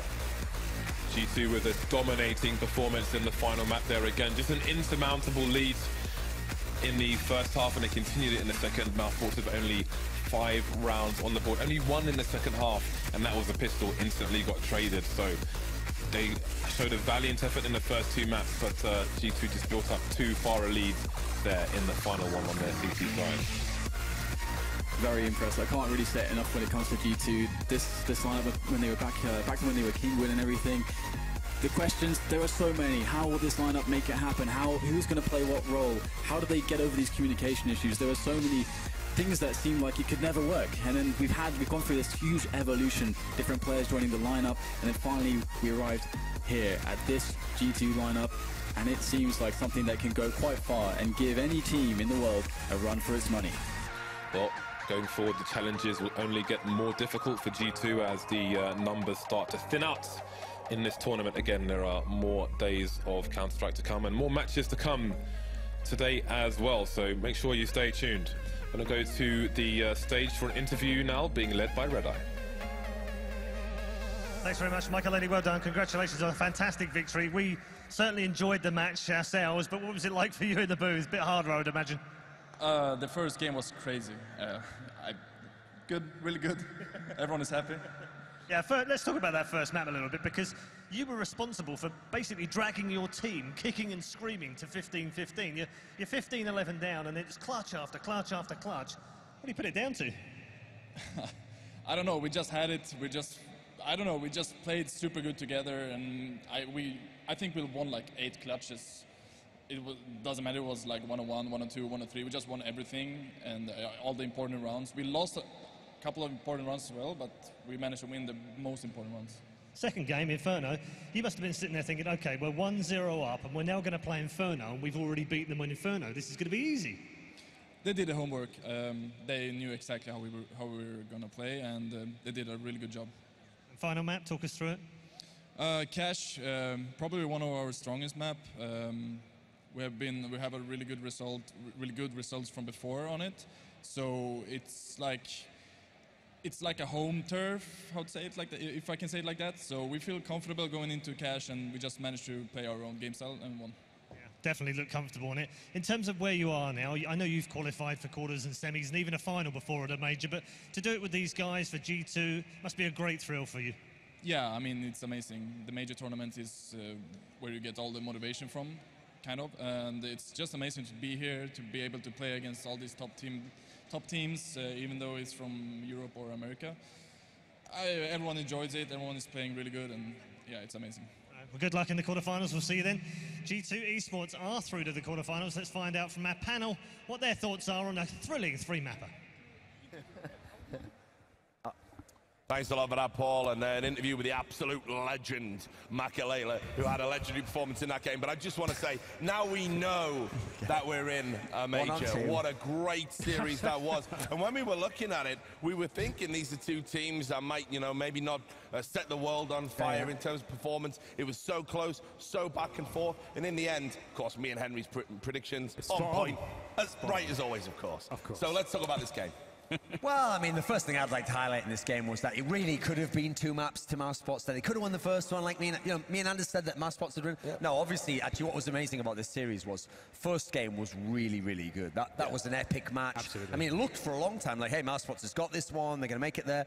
G2, the thing about this whole series was it's like every clutch felt like they could win it. And on the first map particularly, Makalele just like took over the game. He was winning 1v2s left and right, It was their rounds. It seemed like Mousesports had the rounds tied up. It seemed like it was a foregone conclusion. It was 15-14, even on the final round there. It seemed like a 2-on-1. I said, okay, they're going to tie this one out now. They've had so many desperate rounds fall away from them. And then Makalele, just to rub it in, insult to injury, finishes that 2-on-1 as well. He absolutely played out of his skin there as well. What's so funny? He's an excellent player at 2-on-1s. And then obviously the huge impact rounds like the pistols as well. Those win you games. If you're winning clutches in those situations, I don't know what's so funny. I don't know. Yeah. Sorry, in joke. Okay, of course. Anyway, and then like the thing is as well on that map, Nico had one of the best performances of the tournament as well. Yeah. What did he get, like 34 frags from Mirage? And he's on the losing side of that as well. Like, he must feel absolutely gutted. I mean, that's what's mad. He's gonna have his arm around him. Let me buy you a drink. I was saying that's the thing. I'm not sure like how Nico will do. And then he comes in as a monster performance, and somehow they lose. Yeah, that's the thing. Like he had like those rounds. He was winning clutches himself. You remember that Tech 9 round he had, like winning a 3-on-1 there, and he had the Deagle extravaganza on shore as well. Like it was just so many intense moments. Like that's really is one of the best games we've seen. Look, I know we're all chomping at the bit to pick this one apart, right? So let's not do that just yet, because we've got Sir Scoops, who's going to be going a bit more in depth in the mix zone. Thank you very much, gentlemen. I again am joined by Makalele. We talked at the start of the tournament, and nice to see you again here in the new tournament interview area. Going to get a little more deeper than Paul got. Obviously, got some initial thoughts from you, but we are going to start on the Mirage. Their map choice. You guys do a lot of, in general, like anti-stratting, a lot of looking at demos of other teams, or you kind of play your game and not dive too much into what the other team might do? We're just trying to play our own game, and I think that's the way we have to play to make it work. And we managed to win these close situations, these close clutches all the time. We lost some important key rounds as well, but I think in the long run, in the end, we actually won the most important round overall. Yeah, and as we talked about off camera, you won 5 out of 6 pistols on all the maps. And then even this very first map, you win the pistol, but then g0rth4n aces them in apartments, and that's devastating mentally to start the tournament for them, start the map for them. Yeah, I was baiting for him. I was like standing up there and just tried to die or kill, and I died immediately, and then he just sprayed them down with a P90. Easy. Easy peasy, right? And then you jumped to round 7. That's when you pull off a clutch, if you will. They don't plant. I think ends up being a 1-on-2. You stall them long enough, and then you end up killing them both. Oh yeah, that round I was short. Yeah, I think it was a 1-on-3 and 3. Yeah. And I killed the guys in B apps. They played it too slow, I think. If they just rushed B, they would have won the round, but they just played it too slow and wanted to kill me, and I managed to win the situation. It was actually Dennis that said it was only 4 seconds left when I killed the last guy, and I didn't know that either. If he didn't tell me, I would probably try to kill the guy on short. don't peek, what are you doing, what are you doing? So we'll skip forward a little bit. Obviously, I wrote your name as kind of the boss of that map, obviously the clutches. You go into overtime. Quick question about overtimes in general. The way the rules are set up now is you stay on the side that you ended on. And you guys had nice momentum kind of going into that overtime, and it showed. Do you think that should be a coin flip in general, or should that just stay the way it is?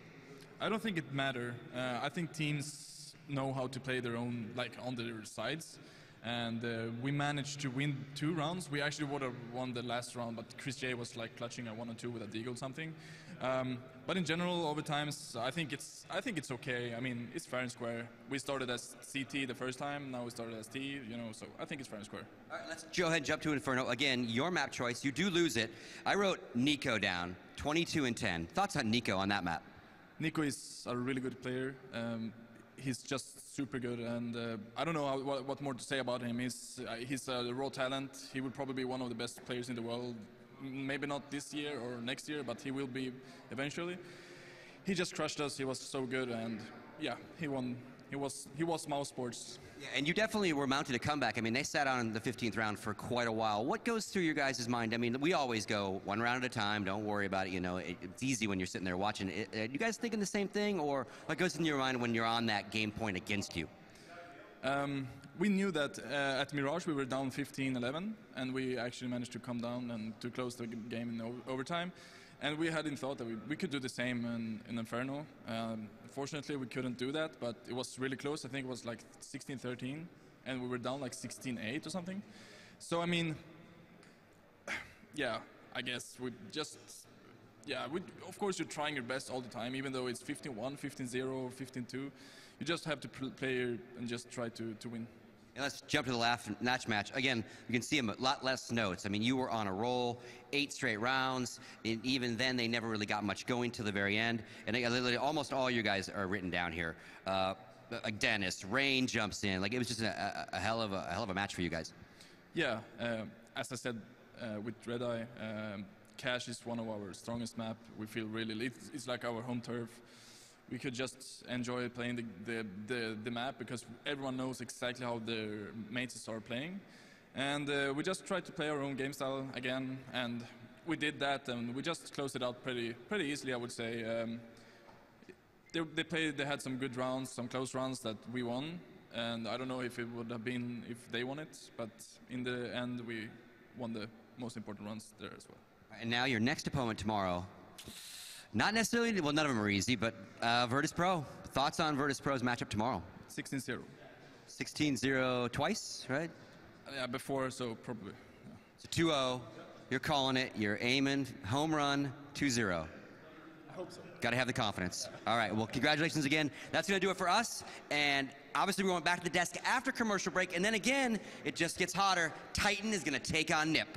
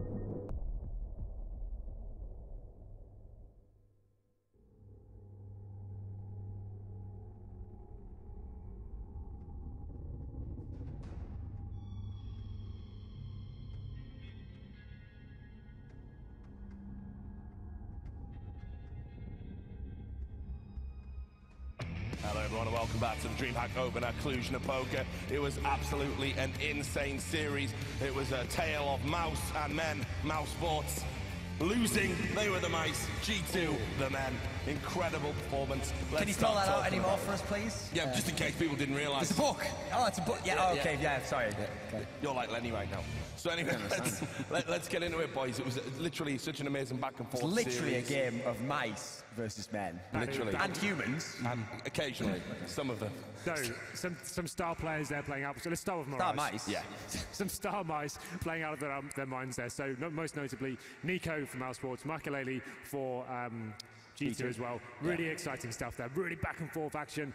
We saw Pistols getting one, and then Eco's coming in 3-3. Big clutches every single round. Went all the way down to the wire, 15-14, and the crescendo came in. Makaleli wins the 1v2 to take it to overtime, and then G2 take it out. Really exciting stuff there to open it up. Yeah, but I just want to say as well, just talking about those last few rounds, and indeed when it went to overtime, Makalela's clutching was just ridiculous. Absolutely insane.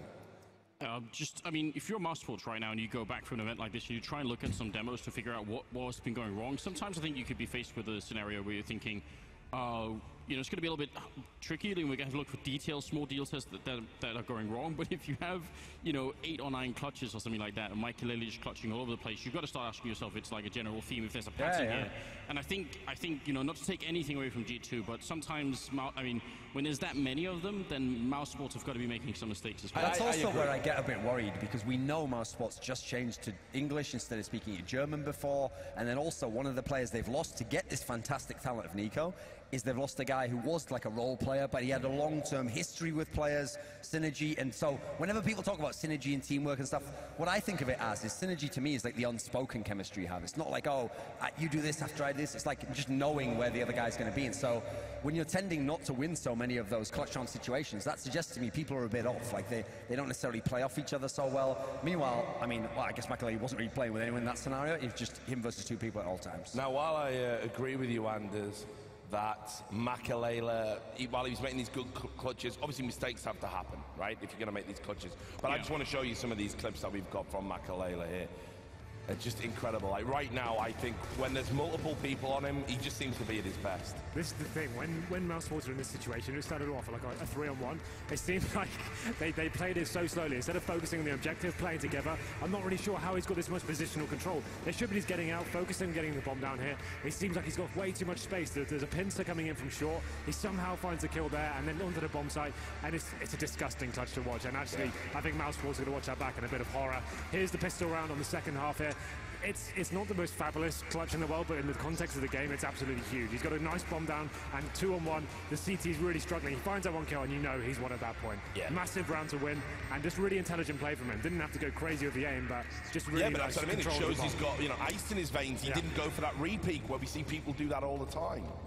And there we go. This is the last one-on-one. Well, it started off as a 2-on-1 to win the round. I think we missed the first shot there, but just in terms of Mouse Sports looking like this and is that the was problem, Nico right? versus him. So you thought, oh, great, it's a battle of the 2 guys who were going off. This is just how many clutches we had here. Mouse Sports actually approached the rounds really well. They were getting themselves into these 2-on-1 situations. They need to be capitalising on those. That may be the communication issue we talked about. Maybe there's a little bit of input lag to where they're calling out positions and stuff like that.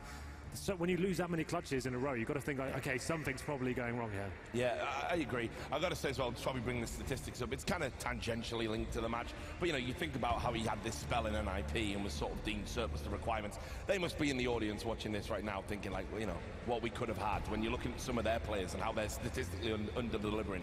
Makaleli dragged them through that map at the end. I mean, there's just no doubt about Interesting enough, though, the player we called out for not performing this tournament, Jacob, he's actually going huge as well. 33 frags himself. Obviously, we've talked about Makaleli this whole time, but Jacob, one of the players we said actually hasn't impressed us so far. That's a huge performance from him as well. 33 frags. That's like the only person that's beating him is Makaleli and Nico. 35. He actually topped the score. And I mean, what's so disappointing about this on the Mouse side of things is brilliant play by G2. They got everything they wanted pretty much. They're winning all the situations, even when they're not in good positions, and Mouse is doing what they need to.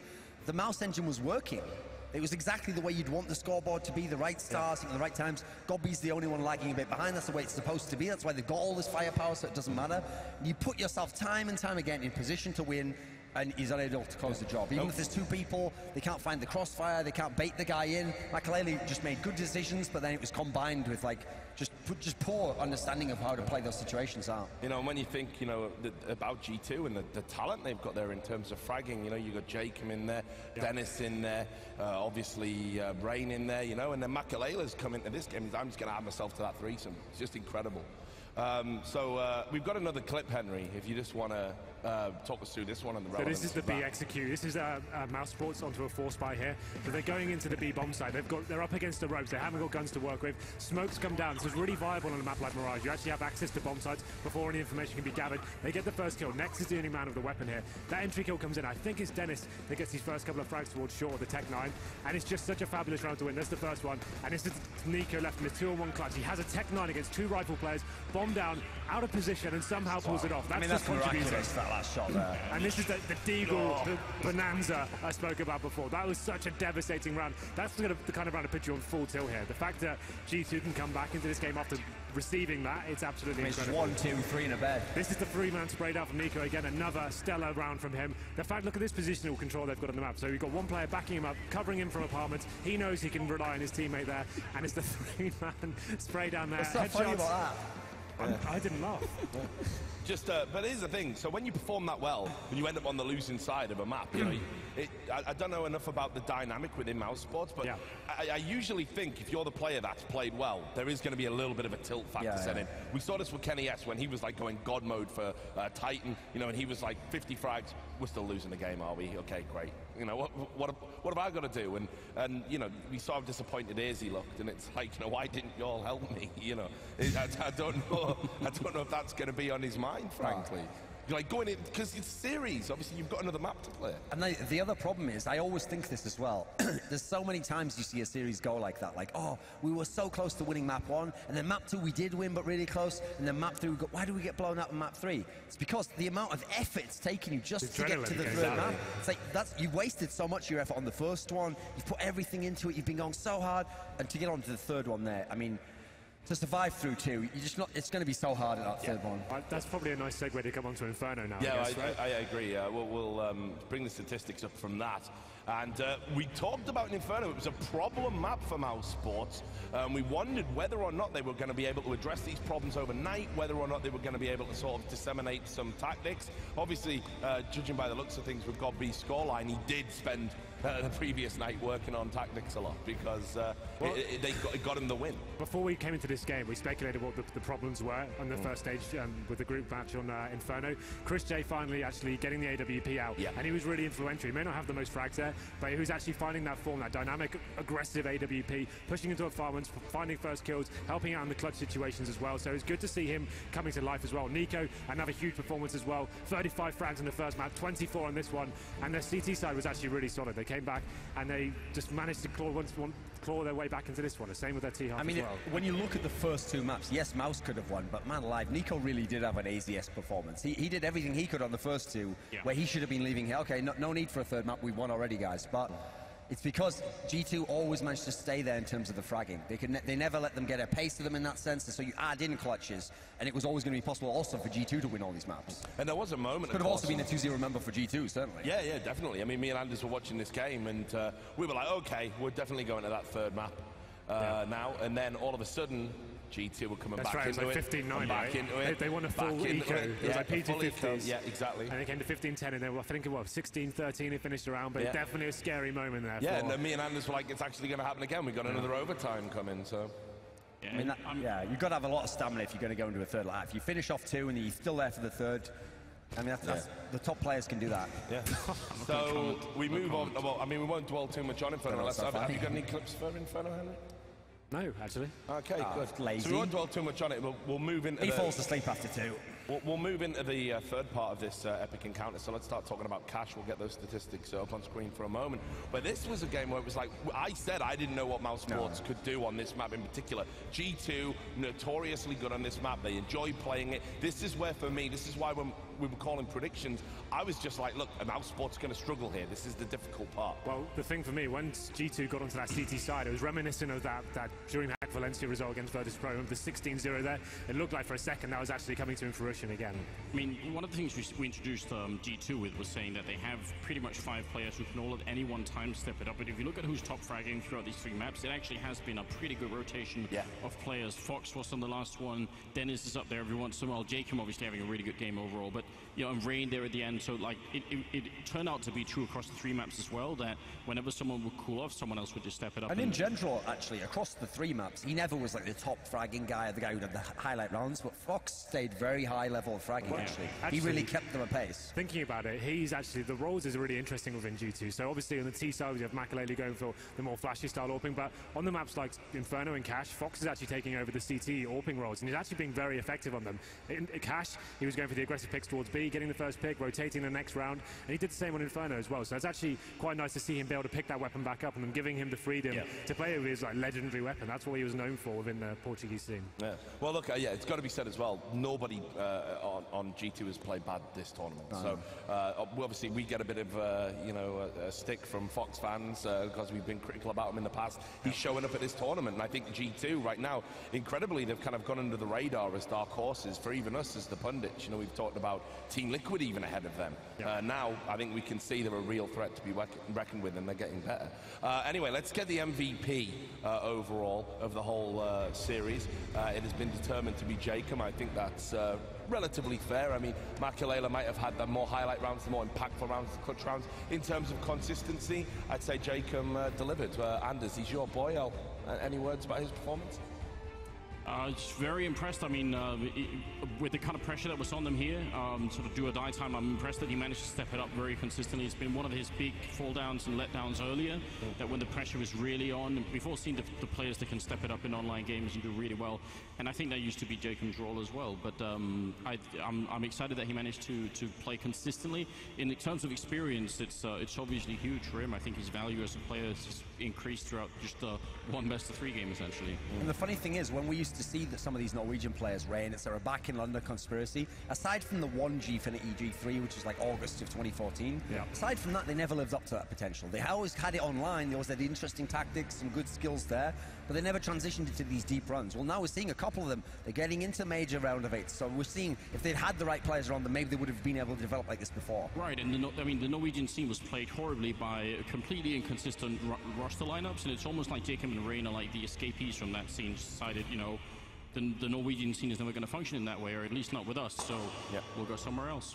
Henry, any final thoughts before we go to commercial break? It's really gutting to see Mousesports not make that legendary status again. They're always on the cusp of it, and they work so hard. I think Gobby's one of the hardest working in-game leaders in terms of homework. I speak to all his players, and they seem to think he's the absolute god when it comes to the theory of the game. And it's really sad to see them go out like this. But congratulations to G2. It's great to see that new addition, JChem, coming into them and working out. So good luck to them in the future. No doubt the best. And I mean, another team where you have to look and say, okay, let's contrast it against a very famous team. Cloud9 had these multiple majors where they haven't made the playoffs. Now G2, formerly Kingwin, is going into their second round of 8. So we're seeing they're establishing themselves. Okay, yeah, they haven't won a big tournament elsewhere, but at the biggest tournaments, they are showing up, and they are showing us gradually better improvements. And who would have thought it when they lose Scream here? Because you think of him as like a central piece, one of the best players. You think if you lose Scream and you're getting in a guy who's inexperienced, you can't possibly repeat the same performance, and yet they have. Yep, they bounce back. Thanks a lot for your thoughts, gentlemen. Always a pleasure to talk to you.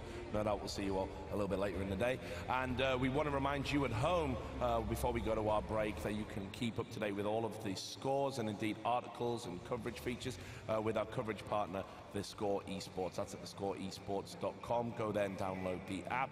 And when we get back, this is it. This is the beast game, the one we've been looking forward to. Will the French sink like the Titanic, or will the streak be nipped in the bud? We're going to find out after the break. Please join us.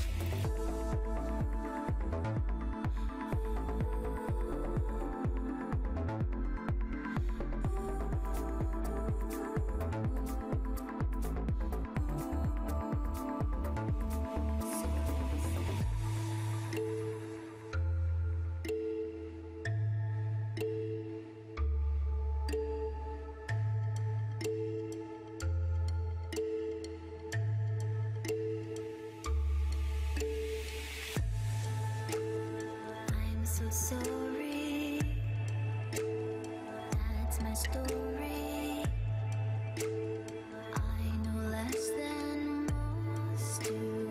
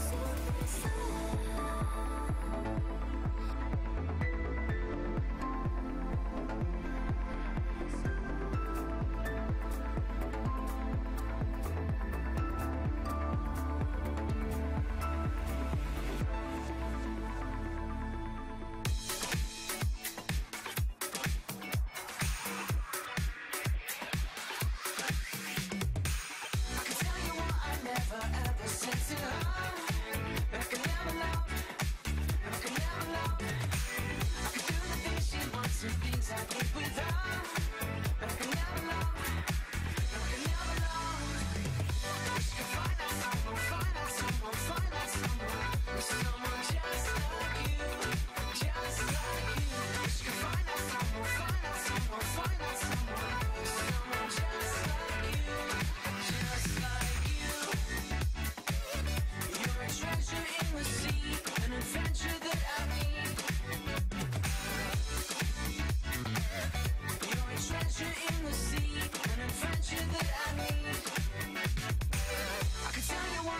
forever sets in love. But I can never love. No, I can never love. I could do the things she wants and things I did without. But I can never love. I can never love. She could find out someone, find out someone, find out someone. Someone just like you, just like you. She could find out someone, find out someone, find out someone. Someone just like you, just like you. You're a treasure in the sea, an adventure that I need. You're a treasure in the sea, an adventure that I need.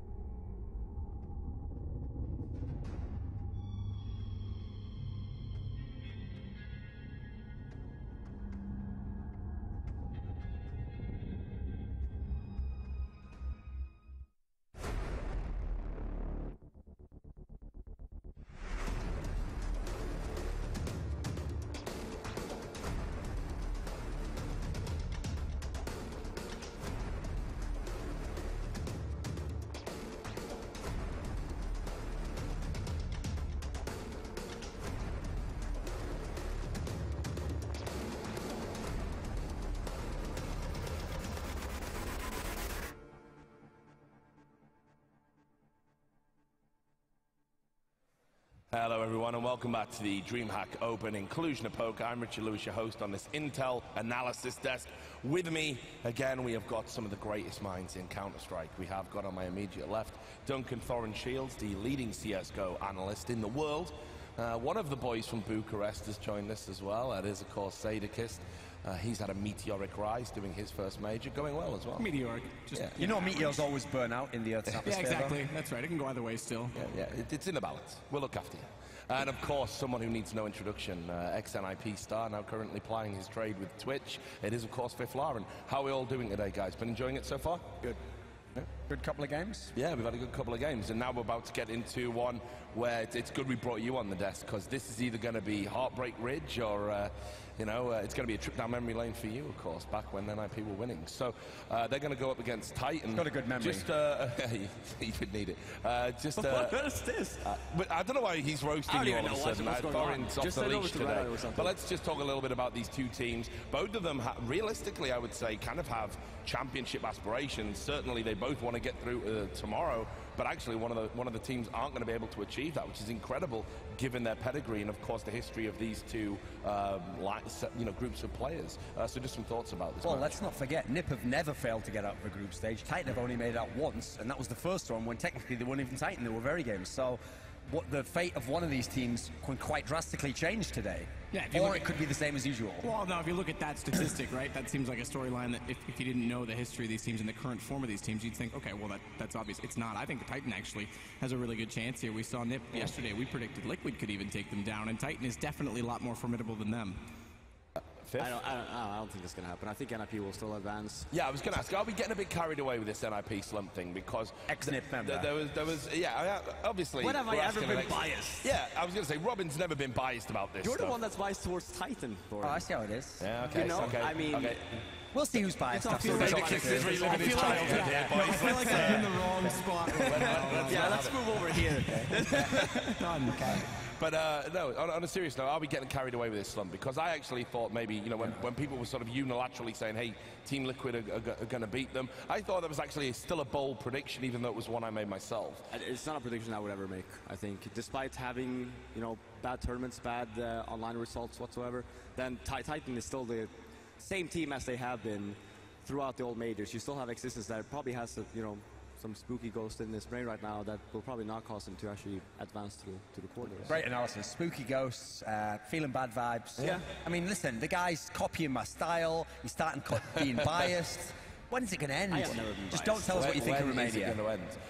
But I mean, on another note, though, I mean, I think this is one of those games where it's like, you know, it's always do or die, but, you know, this is real talk now. Like, if Titan don't go through again, that's disastrous. They spent a bunch of money, you know, they've looked to, you know, bring all these, like, high-level players in to create this lineup. They bought 6 figures on Scream, right? As it's been reported, 150,000. It's currently the most expensive player in Counter-Strike.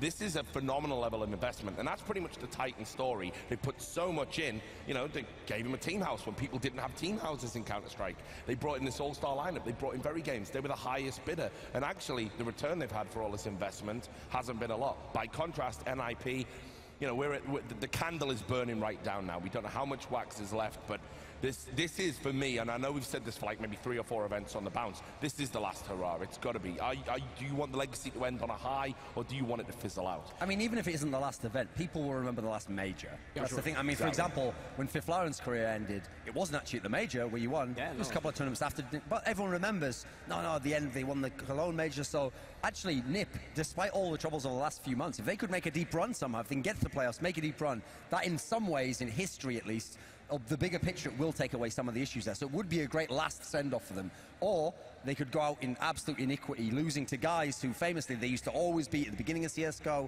Wouldn't that be almost fitting in terms of how far they've dropped down if they end up losing to the guys that they used to own pretty much? Yeah, one thing to notice is it's actually a best of 3 now as well, which is something that NIP really prefers.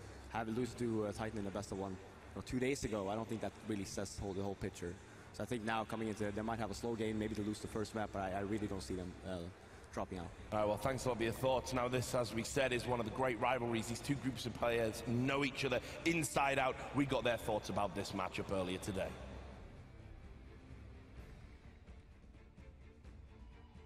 I think the general feeling is the team that we're definitely more focused and nervous. We really want to prove ourselves once again that we are the team that should be in the major final. I think we have quite a hard group playing against NIP. So it's going to be really hard. The team who wants to go further is going to win the game. It's pretty big of a deal to meet Titan. It's going to be a tough one if you ask me, but I think and I know that we have what it takes to beat them.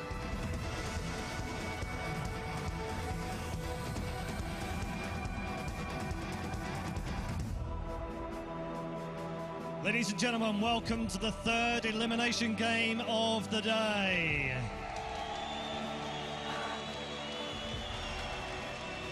It is my pleasure to introduce to you the 2 teams who will be fighting it out for the final place from Group C as we search for the final 2 spots in the quarterfinal. Our first team are full of champions, but they're also full of players who are determined to break the curse of the group stage. Please welcome Titan!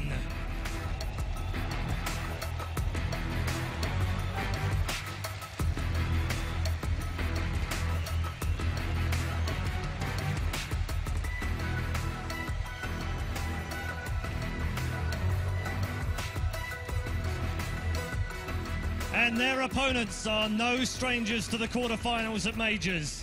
They are also previous champions. Please give it up for Ninjas in Pajamas!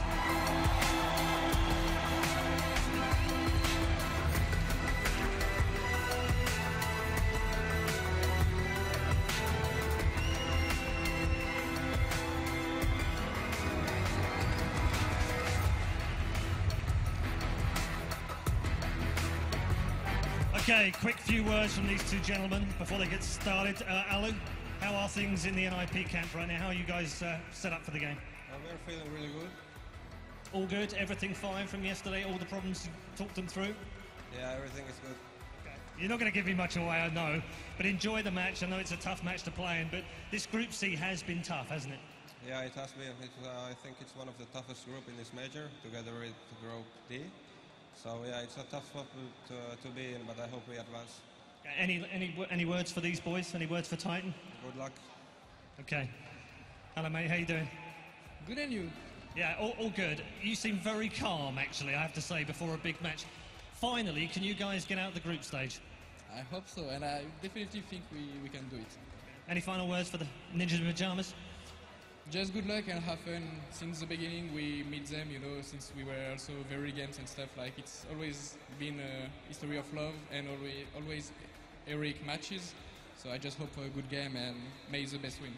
Okay, well, good luck, gentlemen, and may you both have a fantastic match. Ladies and gentlemen, our third elimination game is Ninjas in Pajamas versus Titan. Yeah, the temperature in here just warmed up. It's going to be great.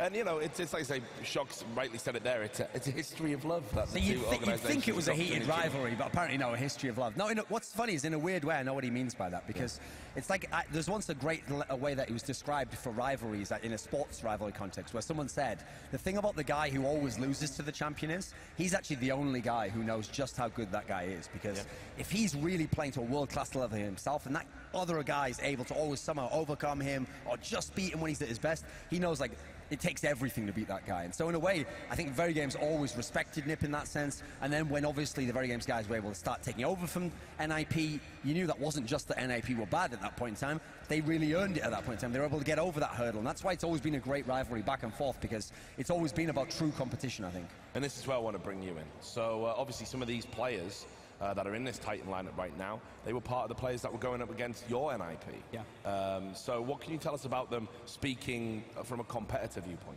I mean, when they actually brought in Shocks, that's when they actually started beating us, and just comes to show how good of a player Shocks actually is. Because before that, we were stopping them left and right in finals. I mean, 16-2 score lines, maybe somewhere close, but it was always very, you know, they never even took a map off of us, right, until Shocks actually arrived. So just to have him on the team actually does a lot for you know, the remaining players that they have. And then you have Existence.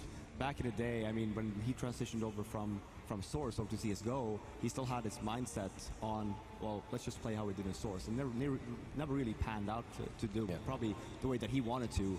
And then, you know, getting to adapt to the game with the players that he had. I have nothing but respect for these guys. Yeah, and Sedikist, I'll bring you in for our featured matchup here. No surprises who we picked. Two of the best players in the world, absolute superstars. Absolutely. Get right in Shocks. Yeah, well, like you just said, it was Shocks that came in when they did start to beat NIP, so fitting that we've selected him. And he's definitely been on form more recently with Titan, better than he was on his last days with Envious. And of course, Get Right, how can you not highlight him? Best player in the world, still arguably. Maybe not having the best season this year, partly due to the fact that Nip's not getting the results, but his skill, his individual skill is definitely still there. And I know we talk a little bit about the Nip slump, like we're saying as well, but like you said, this is probably the oldest, the age-old rivalry of CSGO. You know, nowadays we talk about TSM VP at times, even Envious TSM. The point is, every time you hit a rival, every time you play someone like that, you always play your best. Whether you're in a slump or not, you're going to elevate your gameplay. We know every time TSM play VP, it's going to be amazing. So take the slump aside, Nip's going to rise. Like, this game is going to be close no matter what. That's a great example of that, actually, because I can use Nip for it, which is, okay, right now, Nip's in a slump. They haven't come close to winning a tournament in a long time. TSM's in their ascendancy. They're getting better and better every month. But when TSM met Nip in Dubai, Nip was able to win TSM's best map, Dust 2 against them, because when those two teams play, it's not about the form anymore. It's like the game within the game. And we know still some of those TSM players have that kind of mental block, like, oh, these guys always used to beat us. They always found a way to get through maps on us. It was always tough when we had a lead, and so they play differently against each other. So no matter what you think about the outside factors of where they've been in this tournament over the last few months, when they play, I expect it to just be like picking up where they left off. The classic dance of these two teams. Yeah, I mean, there's just so much talent, so much history. What about where the teams are right now, just in terms of kind of form and you know, they're meeting at such a strange time. Yeah. This would have been something that a game that would happen usually deep into tournaments, if not finals, if we go back far enough. Now here they are, and they're battling to get out of the groups, and neither of them have really excelled online in a recent moment. I would go back just to the roles of NIP right now, what we've seen from this tournament. I think Exist and Forrest has been their two best players. We still haven't seen the classic Get Right. He's been trying to go back and play more loose and free like he did in the classic NIP style. We haven't really seen it work out too much for him, and again, we highlight him in that feature matchup. I think he's got to come big and strong this game. He's definitely got to step up, and in terms of form, this is the second straight major that Titans made a player change before they went into it. I mean, that's a huge and it can be a big deal. Now look, we've got the veto coming in, so again, Fiflar and Duncan, if you want to jump in. I mean, the whole reason, believe it or not, you got the train ban there. Yeah, Nip hasn't been so much on it, but I actually think it's a respect ban from yesterday. So hey, VP's supposed to be unstoppable on train. They were still able to do something there. Titan just banning Mirage because it's a failed experiment. They tried it a few times with the newer lineup. It hasn't been something. It was never something in general in the wheelhouse. To get Mirage into a Very Games context, you have to go back to like Mirage CE. That was a long time ago. It's a different map. So, okay, Cash is the first map here. That makes sense. I know for Titan, that's a map they've always liked. They especially liked it with the old Kenny S Apex lineup. Interesting in terms of NIP, though, because it used to be great for them early on in the year when they first got Alu, but it's a map that they really went away from, actually. They were just getting smashed by Envious on it, for example. Like Dust 2, there's one where NIP, in recent times, have been playing it a lot. Used to be a map they used to ban, actually. They didn't like it so much. Titan themselves haven't played it in a while. They preferred it back when they had Kenny S and he was in God mode. So these two are fine. The third map's extremely surprising because Overpass was just something that was literally almost never played in Titan at the very end. They tried it a couple of times, like against Na'Vi, for example, at DreamHack Summer. It was kind of a weird pickup. It's never really been a NIP map, though. I mean, they had one win where they beat Fnatic on it. I think that was the game they won at Gfinity Spring Masters 1. And aside from that, you never think about both teams in that sense. So I think actually the randomizers picked kind of like a really weird third map there. The first two should be classic CS. I expect that to be really good, really back and forth. But this third one, I don't even know who would win that. I don't even know how they would play. Yeah, that's my main concern, actually. And on Cash, just to give it back to Titan, Titan was actually one of the first few teams that actually had this very, very set strategical A approach on the T side, where basically they used all 5 smokes and Molotovs just to take over the site. They were the ones who started with that, right? So they, Existence have a lot of history with this specific map. As far as Dust 2 is concerned, I feel like, yeah, it's a map that NIP likes to play a lot, but it doesn't really pay out too much. French teams have always historically been good on that map as well. Shocks likes to go absolutely ham on that map. Both of those first two maps, and you could argue Overpass as well, do have a heavy emphasis on the AWP as well. And Alu in this tournament, to me, hasn't really stepped up in form that he needs to. But the good news is here, he's going against Smiths, who in my mind isn't a top 3 or 4 opper. So this is actually a good battle for him. I think this actually could equal itself out and give Alu a chance to really dig in and take a lead, make some high impact plays, and give Nip an early lead, you know, early picks, early advantages in rounds. I would have actually loved to see Cobblestone back on the third map, just for this particular map, because obviously that was the map that they played in the group stage. I think Nip got scared away from it, though. Well, I don't think they vetoed it, right? And it's quite surprising that Titan actually didn't pick it. It could have happened, you know? Right, but guys, it was a very, I think it would have been a more obvious first pick. Yeah. We've had the 90-second warning. I know there's so much we can talk about it. I guess we're going to have to save it for the post-match. Starting with you, Say the Kiss, predictions. Put your money where your mouth is. I suppose I got to do every map and include the whole series because we don't come back to the end. So that said, I think this has to go 3 maps. I think this is way too close of a series. It's definitely going to go down to the wire. Again, Overpass, impossible to call. So if I go gut feeling on it, I'm going to say Titan actually could take it on Overpass. I just think they've got the aggressive play style that suits that map right now.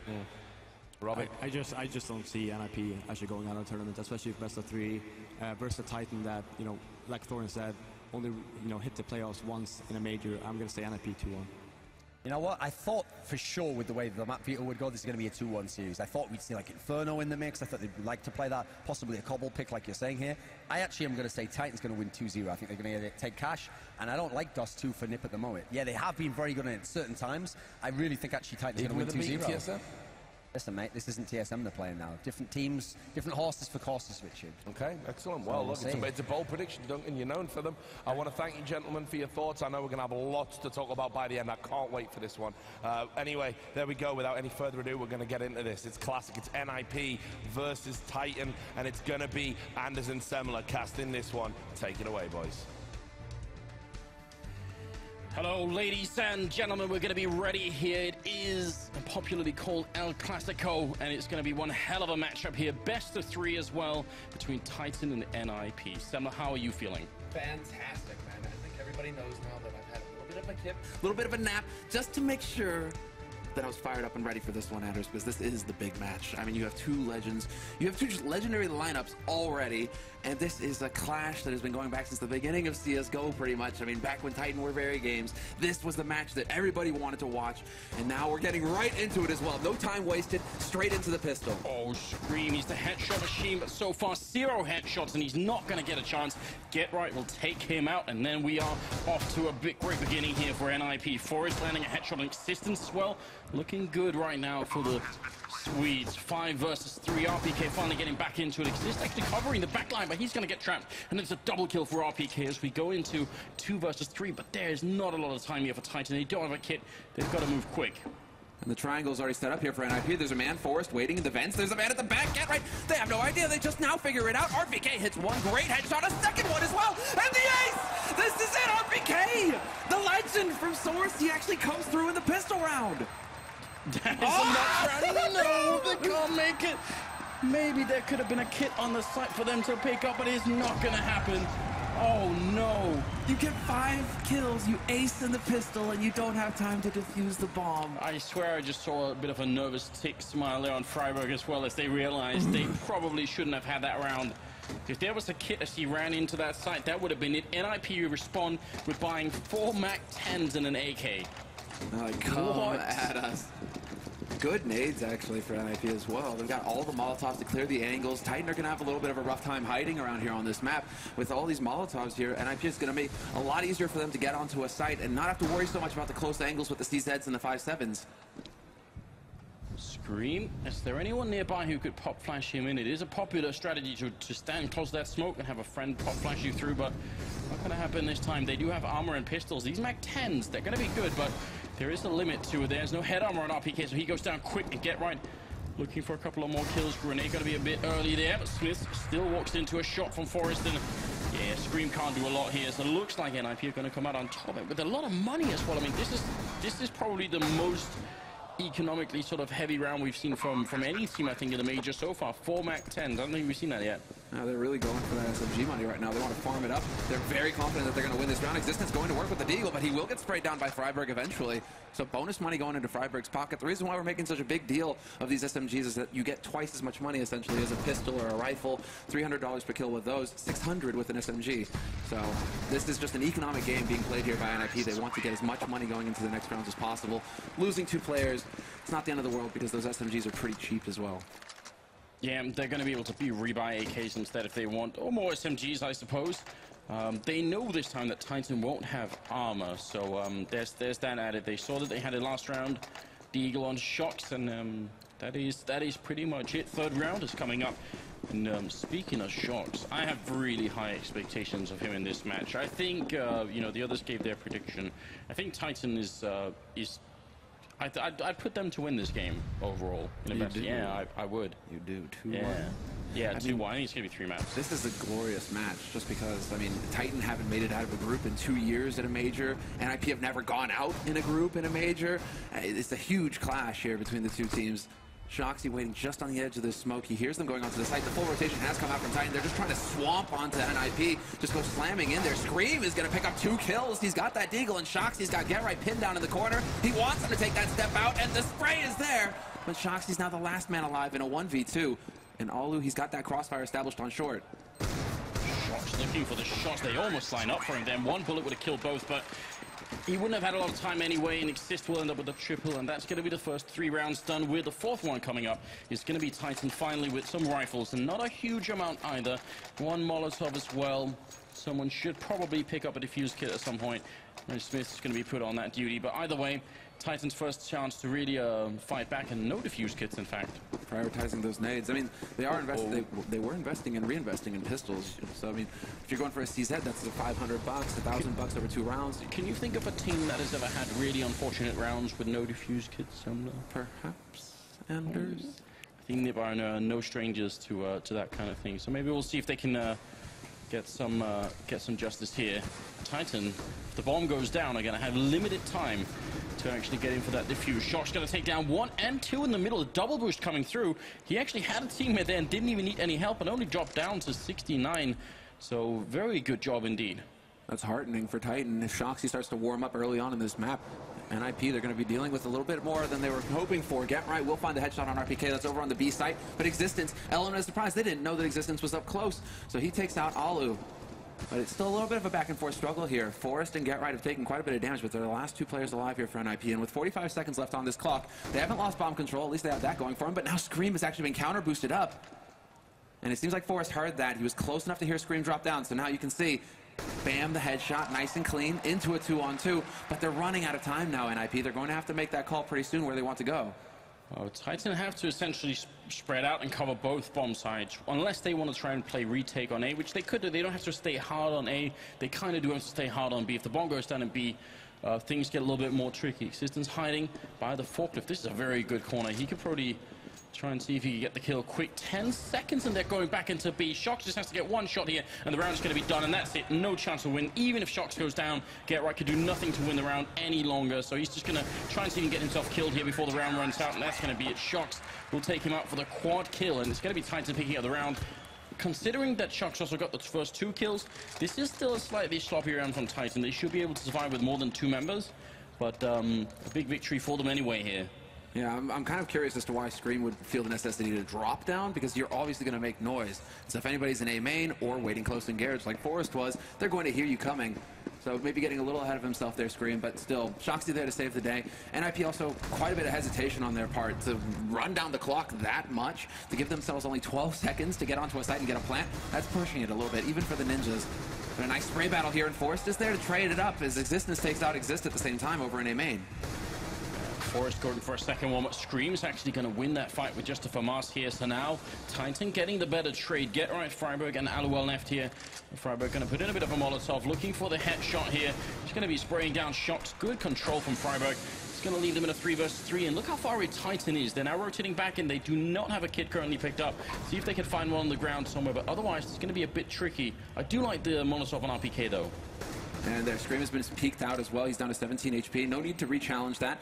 You could go for the dunk nade, that works. Freiburg spotted RPK out in vents, and now this is just becoming untenable here for Titan. They're going to have to back off. You have to kind of give credit to NIP, though. That was a very good call on their part. They realized what Titan were going for. 2 pushed into A main, 2 pushed into Squeak. That only means that there's 1 guy over on the B site, and they were very quick to act on that information, get into that site, and get a clean plant. Yeah, you're absolutely right. AWP also being obviously rescued there by Alu, and I think maybe if Scream and Existence had had more HP for the retake, they would have maybe tried to go for it, because that could have made sense, but otherwise just wasn't quite worth it. Now they have 3 rifles on Titan's side, but they can't really do much else. I wonder if the rest are going to try and buy up here. And it is going to be a forced buy. So probably Shoxy getting a dig. He's got the money for it, or we'll get dropped by a teammate. Means full nades across the board, and there we go. A couple CZ-75s picked up for the remainder of Titan. This is a perfectly reasonable buy, though, because if they get close up, those CZs can be lethal. So long as these guys, Smith and Shox, are just getting 1 kill, even between the 2 of them, this should be fine. But Freiburg somehow has a barbecue with Scream and roasts him alive. Counter push coming into mid-garage, though. That's Shoxy trying to take advantage of that smoke, and he might actually catch somebody off guard here with the rotation. Existence will take out Forrest, and there we go. Element of surprise. Shoxy picks up 1, and he even has time to reload. He's going to make himself very difficult to get rid of here. There it is, the 2nd kill coming in from Shoxy. Wow, these are the sort of rounds that NIP cannot afford to have. Get right with the Molotov in hand, almost got killed. That was almost a triple from 1 CZ-75, and Get right and Alu, they're going to be left wondering how this round spun so far out of control. They've got so much time, so if Titan make the reverse mistake of now challenging too much, then NIP could definitely bring it back. But if you look at the French team right here, they're not doing that. They're staying very far back, extremely defensive positions, not going to give anything away. We've already seen if they can run down that clock. Exist, NIP, they can make some mistakes. Well, we already have Get Right trying to sneak his way out. Peekaboo, Existence is already on that roof. He takes out Get Right nice and clean, and Alu will get caught out by Smiths in A main, so no joy for the Ninjas this round. And Titan keeping 4 players alive, and they save the AWP here for Smiths or Shoxy. Either one can op on this map. And they are going to hand that off, it looks like, so wouldn't be surprised to see Shox drop that AK over to Scream. You know, the headshot machine, get him equipped. People are going mad with all the signs there. I love it. Keep it up, all you guys in the audience there. Something for our cameramen to film. It's going to be the 7th round coming up now, and NIP, that kind of turnaround, they could buy 2 AKs if they wanted to, and, you know, Tech9 and Armorin, if Happy was in charge of this team, you bet he'd do it. Instantly, he would try to go for this kind of buy. NIP, they've been a little bit more cautious in the past. I could try to ask Get Right earlier and said, what kind of nip are we going to be seeing today? Is it going to be the full YOLO nip, or is it going to be the more restrained one? And he said, you know, that's the magic of nip now. You never know. It's like a roulette. It's like the nip of old, right? Where we'd have that joke where it's like, oh, there's $3,000 on you. Buy. Yeah. Get a Galil and Kevlar, maybe a couple flashes. There we go. Go. That's the buy round. And that was just exactly how NIP always wanted to play it. They wanted to keep the pressure up on their opponents at all times, and they certainly had the confidence to take those duels, take those fights. And so, yeah, 4-2 the score. We have a bit of a pause coming through here. Maybe, well, I think it has to do with Exist being at $800 right now. They definitely want to get his money back up to snuff, and it looks like it has been restored. Yep, 3,200. So perfect. Now we should be resuming, and this, this has got to be a buy from NIP. It's one of those tricky questions. I mean, given the fact that Titan don't have a lot of money either, it makes so much sense for NIP to continue to put on the pressure, even though it's not going to be a fantastic buy. It'll still be it'll still be worth it, I think. I would be a little bit shocked if they don't actually try and go for this. I mean, then they already have 4 rounds early on here. They can't afford to go for a hardy go afterwards. You know, give a little bit back to Titan if it doesn't work, if the gamble doesn't work. That's probably what they're discussing right now, right? Maybe just extending the pause to see exactly what they want to do. I mean, if Titan had a really good economy, you know, 8,000-10,000 on each player, you might not want to try and continue, but with you know, everyone at pretty much less than 3,000, it kind of makes sense to continue to do it. We'll see if they actually will. And shout out to the man on your screen right there. That's Nyak, the Titan manager, g0rth4n, one of the very best in the business. Always takes care of his players. He's basically been with existence since the beginning of this. Yeah. So I mean, that's one of those inseparable pairs in CS:GO. They work very well together, and it will be the buy coming out from NIP. No surprise. Tech9 on Freiburg with the smoke, and a Deagle on Forest. So we'll see if you know, the old pistol master, he's showing up on the server. Forest, he can definitely find those headshots too. And they do pick up the buy, Freiburg, and there's a double smoke into middle, something Hellraisers used to love doing to try and get that mid control, and especially try and get control of that vent. Missed shot from Smith, and g0rth4n instantly capitalizing on that. Scream looking for a couple of headshots here, but he's going to get shot down by g0rth4n. That will be a good start here for the terrorist side, and they're already on that A-bomb site, so now Titan have got to once again think about whether or not, I mean, I said it wouldn't be worth to try and retake this unless you could have a very quick kill. It's surprising to see Scream a little off there with his aim. Freiburg just lurking in the back. Will take out Shakti, who tried to push into B halls. And all the kills, a perfect round going here for NIP. They're going to be able to pick up everything that they want. They even get the AWP. I mean, that's ideal. A little unfortunate that Scream got overwhelmed. That's actually, we used to kind of criticize Scream for having that tap method, because you would think that if he had just gone for a little bit of a burst style there, a little bit of a spray, he would have been able to pick up that kill long range, at least trade 1-for-1. But he really just sat down and tried to go for that aim duel and try and get that headshot. And so, you know, hopefully he's going to loosen up a little bit here and, you know, start to get those kills, because it really, now I think it really has to come down to that Shox, Scream. The two of them have to really be hitting all their shots to be able to take out NIP and stop the momentum that the Ninjas have developed here early on in this half. Titan, on the other hand, will be forcing up this round, which is, that's maybe a little bit questionable. I realize that NIP are up to 5 rounds, and that generally in a normal matchup you'd say 6 is good, but I don't think NIP are really that strong in cash, and maybe especially on CT side, so I would say Titan should have maybe a bit more confidence and then try and go for the big weapons here. Just get the nades and get the kits. Existence has a kit this round, but they've been very light on the utility, Titan. That might be the key here to taking the win. Minute mark on the clock, and now NIP, they're going to start getting to that point, but Shoxy's already waiting for this boost up. Surprise, surprise exists. Your spot's already given up, and Freiburg, he hits the key frag. He couldn't let Shoxy get out of that in one piece. Smith, though, pushes into Squeak and takes out Forrest. So there we have a little bit of an edge. Now he's got an AK to play with. Alu looking to get that kill right back, but Smith's already in NBK corner, and he has no reason to move. There is a Molotov on Freiburg, so if he comes back over here, they can try and flush him out into the open. But Smith could be the bit of the surprise lurking here, waiting for NIP to push through, and it does look like that Molotov went out. Yeah, they don't have a lot of time here. Freiburg, though, picking up a second kill, but look at the clock, 25 seconds. They've got to get on that bomb site and put that bomb down quick, and g0rth's going to go down. Scream with 2. It's going to be a third one as well, and Titan will pick it up. What a performance from Scream. They all just walk right into headshot range, and he takes 3 of them out. That was a big round. And just to point this out in the middle, because you said they had the lack of utility, as we do see this from Scream's point of view, headshot on the first one and then the last one too. In the middle, when Shox comes falling off of the boost spot there and Freiburg kills him, Shox, you can tell he knew that someone could definitely be there. If he had had a flashbang or a smoke like that utility that they were lacking, you pointed out, he would have just put out the smoke and escaped, right? But it's one of those things you can't do if you don't have the equipment for it, obviously. Scream now trapped here behind the sandbags in the corner, and bit of a tricky, no one's nearby. Luckily for him, NIP don't have the utility this round. They've gone for that force, and so they don't have the Molotovs, they don't have the HEs to force him out in the open, and so Scream is doing a great job of just staying alive, not over-peaking, and giving the info to his teammates. He says, nobody's come past yet, I'm still here.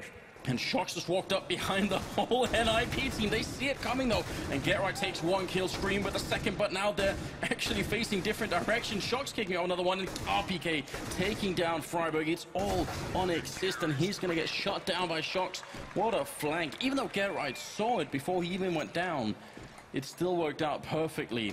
And you're absolutely right to point out, if they had grenades, then Scream would have been gone and they would have moved on, and Shox's flank would have been late. Exactly. That's the thing. You know, even if Shoxy is getting the kills, I'd still give the MVP of that round to Scream, just for playing really intelligent CS, staying alive and making sure that all attention is on him. They know exactly where he is, and so NIP, they're all locking onto him, like, how do we get rid of this guy if we don't have the nades to do it? that opens it all up for Shoxy. Well, that's the kind of experience that Scream really needed, actually. He lacked that in the past. He was really just that, that headshot machine. But those kinds of smart plays makes him such a full player now, a much more experienced player. But this is going to be an eco round now from NIP. Pistol, so a good chance here for Titan to continue building that confidence after such a successful round, and to build the economy as well, so that they can actually afford all of the nades. They have some kits this time though, Anders, so it's not the end of the world if the bomb gets planted. Which is good news. It's very dangerous to try and skip on those, but right now Titan, they must be feeling a little bit better, and there's no Deagles on the other side. We saw in the last match what a big impact they can have, so should be around where Titan come out with at least a couple of people alive here. Shox will be going down. I'm not sure why he continued to stay and fight in main like that, but he did soften up Exist enough that should be easy for his teammate to take him out. Yeah, Scream doing some good work, but then he walks right out into the open into Exist's waiting arms, and with 22 HP, Exist just gets dunked on by Existence. Existence was like, that's enough time. It's enough time for games here, boys. So AK picked up for him, and yeah, now we start to see the money stabilize for Titan. This is going to give them a little bit more confidence going into these fights, knowing that they can rebuy in the next round, no problem. And that was great work by Scream. Scream, no headshot through there, but that one onto Alu, that was a thing of beauty. He's just insane, man. Even in these group stage matches, we've been seeing him like maintain a 70% headshot ratio with like 20 frags. That's obscene. Nobody gets that. It's what most people have when they're having a fantastic day, and that's what Scream has when he's having sort of a bit of an off day, really. Right. Smith pushed aggressively into Squeak and instantly takes out Forrest. The Forrest has been looking for that for a while. He caught them doing it once, and it resulted in an NIP win. This time they changed it up Titan, so they keep switching up their defense just enough that NIP are having a very hard time figuring out exactly what's going on here. And the French-Belgium team right now, they seem to be getting more of a grip on the match. They also have that double up here, and RPK will take down Freiburg. And Alu wins the dual hands up by Scream. When a smoke is that deep, you start to worry a little bit about an aggressive CT push, and that was just the case. Alu with a key frag brings it back to a 3-on-3, and now NIP, they're changing it up. They aren't going towards A where the kill just happened. They're heading over towards B site. They do have a smoke to block off CT, and a fresh one as well on Alu. Shoxy trying to find his way through, and he walks right out into the open. Exist more than ready to pick up that kill. Existence only taking the one kill with him, and so now a man advantage here for NIP, going into a bomb site that they control, and the bomb is down, so it is going to be on Smith now to get this job done. 1v2 clutch situation, and already he's scoped up, but NIP, they don't have to show themselves. They don't need to take any unnecessary risks. Exist is in the perfect spot. He's hidden away here from upper, and Smith with the op. It's not the best weapon to go for the retake. No, it's definitely not. And he walks right in. That's a triple kill from g0rth4n, and a big mistake here for Titan in this round. RPK, he got the opening frag on Freiburg over by the B bomb side, and he hung around for a little bit too long, ended up getting killed, and there was nobody else to control B, so I'm not sure what that was about. Well, we didn't get it on the replay there, but that was really cool. Just a little detail of the team play that you need to have if you're defending like that, or if you're going for the aggression. There's the man pushing into Squeak. Obviously, there's going to be a man from NIP trying to get into A main. So Titan, they just chuck an HE in there. Just a little detail there just to see if they couldn't get a little additional damage on the expected answer from NIP in that situation. But NIP have enough for the 5 rifles. They have good nade count as well here. But again, a double up play from Titan. This is crazy when now their money is very low. I mean, Shoxy couldn't even afford a rifle this round. Yeah, so in spite of putting a couple of rounds together here, it's still very back and forth between the two teams. And in the long run, that's going to always favor the terrorist side, which is NIP right now. 12 rounds into the first half, and Titan is NIP is setting up for a bit of a smoke round into the A bomb side, a little bit of bumping into each other there, but they're going to do the full execute bomb running back into main, which is a sign that it is not a fake. They are going to try and see if they can go for it here, and the question is if Smith can hold on. He's got an AWP, and it's close range when they come through that smoke. Yeah, this is going to be very scary here for Smith. It's going to come down to quick flicks. They even put a Molotov back behind quad to make sure that he can't hide back there, but Shoxy's there. Trade 1-for-1 for him. Scream, mad spray, and he nearly fluffs it, but he does get a double kill in the end. Not going to escape, though. RPK rotates in, and he will get the final 2 frags. But a great hold there in the end by Titan. They saw it all coming. They got into the right positions. And Scream, it looked a little scary there for a second, but that double kill really saved the day there for his team. Right, and let's just point out, because we do end up always having a lot of new viewers for these major tournaments. The reason why Scream initially is sat there looking into the wall is not because he's mentally AFK or anything, but he knows that they're going to be putting flashbangs through, and he doesn't want to get flashed either. So pretty good intuition on him as well. Turning around at the right time, you heard the pop of flash, and then he's ready for it. resulted in a double kill that I think definitely saved the round for them. Otherwise, that would have been over. Yeah, Nip would have had 4 players alive. They would have had control of the site. It would have been so difficult for RPK to get in there and take that fight afterwards. And this is excellent now for Titan. They've really broken NIP's economy. No bomb plant, so no force buy here from NIP. They're just trying to storm onto this B site and g0rth taking point with the bomb, but he's not going to make it. Shoxy and Existence and RPK rather, are there to hold the line. Forrest trying to draw this out, make it a little bit more interesting, but then RPK is like, yeah. No fun this time, Shoxy. And really good job from Titan playing as defensively as they did there. It's a very common mistake on Cash where you end up playing close to the entrance on the CT side, and what happens is you get rushed down by Tech9s or Deagles, something like that. And they even, RPK as they came around the corner even had his grenade primed.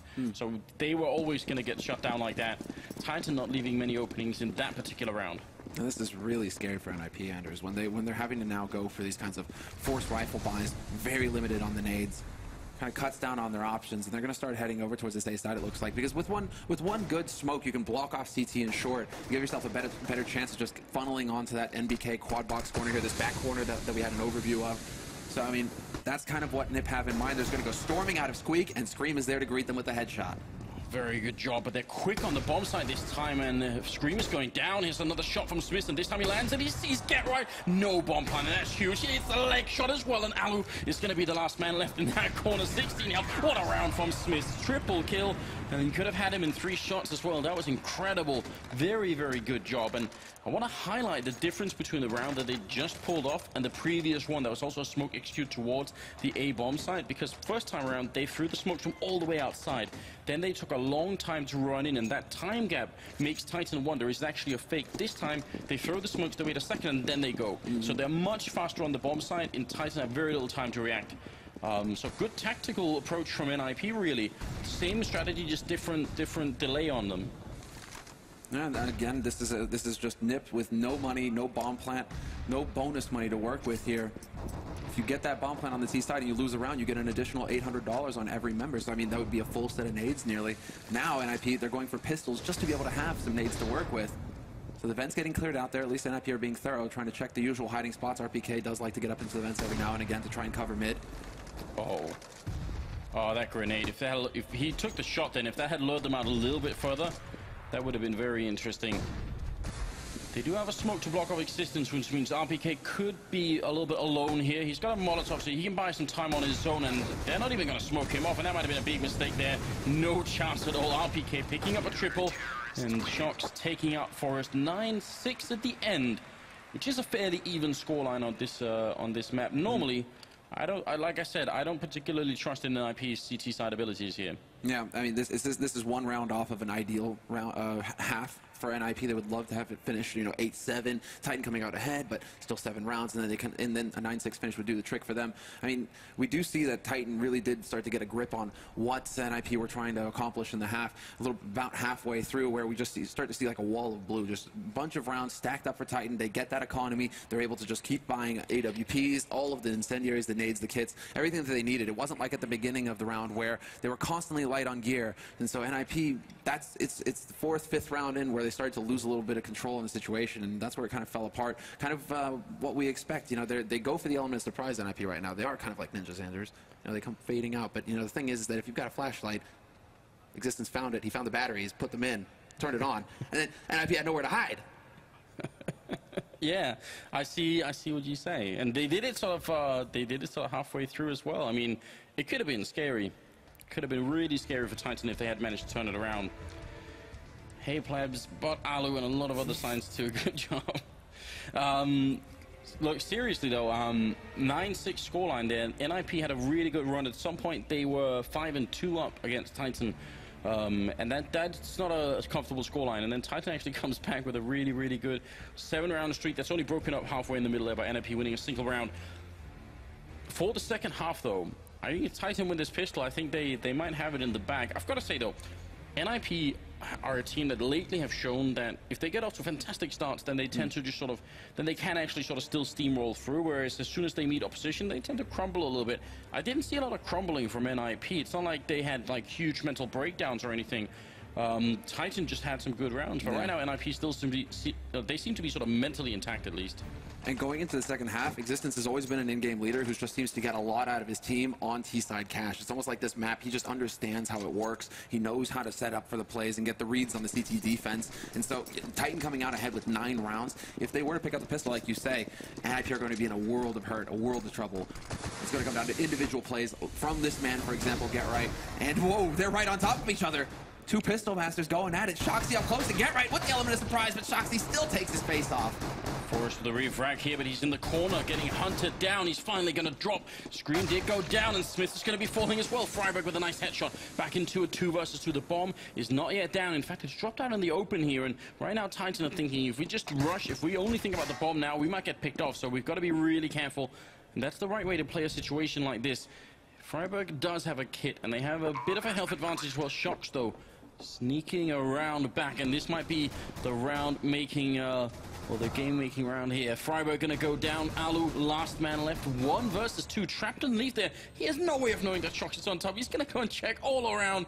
Comes back out. Shox shooting in the back and actually missing some of those shots. Alu now on the side with a kid in hand, and Shox has to go quack here. Alu's holding it down. Shox is not sure he's rocking around. He's gonna go for it, and Shoxy, he's gonna get the round. 10-6. That was very close, and a triple kill here for the Frenchman. Yeah, not to be denied this time in the pistol round.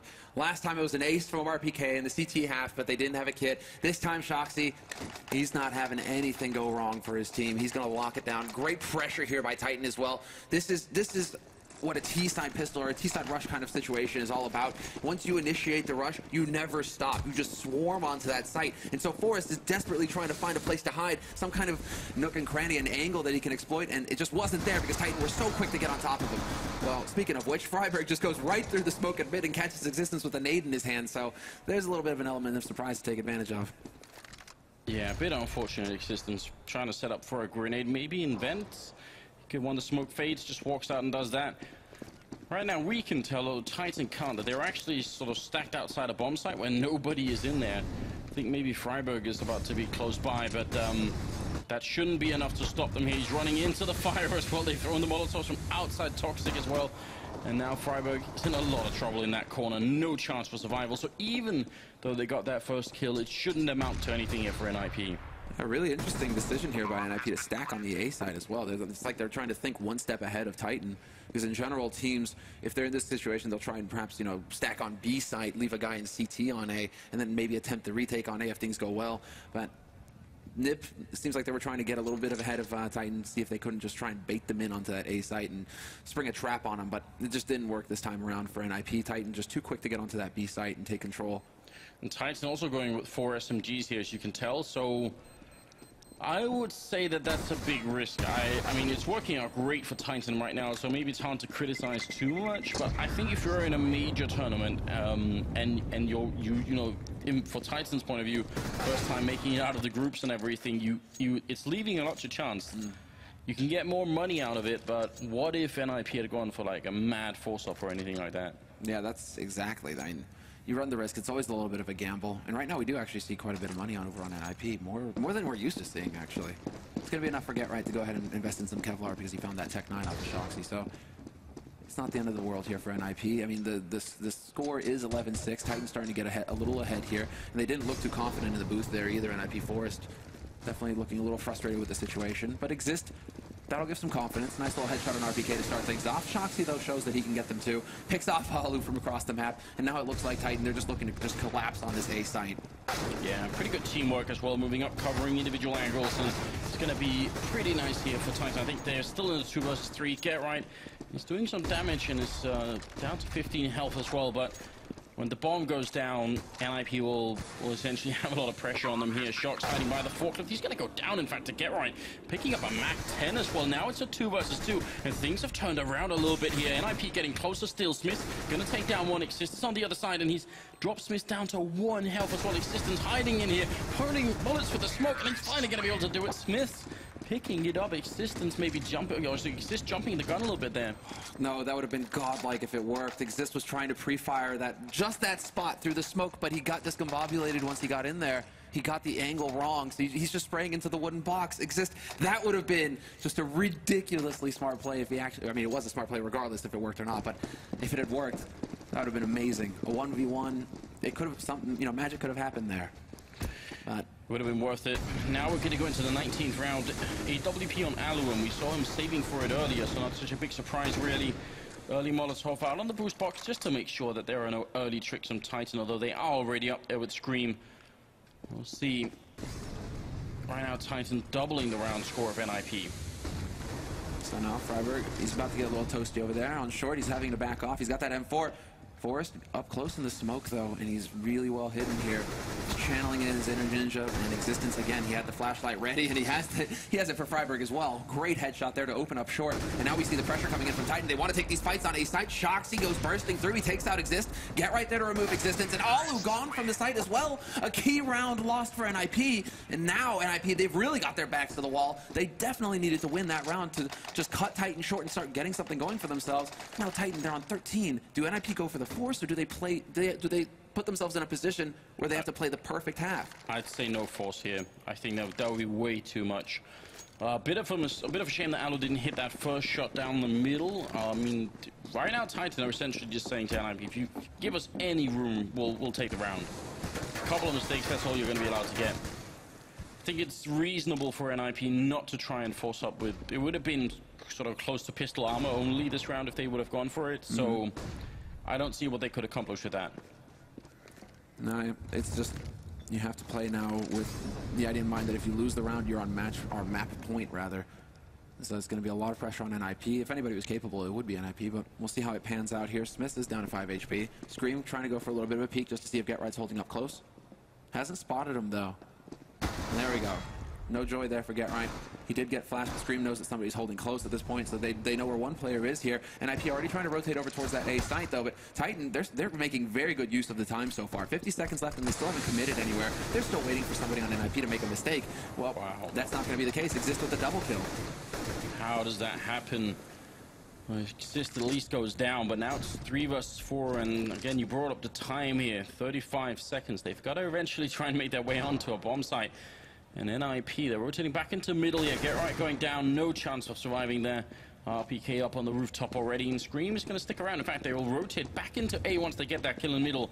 Titan figuring they have the setup figured out, but they don't. There's 2 people on here, third one coming in. Freiburg with a headshot once on Scream, and can we get a bit more? It's going to be Alu taking down Existence. RPK with a bit of a return, but 10 seconds he has to run. He can't walk around. I have no idea why he's not just rushing in, and Forrest ends up taking him out. But when he takes that long, even if he wins the battle against Forrest, he has to find Freiburg too, so maybe a little bit of hesitation there, and a big round for NIP. 13-7. What I really want to see out of the Swedes right about now, I mean, they buy 2 AWPs, so that kind of goes counter to the point I was about to make, but I want them to try and get some more information on the map. You saw how Titan were pushing in Squeak and getting early info about who was there. They did the same in main every once in a while. They could do it outside of B. You saw RPK taking those fights outside of B. Some information is needed here for the CT side. Or just, you know, glorious headshots from Exist, right? That's kind of what it boils down to. And right now, NIP, it's just a little bit of luck on their side. The fact that on an eco, they actually managed to pull it off and give themselves a little bit of room to work with here. They're in danger of getting reset, though, so now it comes down to winning consecutive rounds. And g0rth goes leaping out of vents, only to find Shoxy waiting for him there with that Tech 9. Shoxy is pinned down, though, and Freiburg looking to get that kill, but Shoxy must have spotted him, and he does do quite a bit of damage. Freiburg down to 7 HP. But it's still a man advantage here for Titan going onto the B site. Beautiful shot from Forrest. Second one is there, and he's looking for the third, but he's not going to get it. Scream shuts him down, and it's going to be Alu now in a 1v2. And now a 1v1 as Existence bravely goes for the peak, but that drops the bomb out in the middle of nowhere. And now it is going to just be between the 2 of them. Scream looking for the headshot, and he's playing from headshot, and now it comes down to whether Alu can peek him out or not. 40 seconds left, not a whole lot of time. Well, quite a bit of time, but there it is. Scream trying to make the play, trying to get out there to pick up that bomb. Had the bomb been dropped on the site, it would have been much better for him, but the fact that he had to go out in the open to hunt it, that just was such a difficult situation for him to play from. Very, very good job from Alu there. Not so easy, and you're absolutely right. If that bomb hadn't been there, that would have been a big difference, and Forrest obviously opening up on the map here, so 13-8. That could have gone horribly wrong. g0rth went down to the only player on Titan who didn't have a rifle. That was Shox in the middle, who almost picked up Freiburg as well. So that round nearly spun out of control already. Now, could we see a bit of a rush? They've got Tech9, they've got Armor, they're in A main, and Alu is close by with the AWP. He takes up RPK though, goes for another shot, but he misses it. Exists there to try and carry it through. He's shot in the face once, but he's still going to be living. And Grenade and Forest follow up there is going to be enough. So 13-9, some really quick rounds here favoring NIP in the second half, and it's about time that they picked it up because they haven't really been shining too much. Perfect timing for the pause to come here for Titan. And that, I was just thinking about what you said earlier on in the round, or in this map, Anders, where you're saying that Titan, you know, once they get struck down, or they start to struggle a little bit, right? Where, you know, it isn't as easy once things stop going their way, where they have to turn it into a grind. Sometimes they can really struggle, and we're starting to see it here where, you know, going for the rush, it doesn't work. Trying to play standard, it doesn't work. And IP starting to get confidence, and this is the last team in the world you want to get confident, because with the talent on it, g0rth4n, Forest, I mean, with the likes of these guys, and Alu in particular warming up with that AWP, life is only going to get harder. So Titan, they choose the perfect time to slow down the pace, to break the momentum, and to have a timeout to just decide exactly what needs to happen here in this next T round. We are currently waiting for just that, and I'm wondering, I mean, 3 rounds is what they need on this T side. I still think it's doable. I still think Titan have it in it to make it work there. The rush onto A with the Tech9s there could have definitely worked, but I feel like they slowed down just a little bit. They weren't going at 100%. That was like an 80% type rush. So maybe 100% could have caught Alu in that corner, because it isn't a fun position to be in with the AWP at all. No, it's true. He did actually hit a pretty nice shot jumping. But you're right. I mean, the minds on Titan right now that are at work is basically Existence and Shoxy, and this is just like old times as well. Both of them would kind of bounce thoughts off of each other. Shoxy was a little bit more rebellious back then, but I imagine now it's much more of a calm discussion between the two, what they need to do, what they've picked up on. And on the other team, you've got to wonder, because Forest apparently has been taken over. He's taking over the reins, or at least in these kinds of situations where NIP have time to sit and think, it seems like Forest is the one giving a lot of the input, trying to figure out exactly what they need to be doing. Right, and what's worth mentioning in that context is that whereas Exist has been used to for a very long time historically to sort of anti-strat against Existence, has had some success doing it as well. You know, I'm not sure that Existence has sort of a similar read on the mind of Forest. You know, it could just be that there's a little bit of a throw-off there. Not that it necessarily has a huge impact in that sense, but still, maybe just a little bit of a challenge. There's so much history in this matchup as well. I mean, I can think back to times where a year and a half ago where NIP would struggle versus Very Games Titan, and they would be completely stumped. It seems like, you know, obviously now with so much more experience, NIP, they have a game plan. And that revolves around Alu with the AWP. They have all the nades that they need. They still have so many incendiaries here, NIP. And Titan, they didn't fully commit to this round. Yes, Smith spent all of his money a little bit prematurely, I think. But they're trying to take a little bit of advantage of that. RPK is invested in Kevlar, Shox, Kevlar, P250, couple of nades to make a play with. And well, g0rth's going to find RPK, so there's the rifle lost already for Titan. Actually, that's pretty painful. Smith is going to try and sneak his way forward to pick that up. He doesn't find it? Oh, it's out in the open. Oh, that's horrendous. A bit of a shame, yeah. Could have been nice if they could have gone back and try to do something there. See if Titan could at least get a bomb plant this round. That would be a big help for them. Now he's got it, Smith. And they're rotating the bomb over towards B as well. Very passive play here. Forest gets a little bit of a shot to the face there. Smith will get flashed in though, goes for the peek, but nobody there to greet him. Is that g0rth up on the box is going to get caught? Shoxy takes out Exist on the A site, but then Freiburg and Forest chime in, and Forest still alive here with 1 HP, trying to find another kill, but it's not going to happen. Somehow Titan have found a way to turn this into a 2-on-2 with a bomb plant as well. An excellent eco from them, and now Scream has got an M4 to work with. This is ridiculous. This round should have never got this far out of control. And NIP, they've got to be a little bit worried right here. They've just tossed in the only 2 grenades they had, and Scream is on the site. Good crossfire setup here, but Freiburg ducks right underneath, and now they're going to get him. Scream gets 1. See if they can get Freiburg as well. He's on 60 HP, and Scream goes down. Freiburg runs in with the Tech9, gets the triple kill. That was very smart play from Freiburg. He actually broke the crossfire by ducking under Scream's field of view, and that was all it took. Crouches in, takes down Existence, and that was going to be the round. Very impressive stuff. Yeah, and Existence was the first line of contact there. Scream as well. You really would have thought that was going to work out for Titan, especially having the guns to work with. But without the Kevlar to absorb a couple of bullets and still retain your ability to aim, that aim punch just wrecks Existence. Still, just to put things in perspective, that was a round where Titan had only pistols and pretty much no armor, and I guess the one Galil there that they ended up putting to good use. Double AWP set up on NIP side. Smiths with an AWP on the other side. 13-10 is the scoreline. NIP still have a long way to go to get back into a winning position. The Titan just need a bit of a break, especially when they do that much economic damage. It puts NIP in a very weird position. Once again, Titan going with more of a default approach to this. This has really become the standard setup for them on their T side. Scream just peeking into mid, hoping that somebody's going to peek in connector. And then everybody kind of spread out on the fringes of the map, looking to see if NIP are going to push anywhere to get info, see if they can catch somebody out of position to get a free kill to make their lives easier. But NIP are doing a very good job right now of just trying to keep control as long as they can, and then falling back, not really giving anything here to Titan to work with. On Existence, interestingly throwing that Molotov from inside middle. That's the third time he's done it or trying to do it, whereas normally people would throw it all the way from outside on the T side and middle. So it's a bit of a switch up for him, but he is quick in there to try and clear it out, and instead it's RPK and Scream going down. Get right with a nice lurk there, and Forrest picking up 2 with the AWP. See if he can get the third one. Shots puts up a smoke and picks up the bomb. He's very much alone though. No, this is not looking good. Shoxy, he's just taking a fight. He does win versus g0rth. He finds a headshot versus Freiburg. 41 HP left on him. And Forrest trying to fall back. He gets spotted and lands the shot. Excellent round there from Forrest, keeping his cool, getting 3 kills out of that.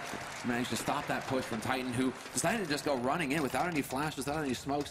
Nothing really there to try and force that AWP back. And that's elementary CS. Once that smoke clears up, you need to have something ready. And they did have a couple of nades to use, but they just decided to challenge anyway. So yeah, not really sure there what was going through Titan's minds, why they weren't making use of the utility to make their lives easier. So what we could say is Forrest, you know, AWP game is on point, so is his eyebrow game. You saw him right there. Always. Classic Forrest. Always. 13-11, 25th round is coming up. Forrest gonna miss the first shot. Get right hiding in the corner. They're not gonna check it in. Get the 1 kill, so this is good. Forrest picking up RPK. Can they get close enough here? Forrest down to 17 health, trying to get back behind the lines here, and he takes a headshot on Scream as well. Freiburg there just at the right time, and Existence, he can't do anything. He was stuck in middle.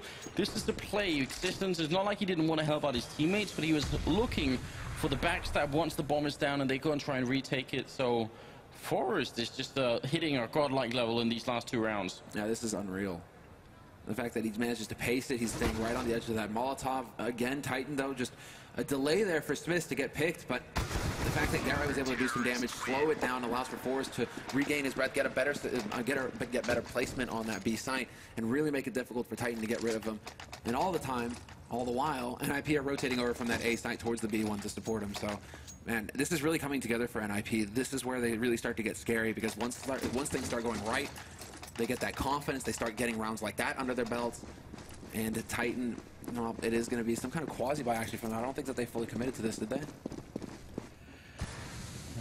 They certainly have the armor and the pistols. I'm not sure if they have any money left in the bank. They've got the 1 AK on Shox, and looks like they might want to try and go for a bit of a rush. You can see the jump boost coming up there, but Exist, he's not quite going to be able to reach it. So a bit of a shame. That is such a nice idea, the run boost this. I mean, Penta have been well known to do. Exist hiding in the corner, though. He's got the Molotov as well, so if they try and put up too many grenades, he might be able to put a counter. And there it is. It goes down, but Shox can land the headshot. The only AK in play right now. Freiburg hiding in the corner. He goes down. It's a double kill for Shox, and Forrest comes in. He takes the fight, and if he goes down, the round is done. He has to stay alive, but he's about to be shot in the back as well. Existence is up there, and they realize bomb goes down, but now look at this. Existence, just the mere fact that he's alive means they've got to worry about the backstab all the time, and they're going to run in to get right here. Existence goes down, and they can finally refocus on that side. Shox very low on health, but NIP, they got to move in here quick. A lot of time has already passed there. Scream going down, and in the backside, Smith and Shox all have low on health both, and they go down simultaneously. Nice retake for NIP.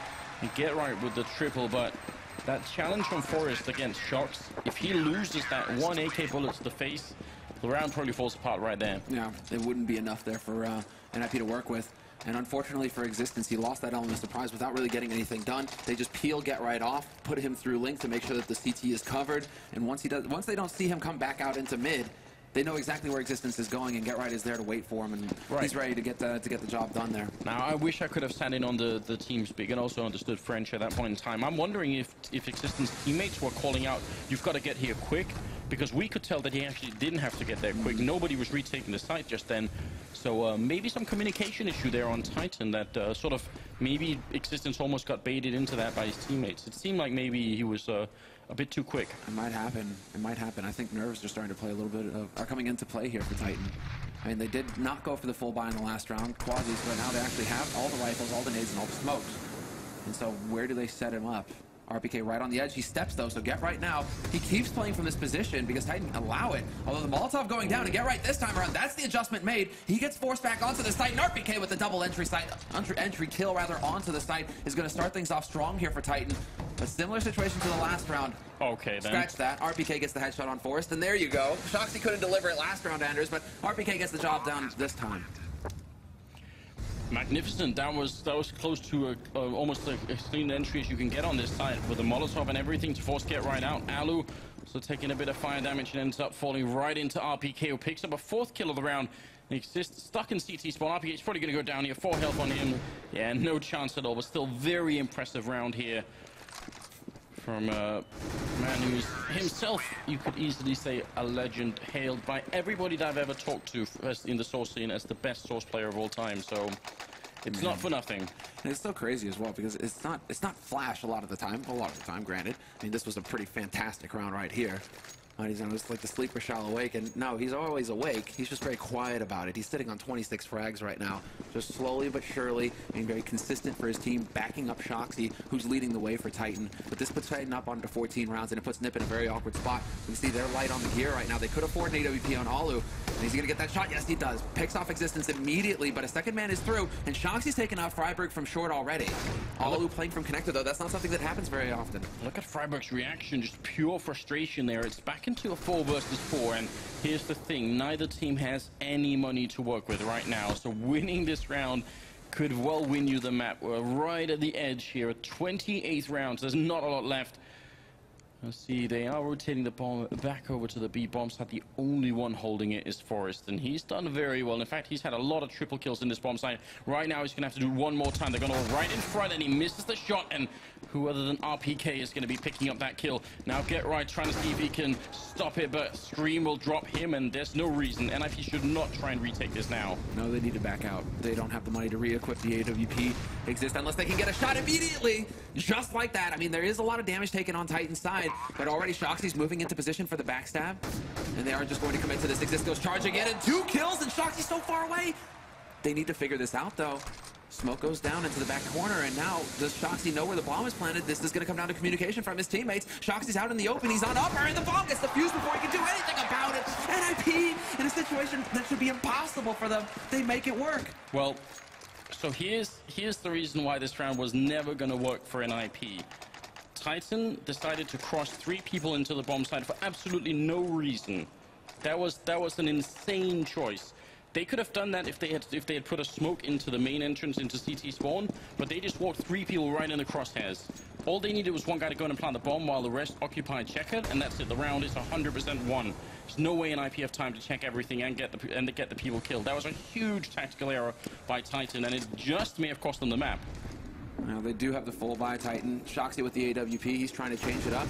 Yes, this gives Nip another chance.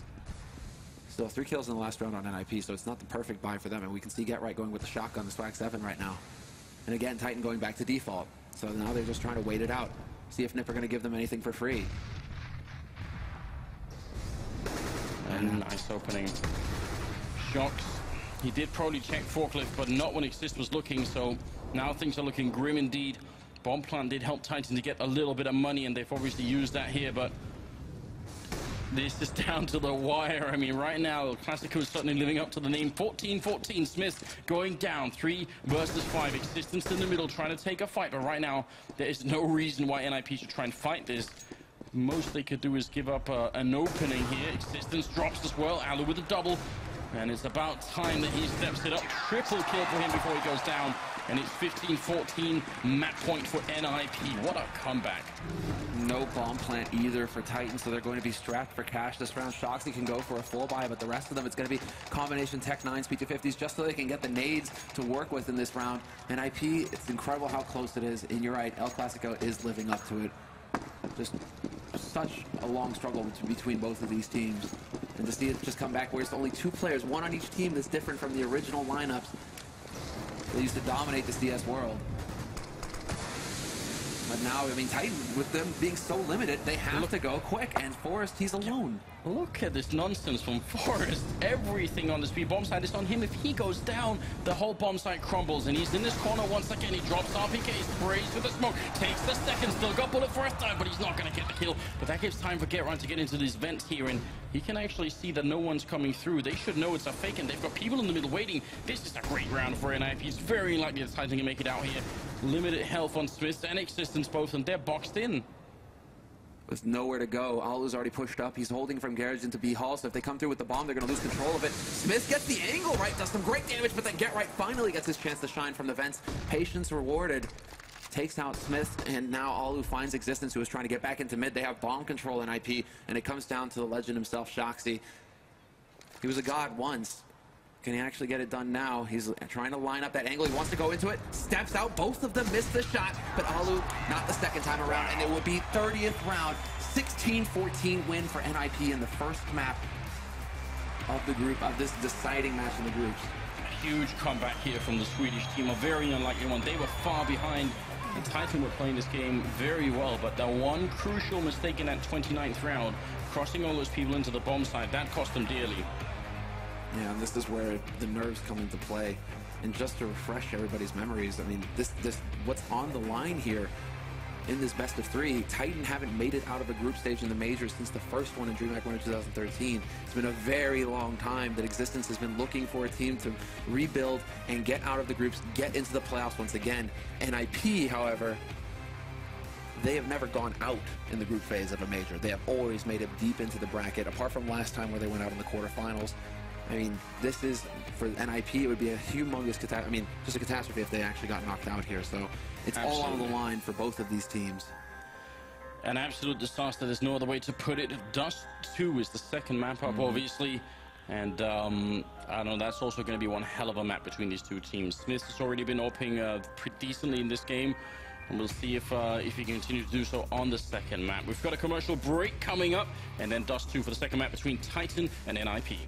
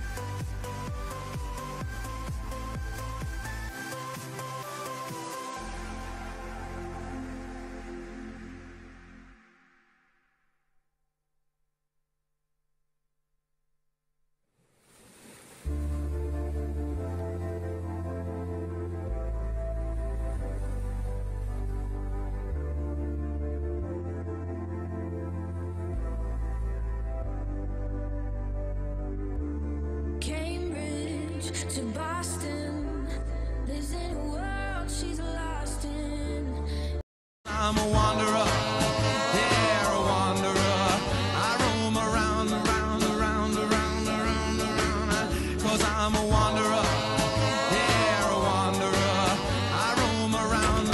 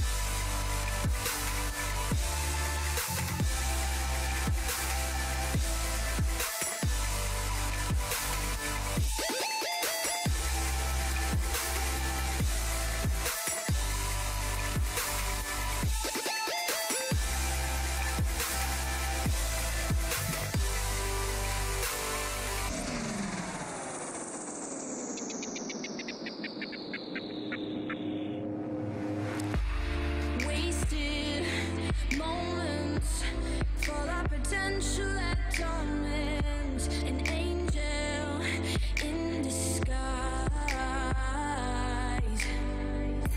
But he can see your empty heart, London eyes, Glasgow bones. She's a whistle in the catacombs, a paradox. He's in love with the statue in marble glass. He's in love with the girl that time forgot. She just shakes her ears. She's falling too far with something else scars. Won't let it taste her tears. She's falling too far. The girl that time forgot.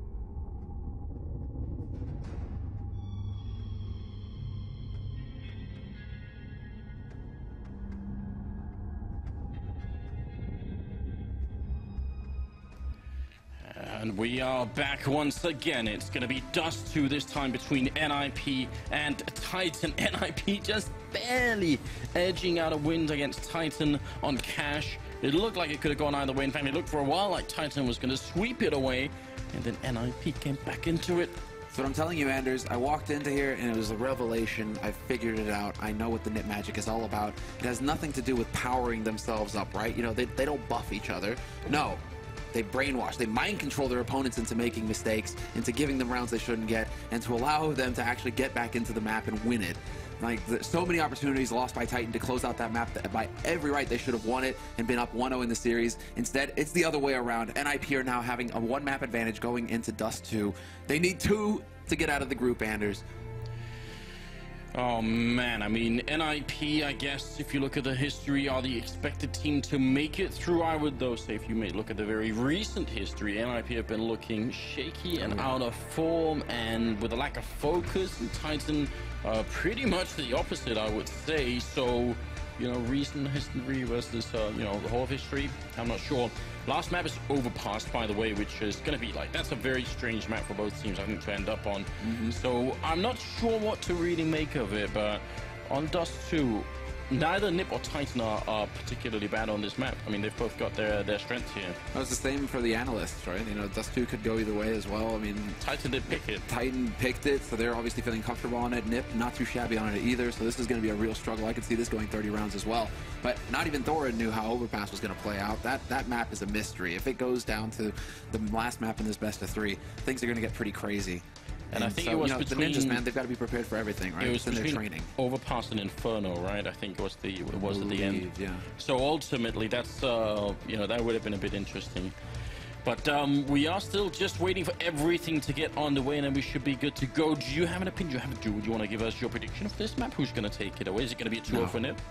I don't want to actually, you know, give any kind of opinion on that because it's too hard to call. I mean, that last one, I would have said the Titan had it in the bag, and then sure enough, NIP find a way back into it. I mean, Shoxy played an excellent first map, really doing work. I mean, he was leading the charge on Titan. RPK as well. Not a guy that gets a lot of attention when we're talking about Titan. You know, we're talking a lot about Scream. We're even talking about Existence these days. But RPK, he was doing massive work for Titan, just getting so many key frags in the pistol round. Right out the gates, gets an ace in the pistol round. They don't win at Titan, unfortunately, because they didn't have a kit, but still showing that, you know, he is actually somebody that Nip have to worry about right now. So I mean, things are still working for Titan. They just need to calm down in these difficult situations. They need to take a deep breath and remember, hey, I have a flash, I have a smoke. I don't have to duel the op. You know, these sorts of, you know, core things that you need to learn if you're going to play CS at this level. Like, you just need to keep your cool in these kinds of situations. So I'm hoping that they'll be able to find that again here on Dust 2, and we would get a third map out of this series.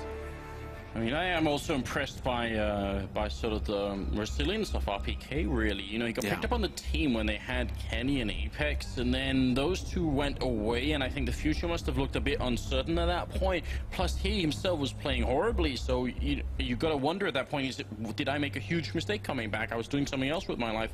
Now it actually seems like there's a lot more focus, and it must have been some really rough months, but he's certainly playing very well at the moment. We are into Dust 2 here with a one-map lead for NIP. 16-14 was the scoreline there on Cash, and now we're going to see if Titan can battle it back and put us on a third map, or if NIP are somehow going to pull through one more time and make it to the playoffs. It's the CT side for NIP early on, and it's Titan on the terrorist side, and look at this extremely defensive setup that they've got going on.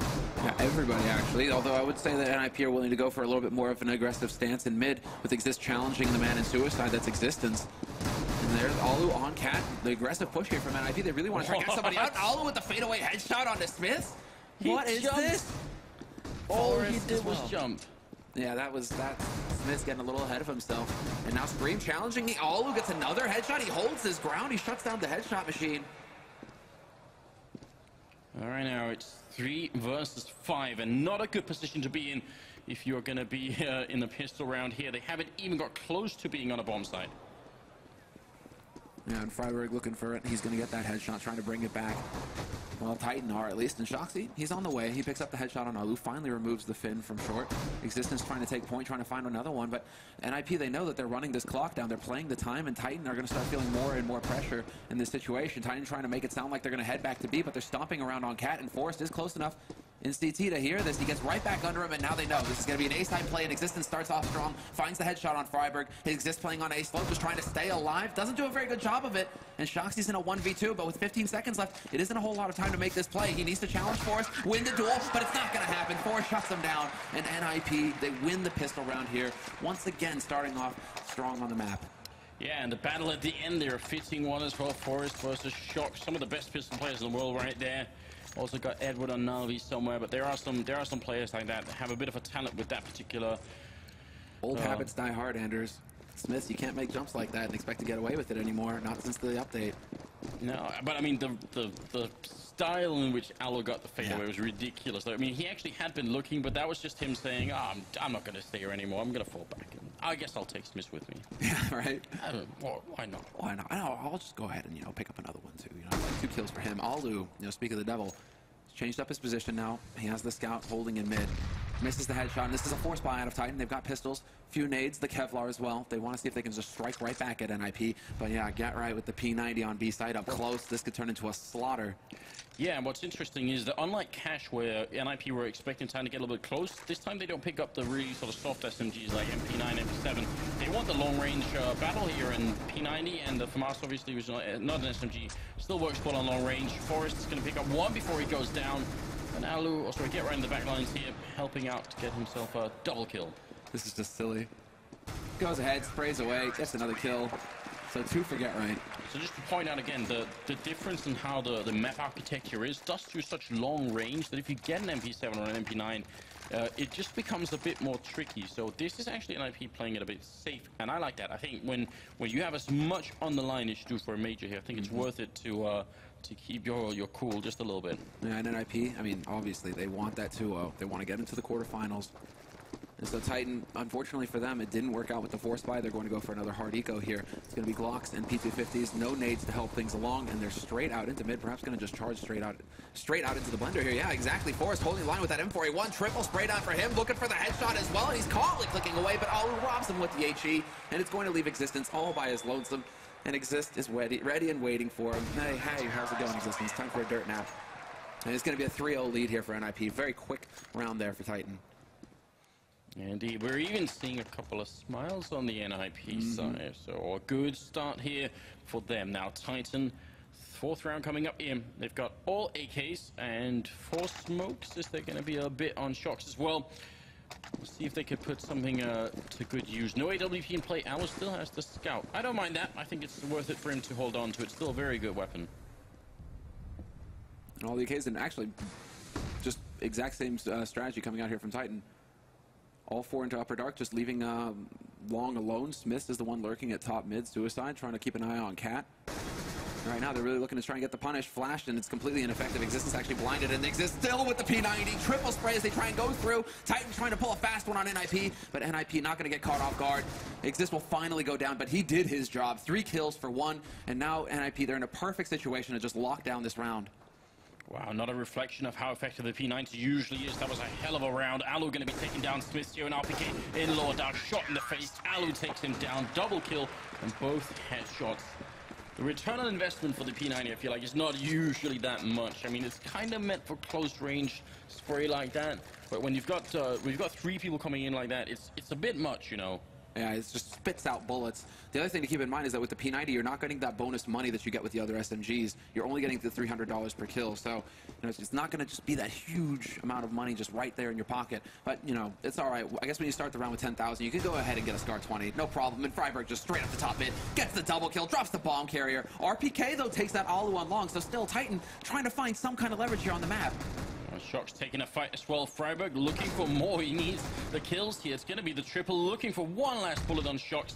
Seeing if he can click him away. A bit of a flashbang out. Forrest showing up to help out. And that's going to make it 5-0 and NIP. I mean, unlike on Cash, which they did end up winning, I think it's been an even better start this time around, 5-0. And I'm a bit surprised that Titan get caught off guard by that, because this is a very firm philosophy for NIP. When they know that their opponents are on eco, they love to just go and bully them. It doesn't matter if NIP have the rifles, they've made an investment in the round. No, they just want to go and take the fight, stomp on Titan while they're on the ground, and really try and get into their heads, because that's going to make Titan just a little bit more nervous when it comes to this next buy round, this key round here for Titan, when they have all of the guns. AWP and also Sniper in play on NIP side. Smith, though, who has a reputation for particularly opening on Dust 2, although I would say mostly Dust 2 CC side. Still, and we'll see if he can make the big difference here. Alu out on long, that's not an easy position to challenge no matter what rifle you have, but it seems like they might be trying to set up for something. They're going to try and put up the smoke. They make the jump over first. Freiburg in the corner with the FAMAS. It's hard to spray down a lot of people with it. He's going to go for the first one. Scream dying next in line. Existence is there, and Alu picking up RPK, and the whole arm of that push is now gone. All that's left is Shox and Smith, who were supposed to sort of rendezvous with the rest of the team up in a bomb site. That's not going to happen. Smith's the last man left. Bomb up there.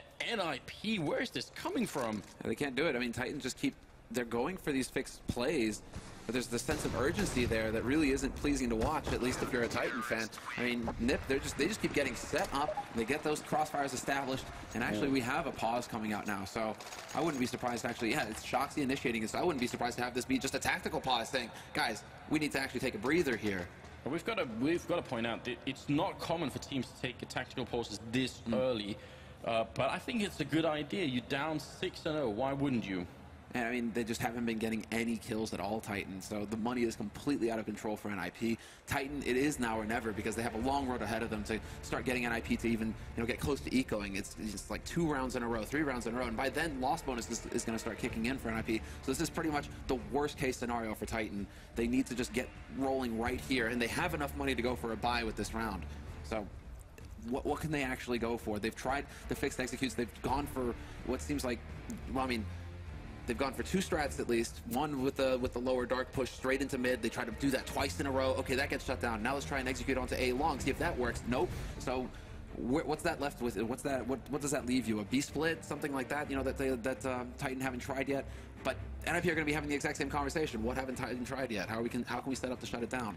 Apart from the P90 round from Existence, actually NIP have shown that they don't hold mid that aggressively. They've had a couple of rounds where they've had 2 in B and then 1 in CT spawn, which is the setup you want to go for. I mean, it's the setup you want on the terror side if you're going to go for a B split. So yeah, I would say B split's a reasonable choice. Down Suicide there was Existence, but he survives and is called out for a reason. Freiburg, though, will take down Shox over at long, so no joy there at all. And 6-0. NIP just continuing where they left off, it seems. And Shox really just trying to go for the confidence play. Smith as well just feeds himself into Alu. And well, now it's going to be Scream, Existence, and RPK, the last 3 alive here for Titan in a 3-on-5 situation. Bomb is in mid on Existence, who's playing very close angles, trying to see if anybody's going to try and push through. No reason for Forrest to go in there. g0rth4n finds RPK lurking in upper dark. And right now, Titan, they're taking these duels, and they're just losing them flat out.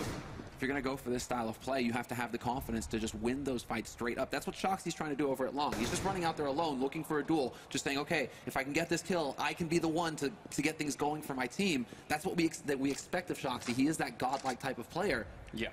And if you start thinking to yourself, you're absolutely right, though. If you start thinking, what if I don't get it? And you might as well stop playing. So you kind of have to try and see if you can make it work. Existence up here with the auto sniper taking down Scream. Finally, that weapon gets put into play a little bit. Yeah, he's had it for a while without being able to use it on anybody. And now Titan also realized that's in play somewhere. Forrest is going to be getting a kill. It's the team ace, each individual member of NIP picking up a kill, making it 7-0 in their own favor. And Titan, they need a way back. Yeah, and actually, they're right on the edge. Smith has got enough for a full buy. The rest of them are sitting on 3,000, though. So without that bomb plant, I think Titan are going to have to play it a little easier here, go for a quasi-buy, Tech 9s, Kevlar, but this still leaves them with enough money to get a very good buy-in on the next round. Titan, look at NIP, though. They're just crazy. They go for double op Scar 20. I mean, if Titan actually succeed in getting into a bomb site, it's going to be really difficult for NIP to retake that site, but then just the sheer firepower that's here ready and waiting. Forrest misses his initial shot, but then Alu, they actually double up on lower dark. Alu to pick off RPK. Forrest drops Shoxy. Forrest can get the follow-up, but he just misses the shot. That bomb is down in the middle as well, and Alu's up here, jumping through the smoke is Smith, and he's actually going to miss a couple of shots in a row here, the Finnish player. g0rth4n cleaning up in the middle on Scream and Existence. Deagle in hand, a grenade at his back, and it's just will take him out. So 8-0. This is a horrible second map here for Titan. This is nothing like it was on Cash. No, this is a landslide. And sometimes you see this actually, and there's, where when you're in a first map in a best-of-3 series, and it's such a close-fought map, and you think that, you know, you threw it away or you should have won that first map, it's really difficult for teams to get their heads back into the game mentally, to figure out, well, how to just start landing those shots again, right, to regain that momentum. And I think we're seeing that right now with Titan, missing the strong start, missing